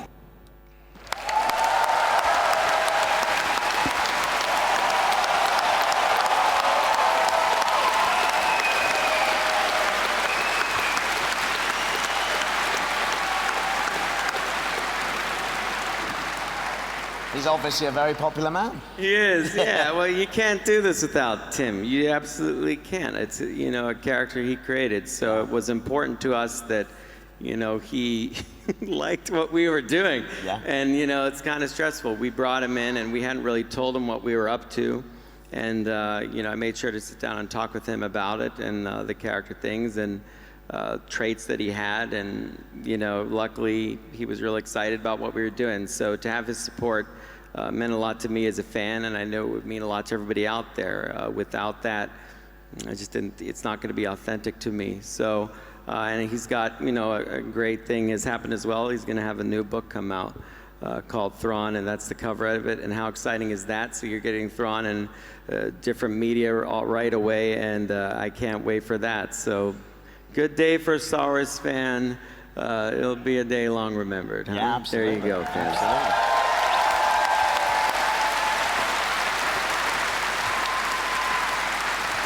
I mean, every day at the moment's a good day to be a Star Wars fan. It's incredible. Crazy. Yeah. It's so much stuff. There's a lot to take in. Absolutely. Now, Tia, I noticed you watching the trailer there. You've got the best seat in the house on the floor there. We see Sabine in there. It's exciting, yeah? The whole thing's exciting. I purposely did not watch any of what we just saw because I wanted to watch it with you guys because it's so much better this way, not on my laptop. But man, that trailer just blew my mind. Oh my gosh, I think I have goosebumps still. And here I have a jetpack. Finally. You've been wanting us. She does this Mandalorian research. She's like, Dave, most of the Mandalorians seem to have jetpacks. That was a long time When do ago. I get a jetpack? I'm like, don't worry. Those resource books lie to you. Don't worry about that. It's not important. No, they're really accurate. But you know. I have been wanting a jetpack since I knew I was going to be playing a Mandalorian, and I finally get one, and it's very exciting. Yeah. We're all delighted for you. That Thank your you. dream has come true. That's lovely. That's lovely. Oh, yeah. Oh yeah. Oh, look at Wait, that. wait a second, wait a second, wait a Wait a second. minute. That's not yours. It's not mine, but It's not yours. I got it, and I'm not going to tell you how. You'll just have to watch it. Taylor wasn't happy about that. No, he was not. No, Ezra was like, what? Well, first we had to tell him what it was. Oh man, why did you do that? He's not here. He's gonna He hear doesn't about know. it. Social media to you. Yeah, we like the Darksaber. It belongs with Mandalorians. It was a Mandalorian weapon a long, long, long time ago. Well, wait. Possession is 9/10 of the law, man. I suppose, So- Sam, but that show ended, and you know, in between, you know, maybe in the buyout or whatever happened there, Disney Lucasfilm, it went to someone Took else. it from me? So Is that now what you're saying? I don't, No, just say it. What's that? Took it from me. You can say it. I don't. That would be like plot giveaway, Sam, and you know I don't do that. Okay, So he's a they nice just guy. got Thrawn. They're not getting that too. Fair. They fair. got the blue guy. Yeah, when I said gadgets, I meant jetpack and Darksaber, so. And maybe there's some other stuff that, but Yeah, you don't maybe know there is. about that because you haven't seen the I don't finished know. animation. Yeah, don't worry. You'll see. It's gonna be cool. It'll be just like this moment. Don't worry. You'll be just like this thing when you were surprised. Wow, and I'm so amazing. It'll be just like that, but Great, I later like on. that. That's It's a good cool. feeling. Trust me. You should trust me. Now, Dave, I know Yes. there's going to be some new characters in season 3. There are. I'm really excited. One of them about in this. particular, voiced by a very famous doctor. The Doctor. Tell us about that. Yeah. The Doctor. The Doctor. The Doctor. Tom Baker was kind enough to come in and do a voice for us, which I'm super thrilled about. He is absolutely fantastic. He's got a great voice, hasn't he? He's got an Fantastic. amazing voice. And it's the second Doctor we've had in the animated Star Wars universe. We had David Tennant on Clone Wars fantastically, and now we have the fourth Doctor, Tom Baker. And when I wrote this character, he plays a big character named Bendu. You can see him there. He's a big old creature, and you can hear him in the latter half of the trailer. Bendu is kind of the middle way of the Force. He's not He's dark, he's not light, he's something else. He's a force of nature. And when I thought of the character and who would voice it, I was like, it's gotta be Tom Baker, because Tom's gonna get this weird, quirky character that he is, and his instincts as an actor feed directly into the performance, and I needed his kind of, he's just so unique in everything he does, and Tom is so full of life. You talked to him today, and he's just bigger than life as a presence. He's so fantastic. So was so glad when we got him, and he's going to make a big difference for the crew of Rebels, of course, and so glad to have him.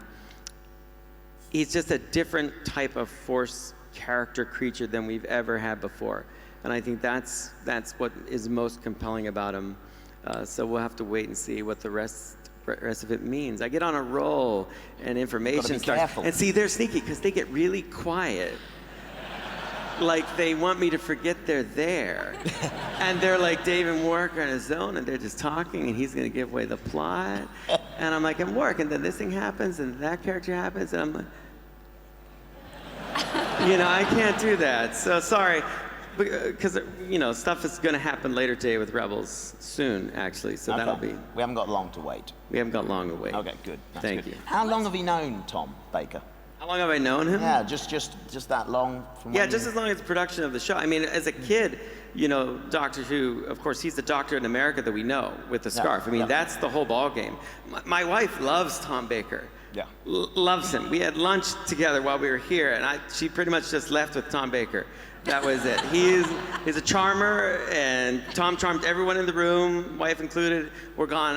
I had some free time then, which is kind of nice for me, and it's all I've heard. We're at a Star Wars convention. All these Star Wars things are happening. Great reveals. Rogue One, our show. My wife is like, but lunch with Tom Baker was so incredible.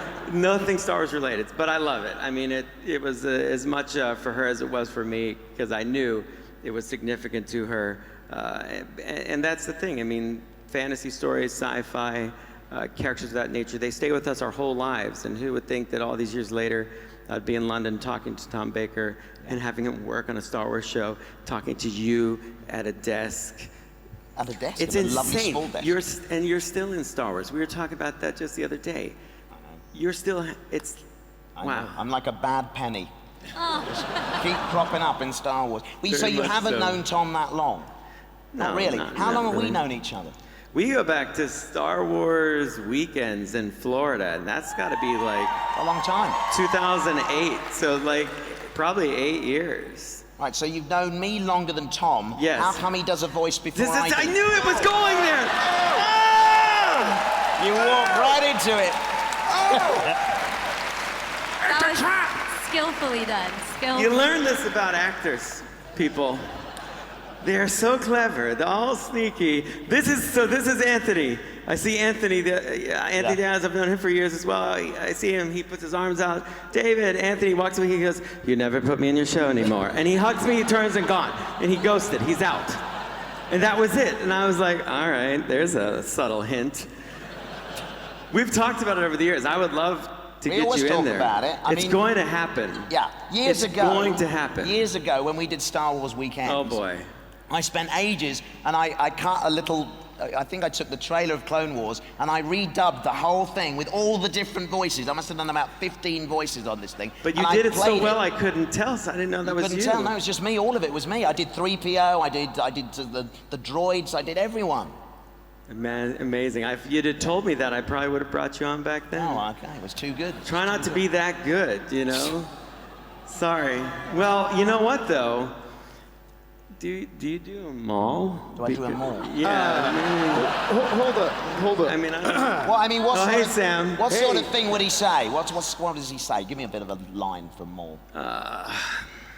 Like something like I'm really... This is an audition to you. Okay, just give me a line. We're trying to figure something out. I feel like I should go. You feel like you should go? Why? All right. Do you speak Mandalorian? I've got to say that. No, that's not what you would say. I've got to speak some Mandalorian. Or do I say, do you speak Mandalorian?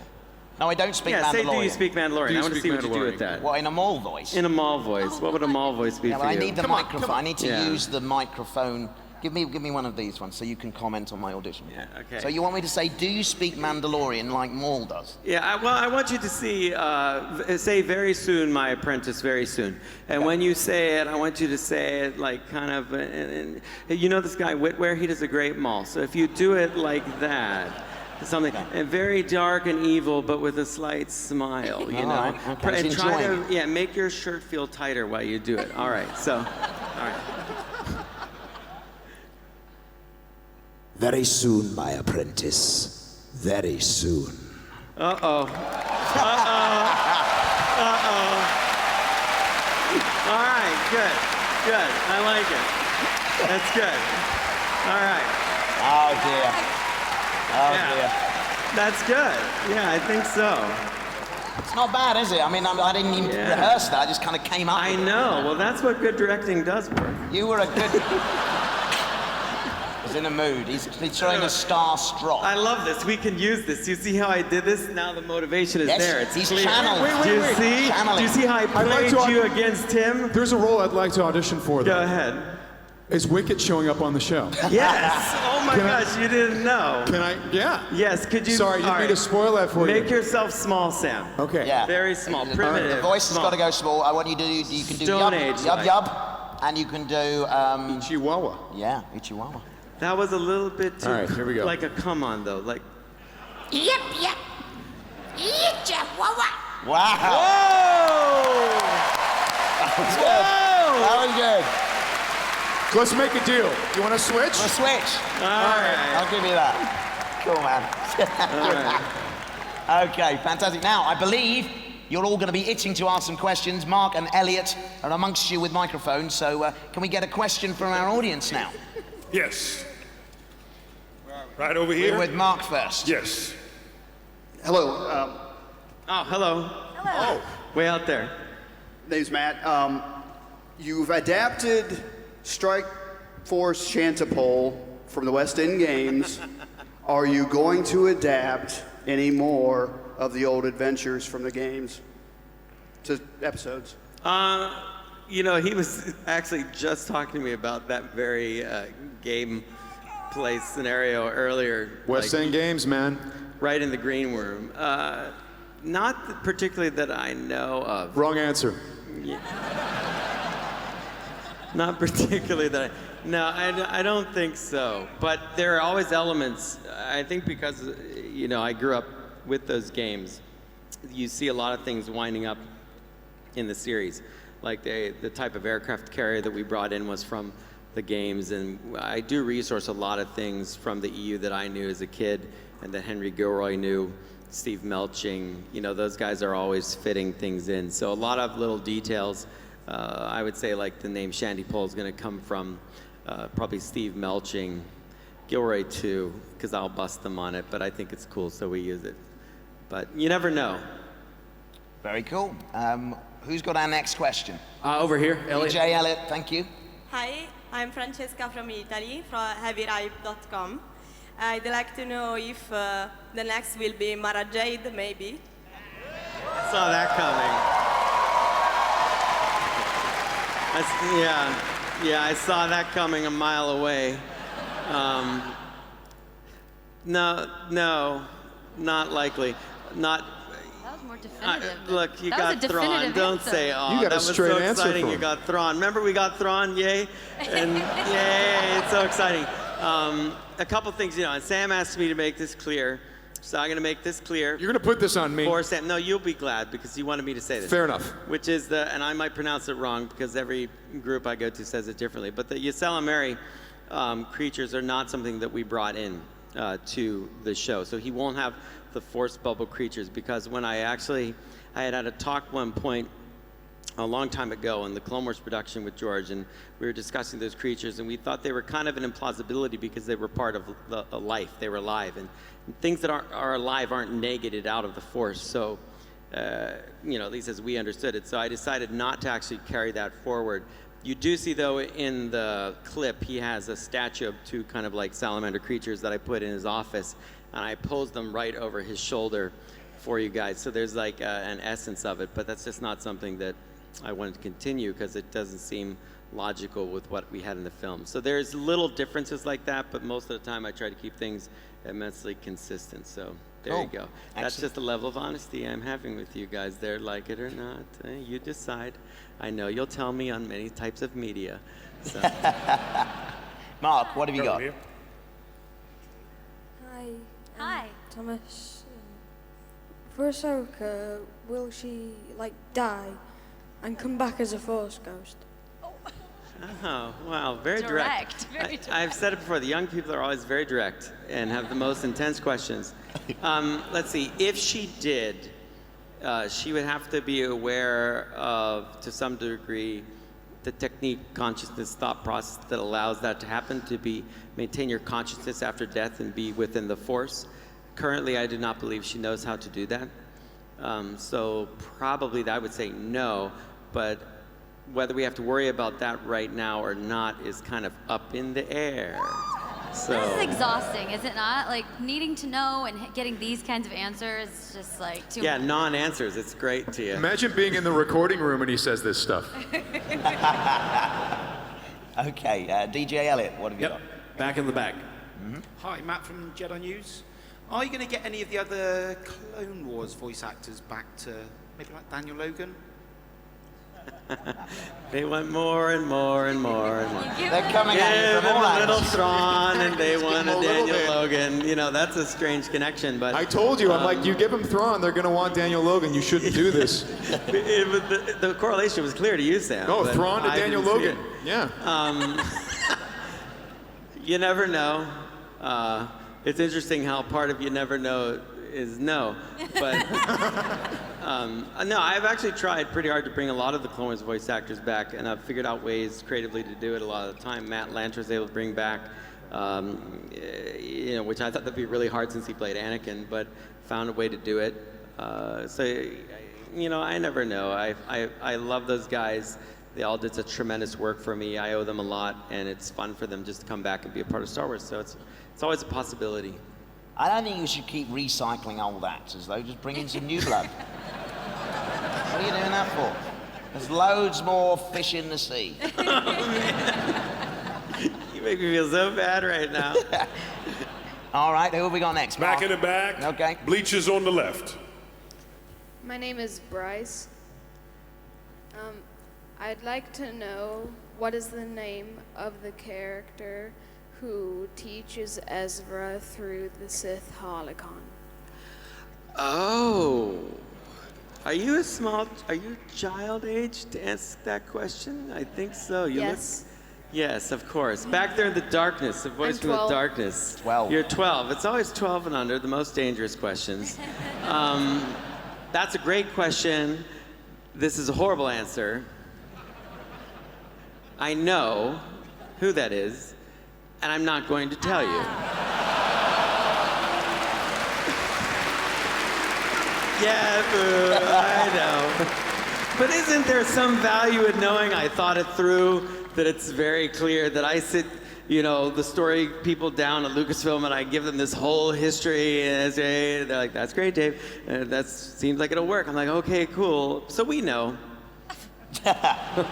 Find out one day. Cool. DJ Elliott. Hey, so now that I've got to make a new Kanan costume, I was wondering. I showed him this the other day, and he said, "Just wait till you see it." The inspiration for the little eye marks, those look reminiscent of Rex's helmet. I was wondering, do we find out anything about that? Do we see how that comes about, why that's chosen, or is that just an aesthetic choice? The mask he wears in season 3 was one of the most difficult designs, and Killian Plunkett and I went back and forth on it several times. It was so hard to get something that was appealing, that felt like it was from Star Wars. You know, nothing we were doing felt quite right to any of us. Originally, I had an adapted version of that mask you have on that I had Sabine cut up and modify to be a type of mask for him. So the root of that face shield that he has, I think, is still the ancient Jedi mask that he wore on Malachor, and then Sabine retools it so it's more comfortable for him to wear regularly. And then finally, one day, I just put the little eye marks on it. It serves two purposes. Outside the world, right, as a filmmaking device, it gives the audience a target for what he might possibly be looking at, which is really important for me to have some sense of eye direction and a feeling that you're connecting with the character. Inside the story world, for me, I think it's a nod to the fact that he and Rex had a troubled start, but now they're really good friends, and it's like he learned to see things a bit through Rex's eyes. Yeah.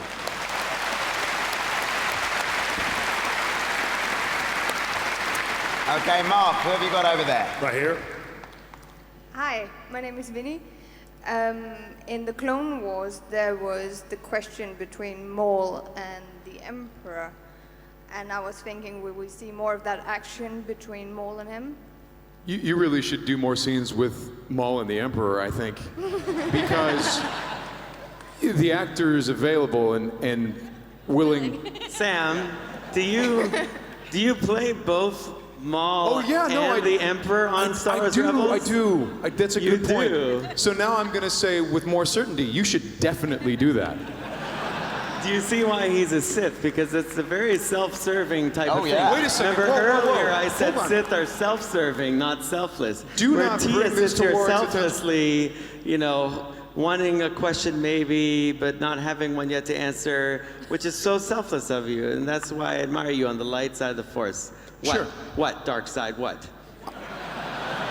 I'm just saying, I would rather Warwick not audition for the Emperor because I only have a few parts left. Okay. All right, fair enough. You know, it would be really dangerous, in all honesty, for Maul to run into the Emperor again. The Emperor kind of proved last time they made contact with each other that he doesn't have any interest in rekindling their relationship, so it might be dangerous for you. So that would be bad. Yes. Definitely. DJ Elliott, who are you with? Right here in the front row. Oh, cool. Hi, I was wondering if you're bringing Maz Kanata since she's 1,000 years old, and we didn't really get to see her much in Force Awakens, so I was wondering if we got to learn more about her.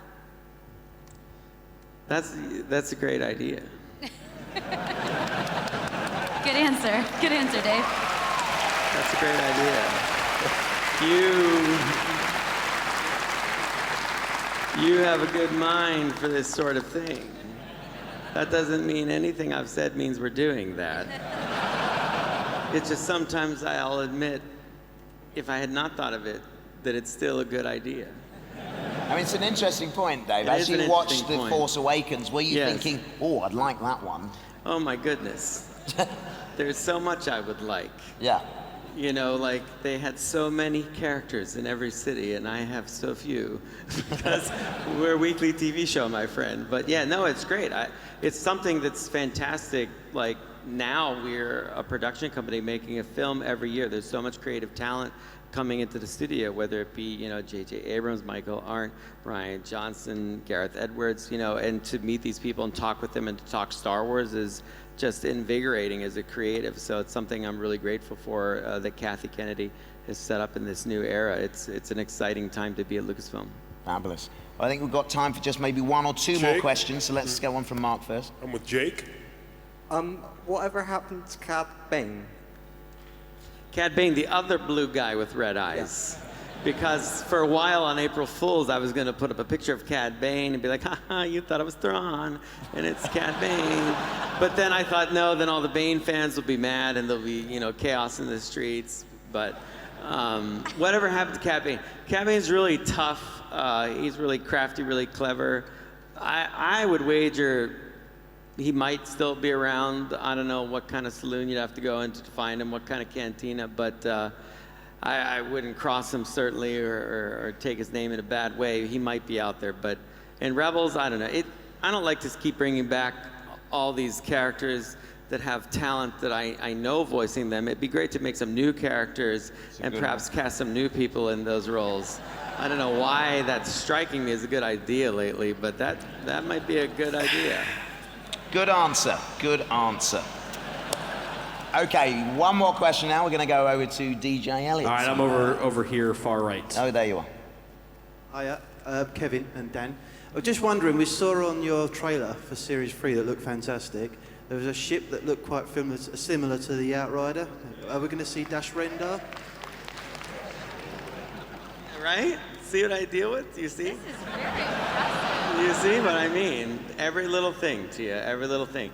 They don't even have the ability to frame freeze it yet. They'll later go home and analyze and blow up. They took Fulcrum's voice in season 1 and augmented it through a thing and tried to figure out who that was. Did anyone figure it out? I was prepared for them. But anyway. Oh, really? Oh, yeah. Oh, my, I would do it. I was a fan. I'm like, I would augment the voice and change it and figure out who did it. So anyway, see how I'm delaying from answering your question? This is a skill I've learned. Deflecting, talking to Tia. I'll be direct with you, no. But the ship you got, and it's very similar ship. And something that's exciting is that it's like the same class of ship, if you will. Amy Beth Christian. YT-2400. There you go. Amy Beth Christian, who designed it for LucasArts, is now on my staff of Star Wars Rebels. So she got to recreate this ship that she designed long ago for LucasArts, which was an incredibly important moment for her. And I can't stress to you enough how many people on my crew are longtime Star Wars fans, and it's just as deep and meaningful to them to get to bring these things back to life and put them on screen as it is for all of you. So yes, it is exactly an Outrider class ship. No, I don't want you to be disappointed when the cockpit opens up and Dash Rendar is not there, but you know. But hey, Kyle Katarn will be in there, but right? No. Right? No, why would you I'm say inciting that, revolt. Sam? Join Why would me! you say that? Fantastic. Well, I'm afraid... Played by Warwick Davis. Indeed. Right? Oh, he's clever, see? Oh, He's yeah. clever. Gaining allies. The Sith. This has been a fascinating panel. We've all had a ball, honestly. We've learned loads. I've got myself a job, and our interest for season 3 is piqued. So please put your hands together and thank Mr. Dave Filoni, Tia Sakar, and Sam Witwer. Now, before we all run away, we get to watch a couple of episodes. You do. You do. So, Dave? Yeah. Myself, Tia, and Sam are going to leave you to introduce that. I'm going to go and get some popcorn, right, get buddy. a good seat, and we'll leave it to you. But thanks very much. Thanks so much, buddy.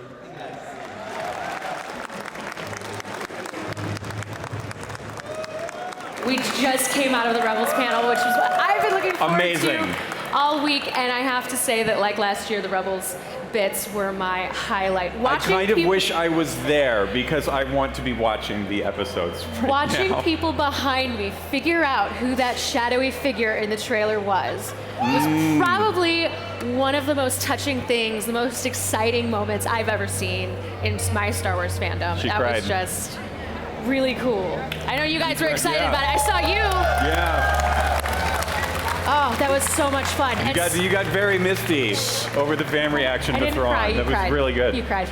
And Sabine gets a jetpack. Sabine gets the Darksaber. This season is going to be so good. It's so good. It's so good.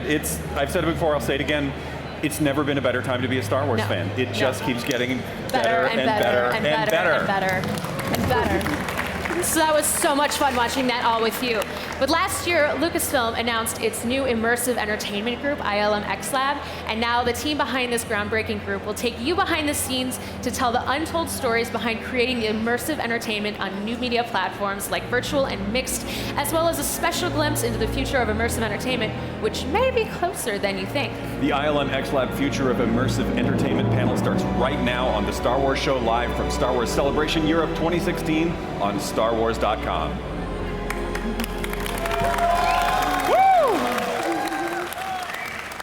Here, today, and now, on the Galaxy stage, we're talking nothing less than finding the next breakthroughs in the future of entertainment. Because that's what ILMXLAB is all about.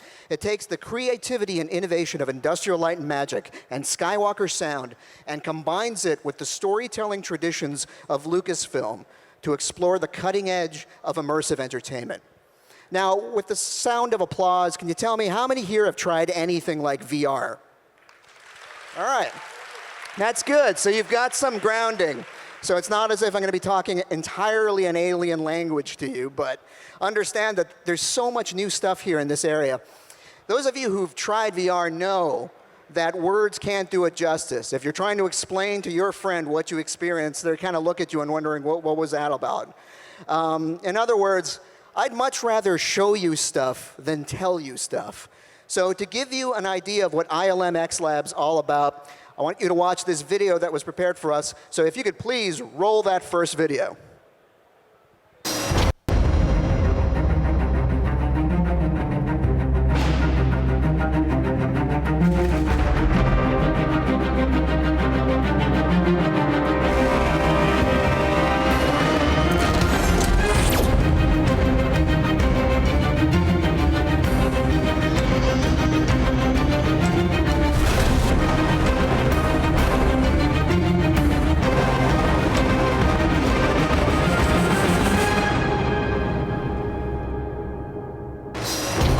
Created XLab as a place where we combine the story department inside Lucasfilm, ILM Skywalker Sound, and the technology available to us to create experiential entertainment. Technological innovation and storytelling go hand in hand, and that's something that as a company we're uniquely suited to do.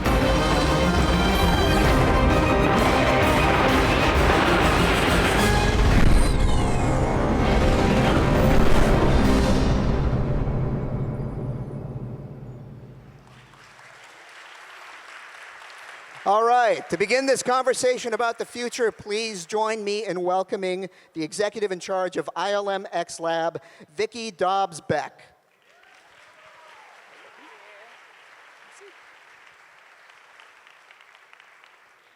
Welcome.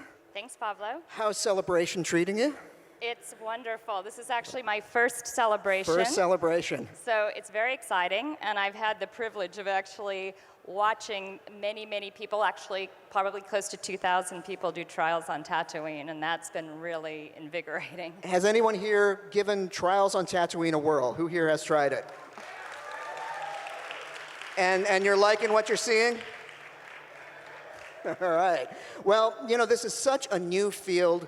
There's all sorts of new terms being used, terms we're not as familiar with when it comes to conversations regarding entertainment. So I'm going to start you with an easy question. This is not an easy question for you. What does the word immersive mean to you? Well, for us at ILMXLAB, immersive really means being there. One of our goals is to allow people to truly step inside the worlds of our stories in a very visceral, powerful, and intimate way, ways that have never been possible before. And there's more terminology that you have to wrap your mind around. So if you can walk us through what is AR, MR, and VR? Okay. Well, I'm actually going to borrow from an analogy of Roni Abovitz, who's one of the founders, or is the founder of Magic Leap, and he talks about it like a dial. And if you think of the dial, if it's turned all the way to the left, you're at 0. And 0 is reality, our real world. And if you start to turn the dial to the right, and you're introducing digital and virtual objects into the real world, you're starting to mix reality.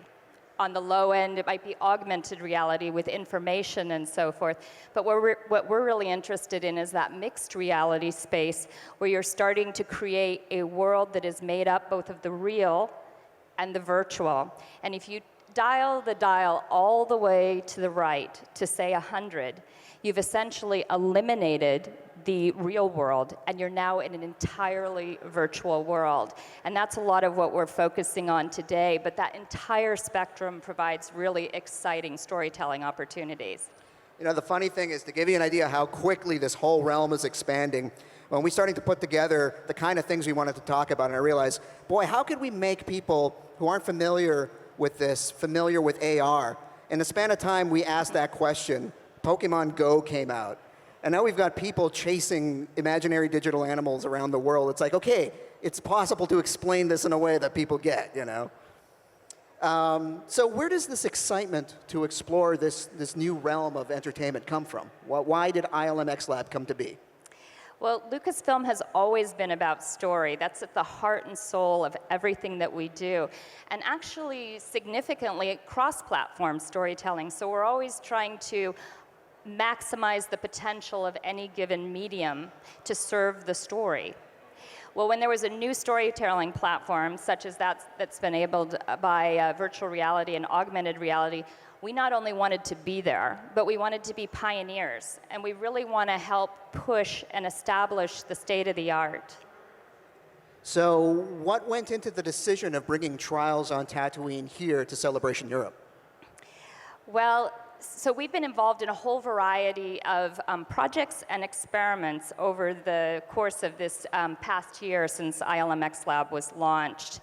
And Trials on Tatooine started out as an experiment to really understand what's the right balance between interactivity and story in this new storytelling space. And as we began to experiment with it, not only did we get excited about what was created, but the people we shared it with got excited. And we thought, well, what better group of people to share it with than the fans at Celebration? So that's why we brought it here. And by your reaction, I could tell that you're digging it. For those who haven't tried it, it's not that far away. It's your passport to enter into the Star Wars galaxy. For those who have tried it and those who haven't, we've got a special video that basically tries to encapsulate that whole situation. So here it is. Let's run the Trials on Tatooine video. Thank you.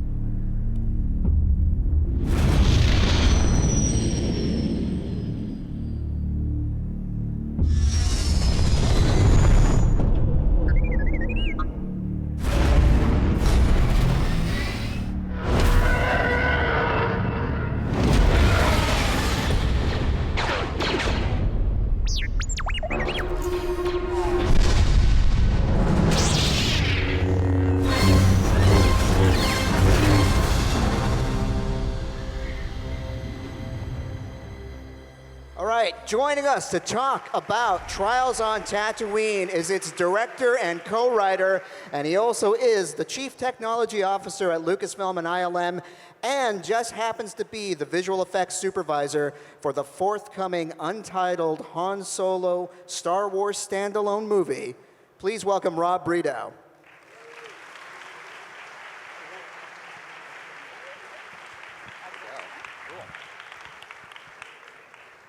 Hello. How's it going? This is amazing. Thank you guys all for coming. So have you been spying people play Trials on Tatooine here? Watching people come out of Trials on Tatooine is my favorite thing. The moment they take the headset off and you say, welcome back to London, after being on Tatooine for, it's a short experience. It's under 5 minutes, but you really do get a chance to be immersed and seeing the look on people's face and seeing, people, many of you, I think, who tried it for the first time here, maybe it was one of your first virtual reality experiences, and to get to go to a new place like this and wield a lightsaber on Tatooine with standing underneath the Millennium Falcon, it's really fun to see the look on people's face after they get to do that. Now, the description of Trials on Tatooine, there's several words here. It's a cinematic virtual reality experiment. I think we understand the experiment part because Vicky was talking about that, but let's put that all together. What do these words mean to you? Yeah, so we're really interested in the cinematic storytelling model, and if you look at film, of course, we're very experienced in making these films with world-class filmmakers and storytellers. And then you look at games kind of on this other end of this interactive spectrum, right? And games are wonderful storytelling opportunities too, and great interactivity. And we're interested in what this combination might look like. Or maybe there's actually something new, if you imagine a triangle, something new that is a native story that is best told in virtual reality or mixed reality. Because we think there's stories that need to be told in cinema. We think there's interactive experiences you can have in games, and maybe there's something new when you can actually go to a place, visit a place that you've always wanted to go, especially the kind of worlds that we get to work on at ILMXLAB. Now, in calling it an experiment, what are the kind of things that you learned as far as making these things go as you developed Trials on Tatooine? Well, this was an incredible learning experience from the very beginning to the very end. I mean, when we started this, we had all sorts of different ideas of the kind of things we would make. And we pitched a bunch of these ideas, and honestly, without seeing them, without getting to feel them, like it was hard to justify. It was hard to decide which of the things to try. So honestly, the most success we had in figuring out what to build was building quick prototypes and standing them up and trying them out and seeing what was going to be impactful in this space. So to get Trials on Tatooine underway, what we did is we took that Millennium Falcon you saw in that video, or those of you who saw it in the experience, we took the Millennium Falcon from Episode 7, and with some pretty great technology, got it working at 90 frames per second in the virtual reality experience, and landed it right on your head. And then Skywalker Sound set up a custom, what was it, an 8.4 system that had enough power to fill a theater like this, but we did it in like a 16 by 12 foot room, and we turned it up way past where you should ever do it for that size room. So when the Millennium Falcon landed on you, not only did you hear it, but you felt it in your chest. And then we blew wind on you, so you really felt like you were there. And the greatest thing, when you put somebody who hadn't done a lot of virtual reality in that, and you land the Millennium Falcon on their head, they get scared. You have to make sure they don't back out of the volume, because you don't want to get hit by this thing. So then we knew we had something that you could only experience in this way, and that kind of scratched the surface of what we wanted to do, is find what is unique in this space. Now I'm going to admit something here, and there are so many perks for working at Lucasfilm. I get to interact with the ILMXLAB, but even if I wasn't regularly interacting with that group, by virtue that I'm just a floor away, I became one of the many guinea pigs that was sent through the prototype version of Trials on Tatooine. He's not quite giving himself enough credit. He was one of the guinea pigs. He was also the co-writer of the experience. So so he helped in many ways. The good dialogue you hear that sounds just like Han Solo, thank you, Pablo. Thank you. But talk about some of the things that you learned from sending people through this prototype as you were putting it together. Yeah, we learned so much by building this stage by stage.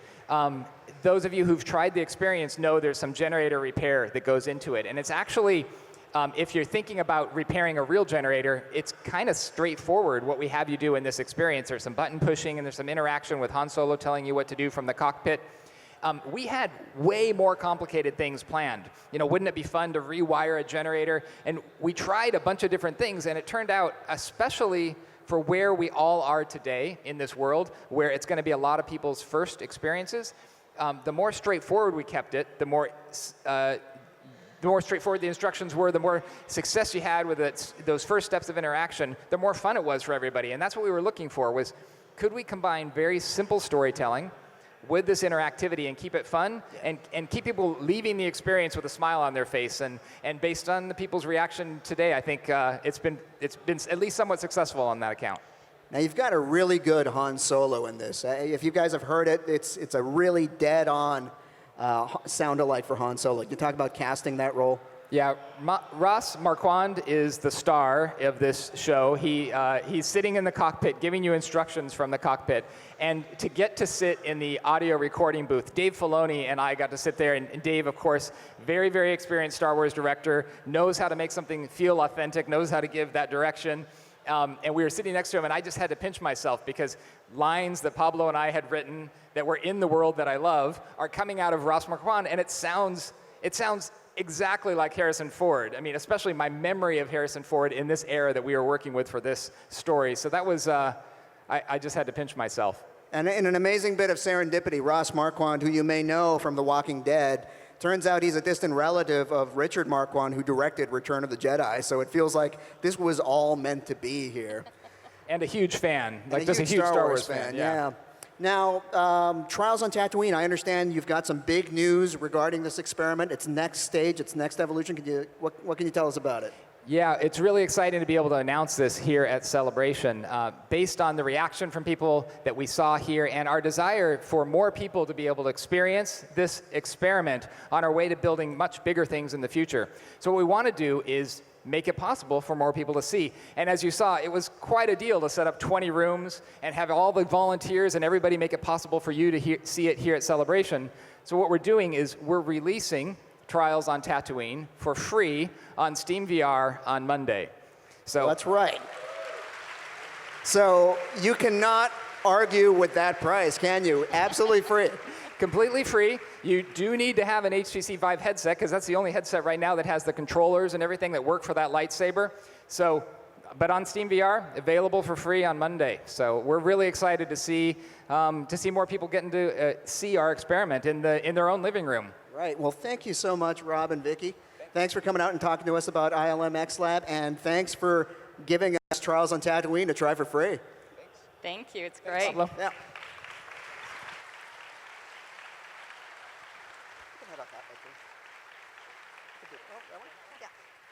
All right, well, Trials on Tatooine is one of many projects that Vicky mentioned we've been working on in our very first year of ILMXLAB being in existence. Some of these projects have been strictly internal to do some testing and find out what things are like. Some of them have gone external. Some of them have gone onto the internet, and you may have experienced there. And some of them have actually ended up in a format that you could hold in your hands. So to talk about these and more projects, I'm going to bring out more folks from the ILMXLAB group. Now, our first panelist is definitely no stranger to innovation and visual breakthroughs. You know his work best from his collaboration with the Wachowskis in the making of the Matrix trilogy. He is now Chief Creative Executive at Industrial Light and Magic. Please welcome Mr. John Gaeta.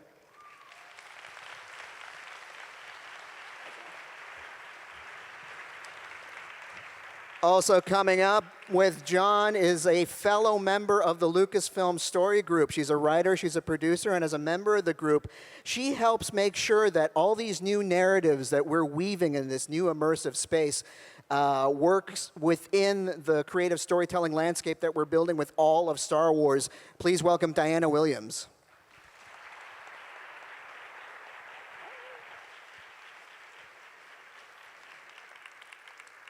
And he's got over 30 years of visual effects experience as a producer at ILM, and he is now exec creative producer at ILMXLAB. Please welcome Mark Miller.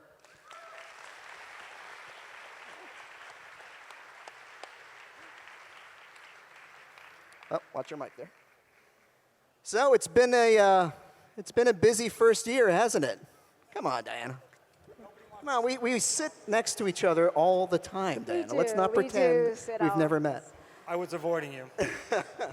So it's been a busy first year, it sounds like. Diana, I know you've got so many thoughts and ideas about storytelling. How does immersive, where does that represent on our long history as storytellers? Where does that fit on that spectrum? Well, when we look at stories, originally it was to be able to tell information. That furry thing over there with 4 legs will eat you. And it's evolved all along the way. It has become a way for us to share emotions and to share history, to share fables.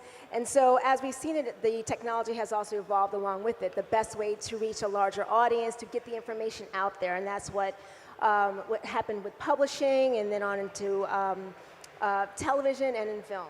So now with immersive entertainment, with virtual reality, you're really able to hit all parts of your senses, except for smelling, of course.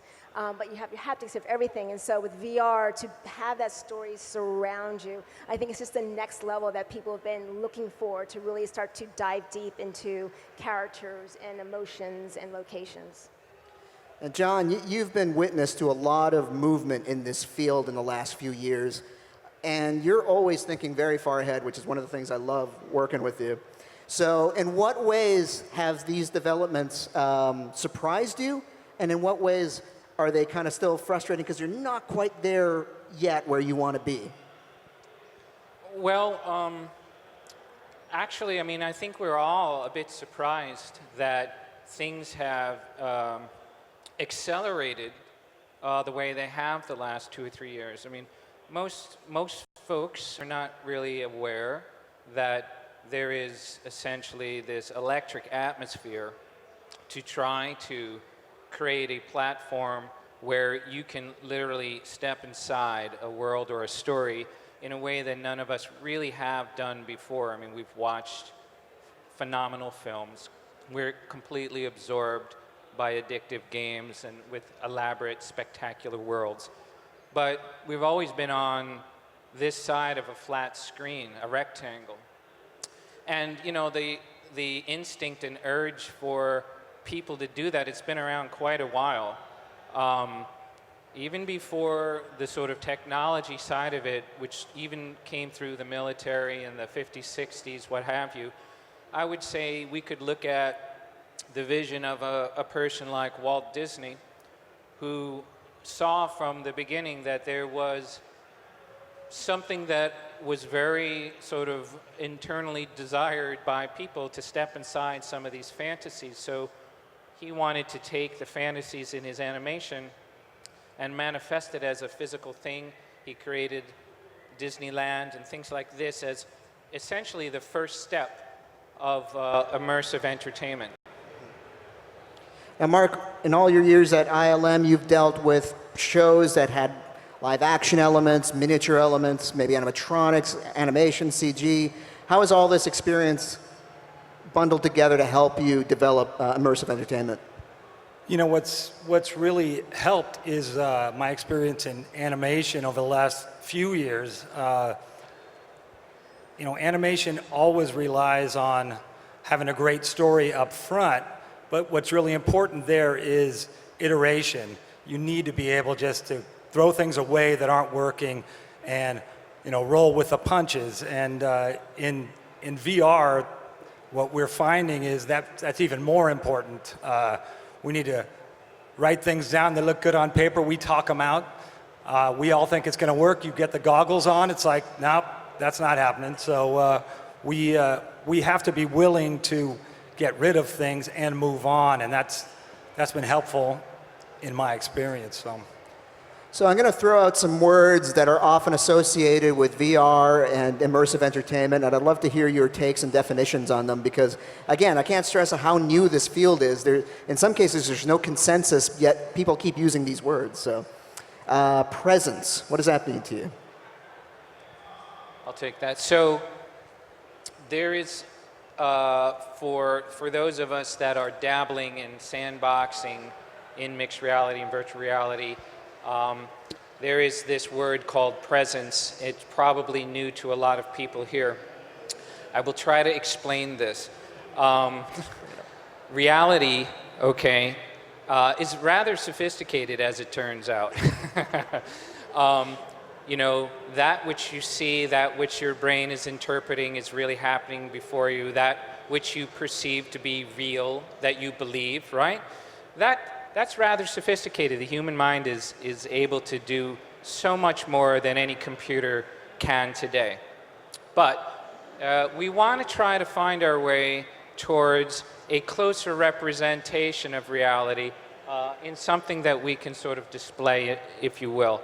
So this idea of presence is that you've achieved a certain threshold where the content in front of you is being sort of, call it rendered or realized at such an extremely high fidelity, quality, and also as well at such an extremely high sort of, we call it, you know, high frame rate. But if you could say that a movie is 24 frames a second, you could say that reality is 1,000 frames a second, right? There's that much more information in reality.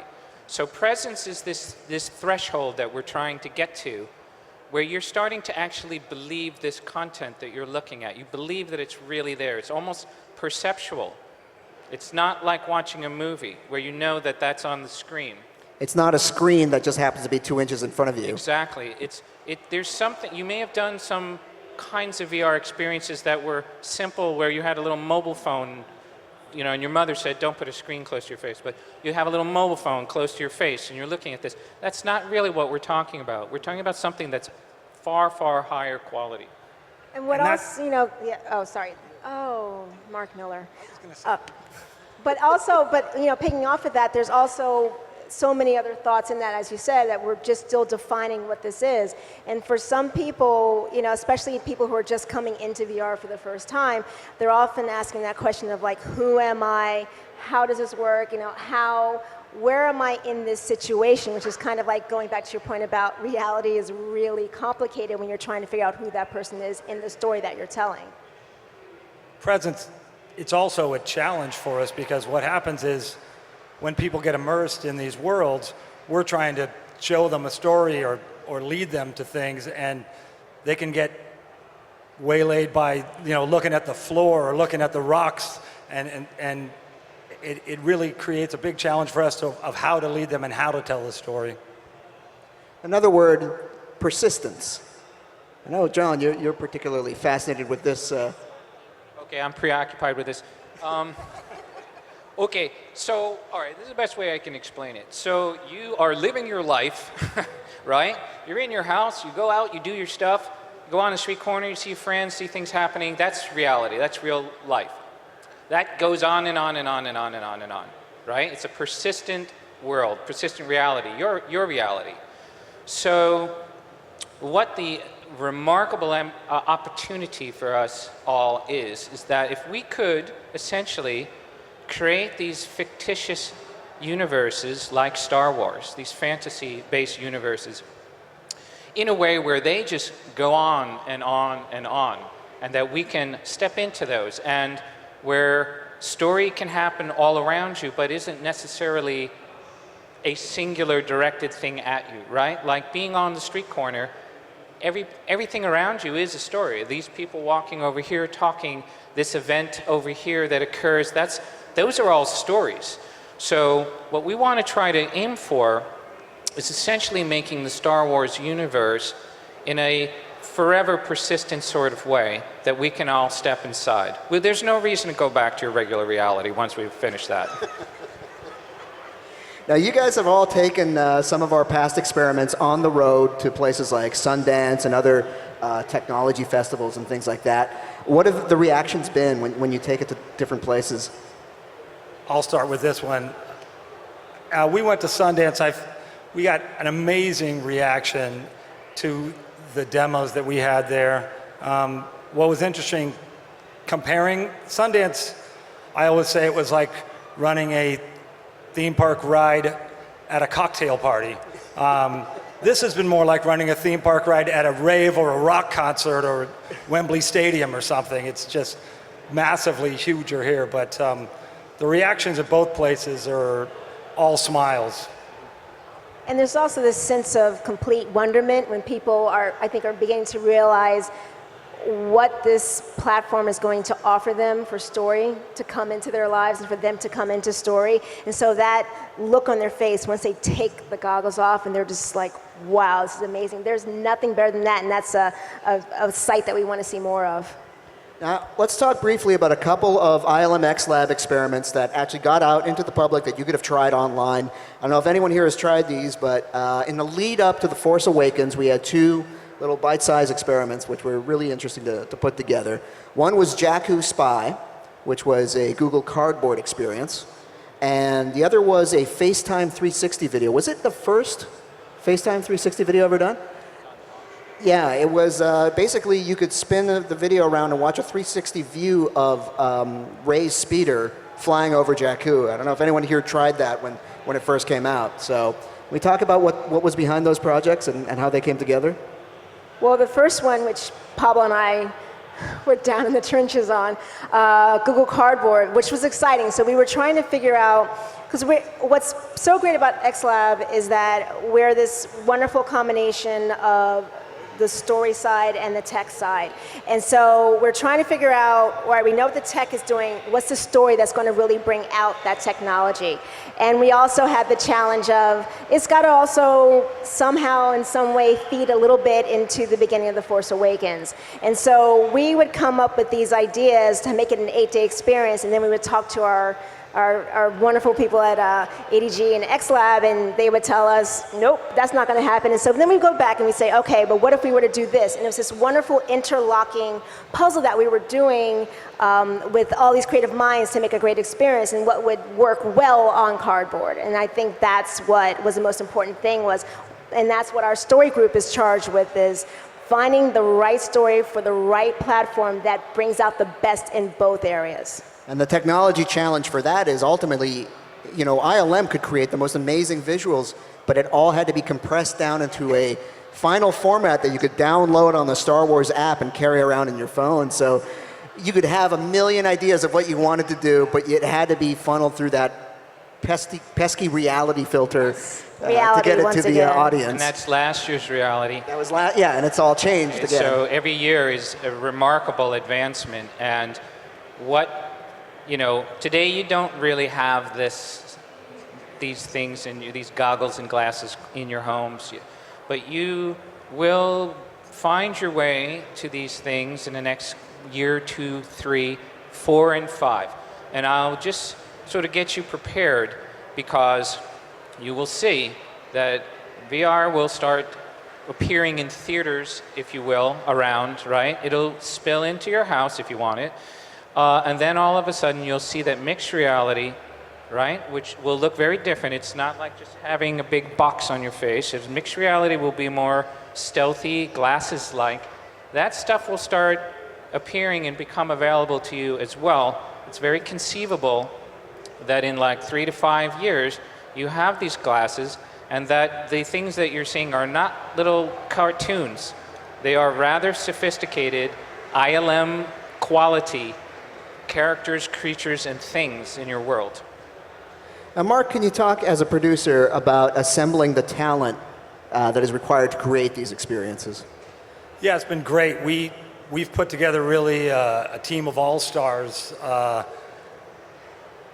from the movie, from the animation, visual effects, and the game industries. And what's nice is we've been able to pull from ILM, which is, the best that there is, and then bring in game engineers and designers and put them together, which has, they come from different worlds and they work differently, and that's created challenges and sometimes some clashes but that's where a lot of the innovation has come from, and that's really what we're about, is trying to push forward in the middle there. So it's also been great to be able to utilize, Doug Chang's art group and the Skywalker sound people as we go along. So we really have the best and brightest kind of everything, and then we're looking at a lot of directors from film and games. We've talked to all the directors of the current slate of Star Wars films about their ideas. So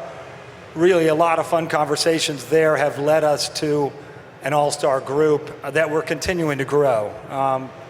And then, of course, it all starts with story, and with all our initial meetings with Diana's group and the story team, including you, Pablo, at Lucasfilm, we've really talked about a lot of different writing talent, and been able to start working with some of the best writing talent from the film and game world.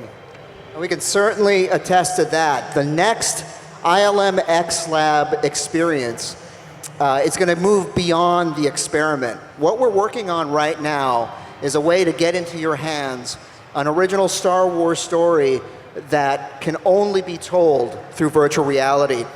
And it's going to be exclusive and cinematic in that realm. And it is being written by one of the biggest storytelling talents in the business. You know his work from the Christopher Nolan trilogy of Batman movies, including Batman Begins, The Dark Knight, and The Dark Knight Rises. He also co-wrote the Call of Duty Black Ops series and is executive producer on the forthcoming Birth of a Nation movie. Please welcome Mr. David Goyer.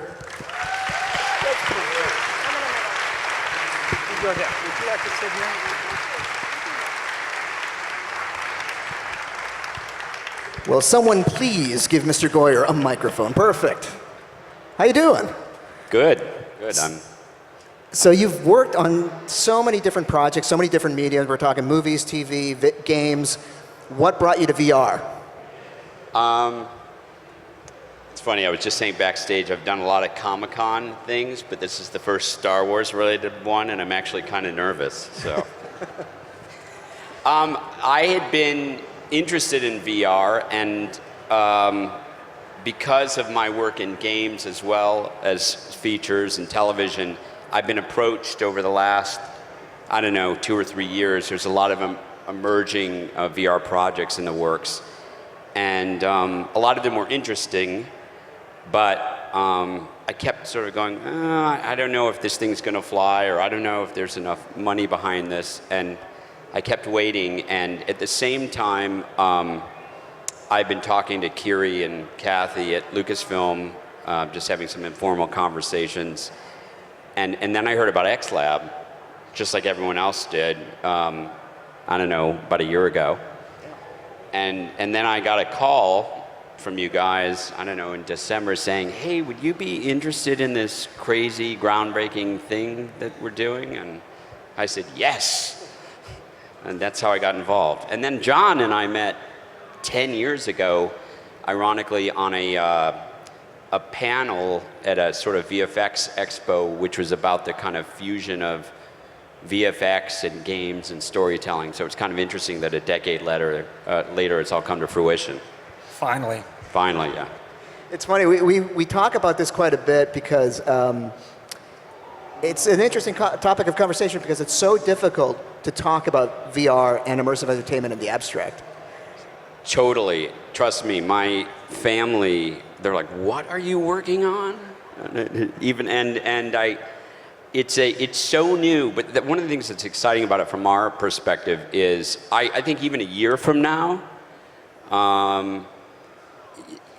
you guys are going to have much more of a context of one of the things that's neat about what we're working on is we don't even really have a name for the genre of storytelling yet that we've been working on for a while now.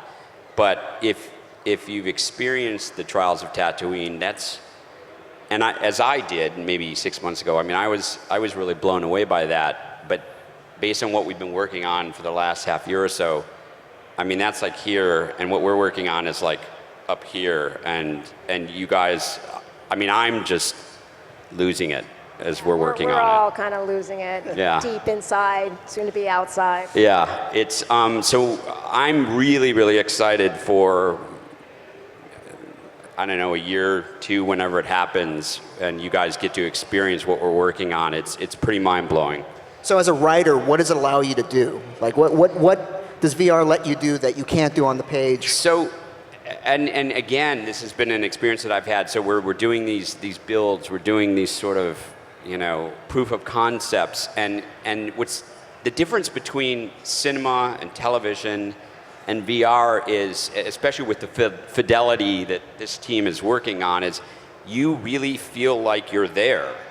And the sense of presence, it's not just a buzzword. When you guys get to experience it, you will feel like you're there. And it's very, surprisingly, very emotional. And it can make you sad, and it can make you lean in and feel for a character in a way that you hadn't before, in a way that you really can't do in any other medium, in books, in film. And it can scare you, trust me, in a way that you've never been scared before. It's experiential storytelling. It's experiential. It's a whole new area. Yeah, so there's the plot, but you come out of it, it's surprising how much you feel and how emotional it is. And you know, even as we're experimenting with it, there's stuff that makes you tear up and makes you cry, and that's really phenomenal. So what I find interesting about this is that, you know, you're experiencing it, but are you a viewer? Is that a word? So we've been also, everything is so new. We've been talking about that. Are you a viewer? And I quickly said no. And right. And then there's also user. User, because so I worked another word you'll hear. I worked in games and in first-person shooters, and no. So you're not a player. So you're not a player because it's not a game. Right. I gotta admit, I cringed when I was talking to Rob, and I asked him if he watched people play Trials on Tatooine. The second that word came out of my mouth, I was like, that's not the word I'm looking for. And this thing that we're working on, you don't play it. Right. So you be it. You be it. You're in it. You're part of the story. Terrible English, You're part of the story. So I don't know. The word I came up with that I'm pushing is visitor. You are the visitor in this story that's happening in and around you that to a certain extent you may even have some effect on. And very different than some of the last, lo-fi things that are around. walk into it, you touch it. Yeah, you can pick up things, you can open things, you can push things, you can walk, you can touch characters. And that's, I mean, just imagine sort of being in a movie, but then being able to do that within the context of the movie. And you were saying the world is persistent. It's not just that, you know, it will live on after the first time you enter it. It's that to a certain extent the environment changes. It's always living. Day comes and then night comes and it may rain and it may, all sorts of things may happen and different creatures may appear and not appear, and that will keep going forever potentially. So what's it like to now write in the Star Wars universe for you? That's that first day oh, that was funny. Even writing it, we had to come up with what the format, because it's not really a script. We were like, how do you even write this? And we spent like, Excel. We spent like, it's like a spreadsheet. We spent a couple weeks just even figuring out how to do that. But the first time I put, not pen to paper, but I worked on my computer, I took a screenshot of it, because it was the first time I'd written something in the Star Wars universe. And as a inner geek who was actually stood in line opening day for Star Wars and Empire Strikes Back, that was a big deal for me. And just for people who are wondering, because this is coming under the auspices of the Lucasfilm Story Group, we're all working together. Kiri Hart is working on this. Kathleen Kennedy's giving us her blessing. This really is a story that exists within the Star Wars universe. This exists within the Star Wars universe. It involves characters that you know, or some that may have been talked about but you haven't seen before, and it will be adding to the existing canon. So who is it about? So, all right, first it was very blue sky, and this originated from something that John and Kiri were talking about a couple of years ago, but we talked about, we've got this incredible new storytelling platform that allows you to feel, and in a way that you've never felt before, and possibly feel for someone in a way that you've never felt for them before, and it allows you to feel like you're really in a real place. So we thought about, okay, we've got the entire Star Wars universe at our disposal. You know, what planet do we want to be on? What location? What character is so iconic that we want to know more about? We need to know We need to know more about this character. We can't sleep at night. And we want to experience these things in a way that can't be experienced in film and can't be experienced in a novel and can only be experienced in VR. So we came up with this person. All right, if we could please roll the last video.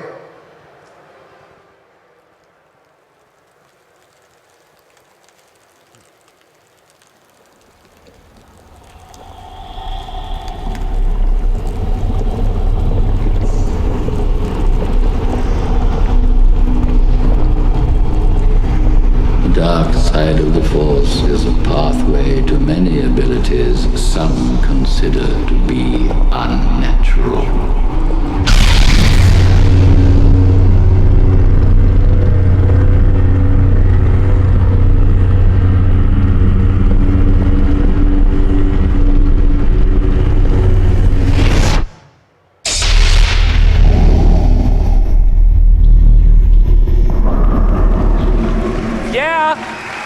Go. So, you just saw that. Very impressive on a flat screen.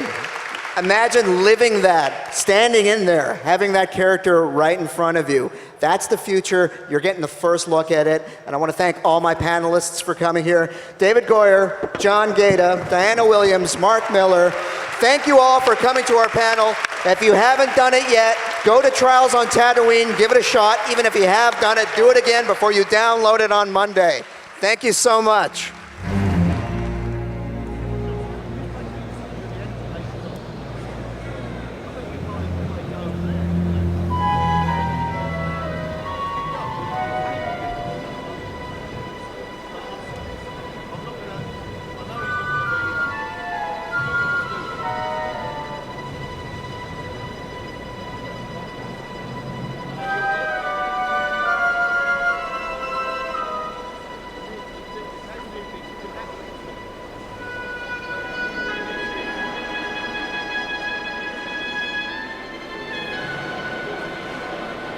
Wow.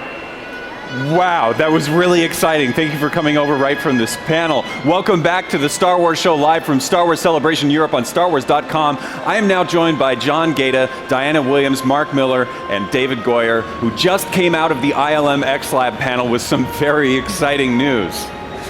Yes. Yes.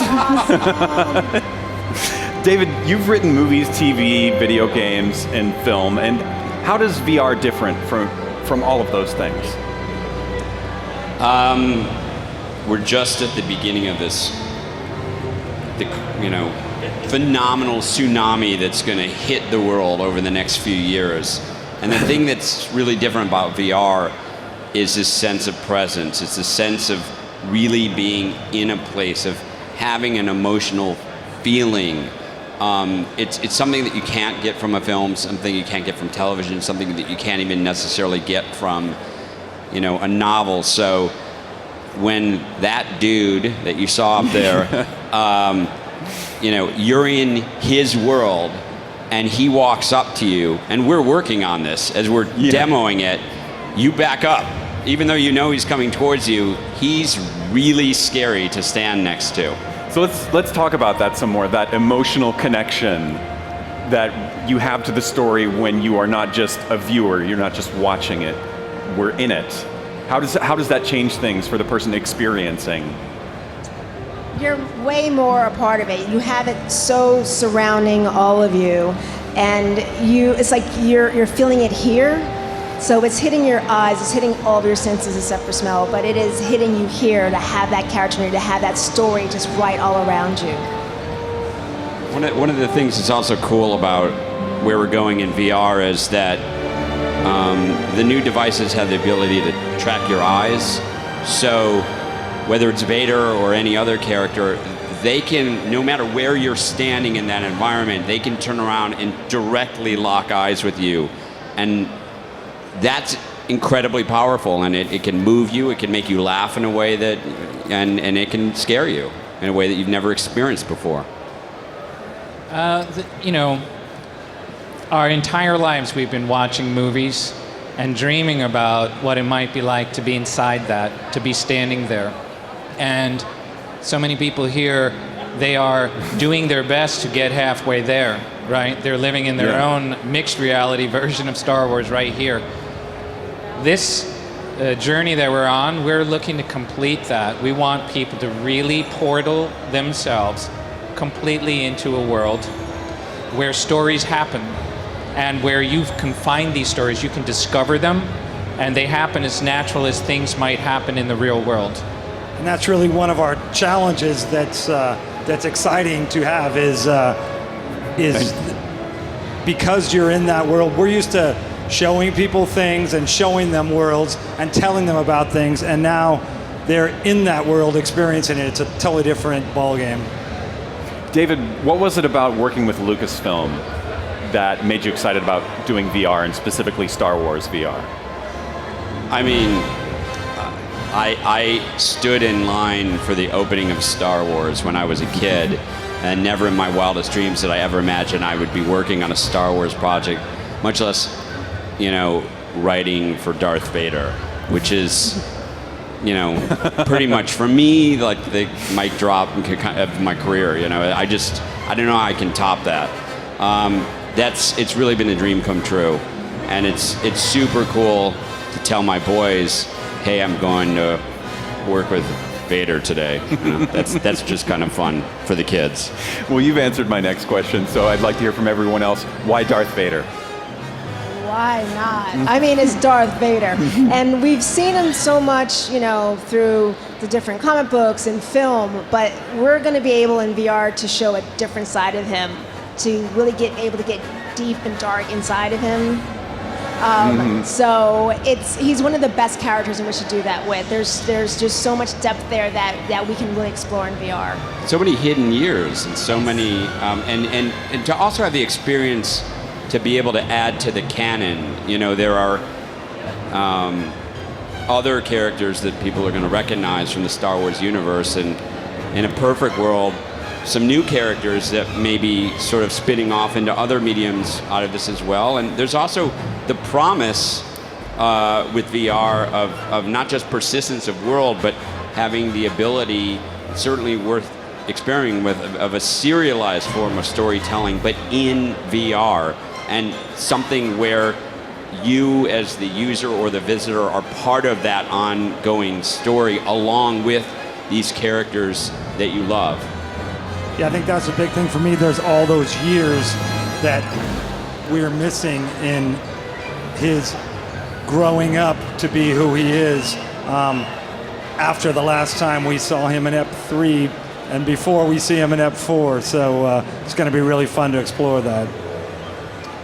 And I would also suggest that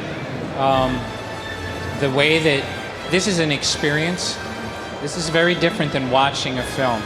And even seeing a story on film, it's very different, the way it's delivered to you creatively. You're going to actually feel this story. It's not something that you normally equate with in the particular way that we're going to go. It's going to be something that is felt to your core, and so there'll be a heightened emotion that will be unique in these stories of Darth Vader coming. It's sort of like, I know almost everyone has had this experience. I've heard other people talk about this. Other people have experienced deja vu.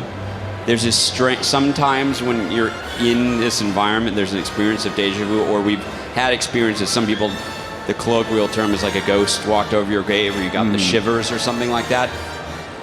I know it's hard for people who haven't experienced it yet, but you get those kinds of feelings, and the promise for the future.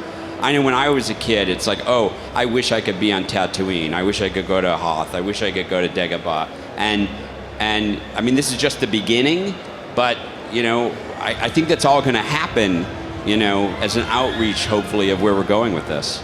Yeah, it's a level of fantasy fulfillment that we haven't had before. And VR really is its own storytelling platform, and that's what we really feel like with Darth Vader and with what David's putting together. We'll be able to really push out these limits to VR and push out what the idea of storytelling is in this brand new medium. It's as everybody says, it is not film, it is not game, it is living in between. Oh, it's so exciting that this is so close to. Thank you so much for coming here after your panel. Thank you so much for being on the Star Wars Show. And stick around, more from Star Wars Celebration will be here on the Star Wars Show live in just a moment.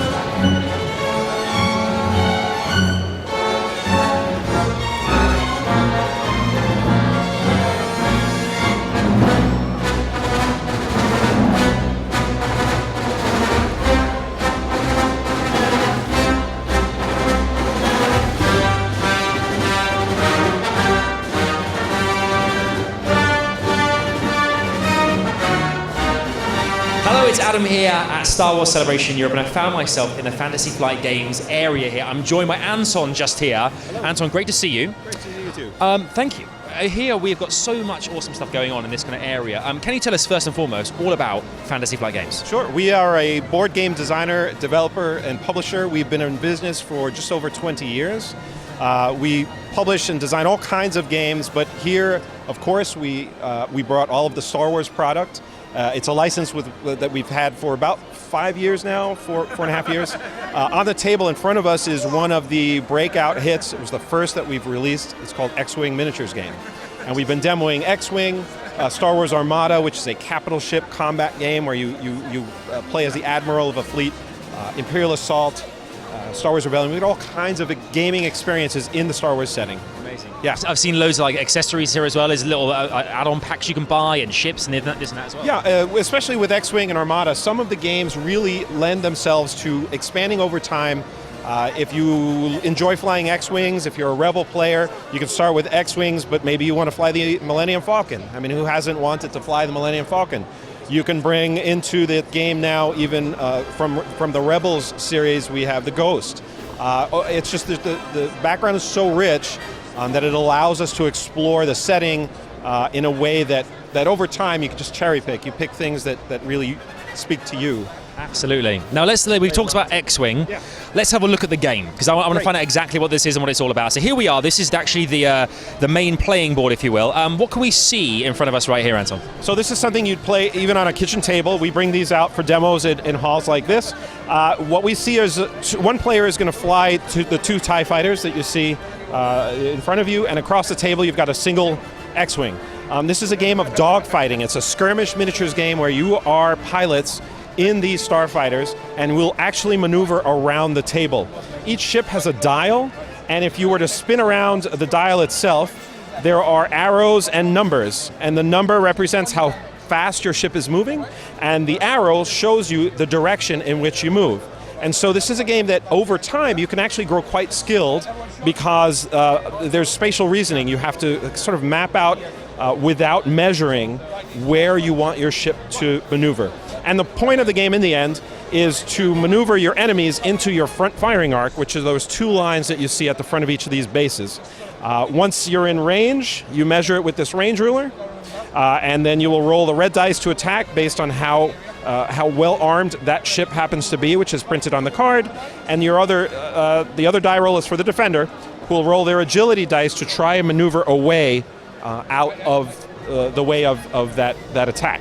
Gotcha. Because my personal history with board games of this kind of area is like Hero Quest. These games I used to play when I was younger. Awesome. Is it the same kind of premise that you would have like a campaign mode and certain ways that the ships are put around the board, or is it purely one-on-one? So this game it lends itself to playing in many different styles. We've even played, instead of head-to-head, we've played in the office where each person will pilot one ship. So you can have these sort of furball dogfighting skirmishes. We've had up to 8 people, and everyone takes a ship and a pilot, the pilot of their choice, and they sort of split up into 2 teams and have at it. What is really unique for me is this maneuver dial. This dial, all of the dials for the ships on the table need to be, you need to select your maneuver, and then you will select that in private and put it face down next to the ship in question. And that happens at the same time at the start of each round. So I don't know, is my opponent kind of try to veer to the left to try and move behind my ship? Are they going to slow down, try to keep me in their sights? You're really looking to outguess the other players, and so there's a lot of staring at each other and trying to get into their head. It is very exciting. It plays in about 45 minutes, start to finish. We've seen kids playing with adults. We've seen adults playing with adults. It sort of cuts across all boundaries. And the game itself, you could learn in 10 minutes time. The rule book is a couple pages, short pages.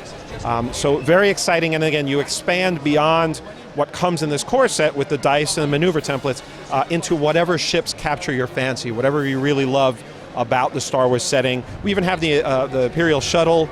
There's all kinds of exciting stuff. Were you a Star Wars fan before you got into this line of work? Because I can see how excited, how passionate you are about this. Were you always a Star Wars fan? I have been. I've seen all the movies growing up. I was in the theater in '77. I was I was 6 at the time, but it made an imprint. And I think having a property that is in my DNA, it's just something that's always been there. And now, decades later, finding a platform to sort of have those experiences at the table with friends is just great, and it's great fun. That's awesome. And then lastly, being here at Star Wars Celebration, how is it for Fantasy Flight Games being here in London for this event? Oh, we love it, and we love it. We love the fact that we can come out and have a booth. We're selling product, but even if we weren't selling, we would just, to have the chance to show the games off and have someone try is where you get that magic. And once you feel it, then you're sold. If gaming is for you, you just got to get a demo game and try it out for yourself and see if it's something you like. Well, speaking of demos, I think you and I should play this because I'm sold. I want to play. I want to get the rulers going and everything. Thanks so much for chatting to us, Anton. Fantasy Flight Games are here at Celebration. Make sure to check them out online as well. Cosplay is one of the best parts of any Star Wars celebration, and one of the best panels at Celebration is the annual cosplay competition. So let's take a look at some of the best and brightest Star Wars cosplayers right now during the Star Wars Celebration Europe Cosplay Championship here on the Star Wars Show Live. Okay, so if you're ready, we're going to start with the very first category now, the Empire and Armored Troopers. And I would like to welcome to the stage in third place, it's Leanne Hazendonk as Asajj Ventress.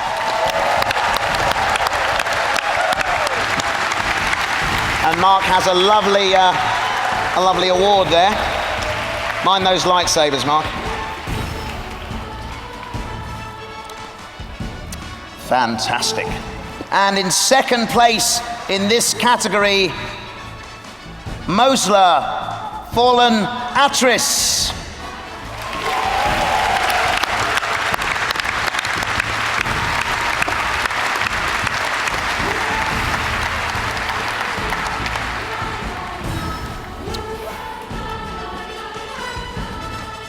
She's not got enough hands to take the award there. Okay, and in first place, our very best Empire and Armored Trooper for this year, Laura Sanchez de la Blanco Bano, Shea Vizsla.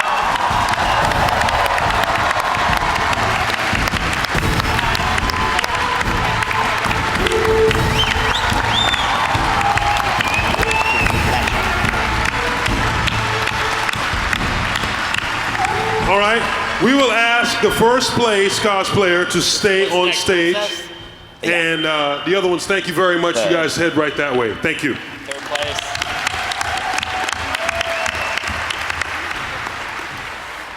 Now we're moving on to our princesses, where our judges said that was a very hard category.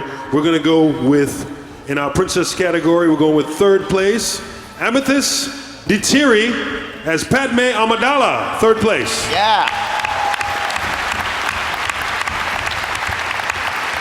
Well, I don't think I'm going to get this round your neck, love, so you're going to have to bend over a bit. Thank you very much. Oh, we're caught up on your braids there. Well done. Congratulations.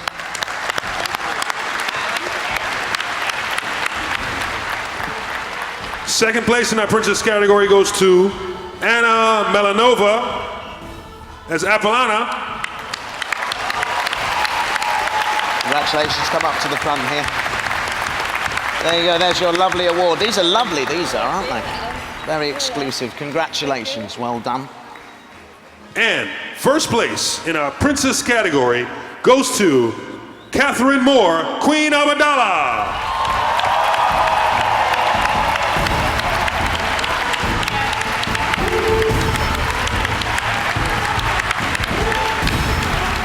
There you go. Look at that. It's lit up as well.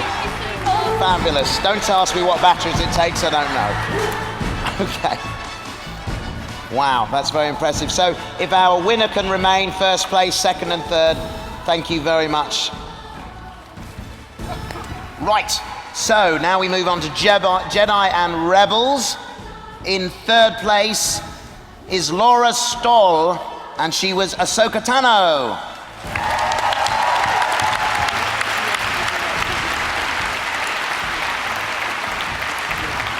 Congratulations.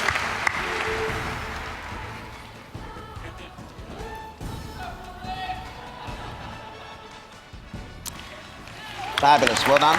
In second place, Isabella Graf as Rey.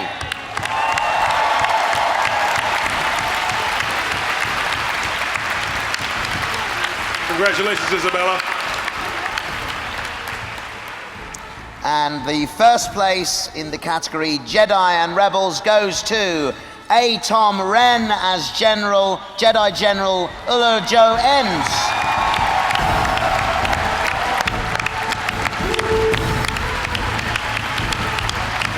Congratulations.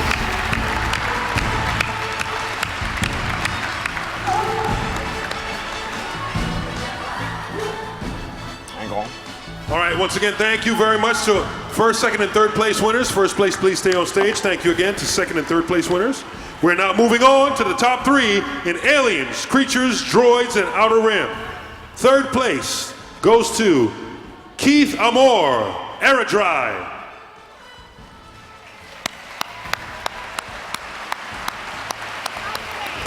He's on the way. He's on the apparently. way. He's on We the know way. he takes a while. He takes a while. On the way. All right. So, moving on to second place, Dean Smith, Lama Su.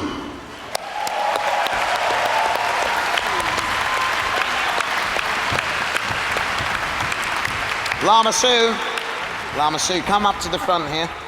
That's it. Good. Just we want to make sure we see you. I'm just glad you didn't win third place with a medal. I'd had no chance. Okay, there you go. Thank you very much. Well done. Congratulations. Yeah. Yeah. Third place is currently stuck in the lift back here, but marvelous. Wow. You made it onto the stage. The Wookiee made it. Okay. I'm not sure what's going on here. There we go. That should go around your neck, but congratulations. I could swing on these braids, couldn't I? Oh, a Wookiee finally got a medal.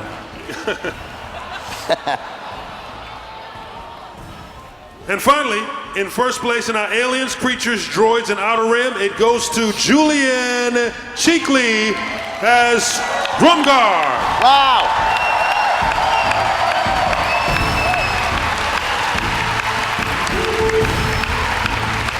Work, you think he can hold on to that? Okay, Julian, I have your award here. Whether you want to take it from me or should give it to your handler there, but congratulations, well done. Very impressive. Tucked it in his pocket. Right, so if our first place winners could step forward now and form a line along here. Don't leave. Oh yeah, you guys do leave, yeah, of course. Okay. So you guys, you're all good there. Stay where you are. I'm just going to go out this way. Okay. Thank you, couldn't resist. Okay, so there they are, our 4 finalists here.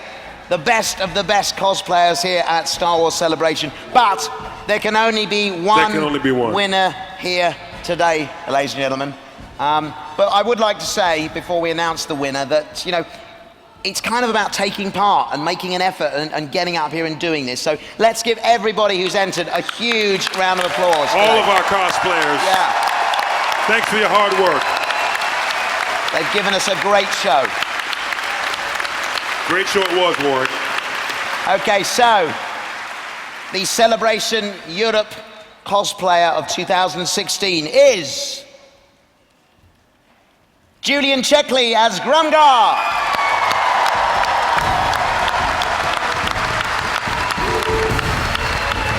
Well done. There you have it. Thank you very much indeed. I'll shake your hand. There, right there. Terrific.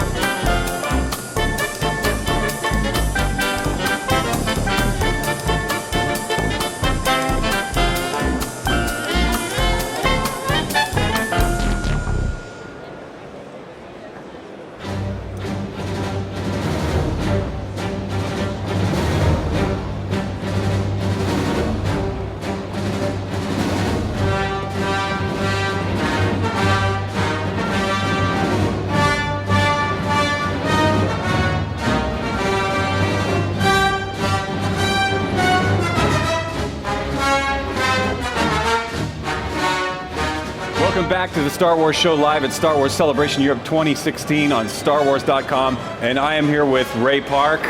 Darth Maul's here, everybody. He's back. Is the Force strong with you all? Is the Force strong? Yeah, Darth Maul has a question. He wants to know if the Force is strong with this audience. Yes, it is. How you doing? Good. Nice to meet you. Nice to meet you too. So you've been to, this is my first celebration, but this is old hat to you. You've been to several of these. I've done a few. I was in Anaheim last year as well, and it's great to be, part of Star Wars and feel the energy from the fans. It's awesome. Well, and Darth Maul is such a fan favorite character too. So you've got to have a lot of people who've been inspired by you. It's been what, 15 years now or so? Yeah, since Phantom 15. Menace. So are you meeting people who have been inspired to get into martial arts and acting because of your work? Yeah, definitely. When I was on Phantom Menace, I was concerned about the kids that I used to teach gymnastics. Yeah. Because I was the bad guy, and I didn't want them thinking, I've raised the bad guy in real life. My coach is the bad guy. But it's great to see guys that have come up to me and said, when I was 8 years old, I watched Phantom Menace for the first time and got me into Taekwondo and got me into karate. So it's really nice to hear those stories that people, even like when I'm at conventions, I do like the push-up challenge. And it's even inspired people to sort of, cut weight and get up to 100 push-ups. So it's nice to hear that. It inspires me to try harder as well. And kids love bad guys. The bad guy I'm characters finding that are out. usually the Yeah, I favorites, grew up right? with the good guys, Van Damme, Jackie Chan, Bruce Lee. So it's really nice that the characters had that impact on kids to want to do martial arts. What's kind of the amazing thing is that as a kid, you grew up, you loved Star Wars, you wanted to be a ninja, and then you did that. Yeah. You're in Star Wars now. You're a ninja now. You're Snake Eyes and It's G.I. Joe. kind of weird that I've relived my childhood. Like G.I. Joe was the first toys I played with, then it was Star Wars, and it was Empire Strikes Back that really got me into martial arts and gymnastics. It's when I saw Luke Skywalker do a handstand with Yoda, and I was like, that's what I need to do. I need to learn it. I even asked my dad, can you build me a lightsaber? And so that Star Wars really had a big impact on me as a kid as well. Did you ever put on a backpack and run around in the backyard? Yeah. Yeah, I did that too. I did. I even bought the. It was me too. It wasn't just you. All right, good. And I even like when we bought a trampoline, I thought one day I'd be able to have my kids on my back and do a front somersault like Luke Skywalker did with Yoda. No. No, it didn't work out so well? I wasn't going to risk their life on that. So when we saw you playing Darth Maul, you were really at the top of your game. You were doing international martial arts tournaments at that time. I was just I was competing for Great Britain, Wushu, and so I was eager. I was ready to sort of start getting into stunt acting, and my goal at the time was to go to Hong Kong and hopefully be discovered by Jackie Chan and learn from the masters over in Hong Kong how to do stunt fighting and stuff. And then I got lucky and Mr. Lucas brought me on, so no complaints. And that's one of the first things that you did on film. It's a real early experience for you doing fighting on camera. Yes. Yeah. How long did it take you to get into that? You were working with. I was working with Nick Gillard, and Andreas Petrides, and Rob Inch, and we were playing. We were big kids, and to sort of be part of Star Wars and play fight every day. Oh, that's the best. It was a lot of fun, and we also played a lot of video games at that time. We were playing Soul Calibur, so some days we would come in and reenact those Soul Calibur moves just to make it fun. Yeah, gonna throw a little maxi on this. Yeah, exactly. You always got to play the Bruce Lee character, right? Yeah, of course. And the Drunken Master. Yeah, I love Drunken Master as well. Well, Maul's got that really great Bruce Lee flavor to him with the stop and the pose. Oh, thank you. Yeah, no, I can it's see it in there. It's the elfish Bruce Lee, it's the Bruce. Yeah, you got to strike the pose then turn. Yeah, you got it. And you're a fellow martial artist as well, yeah? Yeah. I trained in Kung Fu for many years, and we all go home after watching the Bruce Lee film and get by the mirror. See, can I do it? Yeah, you got it. So how do you adjust your training depending on the role that you're working on? Because I've seen some of your workouts on social media. They're really intense. You got a lot of stuff to get through. How is training for Maul different from training for Snake Eyes? Good question. Well, for Maul, I was already sort of training Wushu 12, 13, 14 hours a day anyway, and conditioning and gymnastics. For Snake Eyes, I kind of mixed it up a little bit. I was wearing a lot of sauna suits, my bike helmet, crash helmet, weight vest, elastic bands, my wife would joke to me, says, I'm going to come into the garage and find you all tied up with your elastic bands. Because I was making everything hard. I knew it was going to be a challenge. And like now, a lot of my training now is conditioning. And I try and mix in a bit of martial arts and keep my basic skills up. And so if I was asked to come back and say play Snake Eyes or Darth Maul, then my training would change again. I would focus more on the skill and keep my conditioning up as well. Yeah. I enjoy it. It's fun. And like we were talking about earlier, like I like to share it. And if it inspires you, you inspire me. And it keeps me motivated as well. Is Darth Maul a character you'd like to get back to someday? Oh, yeah. Yeah? I'd love to. Fans? I'd love to do Darth Maul. Would you like to see a little Darth Maul again? That's right. See, right over there. There he is. There's Chad. How you doing, Mr. Maul?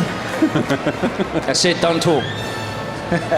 So it's, I mean, as we can all see, Maul's a really popular character. Do you have a favorite toy or figure or anything like that over the years? Do you have a Maul collectible that means a lot to you? You know what's really cool now? Like when I was younger, I always tried to get my figures into splits and do the typical Bruce Lee or Kung Fu poses. Yeah, and they didn't move like that yeah, back you couldn't then. do it. They would always snap off the legs. Yeah. Now you can actually do it. The hands move. You can put them into like Snake.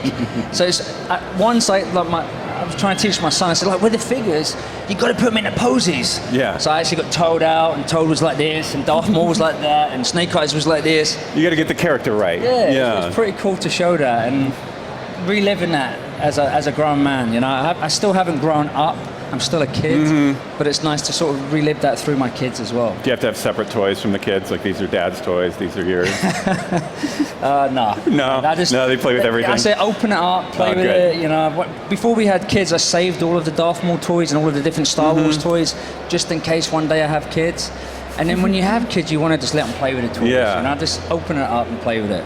So they're big Star Wars fans too? Yeah, they are. You know, my daughter's really into it. She loves dressing up. Whenever we go to Star Wars weekends in Orlando, she would love. Like, I sat her down once to introduce her into the Batman series, and I thought she'd be into Batgirl. Yeah. No, she was into Poison Ivy. She was into. So it was pretty. Went cool. for the villains again. Yeah. So it's pretty cool to see that. You know. That's great. Ray, thanks very much thank for you. coming out and talking Appreciate to it. us. Ray Park, everybody, let's hear it for Ray Park. Thanks, everyone. So stick around. We have more Star Wars Show live from Star Wars Celebration Europe in just a minute.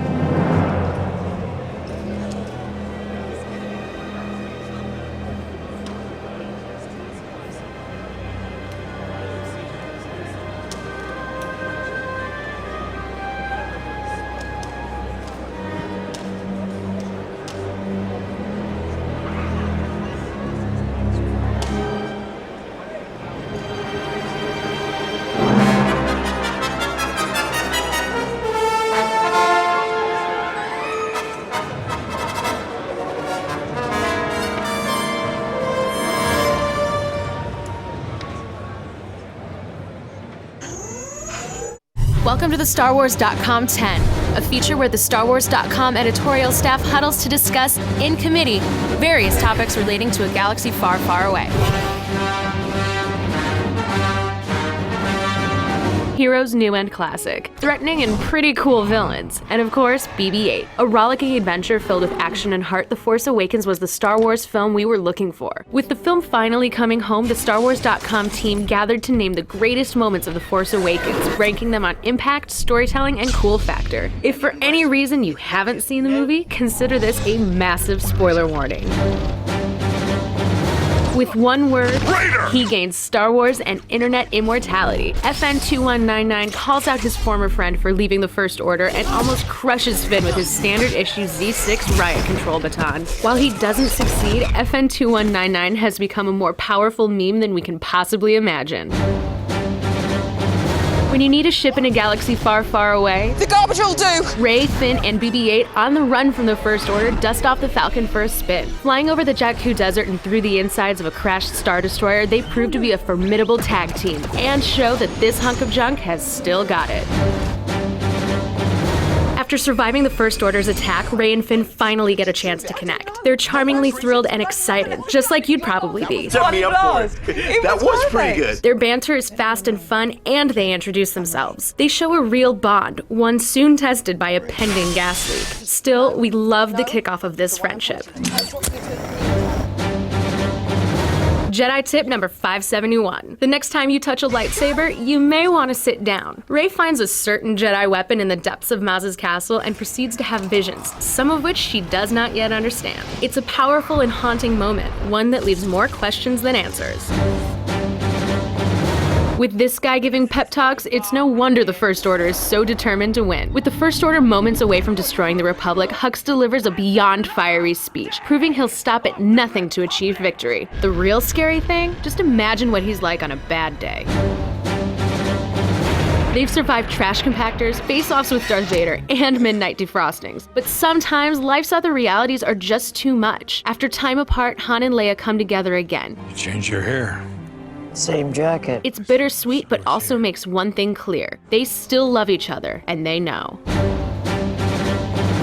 He's a rebellious First Order trooper. He's the greatest pilot in the Resistance. Combined, you've got an unlikely yet excellent duo. Think about it. They steal a TIE fighter, pull off a daring escape, and in the middle of it, Poe finds the time to name Finn. Finn, I'm gonna call you Finn. Yeah! This is a friendship we can't wait to see more of. Plus, it doesn't hurt that they both look great in that jacket. He saved his father and the galaxy, but after an unthinkable tragedy, Luke Skywalker vanished. Thanks to the efforts of a new generation of heroes, along with the help from some old friends, Rey finds him hiding in exile. And when Luke turns to face her, it's simultaneously sad, hopeful, and powerful. Who knows what happens next? He's been a smuggler, he's been a general, but it's his role as a father that means the most to Han Solo. And the one thing he's willing to risk everything for is his son. Han reaches out to Kylo Ren in a final attempt to bring him home, and for a man who once cared only about money, who put up a wall of bravado, it's maybe his bravest act, and one we will never forget. New heroes meet a menacing new enemy in a final confrontation, and the results are emotional, exciting, and classic. Kylo Ren battles Finn and Rey in the snowy forests of Starkiller Base, a hauntingly beautiful setting for a duel that can change the galaxy. In the end, we witness the meaning of true friendship, the evil of the dark side, and the rise of a generation. That's why we rank it number 1. Episode 8, here we come. So what do you think? Did we overlook something? Did we nail it? Are we out of our minds? Comment and let us know.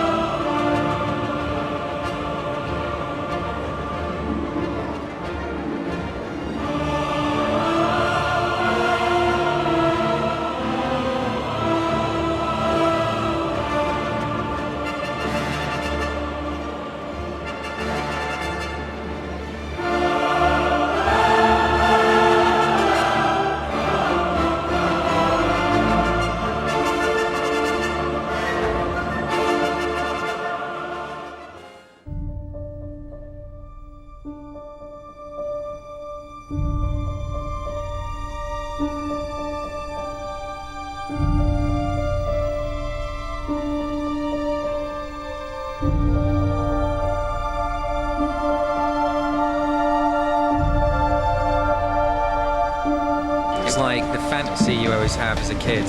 Everywhere is an amazing shot with amazing characters.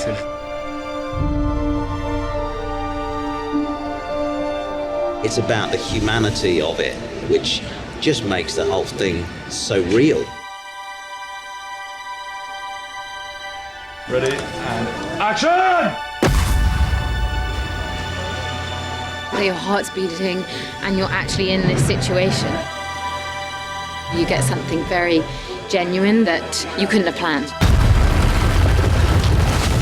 You'll actually compose shots that if we were on a green screen set, you just wouldn't have known were available. Pressure's so high. Like, we're making a film that's right touching my favourite movie of all time. But then if you're too respectful of it, that you daren't do anything new or different, take a risk, then what are you bringing to the table? X-Wing,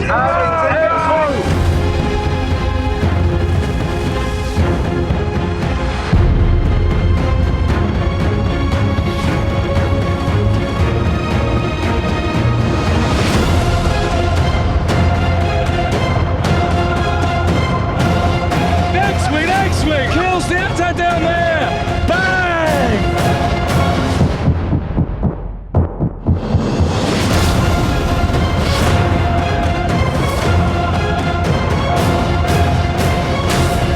I mean, this is really where a film crew like this really comes into their own.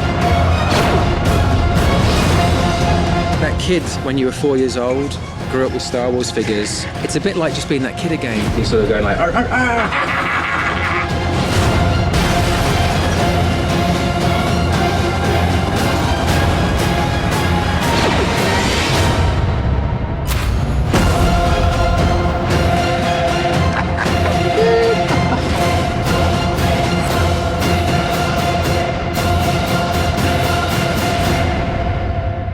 May the Force be with us.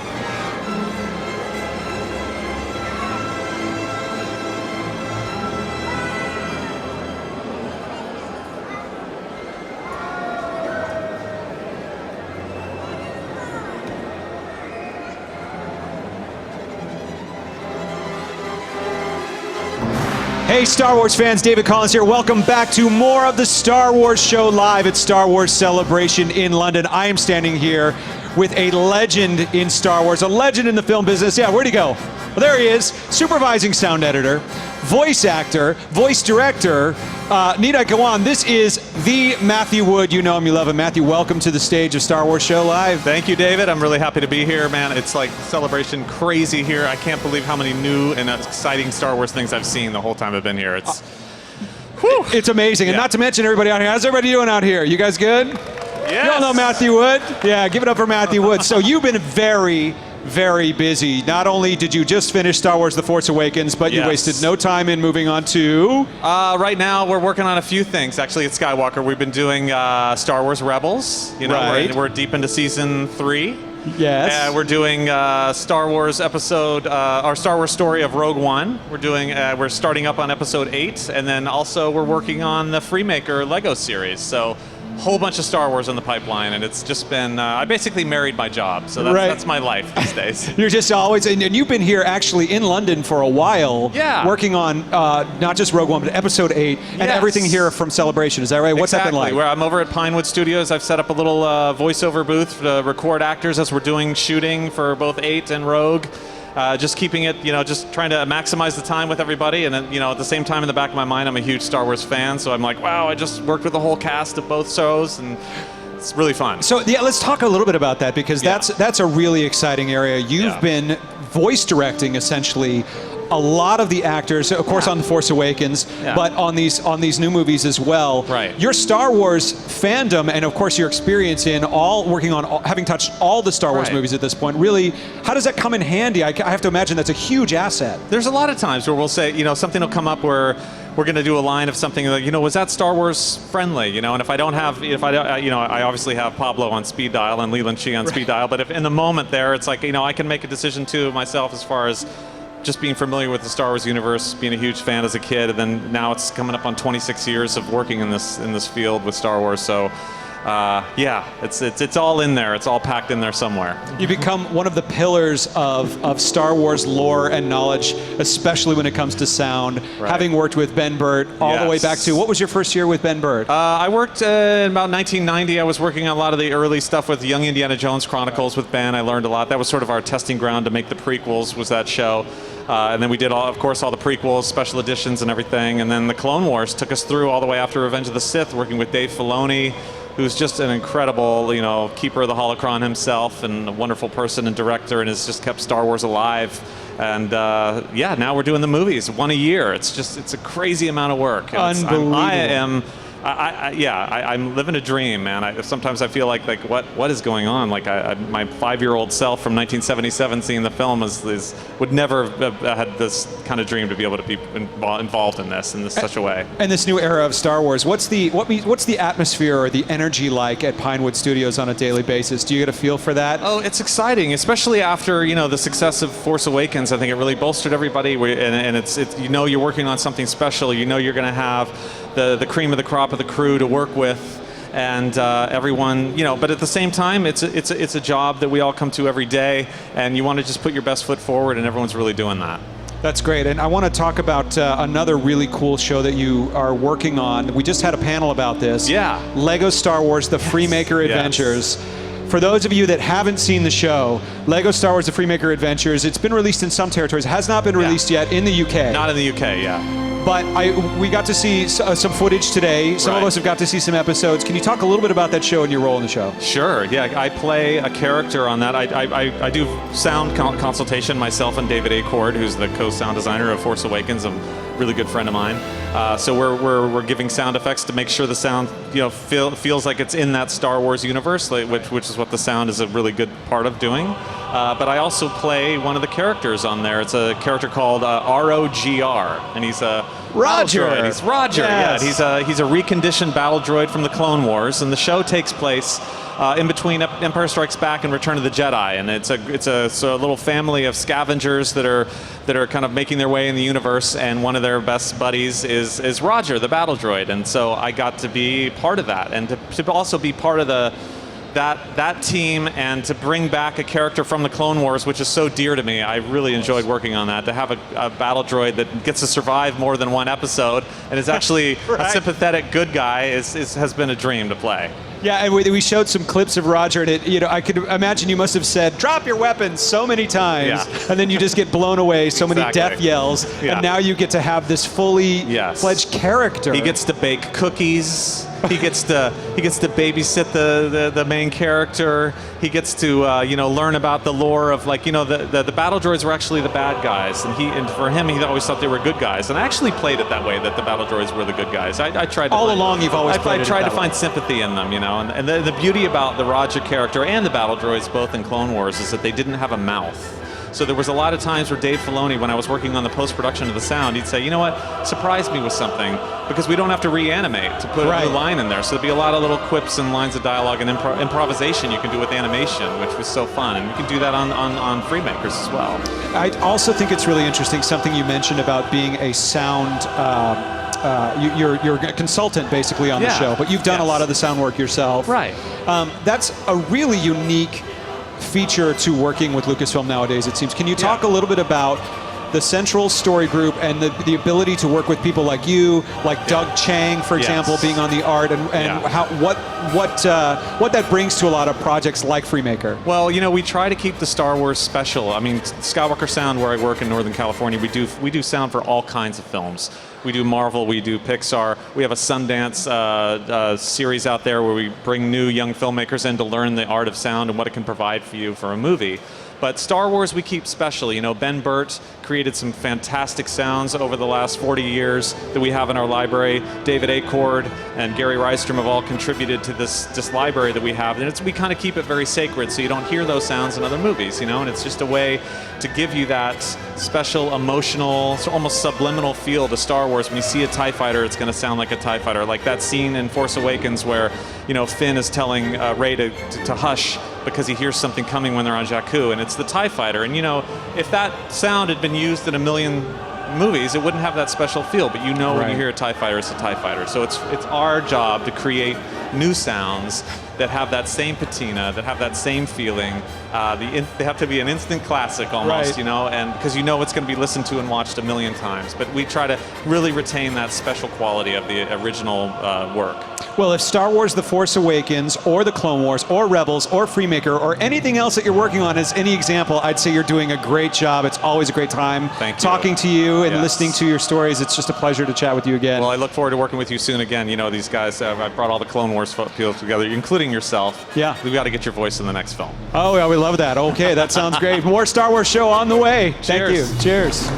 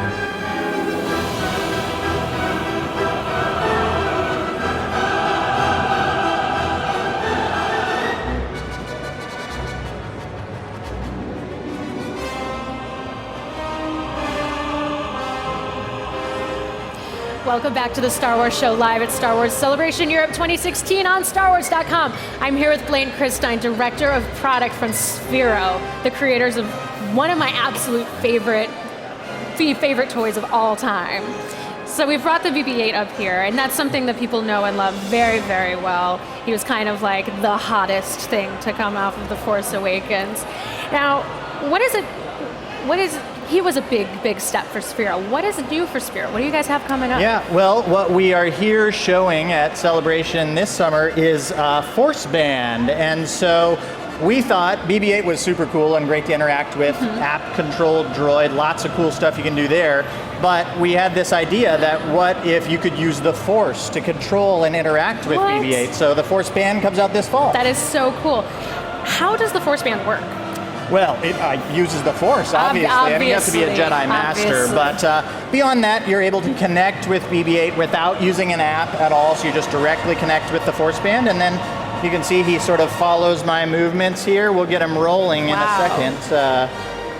There you go. But we have lots of other cool features beyond driving BB-8, which we're not talking about just yet. Oh. For now, it's all about driving. Yes. So he's not like sound effects, stuff like that, you'd still have to do through the phone? No. This actually has a speaker built into it. It also has haptic feedback, so you get a little bump to sort of let you know what's going on. Okay. Also, you'll get your BB-8 sounds through the Force Band since he doesn't have a speaker built in. That's pretty fantastic. What I love so much about this toy and just the design of BB-8 in general is how emotive he is. And it's really simple when you have this on. You're just twisting your hand and he responds to you. Yeah. So can you do all of the preset motions and driving, or is it more of just like controlling him in real time? That's not in there yet, but ultimately, yeah, that's certainly our goal, is to be able to allow you to interact with BB-8 any way that you would like to. Fantastic.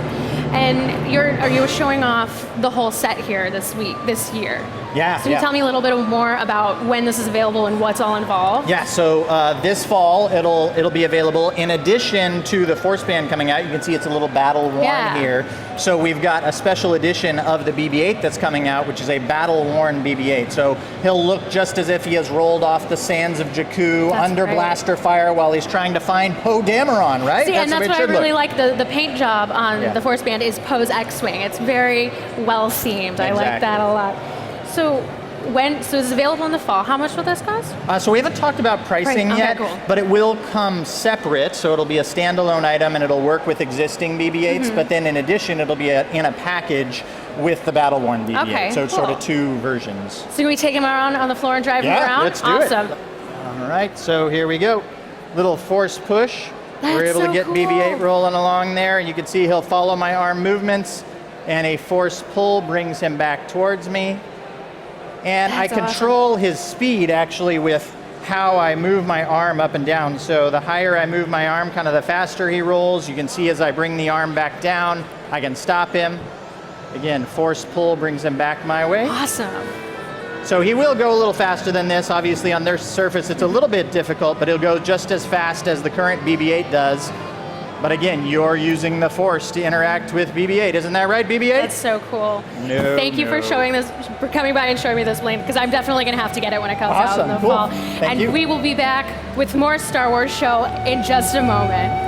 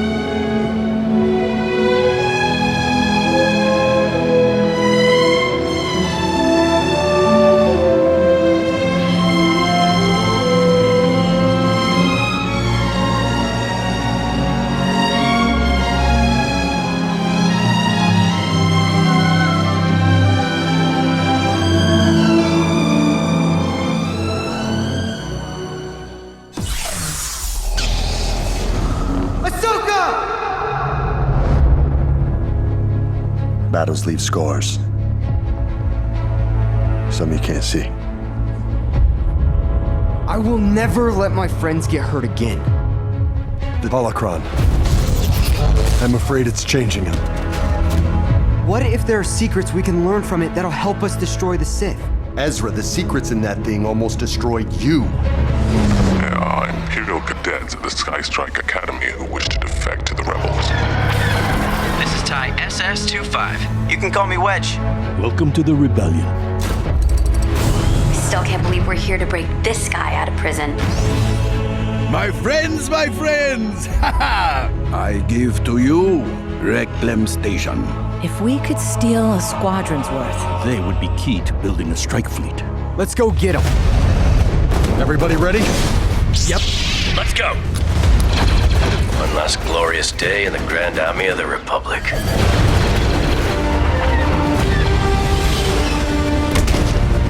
Flying stormtroopers? Worse, Mandalorians who serve the Empire.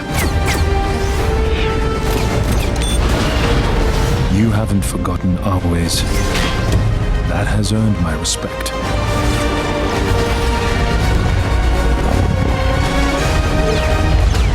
So what's in it for you two? Riches untold, that sort of thing. So, we'll split the treasure. Split the treasure. Oh, that's a classic.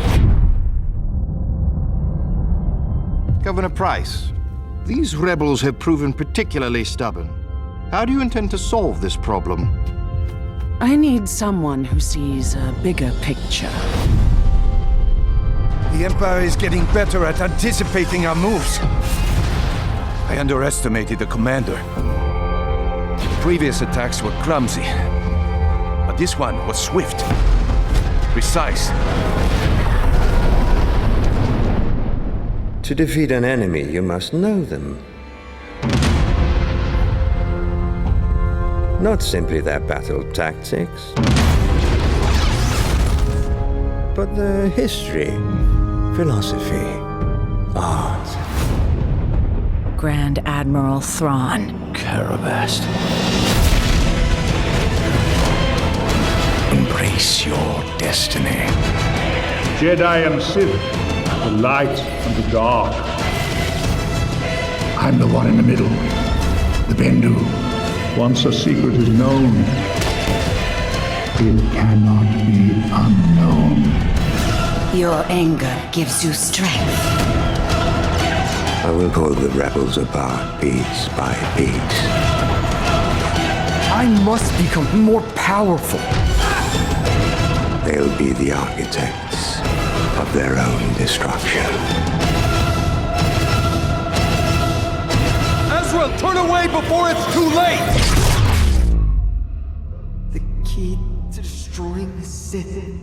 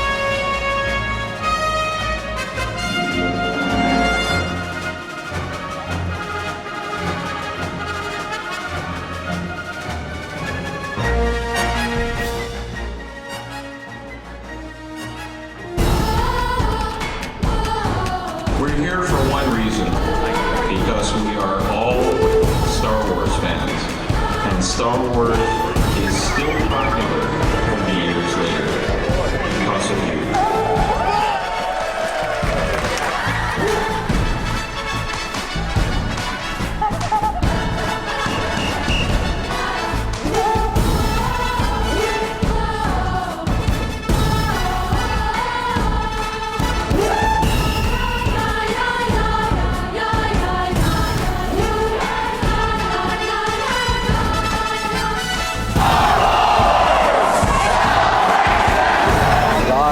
So awesome! Awesome! Thank you, Star Wars Celebration.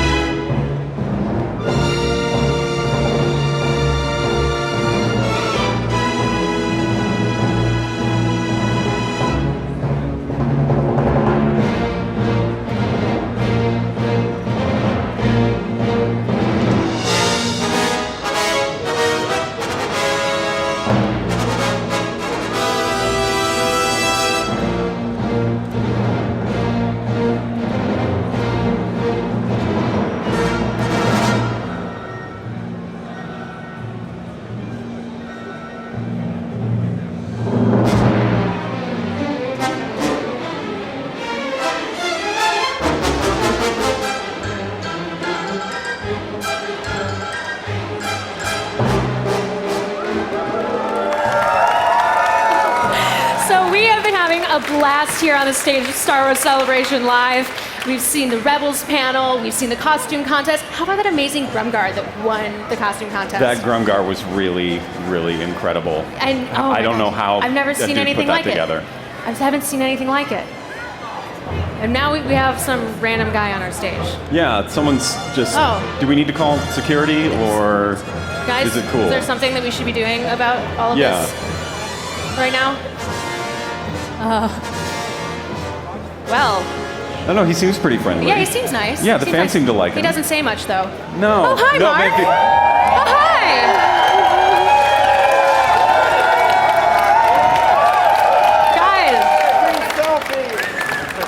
Guys. Does this work? Oh, yeah. Free selfies. Well, thanks for helping me, because you helped me figure something out. Because remember, they didn't want me going out on these talk shows when Episode 7 came out, right? I got a phone call.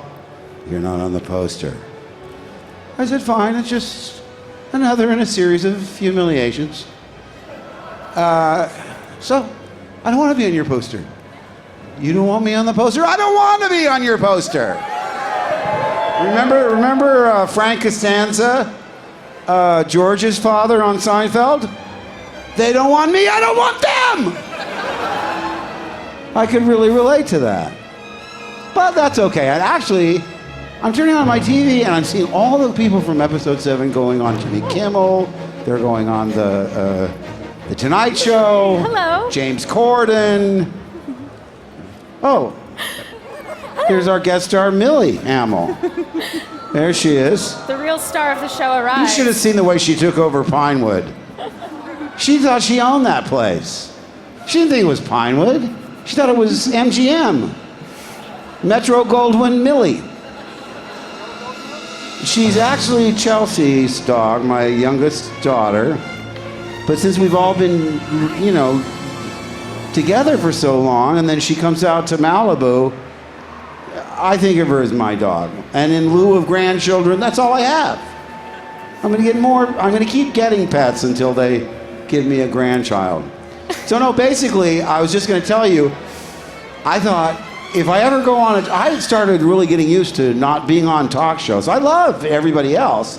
Daisy was good, John was good, Carrie's always funny, Gary, come on. That's an ambulatory sight gag right there. It's a four-legged sight gag with the tongue. I can't. Millie does tricks, but she can't do the tongue. So I thought I'd try this today, and you just proved it didn't work at all. So I love trying things out on the road. When you do Broadway, you try out of town. You go to Boston, you go to Chicago, you go to Baltimore before you come into town, and you get rid of all the stuff that's terrible, hopefully, and then you're ready for the New York critics, because they're the meanest. And you just did a version of Out of Town, because I said, I know what I should do if I go on a talk show. If I go on one talk show, I'll have them, let's say Stephen Colbert, because he's a huge Star Wars nerd. Did you know that? He knows more about Star Wars than I do. So he'd love it. He'd say, oh, Mark Hamill wants to come on my show? Sure. And they'd promo it. They'd say, next Monday, from The Force Awakens, actor Mark Hamill. Everybody goes, ooh. I mean, if they like Star Wars and they like Mark Hamill. Those are the people that go, ooh. And then, and they keep talking about it. Oh, it's only 4 more nights. 2 more nights. Day after tomorrow. Tomorrow! Right here, Mark Hamill from Force Awakens. So on the night, they do their usual show, do the monologue, they do the sketch comedy. They might have a guest before me, I don't know, I don't care. But they just build it up, and when it comes time to introduce me, I said, this is what should happen. The curtain goes up, I'll be in my street clothes in a hoodie. I just tried it right now, it didn't work. I'll have my back to the audience with a hoodie on, and I'll stand there for the longest time, and then I'll slowly turn around, slowly, and pull the hood down, and just stare at the audience.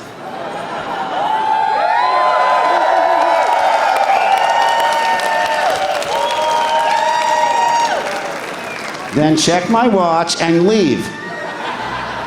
Just walk right out, get into a car, go back to the hotel, and that's all. The curtain comes down. That's my sense of humor. I thought that would be great. It'd be either really funny or really piss people off. But for me, as long as you get a reaction, I'm good with that. People say, do you like playing Luke better than you play the Joker? I said, either one that gets a good reaction. I loved being Luke, because he seems to be, people like him because, with Han Solo, you're not really sure where he's coming from. He might get drunk and punch you in the nose. Princess Leia's royalty. Who can relate to royalty? I mean, she seems like a nice person, but she's royalty. You have to watch yourself. Don't curse, all these things. My character is the easiest person to be around. He's not, intimidating. Even a 9-year-old looks and goes, oh, I could do that. What's he do? What does he do? He's basically, he runs a water evaporator, a moisture farmer. I could do that. No sweat. Later, of course, he developed some skills. But I always had that theory that Luke is the most accessible because, he's unintimidating. He's, he doesn't, one of the reasons if you read the novelization of Star Wars, the section they cut out where he actually goes to Tashi Station. I know, I've been the butt of so many jokes, but I was going to Nutty Station because of Pelican Burners. Well, in the movie, but it got cut out. I'm the only one that doesn't have my original entrance. Did you know that? The first time you see Han Solo, that's his first scene. The first time you see little Princess Leia, that's her first scene. The robots, every character that you see, that's their first scene. The first time you see me, that's like my third scene. They cut out the earlier stuff, because what it was, how many people have seen Star Wars here? All right, well, if you'll remember back, when the droids take the escape pod and go towards Tatooine, they cut to me out in the desert in that outfit. In the pictures you go, what's with the Gilligan hat and the poncho? I never saw that, because this was the scene that was cut out. He's out, he's working on the moisture evaporators, he sees something on the sky, he takes out his macro binoculars, I remember it said in the script, and he looks up at the sky and he sees two little, or just sort of like a glimmer. gets very excited. He runs and jumps into the land speeder, and it tells one of the droids, the one that has the binocular heads, come on, come on. I saw this on YouTube. It's a deleted scene, right? Hi. Okay. Anyway, he blows a gasket and he goes flying off to Tashi Station. And here's what I thought was interesting about the fact that it involves character. He runs into the station and there's Anthony DeForest as Fixer, there's Koo Stark as Cammy, and there's Garrick Hagan, who's here as Biggs Darklighter. Yeah. And several things that you learn I think are important, you know, for me, for character. First of all, everybody ridicules Luke. Oh, wormy, he's been out in the sun too long. Nobody respects me, okay? I'm not popular. There they are, okay. For those of you scoring at home. That's Garrick as Biggs. There's Koo Stark. See, there is another eligible young woman in the galaxy that's not your sister. What a terrible loss that was when they cut her out. And then, of course, Anthony DeForest as Fixer, and me in my goggles and Gilligan hat. There, thank you so much for illustrating that. Over here. So he's not popular. I remember Koo Stark is sitting on Anthony DeForest's lap. She calls me Wummy in that sort of snide English accent. And Biggs is dressed up in this Imperial uniform, right? And I'm like, wow, cool. He has no political persuasions. He's not like, oh, you're in the Empire? No, he sees the uniform. He goes, oh, wow, that's what... And Biggs says, well, come here, I want to talk to you. And we go outside and walk around the teen club, we called it. And he said, well, I just want you to know, Luke, that when I get the chance, I'm going to jump ship and join the Rebel Alliance. And again, whoosh, no political persuasion. I'm like, whatever. I don't have an opinion on the Empire or the Rebels. I just want to get out of here. I just want to get off my planet. Who can not relate to that? I got to get away from home. It's driving me crazy. So those are important character things, I think, that you don't get. But what happens is, and they're right, if you cut to Luke at that point, it's a whole new setting. It's a new character. You go, well, who's this guy? Well, you know, we're following this. You're my only hope. But basically, they don't come to Luke until he naturally comes into the story when the Jawas put R2 on sale. So it makes sense. And I kept thinking, well, they keep putting out these new editions, you know. Eventually it'll show up. No, we get a new Jabba, we get, I don't know what, more twinkling lights and who knows. All right, so basically I wasn't supposed to do this, and I think they want me to leave, I would imagine. No? Well, that ends the prepared for. It's not prepared at all. Well, any questions? Any answers? Any rags? Any bones? Okay, now he's saying, did you really say Carrie? Let me tell you something about this. This was printed in a book, Famous Movie Flubs. Here's several things you ought to know.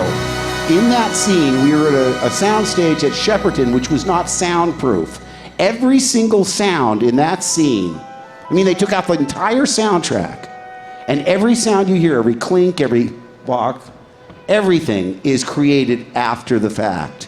So when George saw my lip flap, he said, what were you saying there? And I said, I don't know. I remember looking around like, and I went, oh, there she, as in, there she is. Oh, there she. And he said, well, say that then, and do it the way you did it. So I did. The microphone's here. Oh, there she. As in, there she is. George hates in-jokes. For me to call her Carrie, I would have to get it past George, which I couldn't do. And number two, it's sort of insulting to me that someone would think that I would sort of inadvertently just forget where I was and call a character by their name.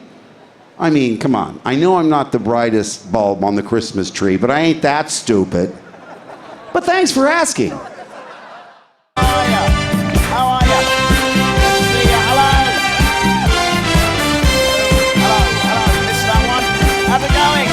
Oh, look, 2 hands. Hello, everyone. How's it going? Nice to see you. Hi. Thank you. Wow. Here we are. Welcome. Oh, that was a close one. Hello, everyone. Yes. So welcome to Star Wars Celebration Europe. You having a good time? Yes. Excellent. Everyone do me a favor. Give me a thumbs up. Yes, you're all gamers. You have very muscular thumbs. Excellent. It's good to be here. I love video games. Excited to see what these guys have to say. But before we do that, let's talk a little bit about Celebration. I'm having you guys tweet your pictures under the hashtag SWCEPics, and we've got a few to look at right here, I believe. Some that have been tweeted in so far. So let's see what we've got here. There's some stormtroopers there. What have they got on their heads? Peculiar. Cool. Yeah. What's the next one? What have we got here? Wow. Some lady stormtroopers, I say. Okay. And what else have we got?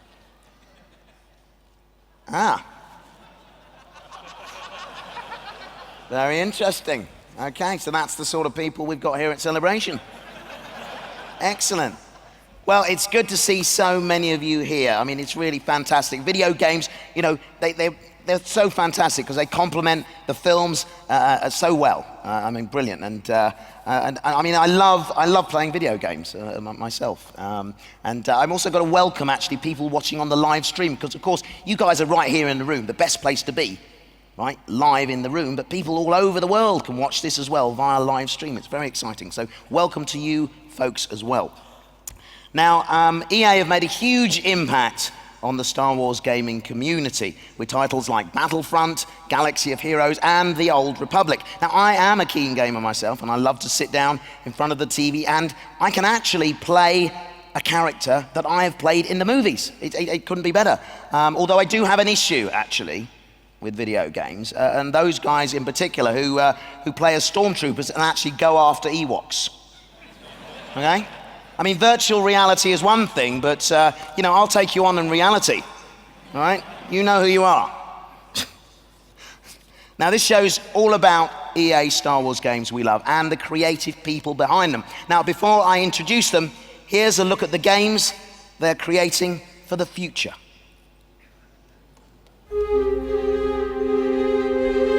The Star Wars universe is growing day by day with the comics, the films, the games, you name it. And to be a part of that and to work with Lucasfilm is incredibly exciting. So what we're really trying to do at EA is cater to different areas of the Star Wars universe and create different game experiences that are tailor-made for those fans.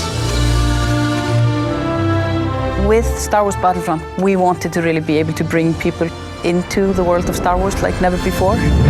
What excites me now is bringing in more characters, more planets, more environments, more eras. And that's why we're super happy to have both Motive Studios and Criterion contributing in a significant way. There's no point in making something in the Star Wars IP if you're just going to do what's been done before, right? So it's a fantastic opportunity for Motive to really tell the world what we're about. And we're going to bring that to Battlefront, which is, it's crazy, it's incredible. As a studio, our promise to gamers is ultimately gameplay first. We all demand that the game has these huge wow moments that translates really well into the Star Wars universe. We're going to deliver that Star Wars awe like fans have never seen before. With Star Wars Galaxy of Heroes, we talked a lot about how we grew up as kids with Star Wars, and we collected toys, we'd bring them over to a friend's house, and we'd set up these battles where sometimes it was what we'd seen in the films, and sometimes it was just this random mashup of stuff that we wanted to play from our own imagination. Our aim is to bring in characters from all the films, all the TV shows, and even beyond.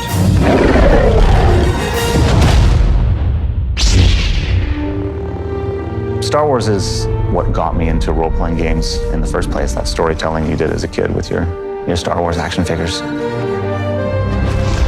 With Star Wars: The Old Republic, the choices you make, the freedom you have, that's really at the heart of a BioWare game. And beyond The Old Republic, there are so many stories that we still want to tell. Our goal has always been not to just sort of make a game that is set in the Star Wars universe, but to really tell an authentic Star Wars story. And that's actually a hugely different thing. How do you ground the new and unfamiliar in the familiar?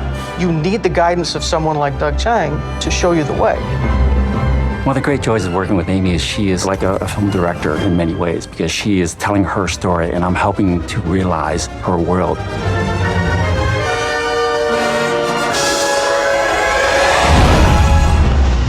EA has some really exciting plans in the works for the Star Wars portfolio, and what we're doing is bringing in talent from across the industry and letting them loose.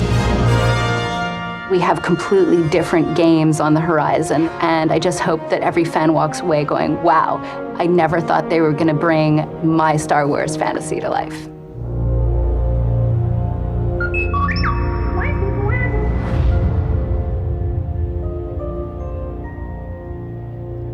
Please give a virtual welcome to Nicholas Figgy Fagreus, John Solera, Matt Philbrandt, James Olin, and Amy Hennig. Nice to see you. How's it going? Good to see you. Nice to see you. How are you? Thank you. Well, welcome to all of you. Have you had a chance to look around Celebration at all while you've been here? Yeah, absolutely. It's amazing. So it's kind of cool to be here, isn't it, amongst all of this stuff, and also to see the people who enjoy the work that you do. These are your fans, basically. It's pretty overwhelming. It is overwhelming, indeed. Now, before we start, I'd just like to each of you to introduce yourselves, tell us what your job title is and kind of what that involves.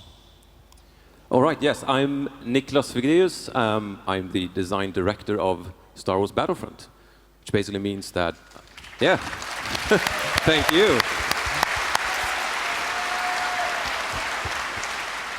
Yeah, it basically means that I'm the head of design for the game. I decide what features we do, I decide what the game should be, and so on and so forth. Very good.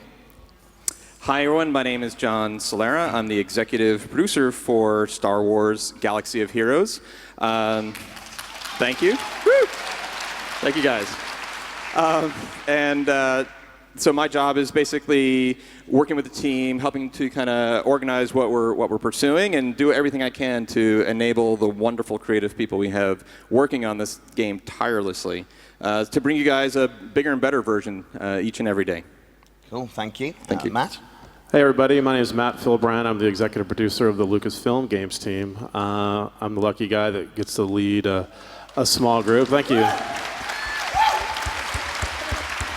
A group of folks back at Lucasfilm that work super hard with all the people you see up here on stage to try to bring authentic, new and exciting video games to you guys. Yeah, that's it. Very good. I'm James Olin. I'm director of design for BioWare, and I was game director on Star Wars: The Old Republic.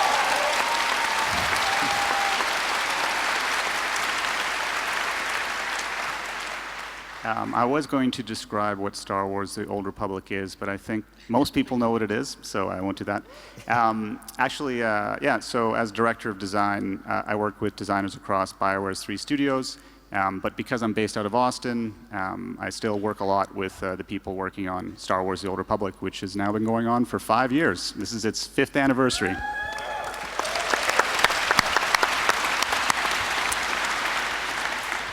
Hi, Amy? I'm Amy Hennig.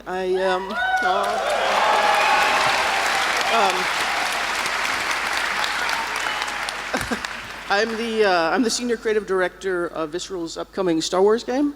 So I'm the farthest one out, literally and figuratively, on the calendar. And what's my job?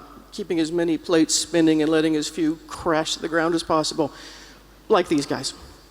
Fabulous. Now, absolutely.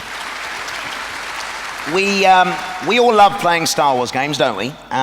but it's difficult to figure out what makes them so playable. You know, what do you guys think that makes a great Star Wars game? Oh, I guess at least for me, it's that opportunity to actually travel there, to go there and interact and be in the Star Wars world. I think that's, at least for me, that's a grand fantasy right there. And I think that's what makes games such an interesting way to enjoy Star Wars. So instead of just being a spectator, you can immerse yourself in that world and interact with it. Yeah, exactly. Which is what we all dream of doing, I suppose. Games give us that ability. Has anyone else got any opinions on these? Sure. So for any game to shine, it's important for the game to know what it wants to be and deliver on that. For our game, the key inspiration was thinking back in our own childhoods, probably I would expect it, especially in this crowd, a memory we all share, where you would collect figures, you'd kind of bring them over to your friend's house, you'd share them back and forth, and you'd set up these awesome battles. And that has always been our guiding light, wanting to re-enable that experience for players. Absolutely, it's true. I mean, from the Lucasfilm perspective, I think one of the challenges we have with Star Wars is a complicated universe, and with each of these different experiences that we want to bring to our fans, you know, we always think about authenticity first and trying to make sure that we're living up to the expectations that all these people have as they have experienced Star Wars over decades now, and how much it means to them and their families, and bringing out all that rich detail that you see in the universe, characters, themes of light versus dark, the possibility of redemption. There's so many elements to it that make it different from other types of games that you have to pay off on. It's a unique challenge, but I think that's what kind of separates them from other games. Absolutely. I mean, but the Star Wars universe offers so many opportunities for games. I suppose you have to be responsible in a way not to just try everything. You've got to pick the very best things that will make the best games. Yeah, absolutely. I think we want a diverse portfolio, something that's going to bring unique experiences. I think all the different games you see up on stage today are very different. You can go into those and play those and immerse yourself in those experiences in a different way depending on what type of game that you like, but there's a wide variety there, and each of them is authentic to itself. Absolutely. Now, Figgy, can I turn to you first? Can we talk about Battlefront, which is one of my son's and I's favorite games. We love to play it. Now, I just want to ask you, how have things been going since the launch, and you know, what kind of things can we expect in the future? Yeah, I like your story. I play with my son as well. Yeah, it's fabulous, isn't it? We had the great launch. It was really smooth. Lots of players jumped in, enjoyed themselves, battling it out. And since then, we've basically just listened to what the community is saying. Lots of feedback, lots of passion. So we've added, a bunch of things like new maps, new missions, new customization options, things like that. And now we're actually adding one of those things that the fans have really been asking about, which is the skirmish mode. So that you can actually enjoy those really big battles that you see in multiplayer, but now you can actually do it alone, offline, or with a friend. That's great. That's pretty cool, yeah. That's cool. That's cool. When does that launch? Yeah. Next week? Yeah, it's coming up next week. Very cool.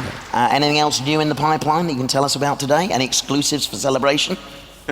Yeah, we have some expansion packs coming out as well. Cool. Yeah, thank you. We started with the Outer Rim, for example, way back, where you got to visit Jabba's palace. It's a cool thing. We also released, quite recently actually, the Bespin expansion. So you can go, drive around in your cloud cars and walking through the White Halls with Lando Calrissian at your side and so on. Really cool stuff. But we also have announced the third expansion pack, which is the Death Star pack. Ooh. Yeah. We like the sound of that. We like the sound of that. Yeah, it's going to be really exciting to see what players have, how much fun they will have around the Death Star. Very cool. I believe you brought us a teaser trailer for the Death Star pack, have you? Ooh, you spoiled it. Want to see the teaser? All right, let's roll it.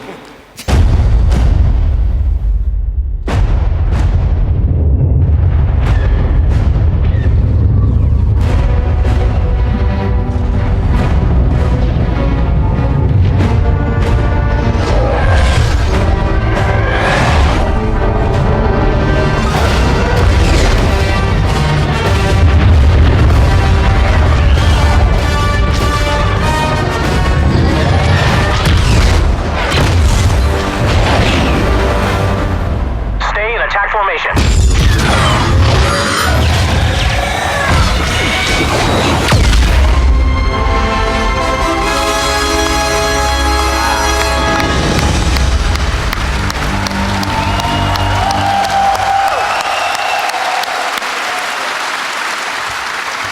Wow, we got to wait so long. We got to wait until the autumn. Yeah. Can't you We have to hurry up finish with it your first. coding and get on with it faster? I'll tell the team back home to I'm hurry up. eager to play. And there's also a new character that we can use in the game, is there? Yes. There's actually 2 new characters. Oh. Fierce bounty hunter Bosk. Yeah. And a very lovable furry friend. Yeah.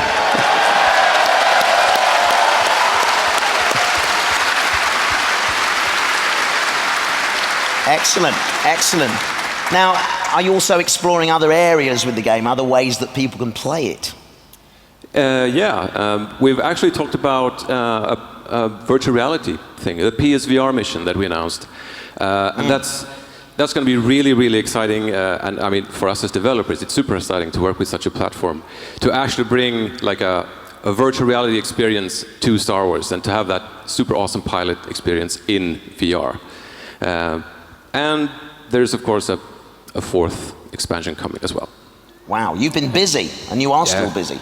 Yeah, we're very busy. Fantastic. I mean, it's great to hear that you respond to what the game players are saying as well. So they're kind of, in a sense, giving you some direction on where to go next with all of this.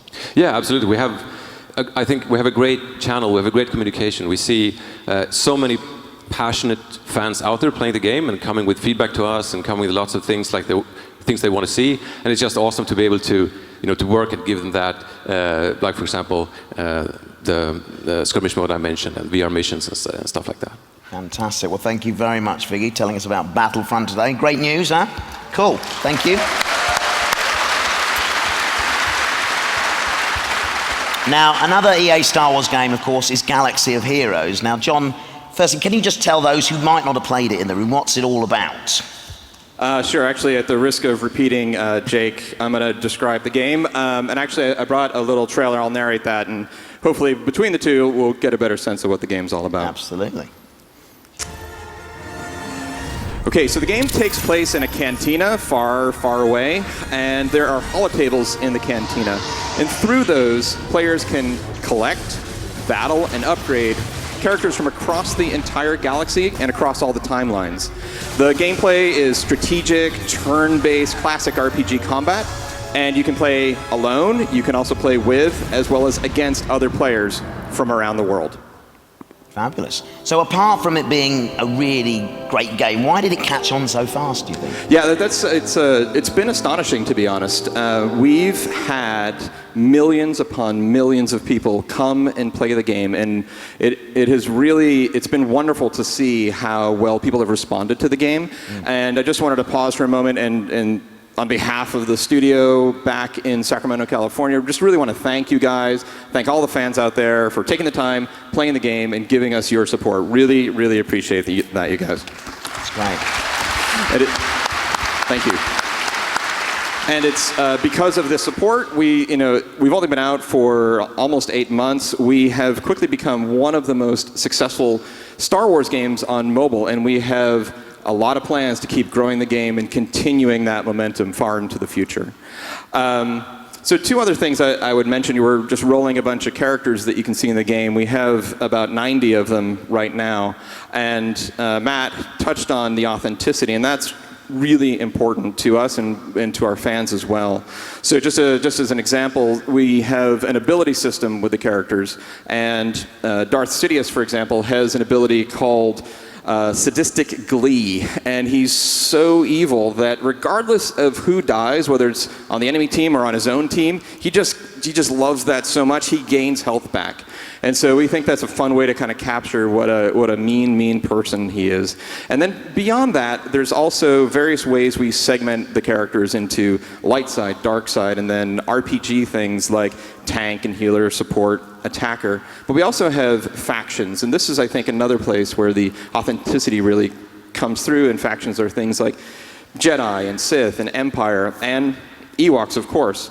And so, I mean, Ewoks is an example, how you build that party together. By themselves, not that powerful, but when you band those guys together, I think you guys know, they are a force to be reckoned with. Oh, That manifests through the game as well. Absolutely.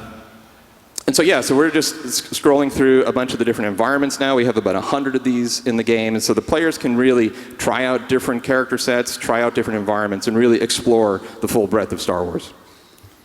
Yeah, I think it's been fantastic to see how fast the game has taken off. It's really important to us at Lucasfilm, obviously, to have a really broad palette of games for everybody, and the fact that we have an experience on mobile that's really easy for people to pick up and play and get into. The collection mechanic seems like it's really taken off well, and as John said, you can pick up the game, collect all your heroes, and play with them. It's been really fantastic, and it's been great working with the team. Fabulous. So yeah, just for my part, on behalf of the team as well, it's been great working with Matt and everyone at Lucasfilm. They've been extraordinarily supportive and help us really understand how to deliver that strong authenticity that people are feeling in the game. So what might fans of the game have to look forward to in future? Can you tell us anything? Oh, a lot. So yeah, so we are constantly working on the game and making it bigger and better. We actually brought a release out just Tuesday and got fan feedback, and we wanted to address that. So the team worked very hard over the past few days and pushed out a couple updates just over the past couple of days. But beyond that, when we think about what's going on in Star Wars, just maybe a show of hands. How many people saw the Rogue One trailer from yesterday? Maybe even got to be here for the presentation. Awesome. We cannot wait for that to come out. And while I can't get into the details, I'm very much looking forward to getting those characters also into the game so you guys can collect them and play with those guys as well. So looking forward to that. Very cool. Thank you. Additionally, as Jake also mentioned, we brought guilds and raids to the game back in April. Guilds are collections of up to 50 players who can play together, and raids are these big epic combat experiences. So our first raid was the Rancor. Players gave us a lot of great feedback on that, really liked it. And I'm going to show you a trailer in just a minute of our upcoming raid, but actually before I close with that, I just wanted to say one thing. I know there are a ton of Star Wars fans here, and Warwick has confirmed there are a lot of thumbs here. And I have to think you guys probably have an average of 1 to 7 mobile devices on you right now. So if you haven't yet tried the game, or if it's been a while since you've tried the game, please check it out. So it's a free download, and we'd love to hear your feedback. So thank you for that. And in closing, let's roll the trailer.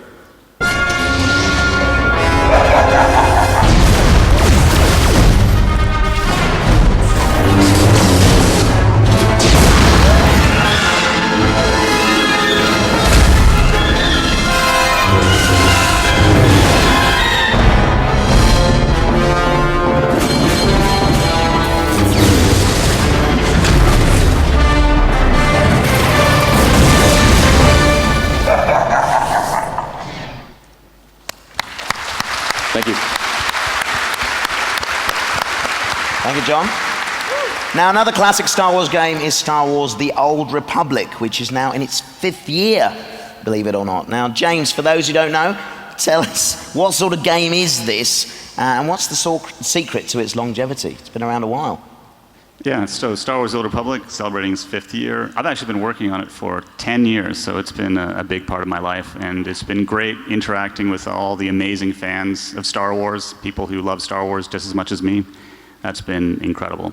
But for what it is, Star Wars The Old Republic, it's an online role-playing game, and it's set in the Old Republic era, and you get to create your own hero character, and that character can be male, female, Twi'lek, human, bounty hunter, Sith, whatever you really want it to be. And you can take that character and go on an epic Star Wars story, and during that story you can make choices. You can struggle between light and dark, and your decisions as you go through the game determine not only the fate of your character and the story you're on, but also the galaxy. So that's kind of encapsulated. Well, I guess I should also mention you're doing this with millions of other players, which is a big part of it. How cool. And what's changed over that 5 years? How has the game evolved? Well, we've been making changes recently, so we wanted to put more of a focus on the story aspects of the game. So Star Wars: The Old Republic was inspired by another BioWare Star Wars role-playing game called Knights of the Old Republic. And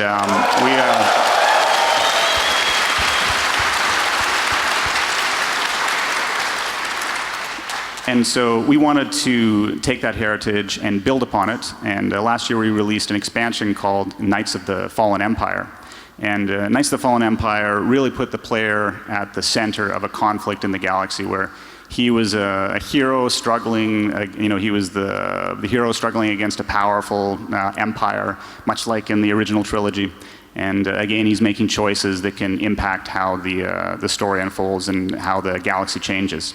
It was very well received, and it's a great expansion with some amazing story moments. It really does harken back to Knights of the Old Republic. And today we're actually going to be giving out Chapter 1 of Knights of the Fallen Empire for free. So you're going to be actually able to play Chapter 1 for free, and we're very proud of it. So take download it, play it, and if you enjoy it, then you can try out the rest of the story.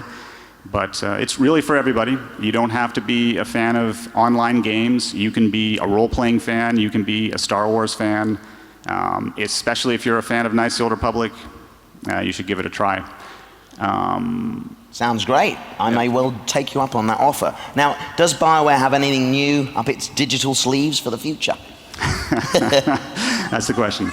Yes, that would be amazing. But yeah, we're hard at work on a lot of different things. Obviously, we have big plans for Star Wars: The Old Republic later this year. We do something big every year.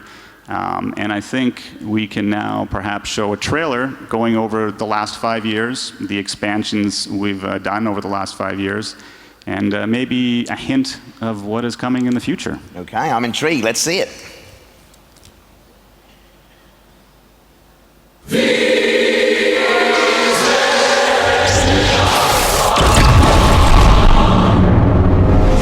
I remember Obi-Wan's quote, "For 1,000 generations, the Jedi Knights were the guardians of peace and justice in the Old Republic."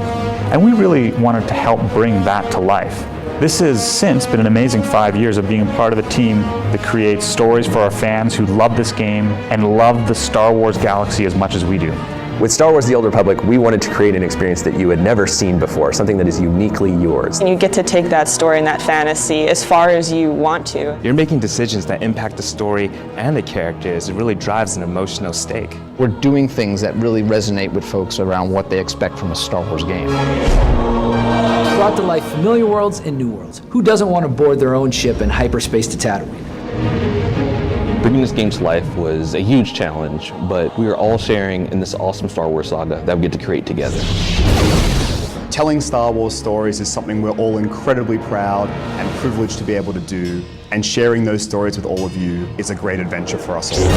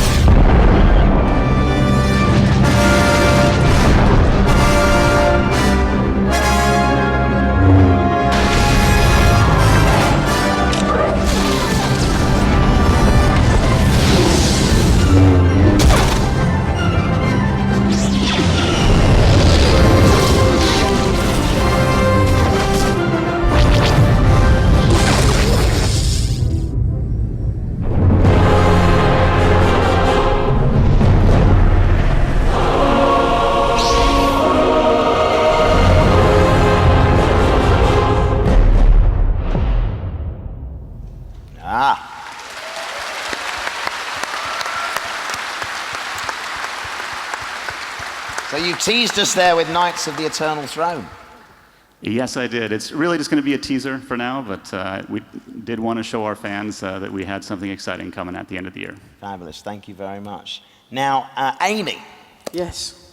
There are a lot of rumors floating around at the minute about a new game that you're working on, and it's just based on your reputation as a developer and also a glimpse of a trailer. A glimpse of a glimpse of a glimpse. Yeah. What can you tell us about this new game? Well, that it's, like I said, a long ways out. So I should be sitting in a chair way over there, actually, probably. We're out in 2018. So don't start queuing up at game quite yet. Yeah, but you can pre-order. No, you can't. They don't have a name yet, so. And we've been working hard on it. I mean, obviously, you know, like just digging in with our partners at Lucasfilm and stuff. But what I would say is, you know, it's so early, we probably shouldn't be talking about the game yet, to be honest, but we know people are curious about it, like you said, because there's so much kind of chatter and rumors, so we just wanted to at least come out and talk about our process and kind of where we're at. It's sort of a minefield, because there's only so many things I can talk about. I'm sure there's a sniper trained on me right now. But what I would say is, you know, with the few images that we're allowed to show, because again, it's so early, we did breadcrumb a lot of clues in there, so I would invite people to scrutinize them, speculate away, because you know, we snuck some stuff in there.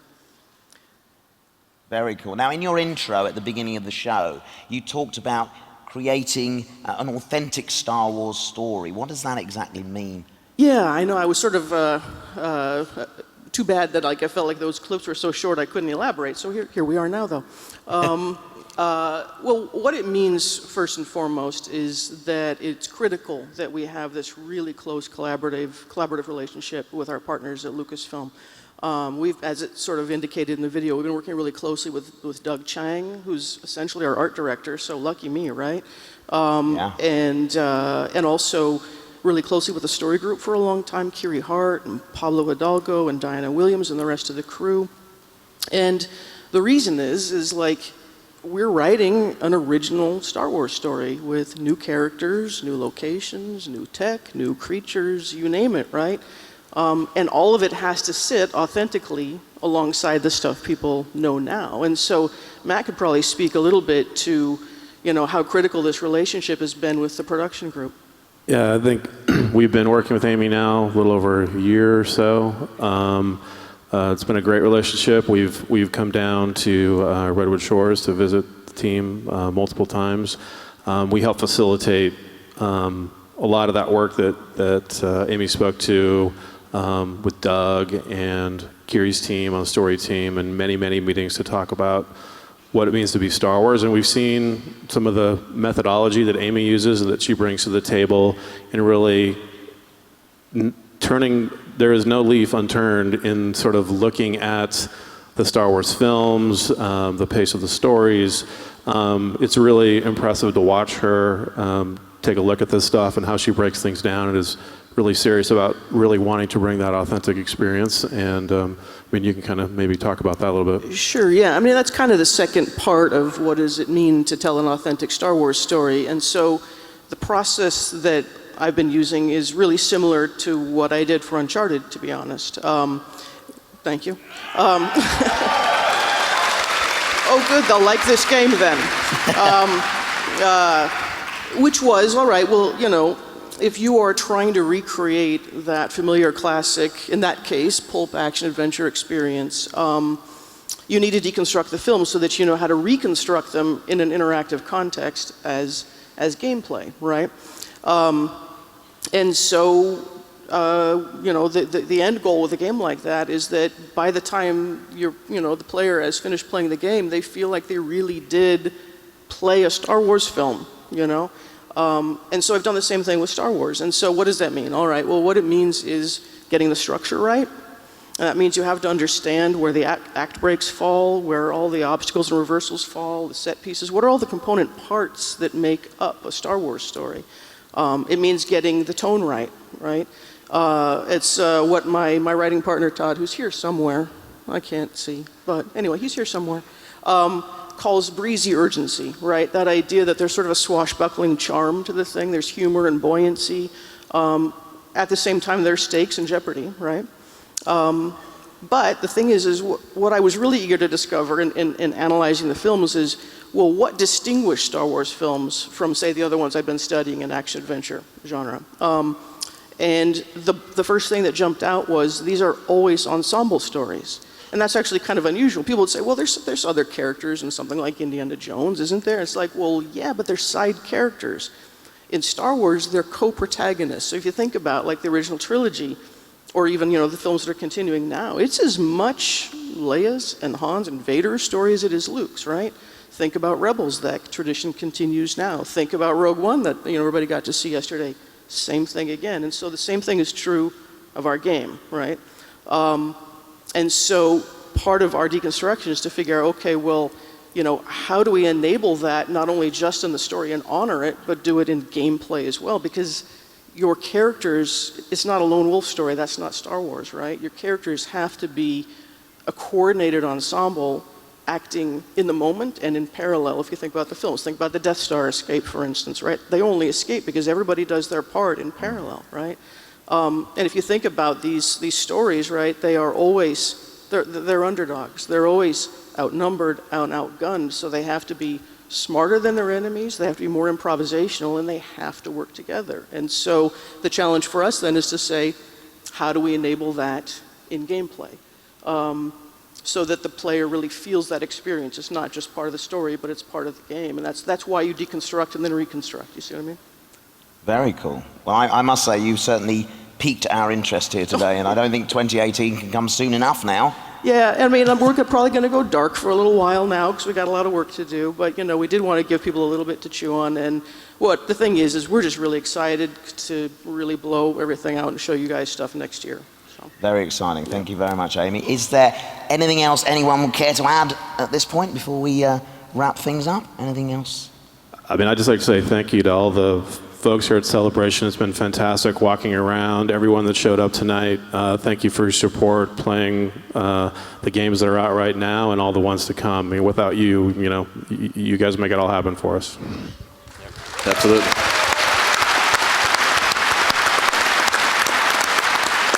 I could also add one thing. Figgy, you have something to say?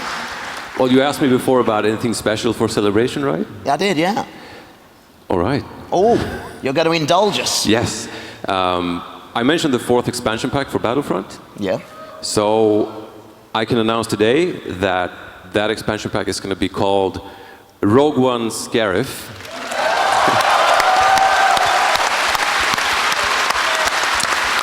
And it's going to come out this holiday, which means that you go to the theaters, you watch Rogue One, and then you go home and you play as Jyn and Krennic on Scarif. Wow. That's exciting. Thank you very much. Just one more thing from me. For all the Old Republic fans out there, you know that we're having a Cantina event tonight right outside the convention center. So I'm going to see you there, and there's going to be a ton of Old Republic developers. Answer your questions, talk to you about the future. So can't wait to see you all there. James is buying the drinks, so it's fantastic. I'm buying all the drinks. Fabulous. Well, a huge thank you to each and everyone. Please put your hands together for Figgy, John, Matt, James, and Amy.